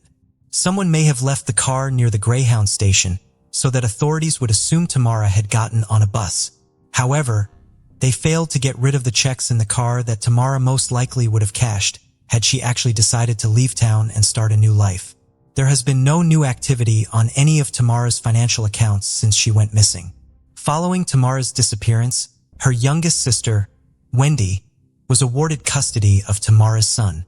Today, Tamara's mother is in poor health and the rest of the family is hoping for closure in Tamara's case while she is still alive. On November 10, 2016, 54-year-old Paul Brazo attended his son's wedding in Spokane, Washington. His date for the evening was his mother Donna. According to the other guests at the wedding, Paul was in good spirits all night. After the wedding, Paul returned to his home in Springdale, Washington in Stevens County. Paul shared the home with his mother so that he could help take care of her. Tired from the wedding, Donna began to get ready to go to sleep after arriving home. Paul, on the other hand, was not ready to turn in for the night. He told his mother that someone was picking him up and that he would be home the following day. Donna did not ask her son where he was going or who was picking him up. Donna was concerned when Paul did not arrive home when he told her he would, but did not call the police until he had been gone for 48 hours, and there was no doubt that something was wrong. Paul's family does not believe that he would willingly disappear. He was very close with his family and loved his mother, who depended on his help dearly. He was also in the process of planning his grandmother's 101st birthday party, which was scheduled for 2 weeks after he went missing. According to his family, Paul would not have willingly missed the event. He had also planned her 100th birthday party the year before and had very much enjoyed seeing her reaction to all the arrangements he had made to celebrate her. Paul was more than just a loving family man, however. He did have a checkered past and a criminal record. His family fears that he angered the wrong person from his time being involved with drugs. Paul's past has given rise to many rumors about the terrible things that could have happened to him. One of these rumors claims that Paul was killed and dumped on a mountain in a rural part of Stevens County. However, that mountain is large and home to numerous caves and abandoned mine shafts. Unless someone calls it a more specific tip and narrows down the search area, authorities can do little with this potential information. While they are not optimistic that Paul is still alive, his family believes that his case is solvable. They continue to hope for answers in Paul's case. On May 2, 2009, the small town of Wausau, Wisconsin, was shaken by a horrific crime. Brianna Marie Schneller, an 18-year-old girl, became the victim of an act marked by unfathomable cruelty. The tragedy deeply impacted the community, but what made it even more shocking was the motive behind the crime. Brianna was known for her vibrant personality and zest for life. She loved Mexican cuisine, music, dancing, and roller coasters. Academically, she was diligent and excelled as the top student at Everest High School in Washington, according to her parents, Craig and Lori Schneller. That summer, she had planned a trip to Tennessee to compete in a prestigious national competition held by a nonprofit organization for students in professional and technical fields, where she would present her project. She was the only student from Wisconsin to qualify for this honor. Brianna dreamed of a future in restaurant management and aspired to start her own business in the food service industry. To prepare for this, she worked part-time at El Mezcal, a restaurant in Rib Mountain, where she earned praise from friends, colleagues, and patrons alike for her kindness and dedication. Her life was filled with promise and major milestones were just around the corner. She was weeks away from graduating high school and marrying her 22-year-old fiancé, Sebastian Ramirez. Although her parents initially opposed their relationship due to the age difference, they had come to support her choices and happiness. Brianna's tragic death not only cut short a life brimming with potential, but also left the community grappling with the senselessness of the act. In their view, their daughter had matured too quickly. However, after getting to know the young man better, they trusted him. It was evident that he genuinely loved Brianna and had serious intentions regarding their future together. The couple moved in together, renting an apartment on 12th Avenue in Wausau along with Sebastian's 19-year-old brother, Hugo. Outwardly, it seemed that the trio got along well and lived peacefully. Many envied their friendship. The brothers supported Brianna's interests as they also worked at a restaurant called El Tequila Salsa in the same area. It is possible that one workday was when Sebastian and Brianna met each other. In any case, no one expected that a horrific tragedy could disrupt the plans and dreams of the two lovers. The morning of May 2nd, 2009 began as usual. Sebastian was the first to rise in the house. He didn't want to wake the girls sweetly sleeping beside him. It was a day off and she didn't need to rush to school. While the young man was in the shower, Brianna woke up. They exchanged sweet greetings and discussed their plans for the day. Meanwhile, Sebastian tried to wake up Hugo, who had come home in the early morning and had clearly overdone it at a party the night before. After that, Sebastian left for work, which was only a 5-10-minute walk away. His younger brother followed soon after. The girl stayed home alone. She exchanged messages with her mother and then got on with her tasks. That day, Hugo felt restless. He had a headache from too much drinking and regretted overindulging. Struggling to focus, he decided to swap lunch breaks with a colleague, and at 1:20 p.m. he headed home to catch some sleep. When he entered the apartment, nothing seemed unusual at first. However, as he walked further, he noticed a disorder in his brother's and his girlfriend's room. For some reason, Brianna was lying on the floor. Hugo rushed to her and asked what happened, but she did not respond. He didn't immediately notice the blood. The young man moved the towel that had been covering her face and screamed. She was unrecognizably disfigured. He grabbed the phone to call the emergency services, but his hands were shaking and his mind was foggy. Nevertheless, he knew he had to act, and he ran to his neighbor's apartment, the floor below. Through tears, young Ramirez tried to explain what had happened and asked the woman to call for help. At 1:30 p.m., the emergency services received a call.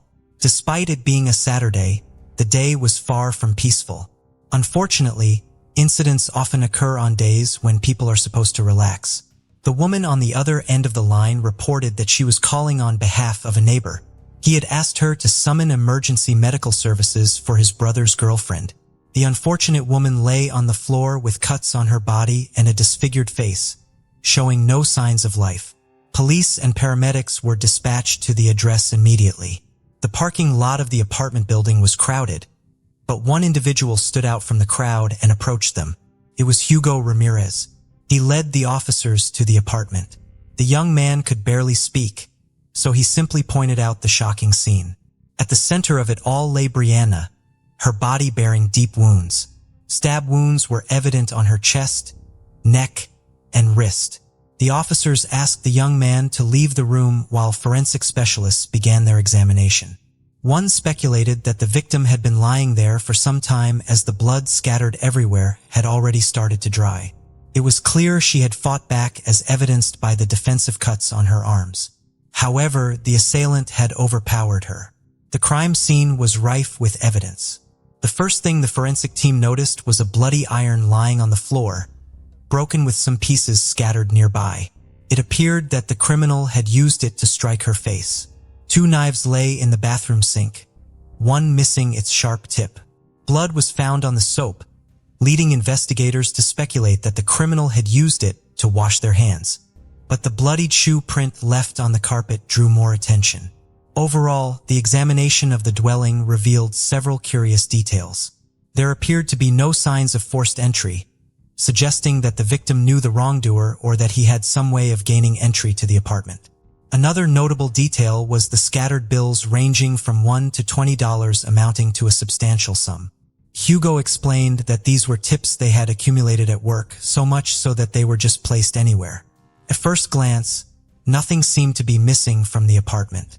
Everything pointed to the fact that Brianna was the target of the attack, not robbery. This was confirmed by the broken knife tip found in her body. What kind of force was necessary to break a knife? Who could harbor such feelings towards a young woman? And most importantly, what could have been the cause of such unprecedented cruelty and aggression? Eager to shed light on the matter, law enforcement officers were keen to speak with the girl's relatives and close friends, especially as they needed to convey the dreadful news. In the police department's office, Craig and Lori Schneller awaited news. They had heard that something terrible had occurred at the home where their daughter lived, but unfortunately, they had been unable to contact her. With heavy hearts, they went to the police station seeking answers. The officers had to confirm the parents' worst fears were indeed true. There was no greater sorrow for parents than to endure the loss of a child. The devastating news split the Schneller's life into before and after. Authorities provided photographs of Brianna for identification. The process was a mere formality as her identity was already established, but protocol required it. Due to the horrific injuries, not all photographs taken at the scene were shown to the family. Only those that showed part of her face were displayed. Once confirmed, the Schnellers could hardly believe what had happened. After consulting with a psychologist, Craig and Lori were able to answer a series of questions. They were eager to assist the investigation and catch the person responsible, so they provided as much information about their daughter's life as possible. The parents insisted that she had no known enemies or ill-wishers, at least to their knowledge. It was also revealed that Brianna's mother was the last person she had communicated with. That morning, Lori had taken Brianna's car to the auto repair shop and had messaged her daughter around 10 a.m. to inform her. Brianna had responded. This means that the tragic incident occurred after she spoke with her mother and before Hugo's arrival, establishing a timeline for the events. The police launched a comprehensive investigation. The first to be invited for an interview by the detectives were the Rodriguez brothers, Sebastian and Hugo, who were questioned separately. The fiancé of the victim, Sebastian, reported that he woke up at 9:15 in the morning, had a brief conversation with Brianna while getting ready for work, and then woke his brother. By 10:15, he was already at the restaurant. He learned about the incident after receiving a phone call. Hugo's account matched, stating he left the house about 10-15 minutes after Sebastian. He returned home at 1:20 p.m. because he was feeling unwell and wanted to rest. However, his illness and fatigue vanished when he discovered Brianna lifeless. After that, everything seemed like a blur. He explained that he was so stunned that he couldn't think straight on how to react properly. His mind shut down and his hands trembled, leaving him to run to a neighbor and ask for help. The Ramirez brothers' statements were credible and their distress appeared genuine. However, the police had often encountered convincing performances before, so they needed solid proof of their innocence. It was entirely possible that one of them was the perpetrator and the other was covering for him. Therefore, detectives inquired about their relationships with each other. Sebastian declared his love for Brianna and his anticipation for their upcoming wedding. Hugo was asked if he had any grievances against his brother's girlfriend or if they had quarreled, to which he responded negatively. He also clarified that despite her attractiveness and charm, he had no intentions toward her because he valued their good relationship and would never interfere with Sebastian's happiness. Brianna was like a sister to him. The interrogations lasted for hours, yet neither brother aroused any suspicion. After taking DNA samples from the young men, they were allowed to return home. To confirm or refute the Ramirez brothers' alibis, detectives interviewed employees of El Tequila Salsa restaurant and reviewed the establishment's surveillance footage. Sebastian and Hugo's accounts were corroborated. The theory of a domestic-related crime was dismissed. Then who was the murderer of this innocent young woman? Could there be a predator in the city? Perhaps he had been watching Brianna earlier and had learned much about her. Maybe on a day when she was alone, he executed his criminal intent. The investigation continued. By this point, the autopsy results had come in, confirming the initial suspicions of the police. The sequence of the crime was reconstructed as follows. Brianna first sustained a blunt force injury to the head, likely with an iron. Then the perpetrator cut her throat, followed by multiple stab wounds to her body. The ferocity and relentlessness of the attack were evidenced by the number of wounds, which were so numerous that even experts couldn't tally them. At least 2 of these injuries were immediately fatal. The young woman fought fiercely for her life, as indicated by the foreign DNA found under her nails. Later developments revealed that earlier statements claiming nothing was missing from the home were incorrect. The victim's phone had disappeared. Sebastian discovered the loss and promptly informed the detectives. This piece of information became a critical lead as once the police received this new clue, they began searching for the mobile device. Rihanna's cell phone provider reported that her phone was still active and provided its location. It turned out that the phone had been nearby all along, specifically within the premises of the restaurant where Sebastian and Hugo worked. The investigation grew more complex with the brothers' undeniable alibi and one of them reporting the missing phone against the backdrop of suspicious coincidences. Detectives urgently traveled to the specified location, but upon arrival, they found that the coordinates led to the parking lot of a shopping center housing the restaurant. It appeared the sought-after item was in one of the trash bins. After a brief search, a plastic takeout bag with the logo of El Tequila Salsa was found inside a container. Within the bag were the girl's phone, 2 mismatched gloves, and a pair of women's underwear. One of the gloves was stained with blood. This unexpected discovery shifted the narrative as theories about a predator and a crime driven by intimate motives began to gain traction. The bag and its contents were sent to the laboratory for further examination, potentially still holding fingerprints or DNA from the perpetrator.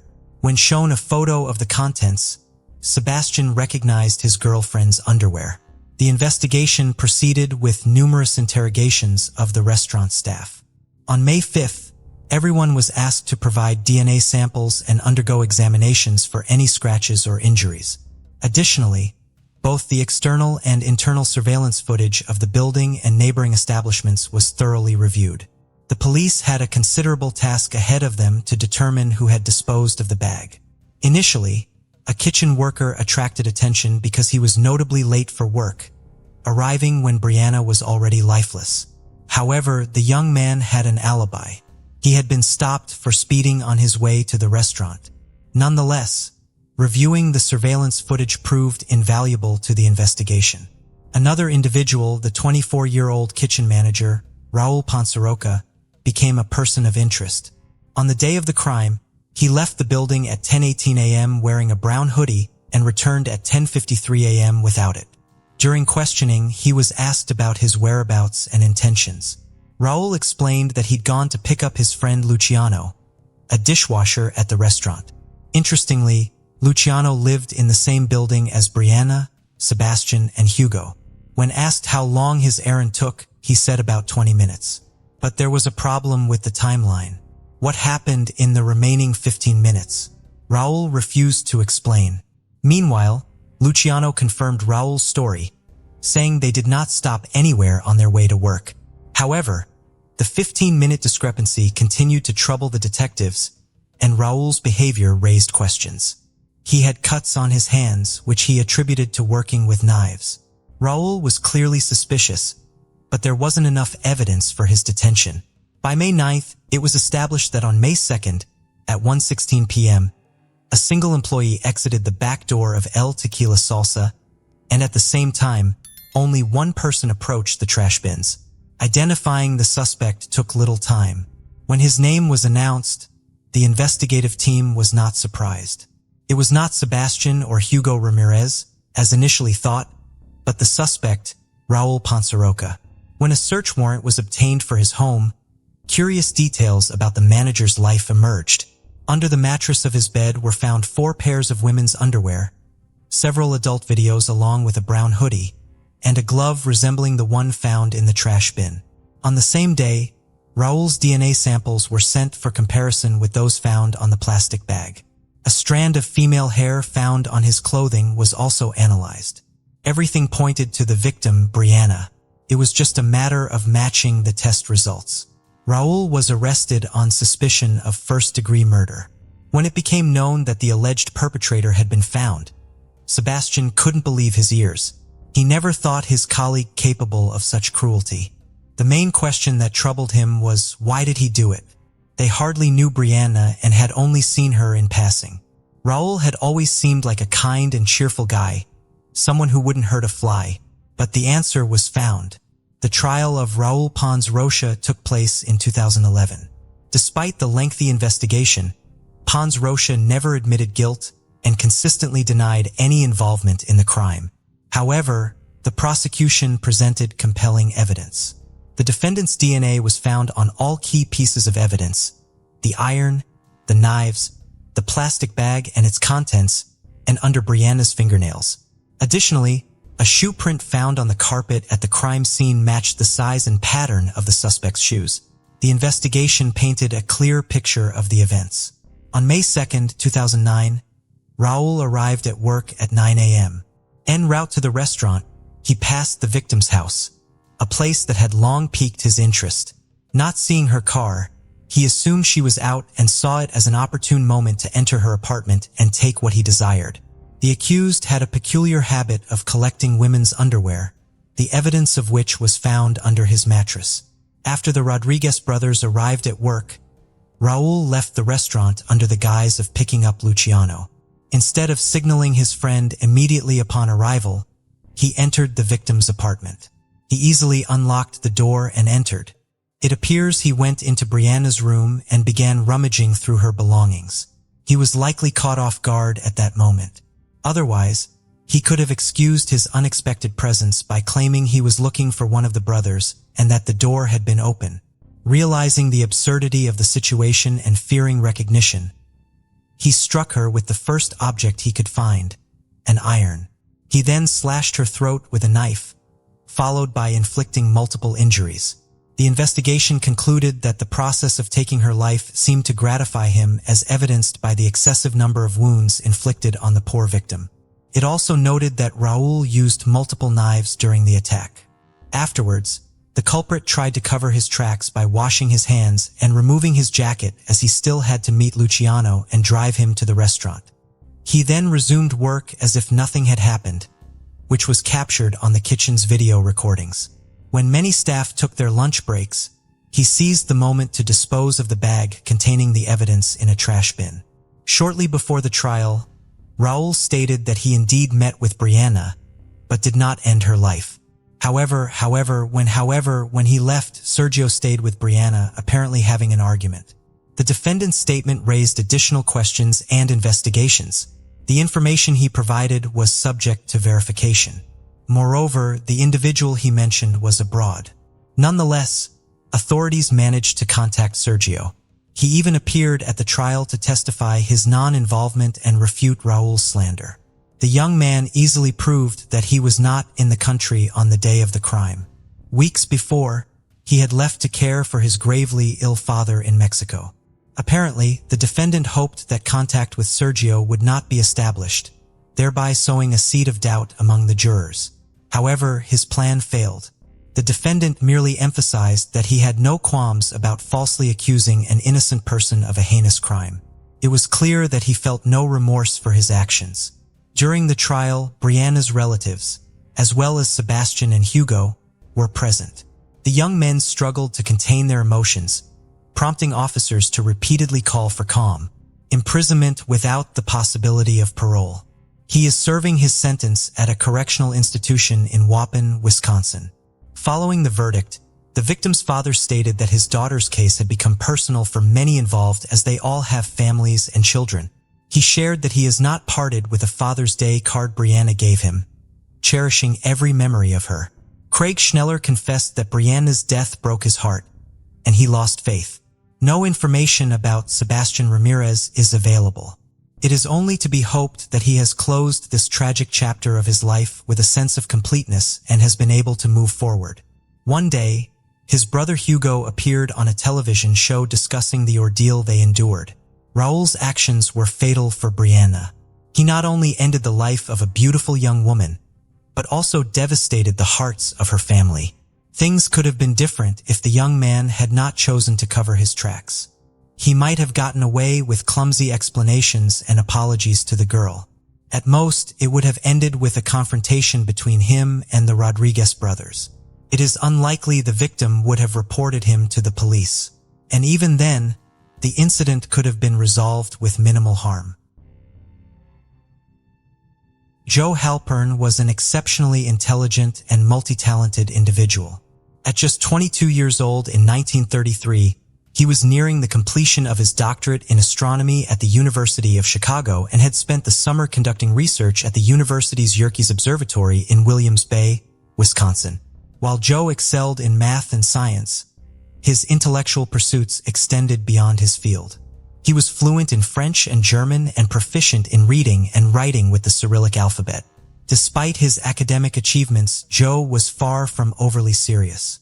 He had a playful side, often using his wit and sense of humor to entertain and pull pranks on his friends.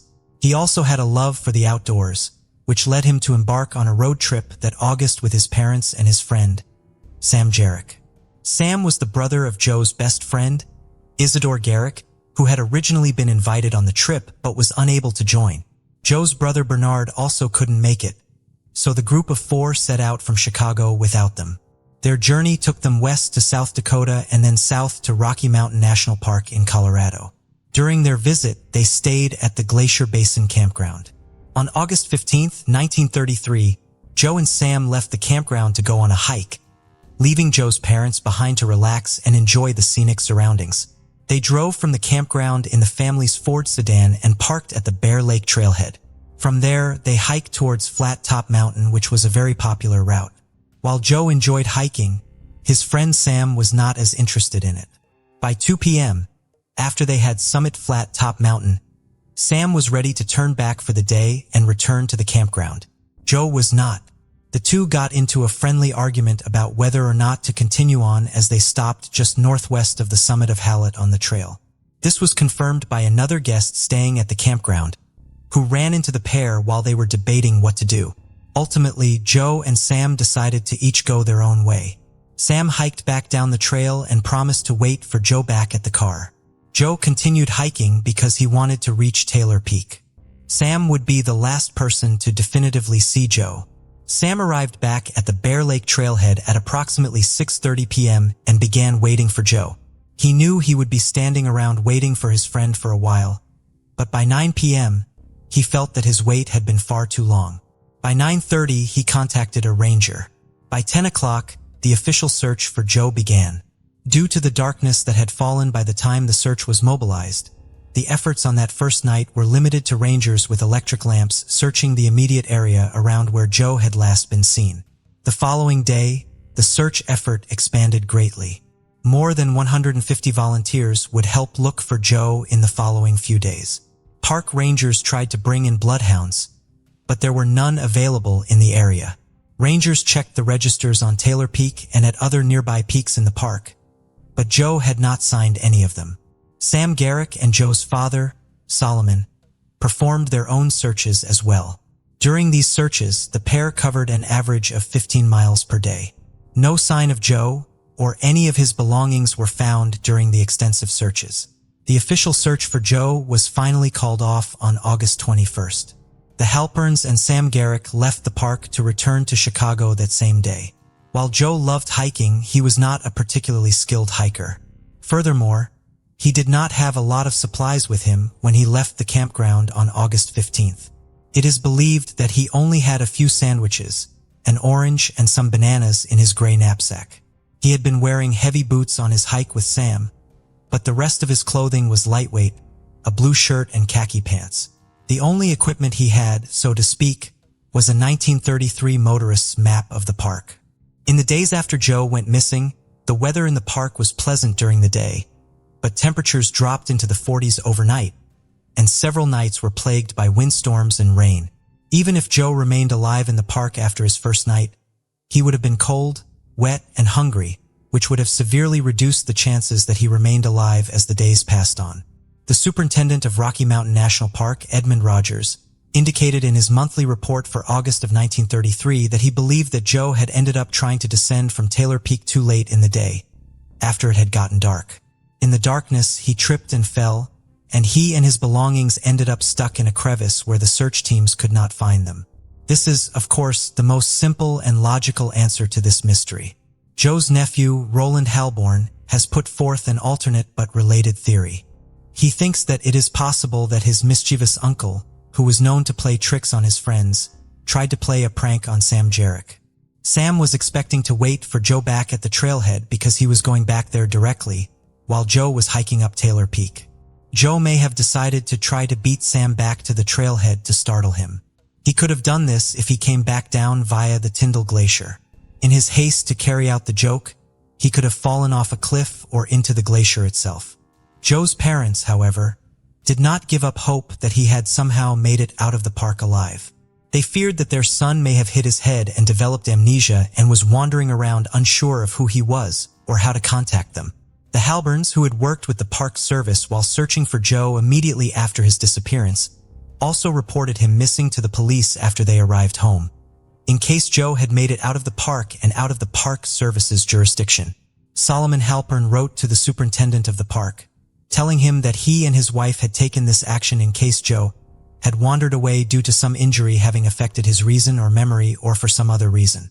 The Halperns realized that there may have been some other reason for Joe to disappear when they reached out to Joe's best friend, Isidore Garrick.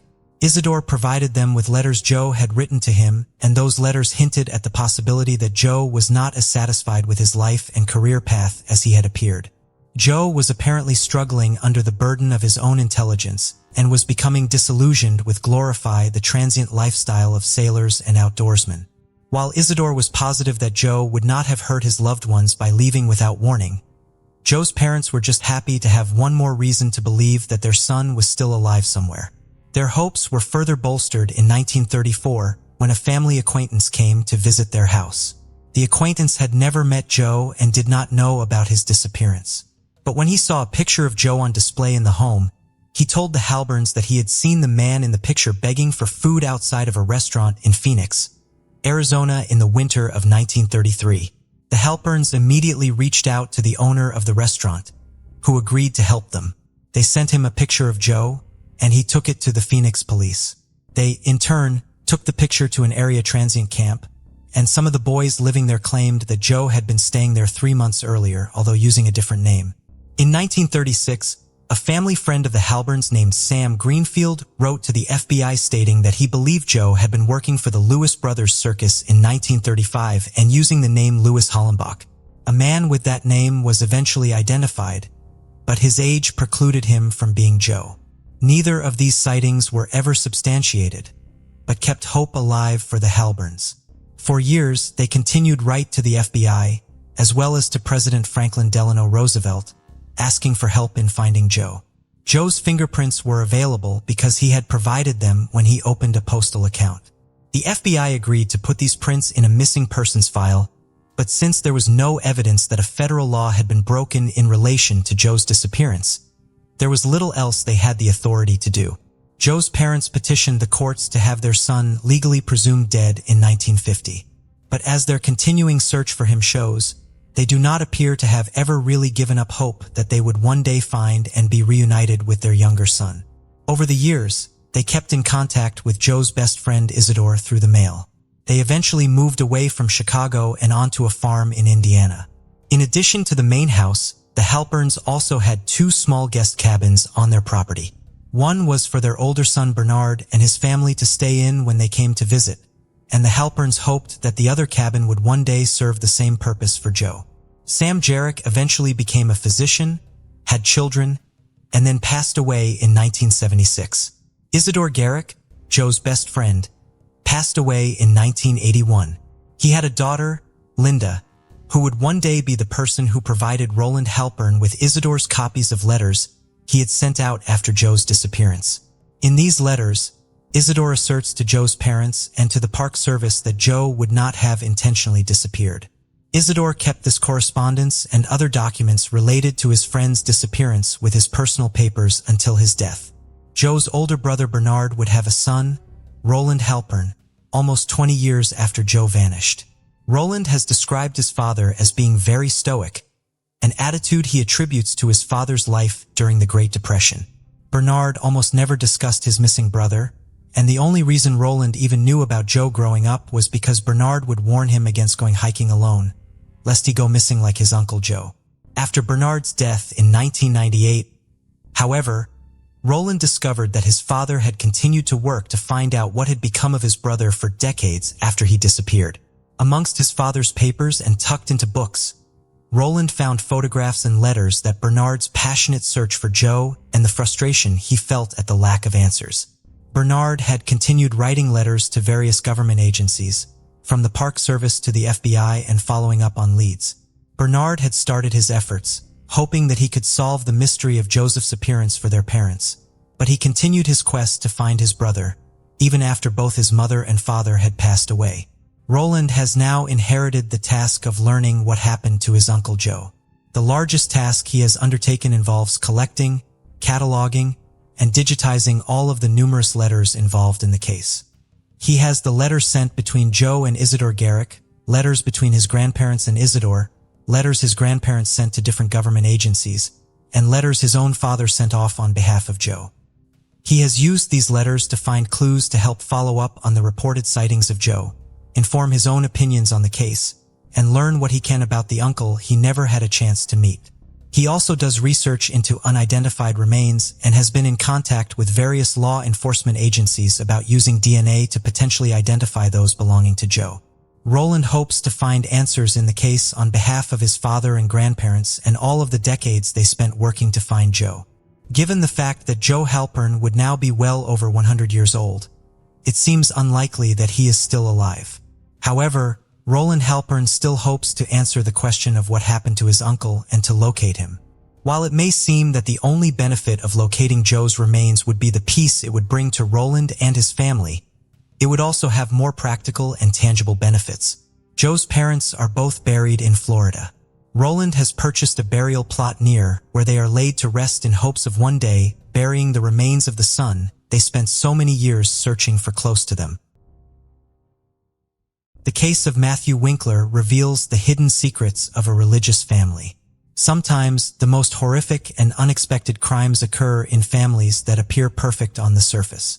Even the most seemingly prosperous family units can face crises that go unnoticed by outsiders but deeply affect the members, ultimately leading to tragedy.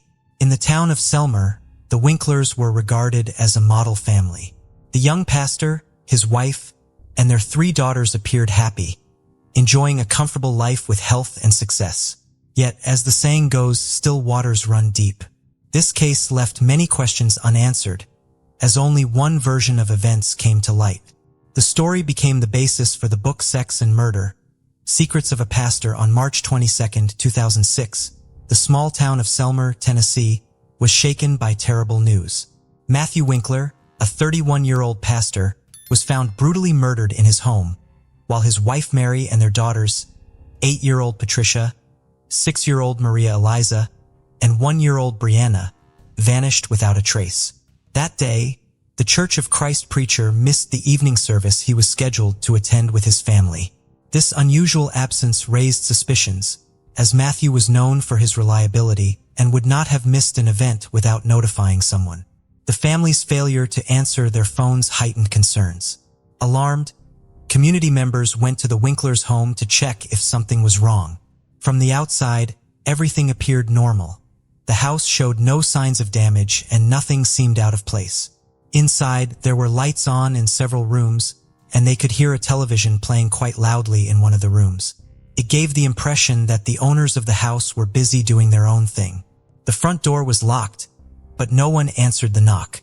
Phone calls also went unanswered, and through the curtained windows, it was impossible to see what was going on inside or if anyone was there.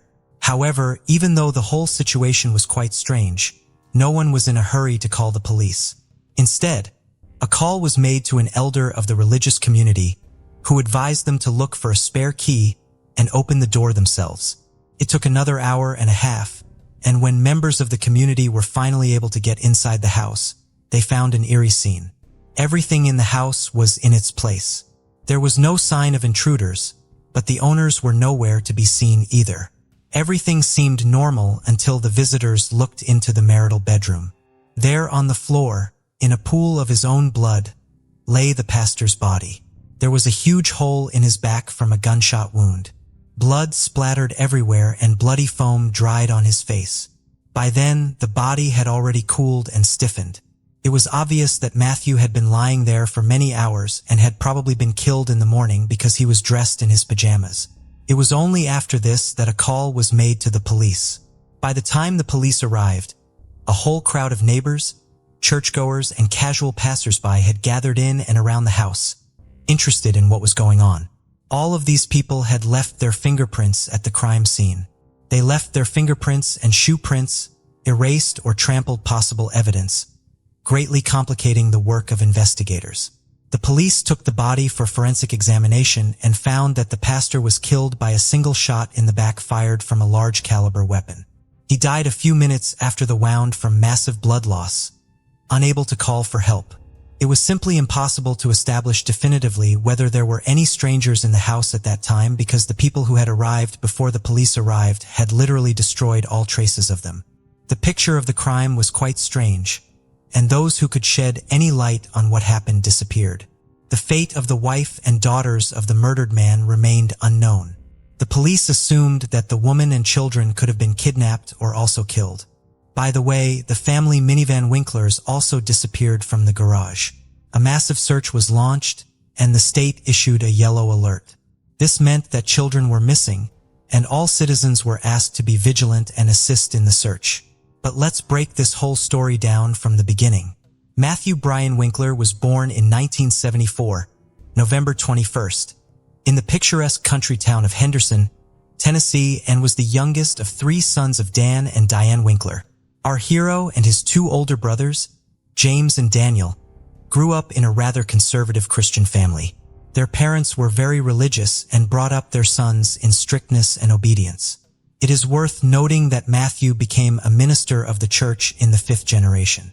His father, great-uncle Michael, grandfather Wendell, great-grandfather Merlin Winkler, and great-great-grandfather Merlin Paul Winkler Sr. were all preachers of the gospel at one time. The father, to top it all off, ran the local preacher's school and was a man respected and influential in his hometown. In their younger years, the Winkler brothers attended Sunday school and were active in church activities. In addition, Matthew in high school was seriously interested in soccer, and everyone who saw his game on the field noted that he had talent, and he could well become an outstanding athlete of world renown. However, later, the young man decided to sacrifice a promising sports career in favor of Bible study and church ministry. Since the preaching activity of the head of the family was associated with frequent travel, his wife and children almost always followed him. Because of this, Matthew changed several schools in his childhood. But the active, communicative, and friendly child quickly made friends and gained authority everywhere. When the boy finished school, his family lived in a small city called Austin, located in the state of Texas. Matthew was a creative person, had a powerful charisma, but here are some outstanding achievements in studies could not boast. After graduating from high school, he entered the college Freed-Hardeman and successfully completed it. In parallel, the young man began to try his hand as a pastor under the careful guidance of his father. Matthew was the youth minister of the Central Church of Christ in the city of McMinnville. He was later appointed to the preaching position at the 4th Street Church of Christ in Selmer, Tennessee. Mary Carol Winkler, maiden name Freeman, was born in December 1973 in Geese Township, Tennessee, and was the oldest of 2 daughters to her parents. She was also raised in a deeply religious family with strict rules. The head of the family for many years served as a pastor in the Christian church where the girl attended Sunday school. A few years later, a second daughter was born to the family and named Patricia. Unfortunately, the girl was born prematurely and had a number of serious health problems, including cerebral palsy, encephalitis, epilepsy, and mental retardation. For many years, the parents did not want to put up with the disappointing diagnoses of the child and desperately tried to treat her, agreeing even to experimental therapy. However, it did not bring any particular improvement. Mary tenderly loved her little sister, always treated her with awe and cared for her as best she could. But in 1987, when 10-year-old Patricia was bathing in the bathtub, her older sister was only a minute away to take something from the bathing accessories. And at that very moment, the girl had another epileptic seizure. When Mary returned to the room, her sister was no longer breathing and all attempts to resuscitate her had come to nothing. For a 13-year-old girl, it was a huge shock and the first loss in her life. She blamed herself for the tragedy and was on the verge of a nervous breakdown. Teachers who saw the deplorable state of Mary sent her to the school psychologist, working with whom she helped. But her father, learning about what was happening, made a scandal and forbade his daughter to go to these sessions, saying that such problems are discussed only within the family. In fact, the girl never received real moral support from her parents. Mary grew up modest and quite shy. She tried to avoid any conflicts, and after the tragic death of her little sister, she became withdrawn. Since her father did not allow her to seek help from a specialist, the trauma over the years has resulted in serious psychological problems. After the death of Patricia, the parents decided to adopt a little girl named Charlotte, who was from a dysfunctional large family. Soon, the couple was also allowed to take custody of Charlotte's 2 brothers and sister, so the family was reunited in their new home. Mary was once again the older sister and took care of the younger children while helping her mother. Matthew and Mary Winkler family life. The future spouses met soon after Matthew graduated from high school. The guy was prominent, handsome, athletic, and enjoyed great popularity with the opposite sex. But to spin novels right and left, he did not allow a strict religious upbringing. The young people immediately developed a liking for each other, which quickly grew into love. For both of them, it was the first strong feeling in their lives.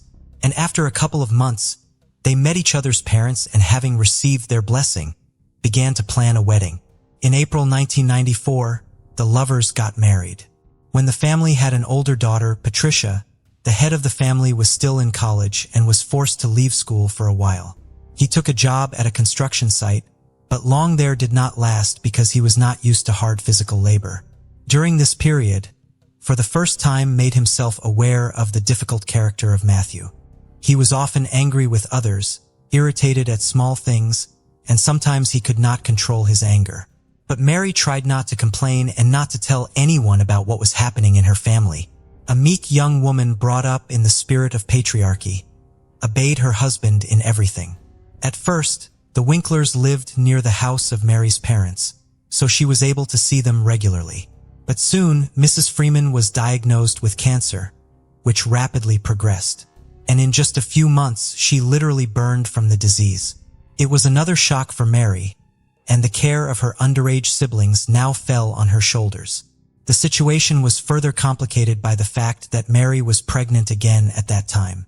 But soon after the birth of their second daughter, the family moved to another city where they bought their own small house.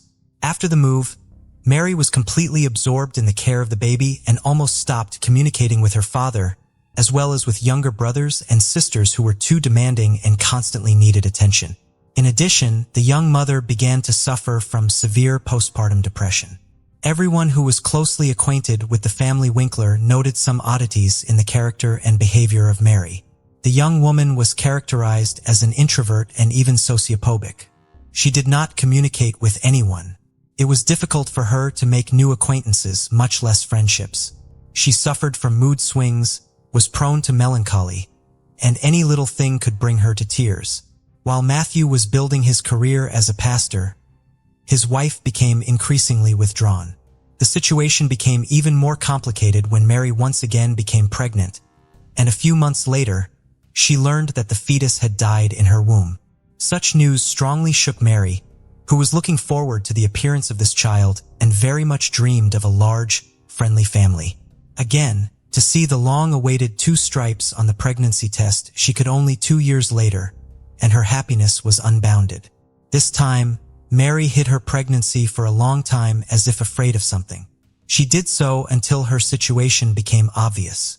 Once again, everyone began to talk about Mary's strange behavior and pathological reticence.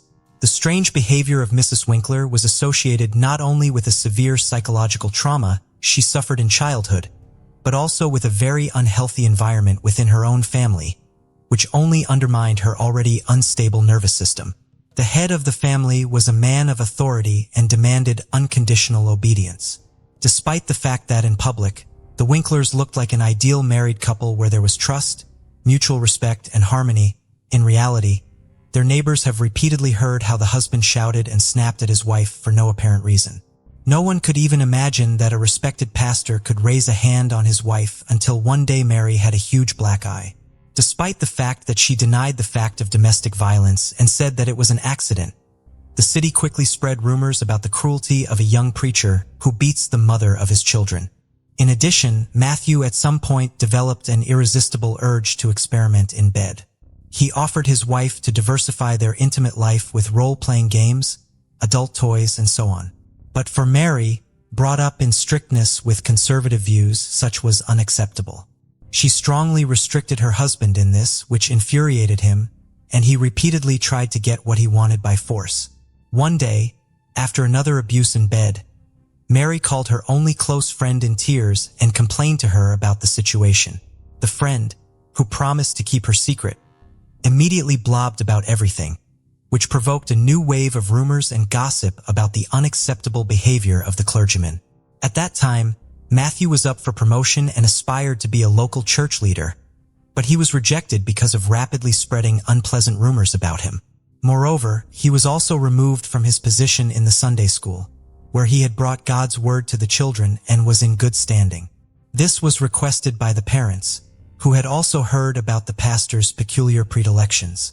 All this forced the family to leave their residence and move to another city where they planned to start over. They settled in Selmer, where they quickly gained the love and respect of those around them.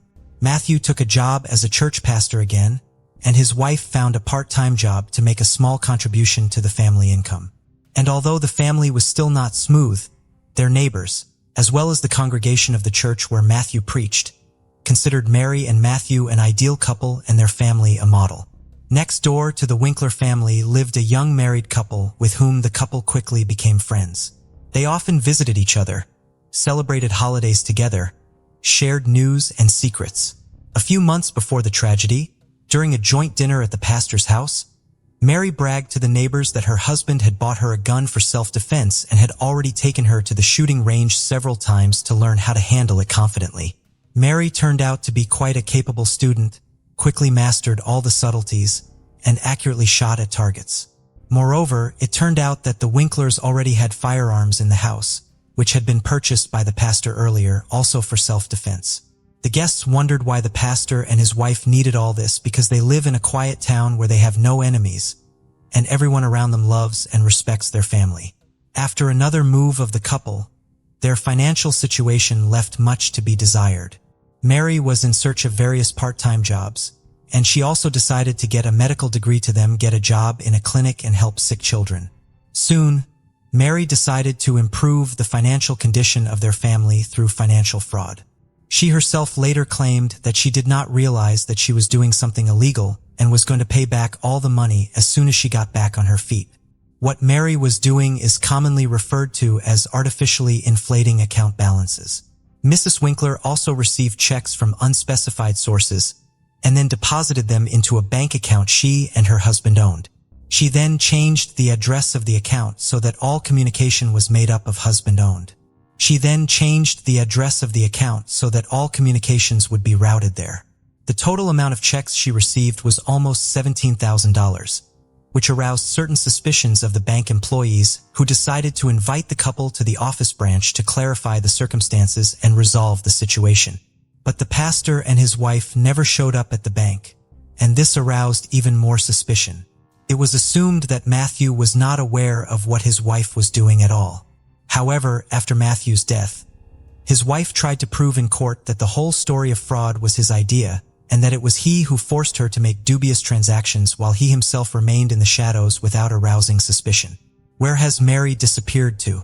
When Mr. Winkler was found murdered in his own home, his wife and daughters were put on the wanted list, fearing that they too might be in mortal danger.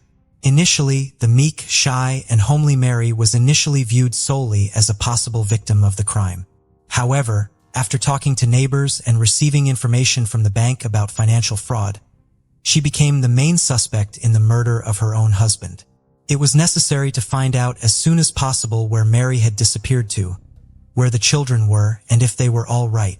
They, as well as their family car, were put on the wanted list. Attempts were also made to trace transactions made from Mary's bank card and to locate her location through her cell phone signal. Mary was found just a day later in an Alabama resort town where she and her children were having fun at a local amusement park. It was as if the mother wanted to give her children one last party, realizing that she would soon be going to prison and would see her girls very soon. When the family was taken to the police station to testify, the two older daughters confidently told the same story. According to them, intruders broke into the house and injured their dad, and their mom picked up a gun to protect them. They were then forced to run for their lives. According to the girls, their father was alive and in the hospital, and they were soon to go and see him and return home. What exactly happened in the house, as it turned out, Patricia and Maria Eliza did not see and learned about the events from the words of their mother. They only heard a gunshot and glimpsed their father lying on the floor, and then their mother put them in the car and they drove away. Mary almost immediately began to confess, but she claimed that she could not reconstruct the entire chain of events of that day, referring to the temporary blur. According to her, her spouse had abused her for years, humiliating her and inducing her to forms of intimacy that were unacceptable to her. Mary insisted that it was he who had initiated the financial scam she had perpetrated. Matthew demanded total obedience, easily lost his temper, and once gave the will of his fists. This was confirmed by Matthew's secretary at his previous place of employment. The woman repeatedly witnessed how the pastor insulted his wife, who carefully brought him lunch to church, but he was always dissatisfied with something. The evening before the tragedy, there was another scandal in the family because of which the spouses went to bed in separate rooms. Mary cried all night, and in the morning, she did not realize how in her hands was a shotgun, which her husband kept loaded. She entered Matthew's room and shot him in the back while he was still lying in bed. Matthew collapsed to the floor, bloody foam oozing from his mouth and nose. According to Mary, her husband, while still alive, whispered, "Why?" To which she replied, "I'm sorry. I'm so sorry." Mary then took her daughters and left the house, and her husband, as experts have established, tried to reach for the phone to call for help, but he no longer had the strength to do so. By the way, the weapon of crime was found in the trunk of the car on which Mary left with the children. For what purpose she took it with her, Mrs. Winkler also could not answer. At the trial, the role-playing costumes found in their home were presented as evidence of the pastor's humiliation and moral abuse of his wife. Upon seeing them, Mary turned pale and then became hysterical. Despite the fact that she confused her testimony and told several different versions of what happened, the court agreed that she was the victim of a domestic tyrant, and the murder was the result of years of anger, resentment, and pain. However, this did not absolve Mary of responsibility for what she had done. In April 2007, the court delivered its final verdict in this complicated and confusing case. Mrs. Winkler was found guilty of involuntary manslaughter, but her mental state raised many questions. It was originally expected that the young woman would be sent to prison for at least 6 years. But in the end, she was given a sentence of less than 1 year. She spent 2 months of that sentence in a psychiatric hospital where experts were trying to determine whether she could regain custody of her children upon release. In the summer of 2008, Mary was given sole custody of her daughters, who all this time lived with their paternal grandparents. Matthew's parents were extremely upset by this circumstance. They believed that their daughter-in-law had deliberately killed their son and suffered virtually no punishment for it, and now their granddaughters were given full custody of her. However, all their numerous attempts to file appeals had failed. As for the fraud case, it never went to trial. The bank never filed formal charges, and the whole story was dropped. The case of Anna Walsh, a chilling incident in the basement of a family home, continues to unfold. For over a year, investigators have been probing the mysterious disappearance of Anna Walsh, a young mother of 3. In January of last year, the case took a grim turn when it was reclassified as a violent crime, despite the fact that the body of the 39-year-old American woman of Serbian descent remains missing. Her husband, Brian Walsh, who had a prior record involving fraud, was arrested in connection with her disappearance. Few could have imagined that he might be responsible for the tragic fate of his children's mother. On the surface, the Walsh family appeared to epitomize success, prosperity, and happiness. The couple resided in a luxurious home and enjoyed a lifestyle of abundance. However, few knew what transpired behind the closed doors of their beautiful house. Even Anna's mother, perhaps the person closest to her, was unaware of the danger her daughter faced. Remarkably, Brian's courtship of Anna years earlier was so unconventional that it prompted Anna and her then-husband to seek police protection from his harassment and threats. Despite this troubling beginning, Anna eventually left her first husband to marry Brian, a union that lasted over 7 years. But what led this seemingly devoted husband to make the unthinkable decision to eliminate his wife? And what exactly did he do? Who was Anna Walsh, and what secrets lay beneath the surface of her life? Anna Lubisic, who later became known as Anna O'Neill following her first marriage, was born on April 18, 1983 in the Serbian capital of Belgrade. Here, she spent her formative years growing up with her younger sister in a cultured family. Her academic journey led her to the 5th Belgrade Gymnasium, where she excelled as one of its standout students. Pursuing higher education, Anna attended the esteemed Belgrade Research University, the most historic and expansive university in Serbia. Her academic pursuits included a deep dive into foreign languages, culminating in a master's degree in French language and literature. At 22, with her diploma in hand, Anna sought broader horizons and career prospects in the United States, a move fully supported by her family. In 2005, she embarked on her American dream. Settling in the U.S., Anna aimed to further her education in hospitality management. She took on administrative roles at prestigious hotels, notably the Inn at Little Washington in Virginia, a part of the elite Relais and Chateau Hotel circle. Anna's warmth, approachability, and sense of duty saw her swiftly ascend the professional ladder, garnering respect from her peers and supervisors alike. Multilingual and adept at resolving conflict, her innate charm and charisma allowed her to form connections with ease. Beloved by colleagues and blessed with a burgeoning circle of friends, Anna seized every chance to shine. She became a U.S. citizen, retaining her Serbian nationality, enjoyed a high income, and invested in her own property and car. Her travels broadened her horizons further, and her career flourished, leading to a promotion to senior manager. Anna's intelligence, beauty, slender frame, and radiant smile attracted many admirers. During her tenure at the Wheatley Hotel in Lenox, Massachusetts, she found love with Marcus O'Neill, the establishment's head chef. Their romance led to marriage in 2009, and Anna adopted her husband's last name. Who is Brian Walsh? Brian Paul Walsh was born in July 1975 in Boston, Massachusetts, into a well-known, affluent, and respected family. His father, Thomas Walsh, was a distinguished neurologist who worked at one of the state's leading hospitals where he headed a department and also taught at a prestigious medical university. From a young age, Brian was the quintessential spoiled child, luxuriating in wealth and never knowing the word no. He attended one of the best private schools, wore expensive branded clothing, and lived a life of ease.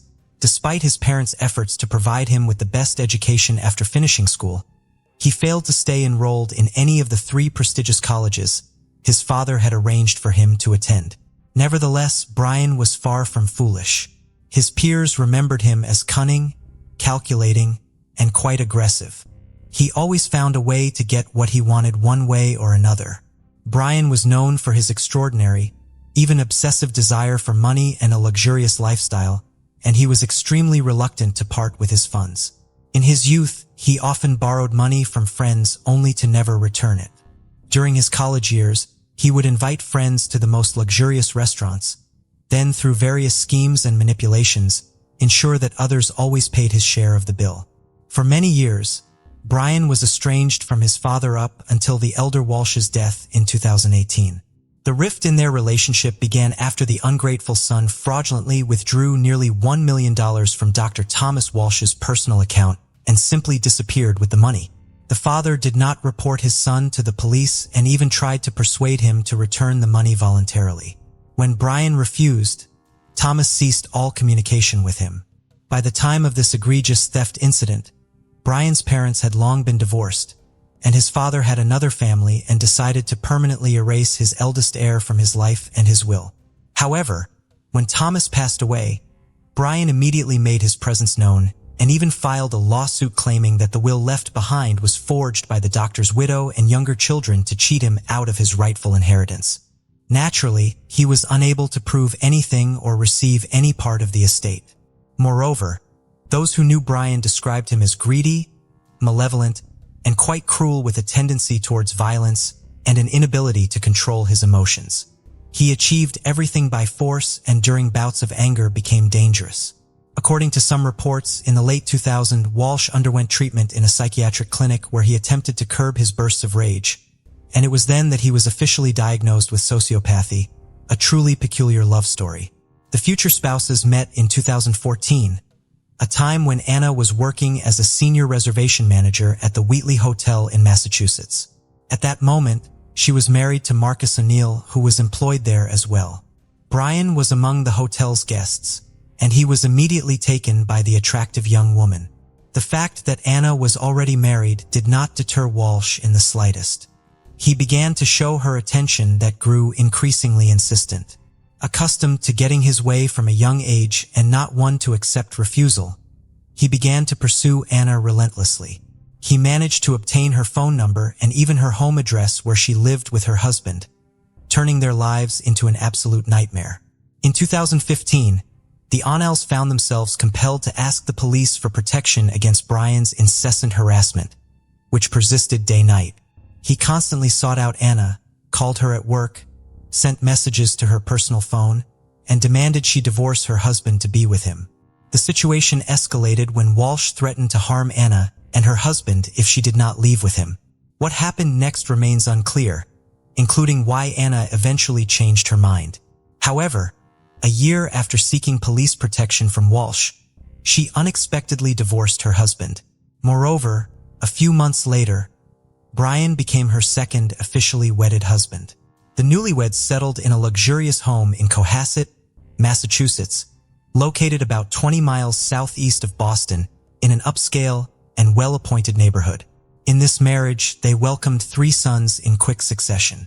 The boys were born a couple of years apart, and at the time of their mother's disappearance, they were 6, 4, and 2 years old.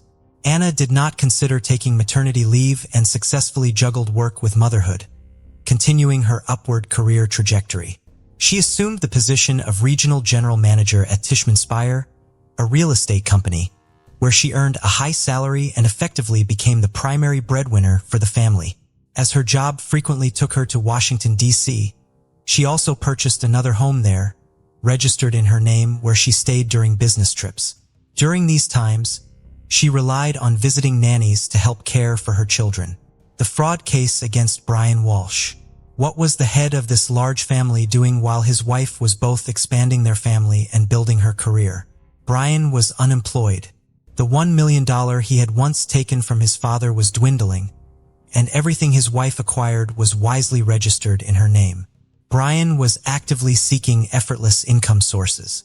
Before marrying Anna, Brian had spent some time in South Korea where he befriended a very wealthy individual whose family owned an impressive art collection. Upon returning to the United States, Walsh maintained this connection, and his friend unexpectedly asked for his help in selling several paintings by the iconic artist Andy Warhol. Brian eagerly agreed, but decided not just to sell the artworks for a commission, but to truly profit from the transaction. He had access to a series of abstract paintings by the great artist collectively titled Shadows. He appraised each painting, obtained the necessary documentation including authenticity certificates, and then decided to create copies of both the images and the accompanying documents. Walsh approached artists who made precise replicas of the paintings. He convinced the artists that he needed these copies as a backup since each of the original works was worth about $250,000. $1 million. For several years, the fraudster successfully copied and sold fake paintings as originals to collectors from various countries until one of his buyers, an art expert specializing in Andy Warhol's work, quickly identified a forgery and sued the fraudster. The FBI took on the investigation, and in April 2021, the suspect pleaded guilty to selling counterfeit art. He was placed under house arrest after his lawyer negotiated a deal requiring him to return the proceeds from the sale of the paintings to the buyers to avoid actual prison time. Brian's movements were significantly restricted, but he was allowed to leave his house. Twice a day, he could drive his children to and from their educational institutions. Additionally, he had 2.5 hours in the morning to visit stores, pharmacies, dry cleaners, and a few other places in his area to purchase necessities. The list of these places was limited and approved in an official document. The mysterious disappearance of Mrs. Walsh. On December 31st, 2022, the Walsh family was preparing to ring in the new year together in the comfort of their home. Present were just the spouses and their 3 sons. Due to their young ages, the boys went to bed early, leaving Anna and Brian at the dinner table. That day, Anna made her last post on social media, extending her greetings and noting ambiguously that the year had been challenging. But she and her husband remained united. Anna was scheduled to fly to Washington, D.C. for work on January 3rd, but on January 4th, her employer, Tishman Speyer, reported her missing to the police. She had failed to show up for work, missed closing a crucial deal, and her phone had been unreachable for several days. Independently of Speyer's actions, her husband also reported her missing, expressing his concern that he had been unable to contact her for several days. According to Brian, he last saw Anna on January 1st. He claimed she woke him up early in the morning, saying that there were some issues at work and her boss had requested her to come in earlier than planned. After that, Mr. Walsh believed his wife headed to the airport with just a few belongings. However, inconsistencies in the case soon emerged.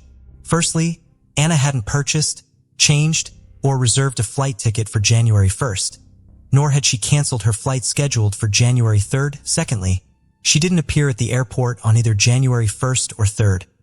Thirdly, how did she leave the house? Her personal car was still in the garage, and she hadn't called for a taxi. Brian suggested she might have hitchhiked, but this theory sounded far from convincing. Brian's statements and behavior raised many questions. His accounts were inconsistent, and he didn't seem particularly troubled by the unfolding events.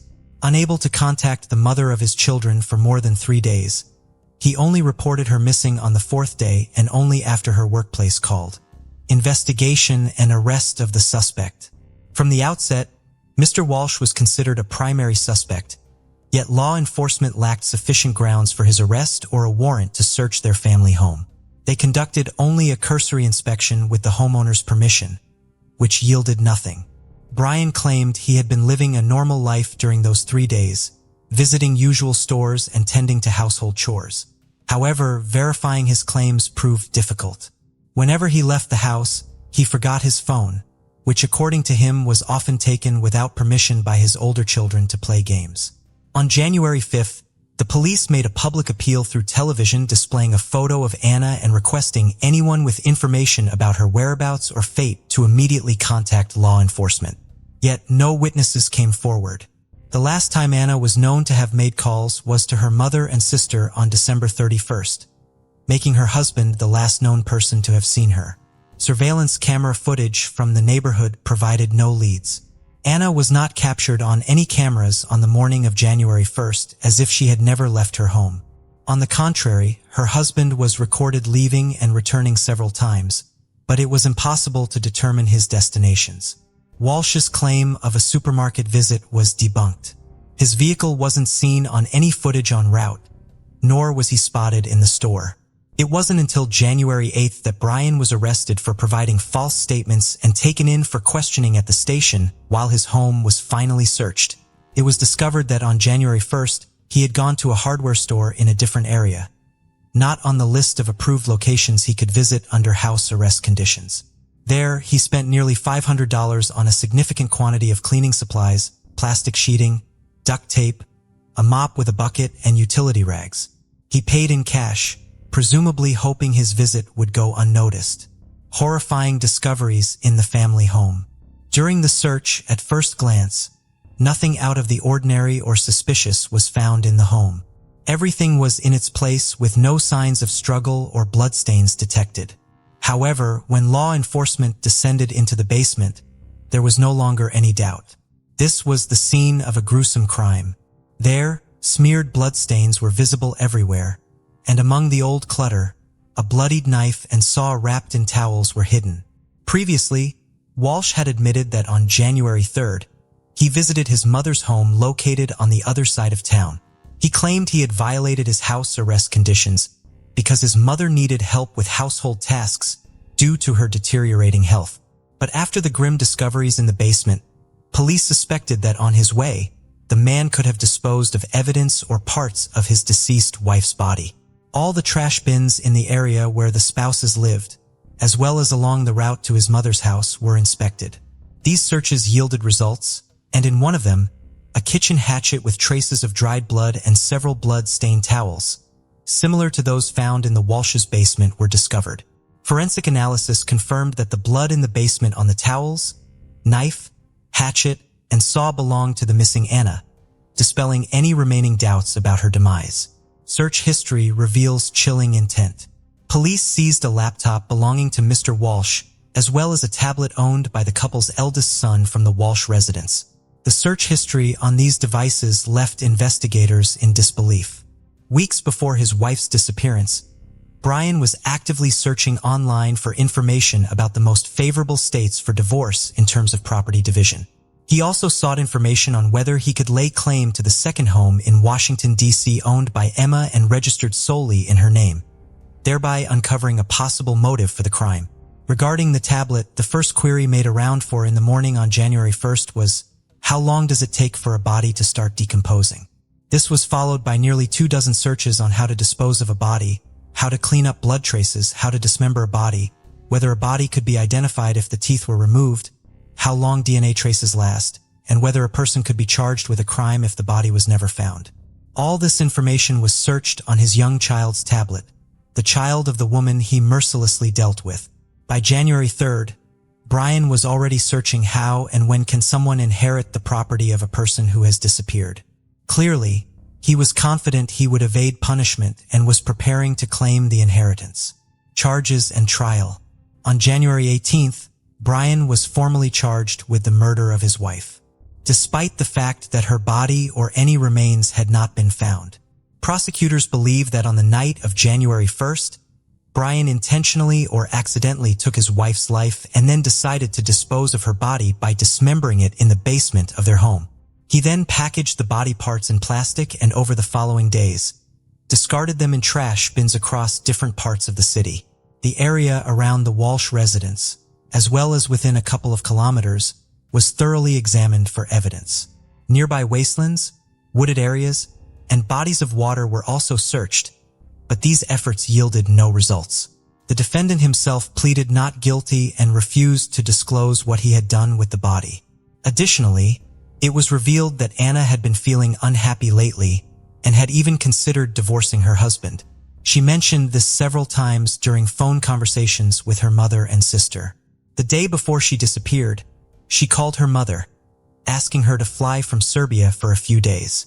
However, her mother apparently did not take her daughter's words seriously and decided to postpone her visit.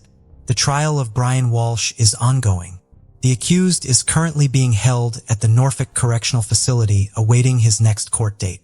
Anna's mother has been following the investigation from her home as she has not traveled to the United States.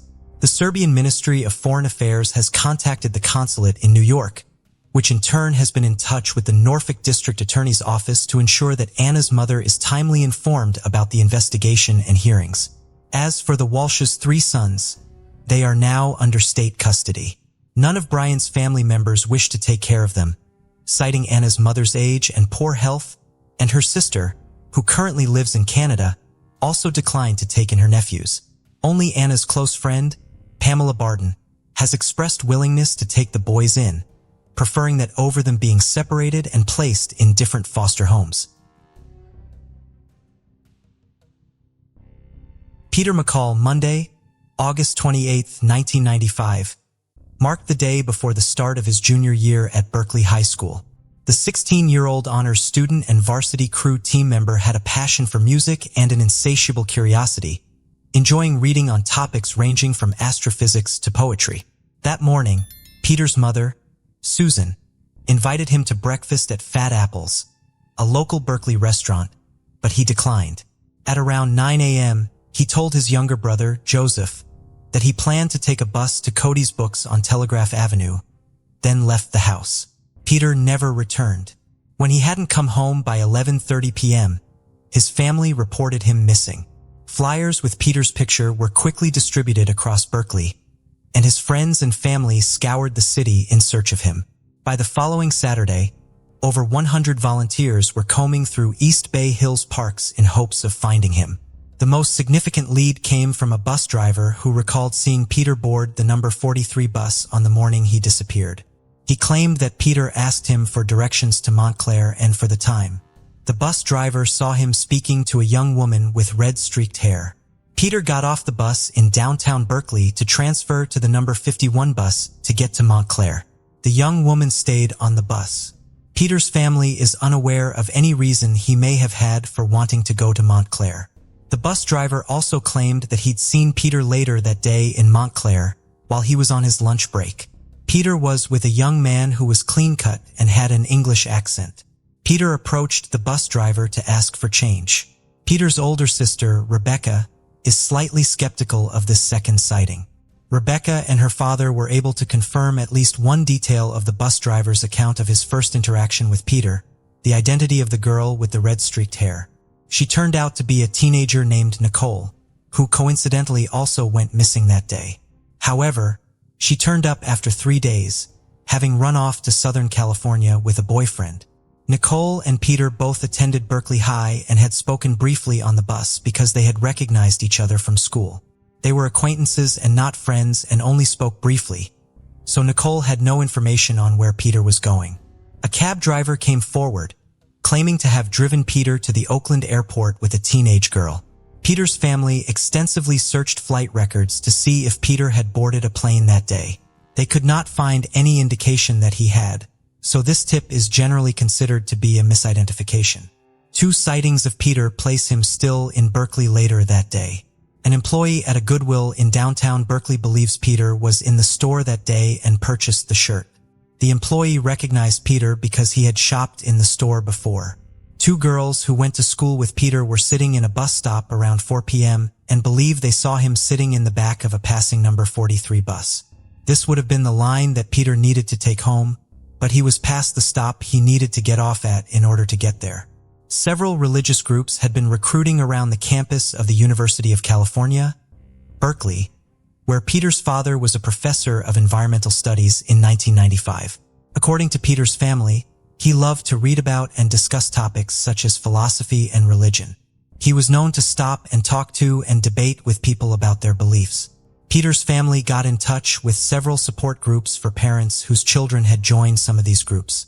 None of their research ever found any proof that Peter had left to join one of these communities. Peter did not seem prepared to leave for more than a few hours, as all he had with him were the clothes he was wearing. $100 in cash was found left behind in his desk.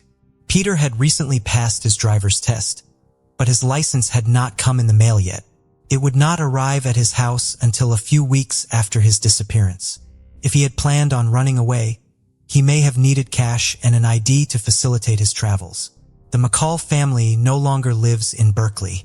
Peter's brother lives in San Diego and his sister and parents live in Washington State.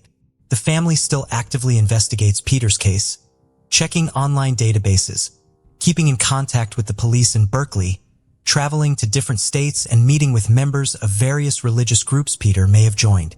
While they have so far been unable to find their son, Peter's parents have used their experience to try to help others. They run a 3-bed respite foster care facility out of their home in an effort to help troubled teenagers like the ones they encountered while searching for Peter.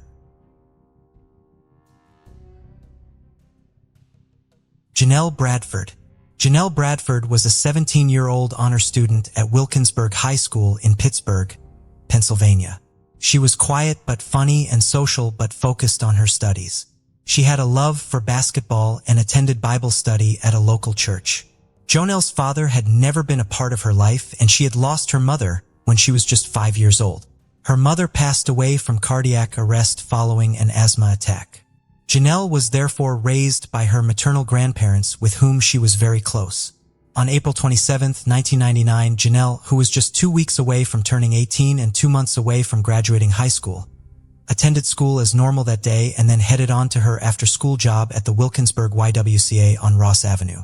She was seen walking home after her shift, but she never arrived there. Janelle has been classified by police as an endangered runaway, although there is little evidence supporting this classification other than the fact that she was a teenager when she went missing. Janelle had no history of getting into trouble, and she had a good relationship with her grandparents. Her friends did not believe that she would have left willingly, especially considering how excited she was for her senior prom. That event was fast approaching, and Janelle had made extensive plans for it. Janelle's behavior did begin to change prior to her disappearance, according to her grandmother. After Janelle went on visits to 2 colleges she was interested in attending, she was not as concerned with high school as she once had been. She missed assignments and did not spend as much time studying. If Janelle met someone at one of these schools who introduced her to negative influences, this could support the theory that she ran away. However, it is also possible that, like many high school seniors, Janelle simply stopped putting effort into high school, knowing it was almost over. As it stands, we do not have any proof that Janelle ran away, and the possibility that something happened to her on her walk home that night in April of 1999 still exists. In 2016, an age-progressed image was released to show what she might look at age 35. Her case remains open.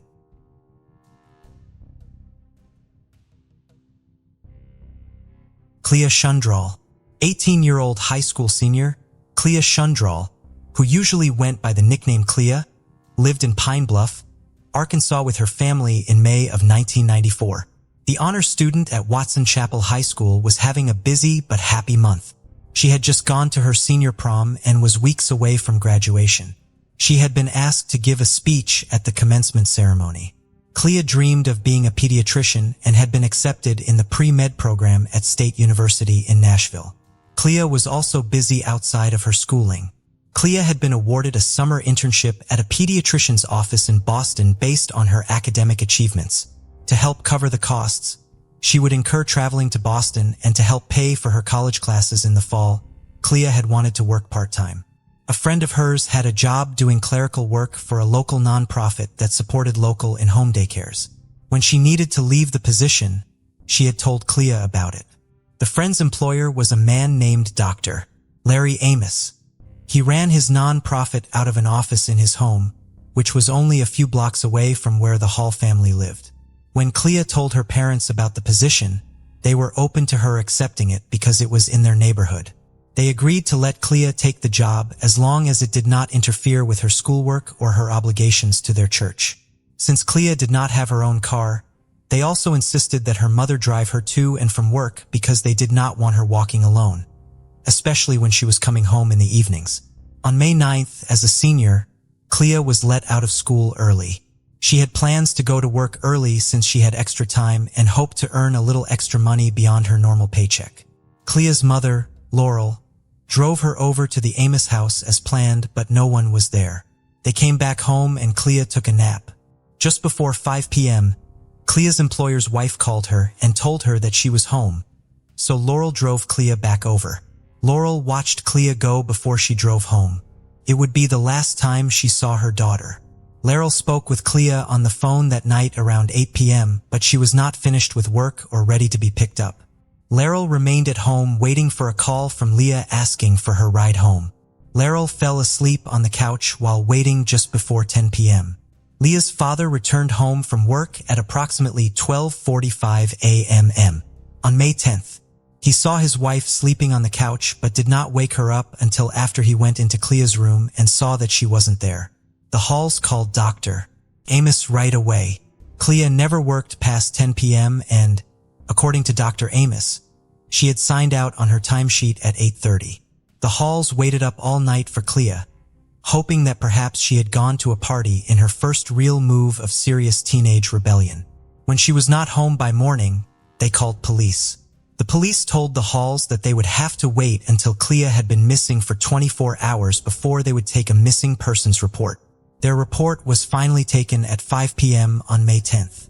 According to Laurel Hall, the police in Pine Bluff were not quick to investigate the case, even after they finally took the report.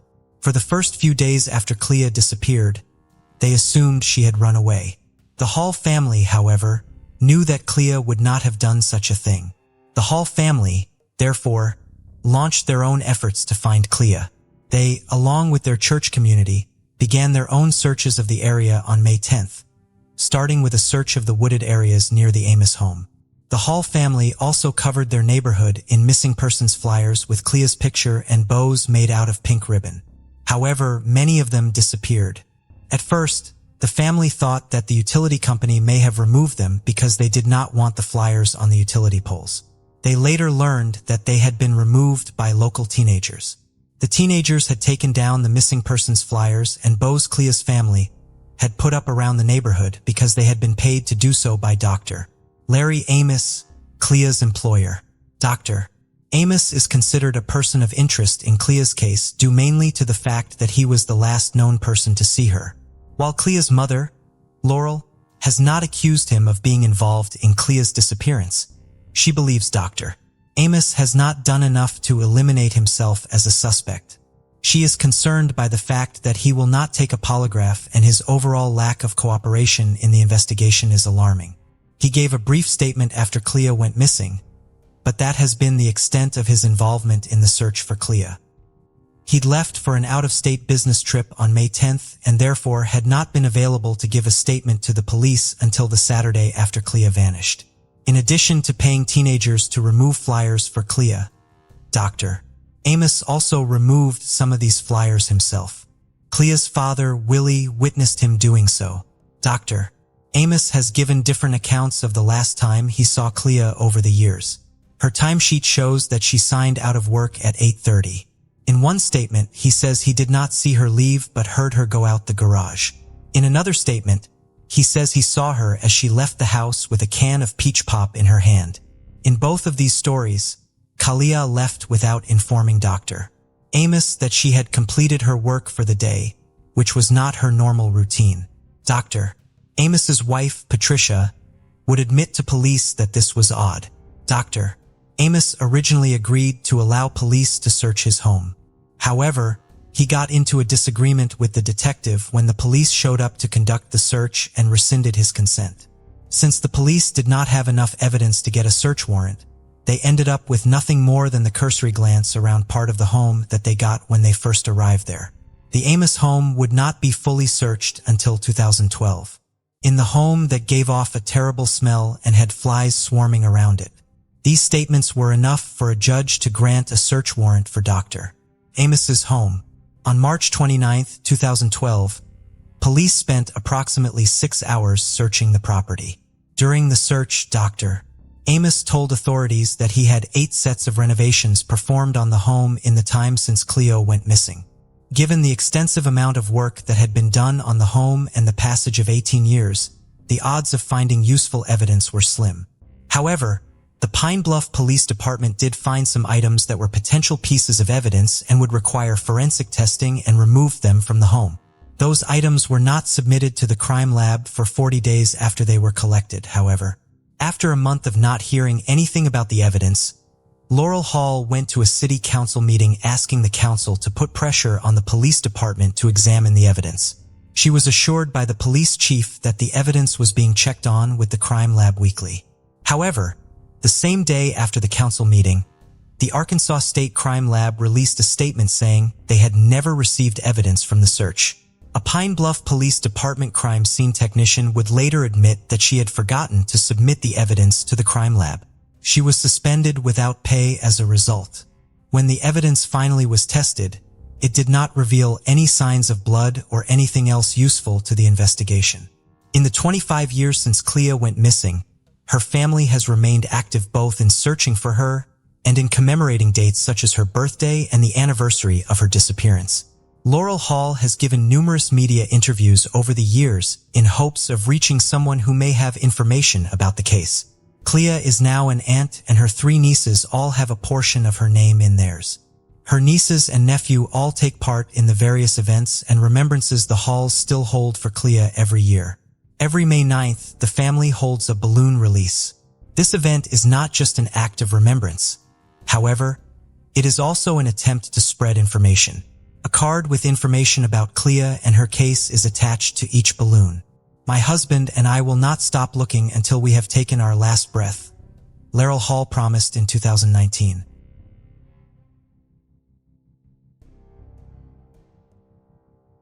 The case of Mohammed Shamji, a brilliant surgeon, father, and ruthless criminal, sheds light on the harrowing reality of domestic violence.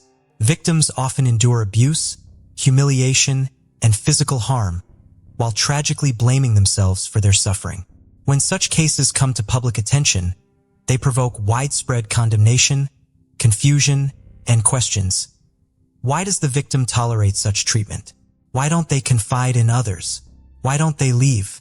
Contrary to the stereotype that physical violence occurs only in dysfunctional families, statistics reveal that such abuse transcends social status, societal position, and professional achievements. Mohammed Shamji and Alana Frick Shamji were esteemed doctors and scientific luminaries. Mohammed was a renowned neurosurgeon specializing in spinal injuries and diseases, while Alana was a distinguished family doctor with a PhD. Together, they dedicated their lives to saving others, yet few were aware of the turmoil behind closed doors. This shocking story captivated global attention when Mohammed Shamji admitted guilt, not to deny his actions but to shield his 12-year-old daughter, who had tragically witnessed her mother's death, from the trauma of testifying in court.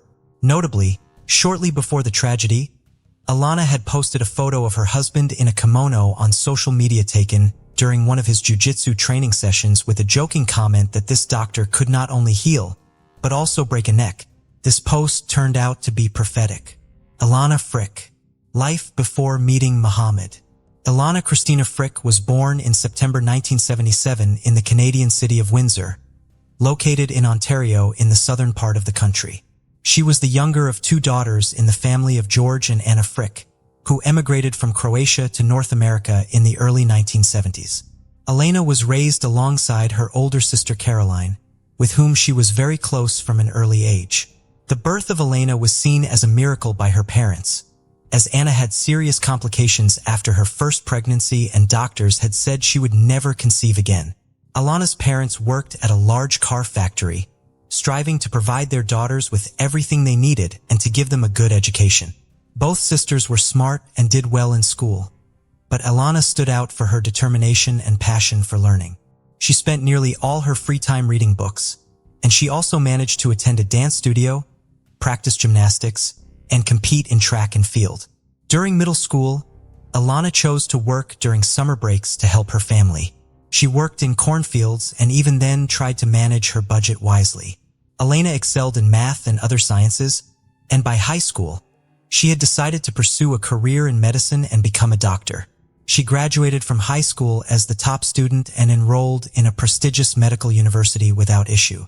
Around this time, she also began a romantic relationship with a man named Matthew Ryan, whom she had known since high school and who was now studying in the same department. Their student romance lasted until graduation, but afterward, Frick decided to go to Ottawa and continue her studies in the capital's university residency program. Her boyfriend settled for a job at a local hospital and didn't consider furthering his studies. Elena's and Matthew's relationship continued long distance and lasted until nearly 2002. They even planned to marry, but eventually decided to remain friends. By then, Elena was interning at one of the country's top clinics and aimed to earn a doctorate while Matthew hadn't advanced in his career. Love at first sight. In February 2003, during a night shift at the hospital, Alana went to the staff room and saw a new colleague who immediately caught her attention. The young man, Mohammed Shamji, was just a year older than Alana and was doing his residency in the neurosurgery department. Mohammed came from a family of prominent doctors. He was born and raised in Ottawa in a family of the renowned surgeon Farid Shamji and his talented psychiatrist wife, Edith. Mohammed's older brother, Ali, was an experienced medical biophysicist. Both brothers graduated from Yale University, and Mohammed later returned to Canada to earn his doctorate from Western Ontario's Research University. Mohammed was also interested in the blonde, but initially, he made no effort to approach her. Alana, however, fell for this tall, dark-skinned man at first sight and tried to attract his attention. Soon, Mohammed asked his colleagues for her number and sent her a message, and their relationship began to blossom. Alana considered Mohammed a shy and modest man. He rarely took the initiative, felt uncomfortable on dates, jumped from topic to topic, or fell silent, appearing detached and introverted. Later, it turned out These oddities weren't due to shyness, but rather a lack of interest. Muhammad was already seeing another woman, but for some reason, he kept this from his infatuated colleague. When Frick discovered the existence of a rival, she resolved to win over Muhammad and become his one and only. Their relationship was rocky during the first year, with the couple breaking up 3 times before rekindling, mainly due to Alana's persistence. Her parents were aware of this and urged her to leave Muhammad, but she stood firm, believing she had found her one true love. Alana often pampered her lover with gifts, made surprises, and brought him home cooked meals. Muhammad seemed to just let himself be loved, readily accepting everything but reciprocating only occasionally. This one-sided game appeared to create an emotional dependence on Muhammad for Alana. Unplanned pregnancy, wedding, and the beginning of a nightmare. In the summer of 2004, Frick informed her partner that they were going to have a child. This news came as a surprise to both of them, causing more anxiety than joy. Nonetheless, Muhammad, raised in a strict conservative Muslim country, felt compelled to follow tradition and marry the mother of his child before its birth. In early September that year, the couple had a wedding with 2 ceremonies. The first adhered to all cultural customs respected by the groom's family, and the second took place among the couple's friends at one of the trendiest restaurant complexes. The newlyweds seemed happy and in love, but no one could have imagined that their marriage would be the start of a nightmare that would end in tragedy. The couple moved into a spacious house in one of Ottawa's prestigious neighborhoods.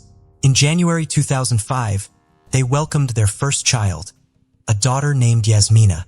Unfortunately, the birth of their daughter didn't strengthen their marriage. The young father was entirely focused on his career and planned to continue his education with his wife and newborn daughter taking a back seat. Moreover, Muhammad didn't hide his disappointment as he had hoped for a son. After the birth of her child, Muhammad didn't hide his disappointment as he had hoped for a son.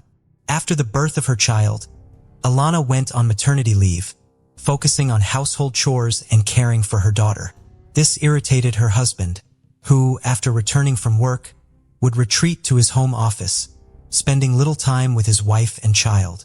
Over time, he became increasingly nervous and irritable, criticizing his wife's appearance, refusing to eat what she cooked, and calling her stupid and useless. Alana tried not to complain about her family issues, not even to close friends or parents. However, one day while talking to her mother on the phone, Muhammad, returning home in a bad mood, began berating and insulting his wife, which her mother overheard. She tried to defend her daughter, but her son-in-law blamed Ileana for their crumbling marriage. Anna tried to convince her daughter to file for divorce and leave the man treating her this way, but Alana flatly refused, saying she loved her husband and would handle everything. She kept quiet about Muhammad's physical abuse simply because the verbal abuse no longer seemed enough for him. In the summer of 2005, the situation spiraled out of control when Muhammad, in a fit of rage, punched Alana in the face, breaking her nose. Alana, with her baby in hand, fled to friends and filed a police report for domestic violence. She also decided to get a divorce and leave the man she had married for good. Unexpectedly, Muhammad began begging his wife to return, promising never to hit her again or even raise his voice. He swore he would change, and that their family life would be everything Alana had ever dreamed of, and he would control his emotions. Shamji seemed sincerely remorseful, but this behavior was driven by certain circumstances. The young neurosurgeon was preparing to enroll at Duke University, aiming to earn his doctorate, and a criminal conviction could end his promising medical career. Muhammad cared only for himself and his future, but he succeeded in convincing Alana to drop the charges and not file for divorce. She even agreed to follow him to the United States, to North Carolina, where he was to continue his studies and earn a degree. A period of relative calm. Friends and family were baffled by why Alana didn't leave her tyrant husband and withdrew her police report. When she announced her intention to move to another country with Muhammad, they tried to dissuade her, but Alana stood firm. Frick was smart, educated, driven, and ambitious, financially independent, and capable of achieving any career goal. But her destructive relationship and emotional dependence on her husband were stronger. She was ready to abandon everything and sacrifice all for a marriage that didn't bring her happiness, only suffering. However, after moving to the United States, a period of relative calm came to their family. Muhammad was admitted to an elite biomedical engineering program, difficult to enter due to the intense competition. Meanwhile, Ilana enrolled in a master's program at the School of Policy and Health at Duke University, receiving a scholarship covering her tuition. The couple seemed to reconnect, spending more time together. Their relationship became stable enough that they decided to have a second child. In August 2007, they welcomed their younger daughter, Faiza. However, Muhammad again couldn't hide his disappointment as he had hoped for a son. What does the happy family keep secret? In late summer 2009, the couple and their children returned to Canada, settling back into their home in Ottawa. This time, Ilana decided not to stay on maternity leave for long, and she quickly secured a position at a prestigious hospital as a family doctor, earning a solid reputation. Meanwhile, her husband balanced work, studies, and teaching at a university. In the late 2000s, social media was gaining popularity worldwide, and the couple started a personal blog showcasing a seemingly ideal family in every sense. They posted photos of their travels, spoke about achievements in science, flaunted their luxurious lifestyle in a lavish home, attended prestigious conferences and trendy resorts, and spent time with friends at expensive restaurants. From the outside, they appeared to be a happy, successful, wealthy, and deeply in love couple with no problems, but their followers couldn't fathom what was hidden behind this facade. In reality, Muhammad again distanced himself from his wife, continuing to exert strict control over her. He carefully monitored who she interacted with, what she wore, and even checked her email and social media accounts. He openly criticized her appearance, style, and parenting methods, but Ilana preferred to remain silent about it.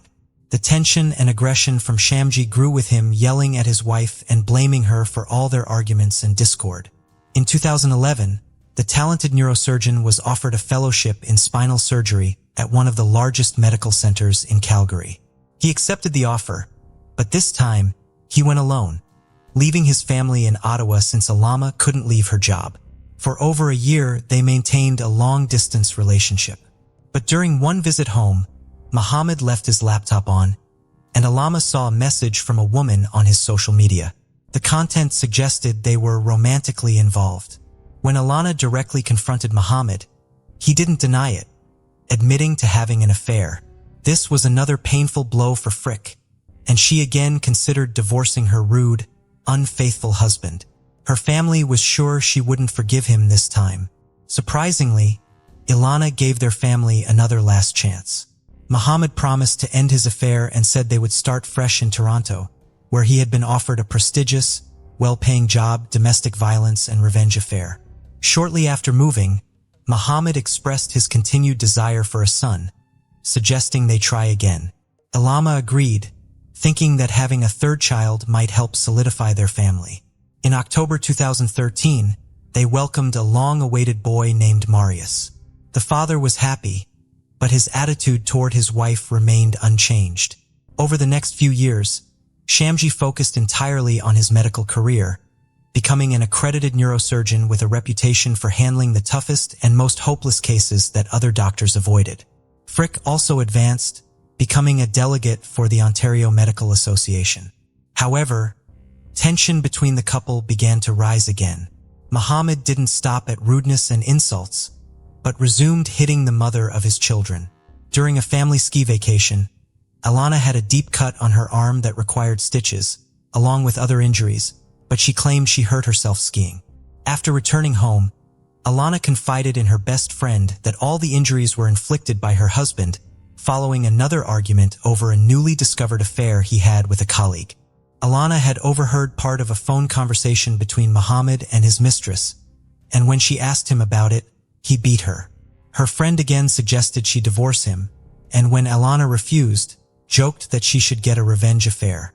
The women laughed, but the hurt wife might have thought it was a good way to get back at her cheating husband. The summer of 2016 was challenging. While the older kids were at camp and the youngest stayed with maternal grandparents, the couple's relationship completely fell apart. In early September, They celebrated their 12th wedding anniversary, sharing the news on social media. But a week later, they spoke of divorce. Muhammad refused, stating he was content, while a desperate Alama had an affair with a colleague who had shown interest in her. She immersed herself in this new relationship, basking in the care and attention of another man, enjoying the long-forgotten feeling of being loved and desired. Did she run away with her lover, leaving her kids behind? On November 25, 2016, a heated argument broke out in the family when Elena told her husband that divorce was inevitable. The next day, she met with a divorce lawyer and then left for a 3-day medical conference in another city. During this time, Muhammad sent her messages, pleading with her to reconsider and save the marriage, at least for the children. On November 30th, Ilana returned home and made her final phone call to her parents. Her voice revealed some anxiety, but she assured them everything was fine. Later, it was discovered that she had tried calling the police that evening, but in her panic, misdialed one digit, leading to a tragic outcome. On December 1st, Anna couldn't reach her daughter, so she called her son-in-law to find out what had happened. Muhammad calmly told her that his wife had packed her bags in the middle of the night and fled to her lover, abandoning him and the children. Her parents didn't believe him, knowing their daughter would never leave her daughters and young son like that. They contacted a close friend of Alana's who lived nearby, asking her to discreetly watch the Shamji home while they took the first flight to Toronto and reported their daughter's disappearance to the police. Alana's friend reported that her car was still in the driveway, which only heightened the family's concern. Upon arriving at their daughter's house, they found nothing immediately suspicious. But Muhammad was agitated, saying they had called the police unnecessarily and insisting that Alana was with her lover. He had already told the police this version when they visited earlier following the report of Mrs. Frick Shamji's disappearance. Body in a suitcase. In the early morning hours of December 2nd, a man walking his dog along the river, about 24 miles from Shamji's home, saw a large suitcase at the base of the bridge. He was initially going to pass it by, but curiosity got the better of him, especially since the suitcase looked almost new. When he opened it, he was horrified to find the lifeless body of a blonde woman inside. He immediately notified the police, and the suitcase and body were sent to the medical examiner's office for identification and to determine the cause and circumstances of death.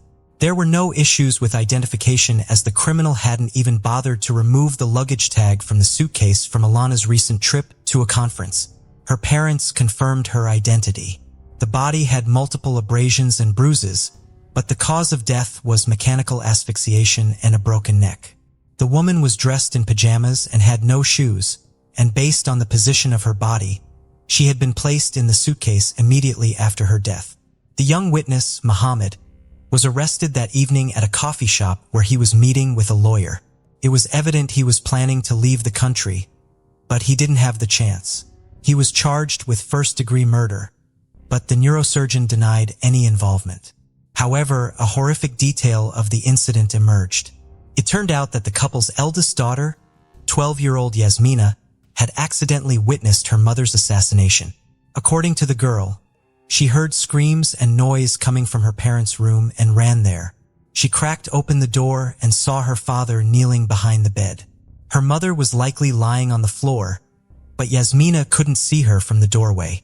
Muhammad yelled at his daughter, ordering her to leave immediately, shut the door behind her, and go to bed. In the morning, he told the girls that their mother had left. Yasmina, despite her age, understood something terrible had happened, but couldn't imagine that her father had taken their mother's life, a confession, trial, and sentence. To spare his daughter from having to testify in court, the accused confessed and recounted what happened that dreadful evening. According to him, he and his wife argued about her infidelity and desire for a divorce. Muhammad claimed he didn't mean to harm Alana, but things escalated spontaneously. The argument turned physical and she tried to call the police, but he knocked the phone from her hand. She began screaming, and Muhammad struck her multiple times in the face, then pinned her to the floor and strangled her with his hands.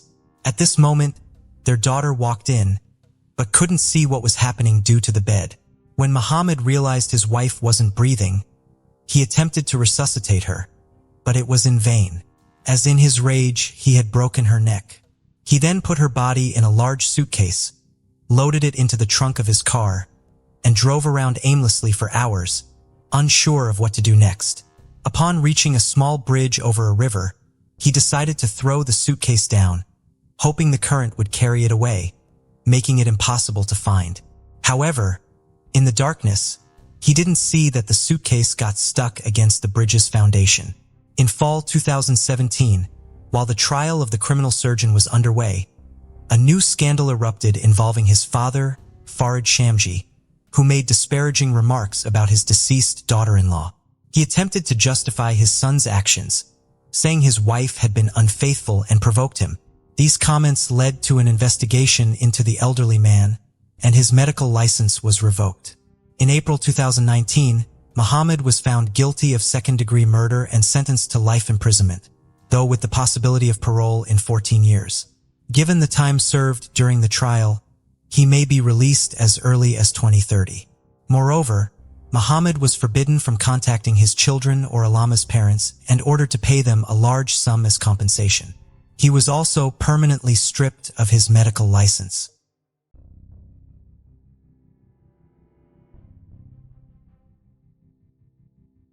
Janet Ferris, a 69-year-old mother of 2 and grandmother of 5, disappeared under mysterious circumstances in October 1992.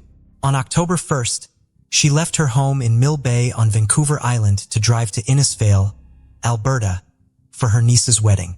She spent her first night at her sister's home in White Rock, British Columbia, before continuing her journey. However, 2 weeks later, her family received a call from relatives in Alberta, asking why Janet had not arrived at the wedding. By then, the investigation into her disappearance was already 2 weeks behind. The last transaction on Janet's credit card was at the Tappan Esso Serve and Grocery, west of Salmon Arm, British Columbia, where she had purchased gas. Janet's family, along with volunteers, scoured highways in the region, searching ditches and surrounding areas. The Royal Canadian Mounted Police conducted an aerial search using helicopters but found no trace of Janet or her vehicle. Griffin Lake, located just off the Trans-Canada Highway and approximately 18 miles west of Revelstoke, became a key point of interest in the investigation. The Wirenka family operates Griffin Lake Cabins and Resort on the northwest end of the lake. On August 20th, 2019, some of their guests asked them about an incident they had recently heard about that had occurred 10 years earlier.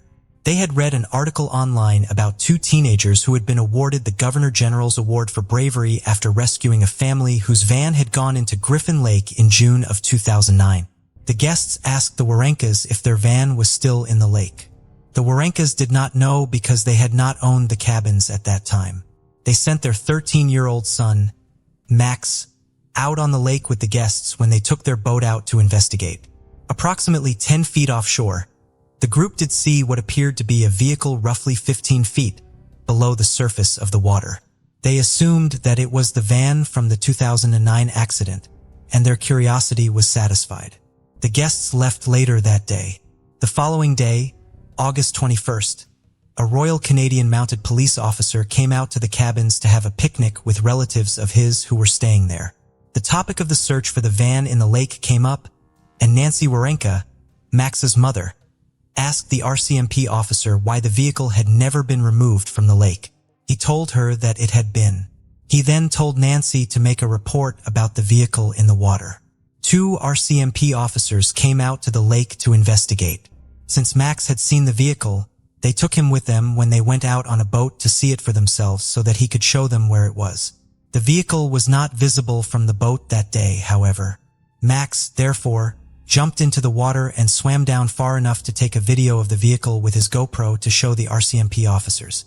3 days later, the vehicle, a 1986 Honda Accord, was pulled from the lake. Inside the car were the remains of Janet Ferris. To help deal with their grief and the uncertainty they felt as a result of Janet's disappearance, her family had spent the previous almost 27 years believing that she must have run off the road trying to avoid hitting an animal or after falling asleep at the wheel.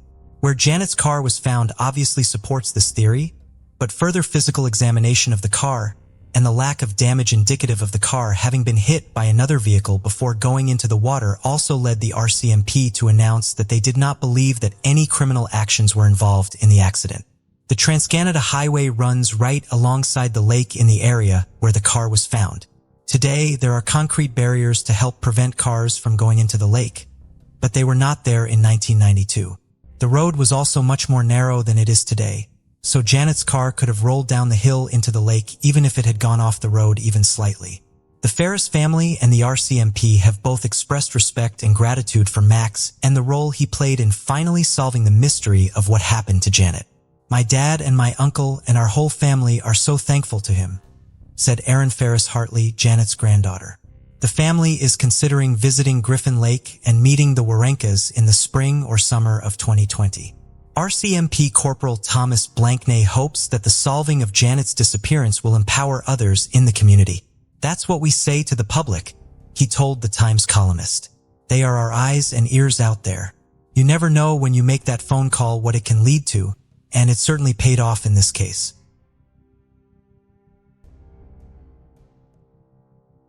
In October 1999, Viktor Moiseenko took his 4-year-old daughter Yulia with him on a train ride between Minsk and Esipovichi in Belarus. Viktor had a drink and then fell asleep partway through the journey. When he woke up, his clothes were stained with blood, and Yulia was gone. DNA tests would later show that the blood on Viktor's clothes did not belong to Yulia. Viktor did not know how the blood came to be on his clothes, but it may have come from some sort of altercation that he did not remember. He could not remember very many details from the train ride at all. The circumstances surrounding Viktor losing Yulia would place a subsequent search for her. A nationwide search was launched for Yulia, and her devastated mother, Ludmila, passed out flyers and train stations all throughout Belarus. Ludmila and Viktor spent Vasipovasai, asking passengers if they had seen Yulia. They also checked in shops, wells, and deserted buildings all along the route between the two cities. After 2 years with no sign of Yulia, the family moved. The house they had shared with their youngest daughter was close to a train station, and the passing trains were too painful of a reminder of their missing daughter for Ludmila and Viktor to bear. Yulia's case was reopened in 2017, with the police still suspicious of her parents. Both Ludmila and Viktor took and passed polygraph tests. The renewed effort still did not provide the Moiseenko family with any answers, although they remained hopeful that they would one day find Yulia. Then in 2019, Viktor and Ludmila received word from the police that there was a woman living in Russia who may have been their daughter. The woman traveled to Belarus, and DNA tests proved that 24-year-old Yulia Garina was in fact Yulia Moiseenko. Yulia had somehow ended up in Russia, in the city of Ryazan, some 500 miles away from where she had last been seen. 2 police officers found her alone in a train station there sometime after she had gone missing. The 4-year-old was able to tell the police her first name and the first names of her parents, but not their last name. Because she had a book from a library in a nearby town with her when she was found, authorities assumed that she was from the area, and she was never connected to the missing persons case in Belarus. While Yulia has no strong memory of her disappearance as an adult, when she was found, she had memories of being on a train with a man and a woman. After they got off the train, the 3 of them slept in abandoned buildings, begged for money, and tried to avoid the police. The man and the woman have never been identified. With no one claiming Yulia, authorities sent her to a foster home that cared for children while they waited for a placement in an orphanage. Yulia was fortunate enough to never make it to an orphanage. Irina Alpatova was a pharmacist who lived in Ryazan. One of her sons was born with serious medical problems, and Irina made a promise that she would take in an orphan if he were to live. Her son survived, and she went to the facility where Yulia was being held and told them that she would raise any one of the children that lived there. She was given Yulia. Yulia took her adoptive name of Garina and grew up in Ryazan. When she grew up, she went to school to be a pharmacist like Garina and had a daughter of her own. Her family was always honest with her about how she came to be with them. Over the years, based on the fact that as a child, she described being with a man and a woman, Yulia began to believe that they had been her parents and that they had abandoned her. Hoping that her birth family had lost her instead, she researched missing persons cases online hoping that she would be the subject of one. However, like the police had when she was a child, she worked under the assumption that she was from Russia and never came across her case in Belarus, which reinforced her fears that she had been abandoned. Yulia's boyfriend, Ilya, however, had more luck in his own research and eventually stumbled upon Yulia Moisenko's case. He and Yulia reached out to the local police in Belarus and received the Moisenko's phone number and some pictures of them. Looking at the pictures, she was sure that these were her biological parents because of the physical resemblances she shared with each of them. Shortly thereafter, she received a phone call from her biological sister, who had gotten her phone number from the police. She was also able to speak to her biological parents for the first time in 20 years during that phone call. She learned that she had not been abandoned as she had feared, but had instead been frantically searched for by loving parents who had her taken from them.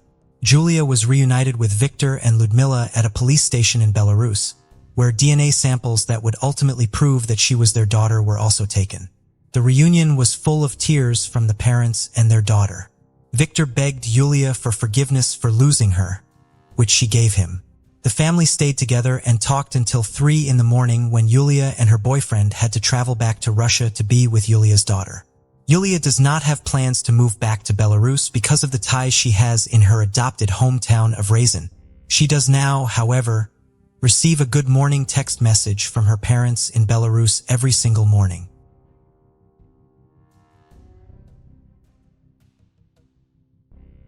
"40-year-old William Molt was a quiet man who was not much for socializing or drinking. On the night of November 7, 1997, however, he went out to a nightclub where he had a few drinks.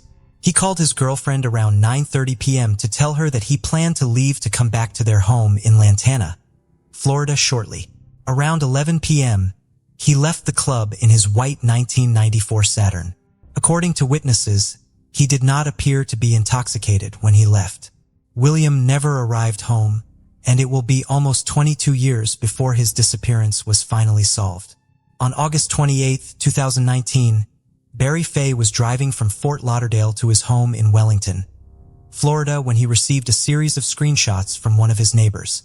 The screenshots were from Google Earth and showed the pond behind Barry's house. Barry's neighbor had been sent the screenshots by her ex-husband, who had been looking at his former neighborhood on Google Earth. Barry's neighbor asked him if he thought a white shape in the pond visible in the screenshots could be a car. He did. Barry could not see anything from the shore of the pond when he got home. He had never seen anything unusual in the pond. In the 14 months he had lived in his home in the Grand Isles neighborhood. Even though he spent a lot of time in his backyard working on his landscaping, and the water level in the pond had gotten very low during his time living in the home. Barry then asked another one of his neighbors to fly his drone over the pond.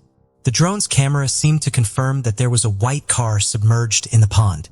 Barry then called the Palm Beach County Sheriff's Office. The sheriff's office arrived at the pond at 6:40 p.m. and had to work until midnight to pull the vehicle out of the water. It was a white 1994 Saturn. Inside were the remains of William Molt.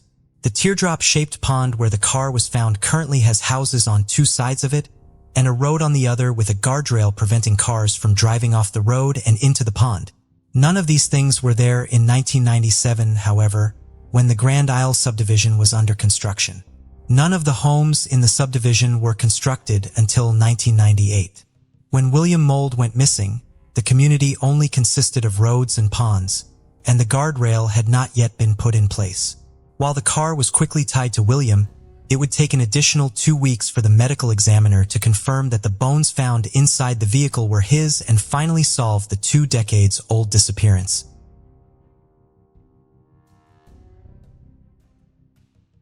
On December 20th, 2017, Mark Perez, special agent in charge of the Florida Department of Law Enforcement, held a press conference to announce a significant breakthrough in the case of Mike Williams.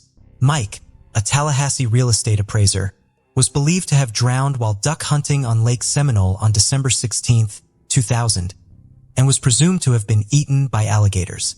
"Being here now, I can tell you what happened to Mike Williams," Perez stated.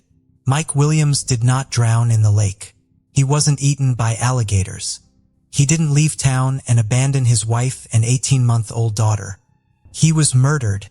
While details were withheld due to the ongoing investigation, Perez revealed that investigators had notified the Williams family of new discoveries. This case, he said, was about love, betrayal, infidelity, and greed, but also about a mother's unwavering determination. For 17 years and 4 days, Mike's mother, Cheryl Williams, refused to believe her son had drowned. She relentlessly urged law enforcement to investigate, convinced that justice would prevail. "I had two choices. He was alive or dead. I chose to believe he was alive, and I really think that's what helped me," Cheryl said during the press conference. "A lot of people called me crazy, but if I had given up, we never would have found him." Her persistence paid off when Brian Winchester, Mike's close friend and later husband of Mike's wife, Denise, was sentenced to 20 years in prison the day before the press conference. Cheryl's belief was vindicated. The truth emerged, ironically, because of those responsible. In 2000, Brian and Denise's affair, which began in 1997, culminated in Mike's murder. Over time, their relationship deteriorated, turning from love to mistrust.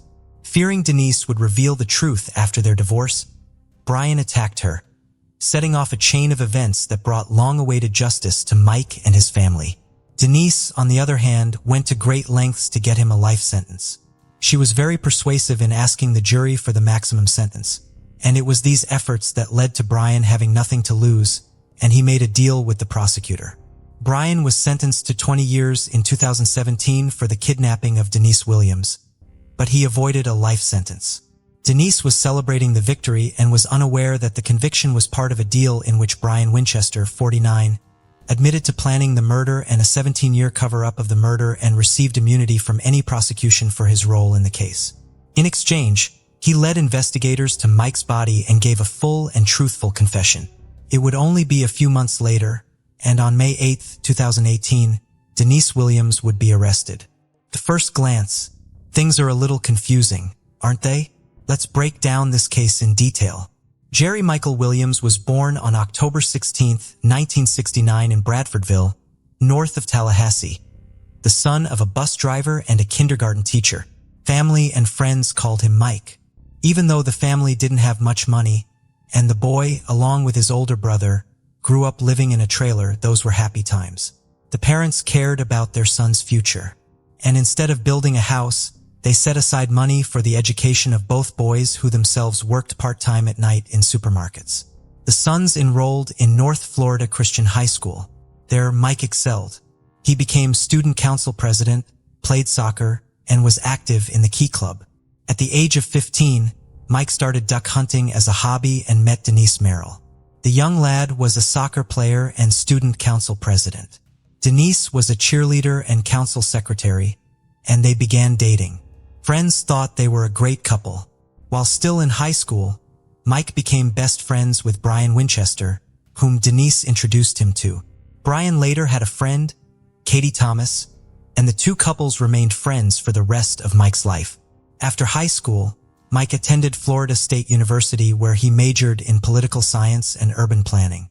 The lovers graduated together. Denise became a public accountant. Mike became a real estate appraiser. Mike proved to be a valuable worker. He often worked 15 hours a day, and, of course, his career took off. In 1994, the young, successful man married Denise. It was around this time that Brian married Kathy as well. All four of them continued to stay in close contact.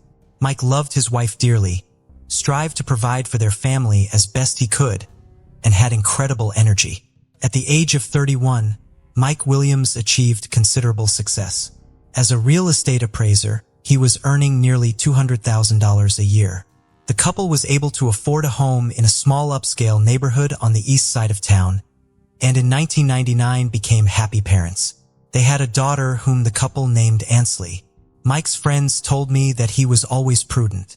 Since the young man was engaged in quite risky activities, he wanted to be sure that in case of disaster, his family would definitely be taken care of. Not surprisingly, Mike turned to his best friend who was working as an insurance agent at the time. Ryan sold him 2 insurance policies for $250,000 and later for $500,000. In 2000, Mike's father passed away. Williams was so stunned by this suddenness that, wanting to financially secure his own family, he again turned to a friend. Brian helped Mike to insure his life for $1 million. Thus, about 6 months before his disappearance, the life of the loving father of the family was insured for almost $2 million. According to Denise, on the morning of December 16, 2000, her husband woke up early to go duck hunting on Lake Seminole, a large reservoir connected to the Apalachicola River. It was the day of their 6th wedding anniversary, and the couple planned to celebrate the date at night in Apalachicola, a small town on the bayou. The wife and daughter waited for Mike at home at noon, but he never returned. Naturally, Denise became concerned and called her father, who in turn called Mike's best friend, Brian Winchester. Together with his father, Brian drove to Lake Seminole. There, they found Mike's Ford Bronco car near the boat dock, but Mike himself was nowhere to be found. The men went around to all the places Mike liked to hunt, but couldn't even find the boat, so they decided to call the police. After investigators from the Florida Fish and Wildlife Conservation Agency were called, the search for Mike began. A few hours later, a helicopter pilot found the boat drifting about 225 feet from the boat ramp. A search of the boat turned up Mike's shotgun, still in its case. Apparently, he never got to use it. The search became a rescue operation. Locals believe that before the 3 rivers were dammed to form the lake, the reservoir was the site of an orchard. Thus, the lake got its name Stumpfield due to the many remaining stumps that protruded above and below the water level, requiring careful handling of any motorized boat in the area. Because of this, searchers speculated that Williams hit a stump on his boat, fell out, and submerged himself in the water. His wading boots filled with water, and he probably drowned when he couldn't get out. Several other agencies were called in to help, including a dive team from Montgomery, Alabama, and the Jackson County Sheriff's Office. But the extensive and methodical search yielded nothing. Mike was never located. A week passed and the rescue operation turned into a body search operation.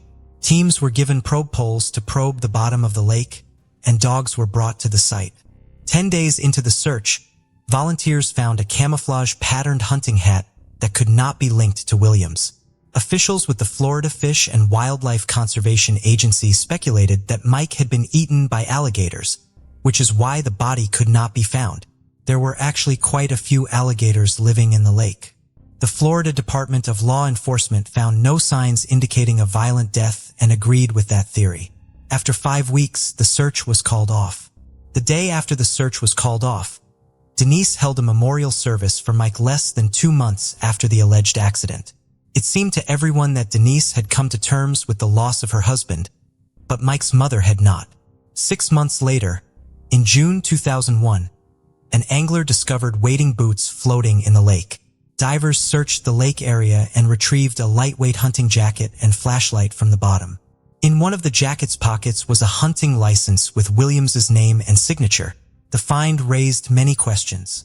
Neither the hunting jacket nor the boots had visible teeth marks indicative of an alligator attack. None of the items found showed signs of having been in the water for 6 months. The boots were not slimy and the flashlight still worked. However, a week later, Denise's attorney asked the court to declare Mike Williams dead.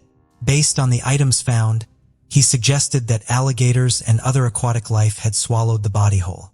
The motion was granted. The death certificate said Mike died on December 16, 2000.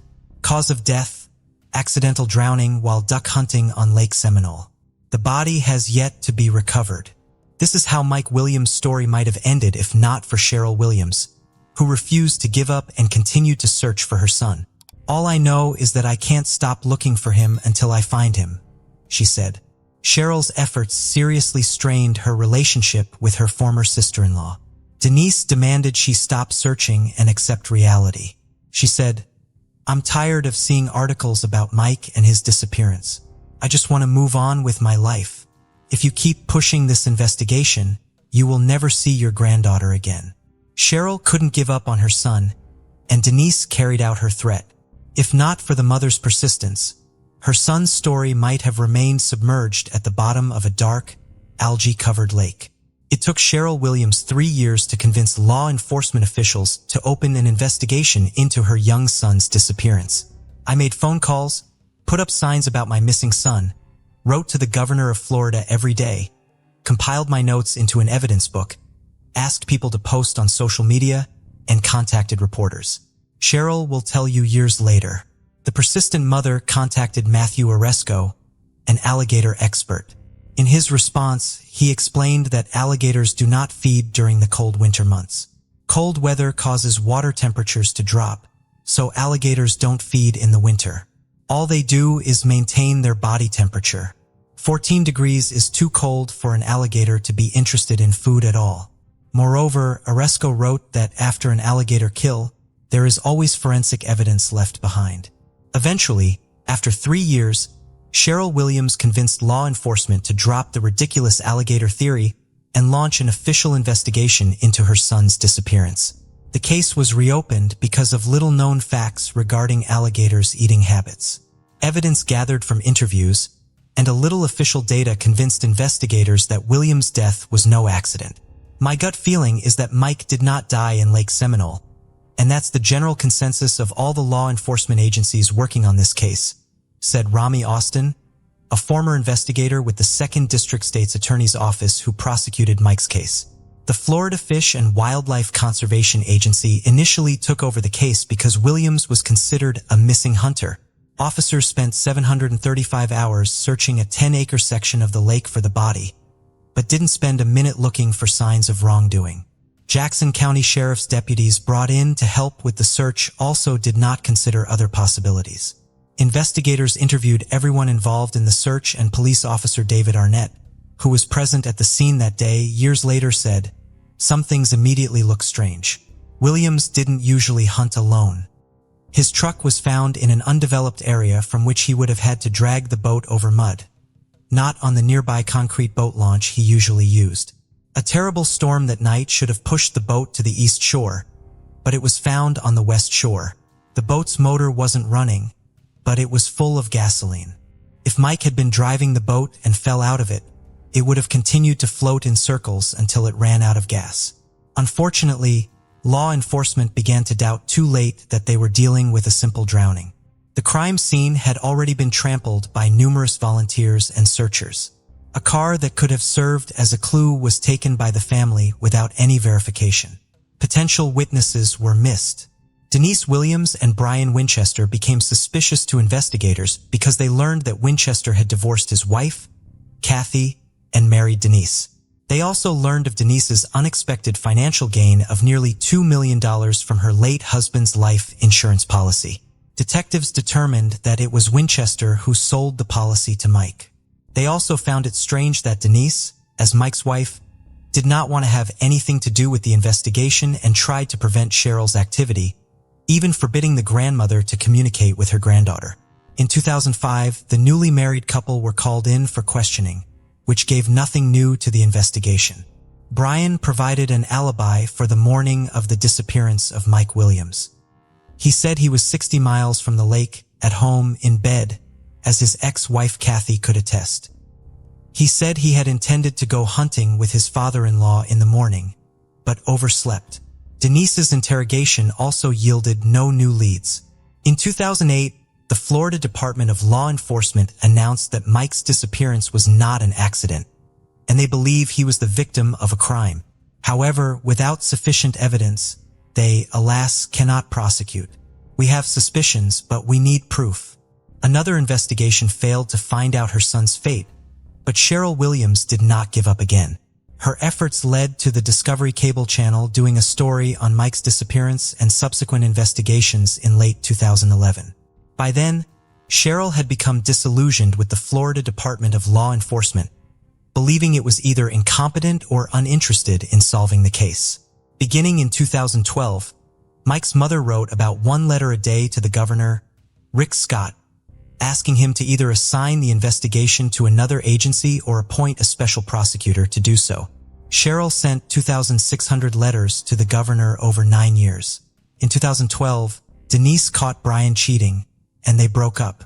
The following year, Denise filed for divorce. After a few more years, An appraisal of the former family home was to take place, after which even property issues would no longer bind them. This event was a turning point in Mike's case. Brian didn't want a divorce. Denise didn't want to continue their relationship. They were constantly fighting, and the Williams investigation was poking fun at them. Brian would call Denise and she stopped returning his calls. He couldn't handle the stress level. On August 5, 2016, the day a real estate appraisal was due as part of a court order, Denise left her home to drive to work at Florida State University. While talking to her sister on the phone, she saw someone climb over the back seat of her car. Turned out to be Winchester. Brian pressed a loaded gun against Denise's ribs and told her to drive straight ahead. He said he had to do that because she wasn't answering his calls. Denise tried to calm Brian down, agreed with everything he said, and promised to give him a chance to save their marriage. Brian believed it. Denise assured him that she wouldn't go to the police and report what he had just done, and Brian got out of the car. As he got out, he took the brown sheet, plastic sheeting, bleach sprayer, and tools with him. It became clear that Denise had miraculously escaped death. Denise called emergency services. Brian was quickly arrested and charged with kidnapping, which is a first-degree felony in Florida and carries a life sentence as the maximum penalty. He was also charged with domestic violence and armed burglary. The court decided to keep Brian in custody without bail. Cheryl Williams expressed hope that this development will lead to the solving of her son's disappearance case. Brian is not going to let Denise run around alone with all that money, she told the New York Daily News. I pray that he will tell us what really happened. And Brian did tell, bargaining himself an extremely favorable deal with the prosecutor and avoiding a life sentence. At first, I think we were all doing really well, but I wasn't a good husband. Brian began his story. One day, I found a note in my first wife Kathy's purse and realized she was cheating on me. I wanted revenge. We often went to bars and concerts with Denise and Mike. I had been friends with Denise since high school. I was never really attracted to her. But after Kathy cheated on me, I started looking at other women differently. The affair between Brian and Denise began in October 1997. One time, drunken sex at a rock concert quickly escalated to frequent secret meetings. We started meeting at hotels during the workday. We met whenever we have the opportunity. Brian recounted. He did not want a divorce. Denise made it clear that she would never divorce her husband. Public opinion was important to her, and she did not want to share custody of her daughter. Over time, the affair became more than just meeting for casual sex. Denise and Brian thought of themselves as a couple, exchanging gifts and love letters. It became clear that they couldn't go on like this. They could not be without each other, and divorce was unacceptable to Denise. Her pious image was not to be harmed. Around this time, Mike almost died in a hunting accident. Brian saved him, and Denise suddenly saw a way out of the situation. After the deal with the prosecutor, Brian will reveal. The year 2000 prompted us to start talking about Mike and Kathy's death. Denise wanted it all on me, not her, and she wanted a scenario where it wasn't a murder, but an accident. She wanted death to be left up to God. That way she could live with it. After considering various options, Brian and Denise settled on a boating accident. In doing so, they timed the murder so that they could get the maximum possible payout on Mike's life insurance policy. They both realized that Mike had to be killed before one of the 3 policies expired at the end of December 2000. The plan was in place. Brian called his friend to go hunting. He said he'd found a great spot on the shores of Lake Seminole. Mike expected to go there with Brian and return home by noon to celebrate his anniversary with his wife. I told him that we were going to go to a special place and that he absolutely had to bring his wading boots with him. I had to make sure he took them with him because it was believed that if you fell overboard in wading boots, you would drown very quickly. The plan was to make death look like an accidental drowning. Once Brian and Mike were in the water, Brian pushed Mike out of the boat. But instead of sinking, he grabbed onto the stumps and began to wade through them to the shore. Brian panicked. I didn't know what to do. Mike started calling loudly for help. I didn't know how to get out of this situation. I had a shotgun. I was panicking, and I shot him in the head. I didn't think about what I was doing. Things didn't go according to plan, and I needed to cover up what happened. There was hardly any time left. I should have been back home by now and getting ready to go hunting with my father-in-law. No one knew I was at the lake with Mike, so I decided it would be best for me to drive home and pretend like I had overslept. I drove home and hoped that Kathy was still asleep. I entered the house as quietly as I could. Katie was asleep. My phone was on the floor. As I could. Katie was asleep. My phone was on the floor. I went to bed, called my father-in-law, and apologized. Brian did everything he could to create an alibi for himself. Then he hid the body. Denise didn't know that Brian had shot Mike in the head and buried him. Brian tried to tell her, but she didn't want to listen. It was enough for her that her husband was gone. Denise wanted to go on living with the idea that it was God who kept him from swimming out and let him drown. According to Brian, they promised each other that neither of them would ever say anything. Denise and Brian justified what happened by saying that the main reason Mike was killed was because it was impossible for them to live together. We said the money was just the cherry on the cake, Brian would pronounce in court. Investigators learned that it was Brian who planted a hat, boots, flashlight, and license. First, he needed to keep searchers from leaving a lake, and afterwards, he needed grounds to pronounce Mike dead so Denise could get insurance since a recognition process usually takes about 5 years. The lovers managed it in just 7 months. Including Social Security and other benefits, Denise received about $2 million on May 8, 2018. Denise Williams was charged with first-degree murder, conspiracy to commit murder, and accessory to a felony, which carried a life sentence. Denise pleaded not guilty to all 3 charges. In February 2019, she was sentenced to life in prison. 5 months later, Mike and Denise's daughter, Ansley, received all of her late father's assets and insurance money owed to Denise. In January 2020, Denise Williams appealed the conviction and life sentence. Her attorney argued before Florida's First District Court of Appeal that there was no evidence that she was involved in committing the murder. In November 2020, the murder conviction was overturned, but the 30-year sentence for conspiracy to commit murder was upheld. Denise is now in custody at the Florida Women's Reception Center. She will be 78 years old when she is released. Brian Winchester was transferred to Madison Correctional Institute in Florida to serve the remainder of his sentence. His current release date is set for July 30th, 2036. He will be 67 years old. Ansley, daughter of Mike and Denise, insists her mother is innocent and places the blame on Brian Winchester. She refused to speak to any media regarding the outcome of the case and her personal life.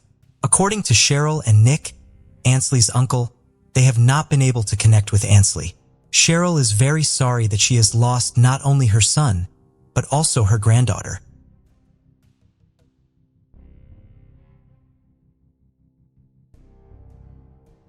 Ruth Baumgartner, a 22-year-old senior at Ohio Wesleyan University in Delaware, Ohio, was majoring in art and a member of the Delta Delta Delta Tri-Delt sorority. On the night of May 4, 1937, Ruth attended a singing practice for an inter-sorority competition at the Tri-Delt house.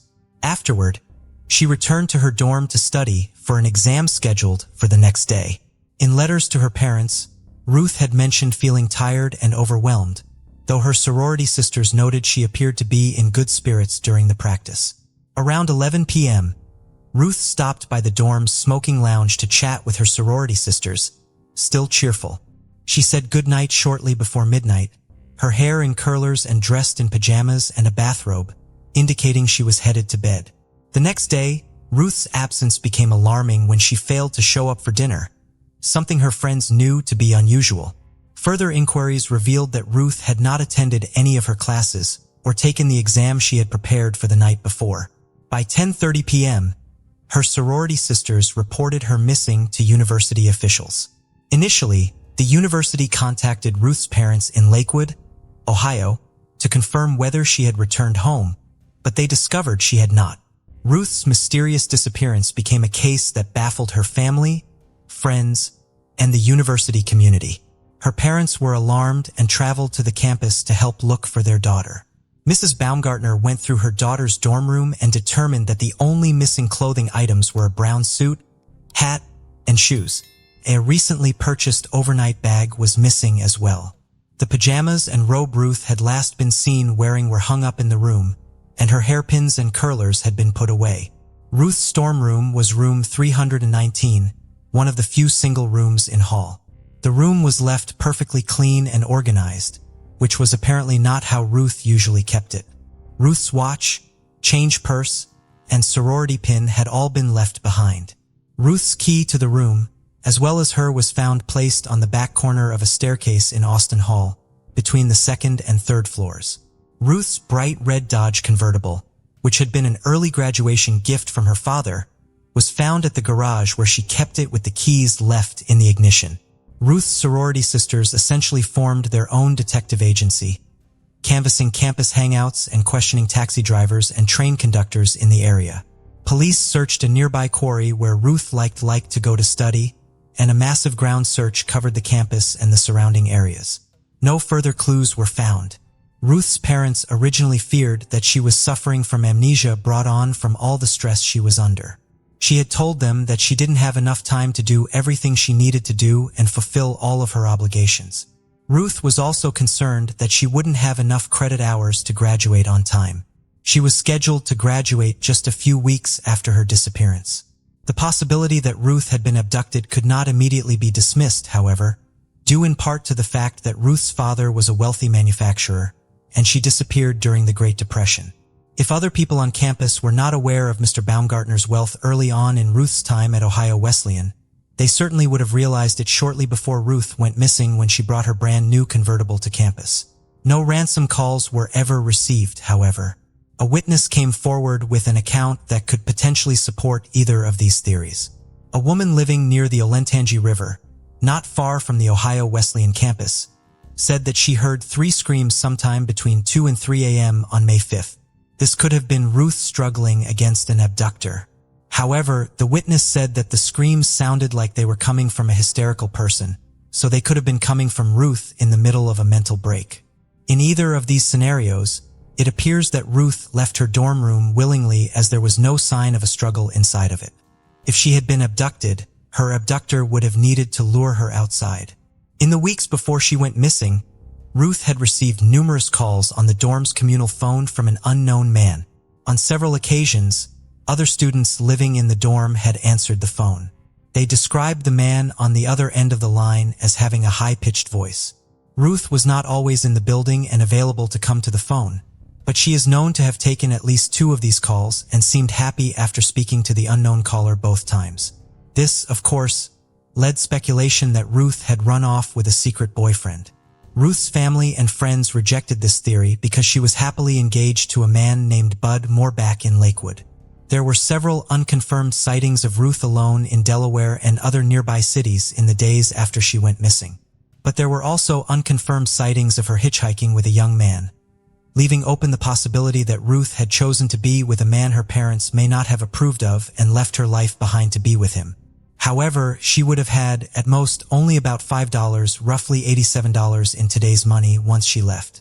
Alternatively, she could have thought she was running away with someone she loved, but the person she was meeting actually had criminal intentions. News of Ruth's disappearance spread across the country, and potential statings of her were called in from seemingly every state. The notoriety of Ruth's case did complicate it because it brought forth leads from people just looking to entangle themselves in the popular news story. At least one woman on the East Coast, and possibly a second, went to the police falsely claiming to be Ruth. In 1938, Booker Johnson, who was being charged in an unrelated crime, claimed to know what happened to Ruth in a bid to get a reduced sentence. He claimed that he and his 3 co-defendants in the case had picked up Ruth, who had thought she was going out on a date with one of the men. They then drugged her and trafficked her. This story was revealed to be a lie when authorities realized that Johnson and the other 3 men he implicated in his story had all been incarcerated on the day Ruth went missing and had been for some time prior it as well as for some time after it. In 1939, Ruth's parents asked that the official police investigation be closed. This decision opened the Baumgartner family up to suspicion and speculation. Rumors flew that Ruth had been discovered, married to someone of a lower social status, and therefore disowned or, more popularly, that her parents had her institutionalized for some sort of mental health issue and did not want anyone to find out. In a 1940 article in which she discussed the toll not knowing where Ruth was, continued to have on her parents, Ruth's sister dismissed these allegations. The Baumgartners had hired the Burns Detective Agency to look for Ruth. It is possible that they were simply unhappy with the lack of results in the formal investigation and did not want police interfering with the investigation of the private detectives. Ruth's mysterious disappearance still remains unsolved.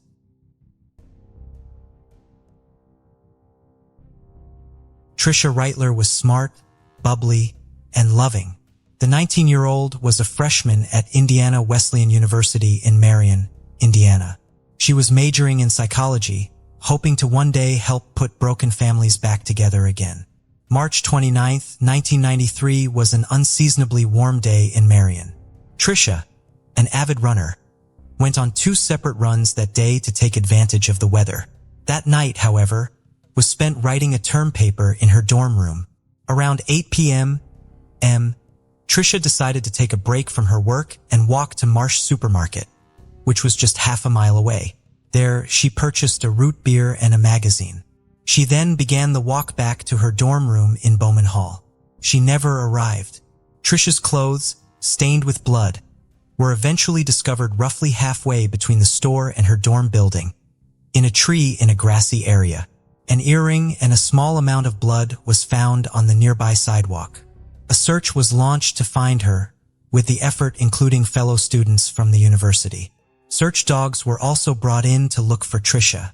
Patricia's father, Gary, believes that Tricia's active lifestyle may have rendered the dogs less useful than they ordinarily would have been. Because Tricia ran so frequently and the search area was so close to where she lived and went to school, her scent was everywhere because she went for runs all around the area. Investigators believe that 6 or 7 people had been playing basketball on a court near where Tricia went missing, but none of those individuals ever came forward or provided information. The search effort and police investigation did not locate Tricia. Over the years, multiple suspects have been considered in Tricia's disappearance. One of those suspects did confess to involvement in Tricia's case, Larry Dwayne Hall, who is serving life in prison for 1 crime but has confessed to 30 others. Most of those confessions were ultimately recanted. I have previously covered Hall in relation to the disappearance of Lori Deepus. Like in Lori's case, Hall had newspaper clippings and notes about Tricia's disappearance in his vehicle. Like in Lori's case, he confessed and offered to tell authorities where she was buried, but a search of that area, in Tricia's case near a reservoir in Grant County, Indiana, found nothing. Hall later recanted his confession in Tricia's case. In 2017, he admitted to retired Marion Police Detective J.K. that he made up the confession to get attention. No physical evidence has ever been found to link Hall to Tricia's disappearance. 5 years after Tricia went missing, a red sunset maple tree was planted in her memory in Saybolt Park, near where she vanished. To mark the 25th anniversary of her disappearance, a memorial was constructed on the Indiana Wesleyan campus. Tricia's parents and 3 siblings still go out to dinner every year on February 9th to mark Tricia's birthday. While they do not believe that she is alive, they still hope to be able to find Tricia and give her a proper burial, both so that they will have some answers about what happened to her, and so that they will have a place to go to remember her beyond the memorial on campus. By December 22, 1975, most of the students at Illinois State University in Normal, Illinois had already gone home for winter break. 21-year-old Carol Rolfstadt, however, had not yet gone back to her family home in Elk Grove Village, just outside of Chicago.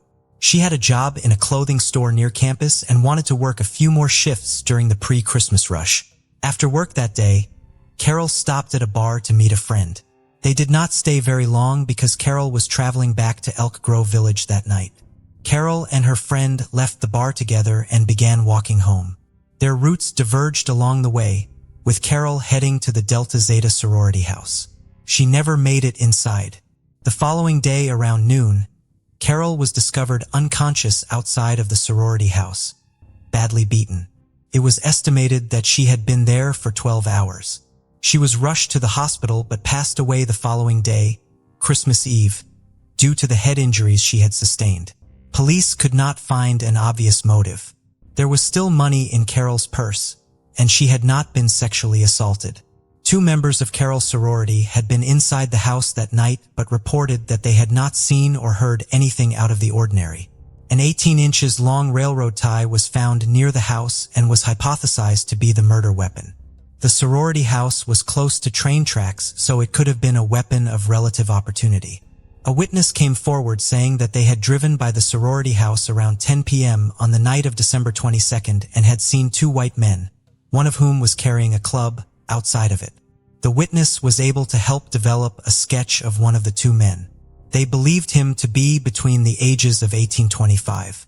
Carol's murder was not, unfortunately, her first encounter with violence at the sorority house.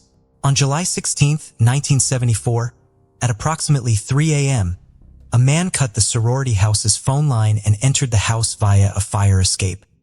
He began strangling Carol, but she was able to fight him off enough to get out a scream. He then threw her against a chest of drawers and ran out of the house. Carol suffered a broken nose from being thrown but was not otherwise seriously injured. She was unable to provide a description of her attacker because it had been dark in her room, and he was never identified. An arrest was made in Carol's case in 1977. The suspect, who had a long history of mental illness, confessed to the crime. However, he later recanted that confession, and the charges against him were dropped. In 2000, charges against him were dropped. In 2001, evidence from Carol's case was sent to the FBI laboratory for new testing. Fingerprints were discovered on one of the items that had been sent. What that item was exactly has not been publicly disclosed, and the normal police have only identified it as a personal item that belonged to Carol. The unknown fingerprints did not match any in the FBI database. They were compared to at least one suspect the normal police were considering, but again, there was not a match. Carol's case remains unsolved, but is still an open investigation. Thank you for joining us on this journey into the depths of unsolved mysteries. Cold cases not only challenge our understanding of the past, but also ignite our curiosity and determination for answers. Remember to subscribe to stay updated on our latest investigations. And if you have any information regarding the cases we've covered, don't hesitate to reach out. Together, we can shed light on the shadows of the past and bring closure to those who seek it. Until next time, stay vigilant, stay curious, and never stop seeking the truth.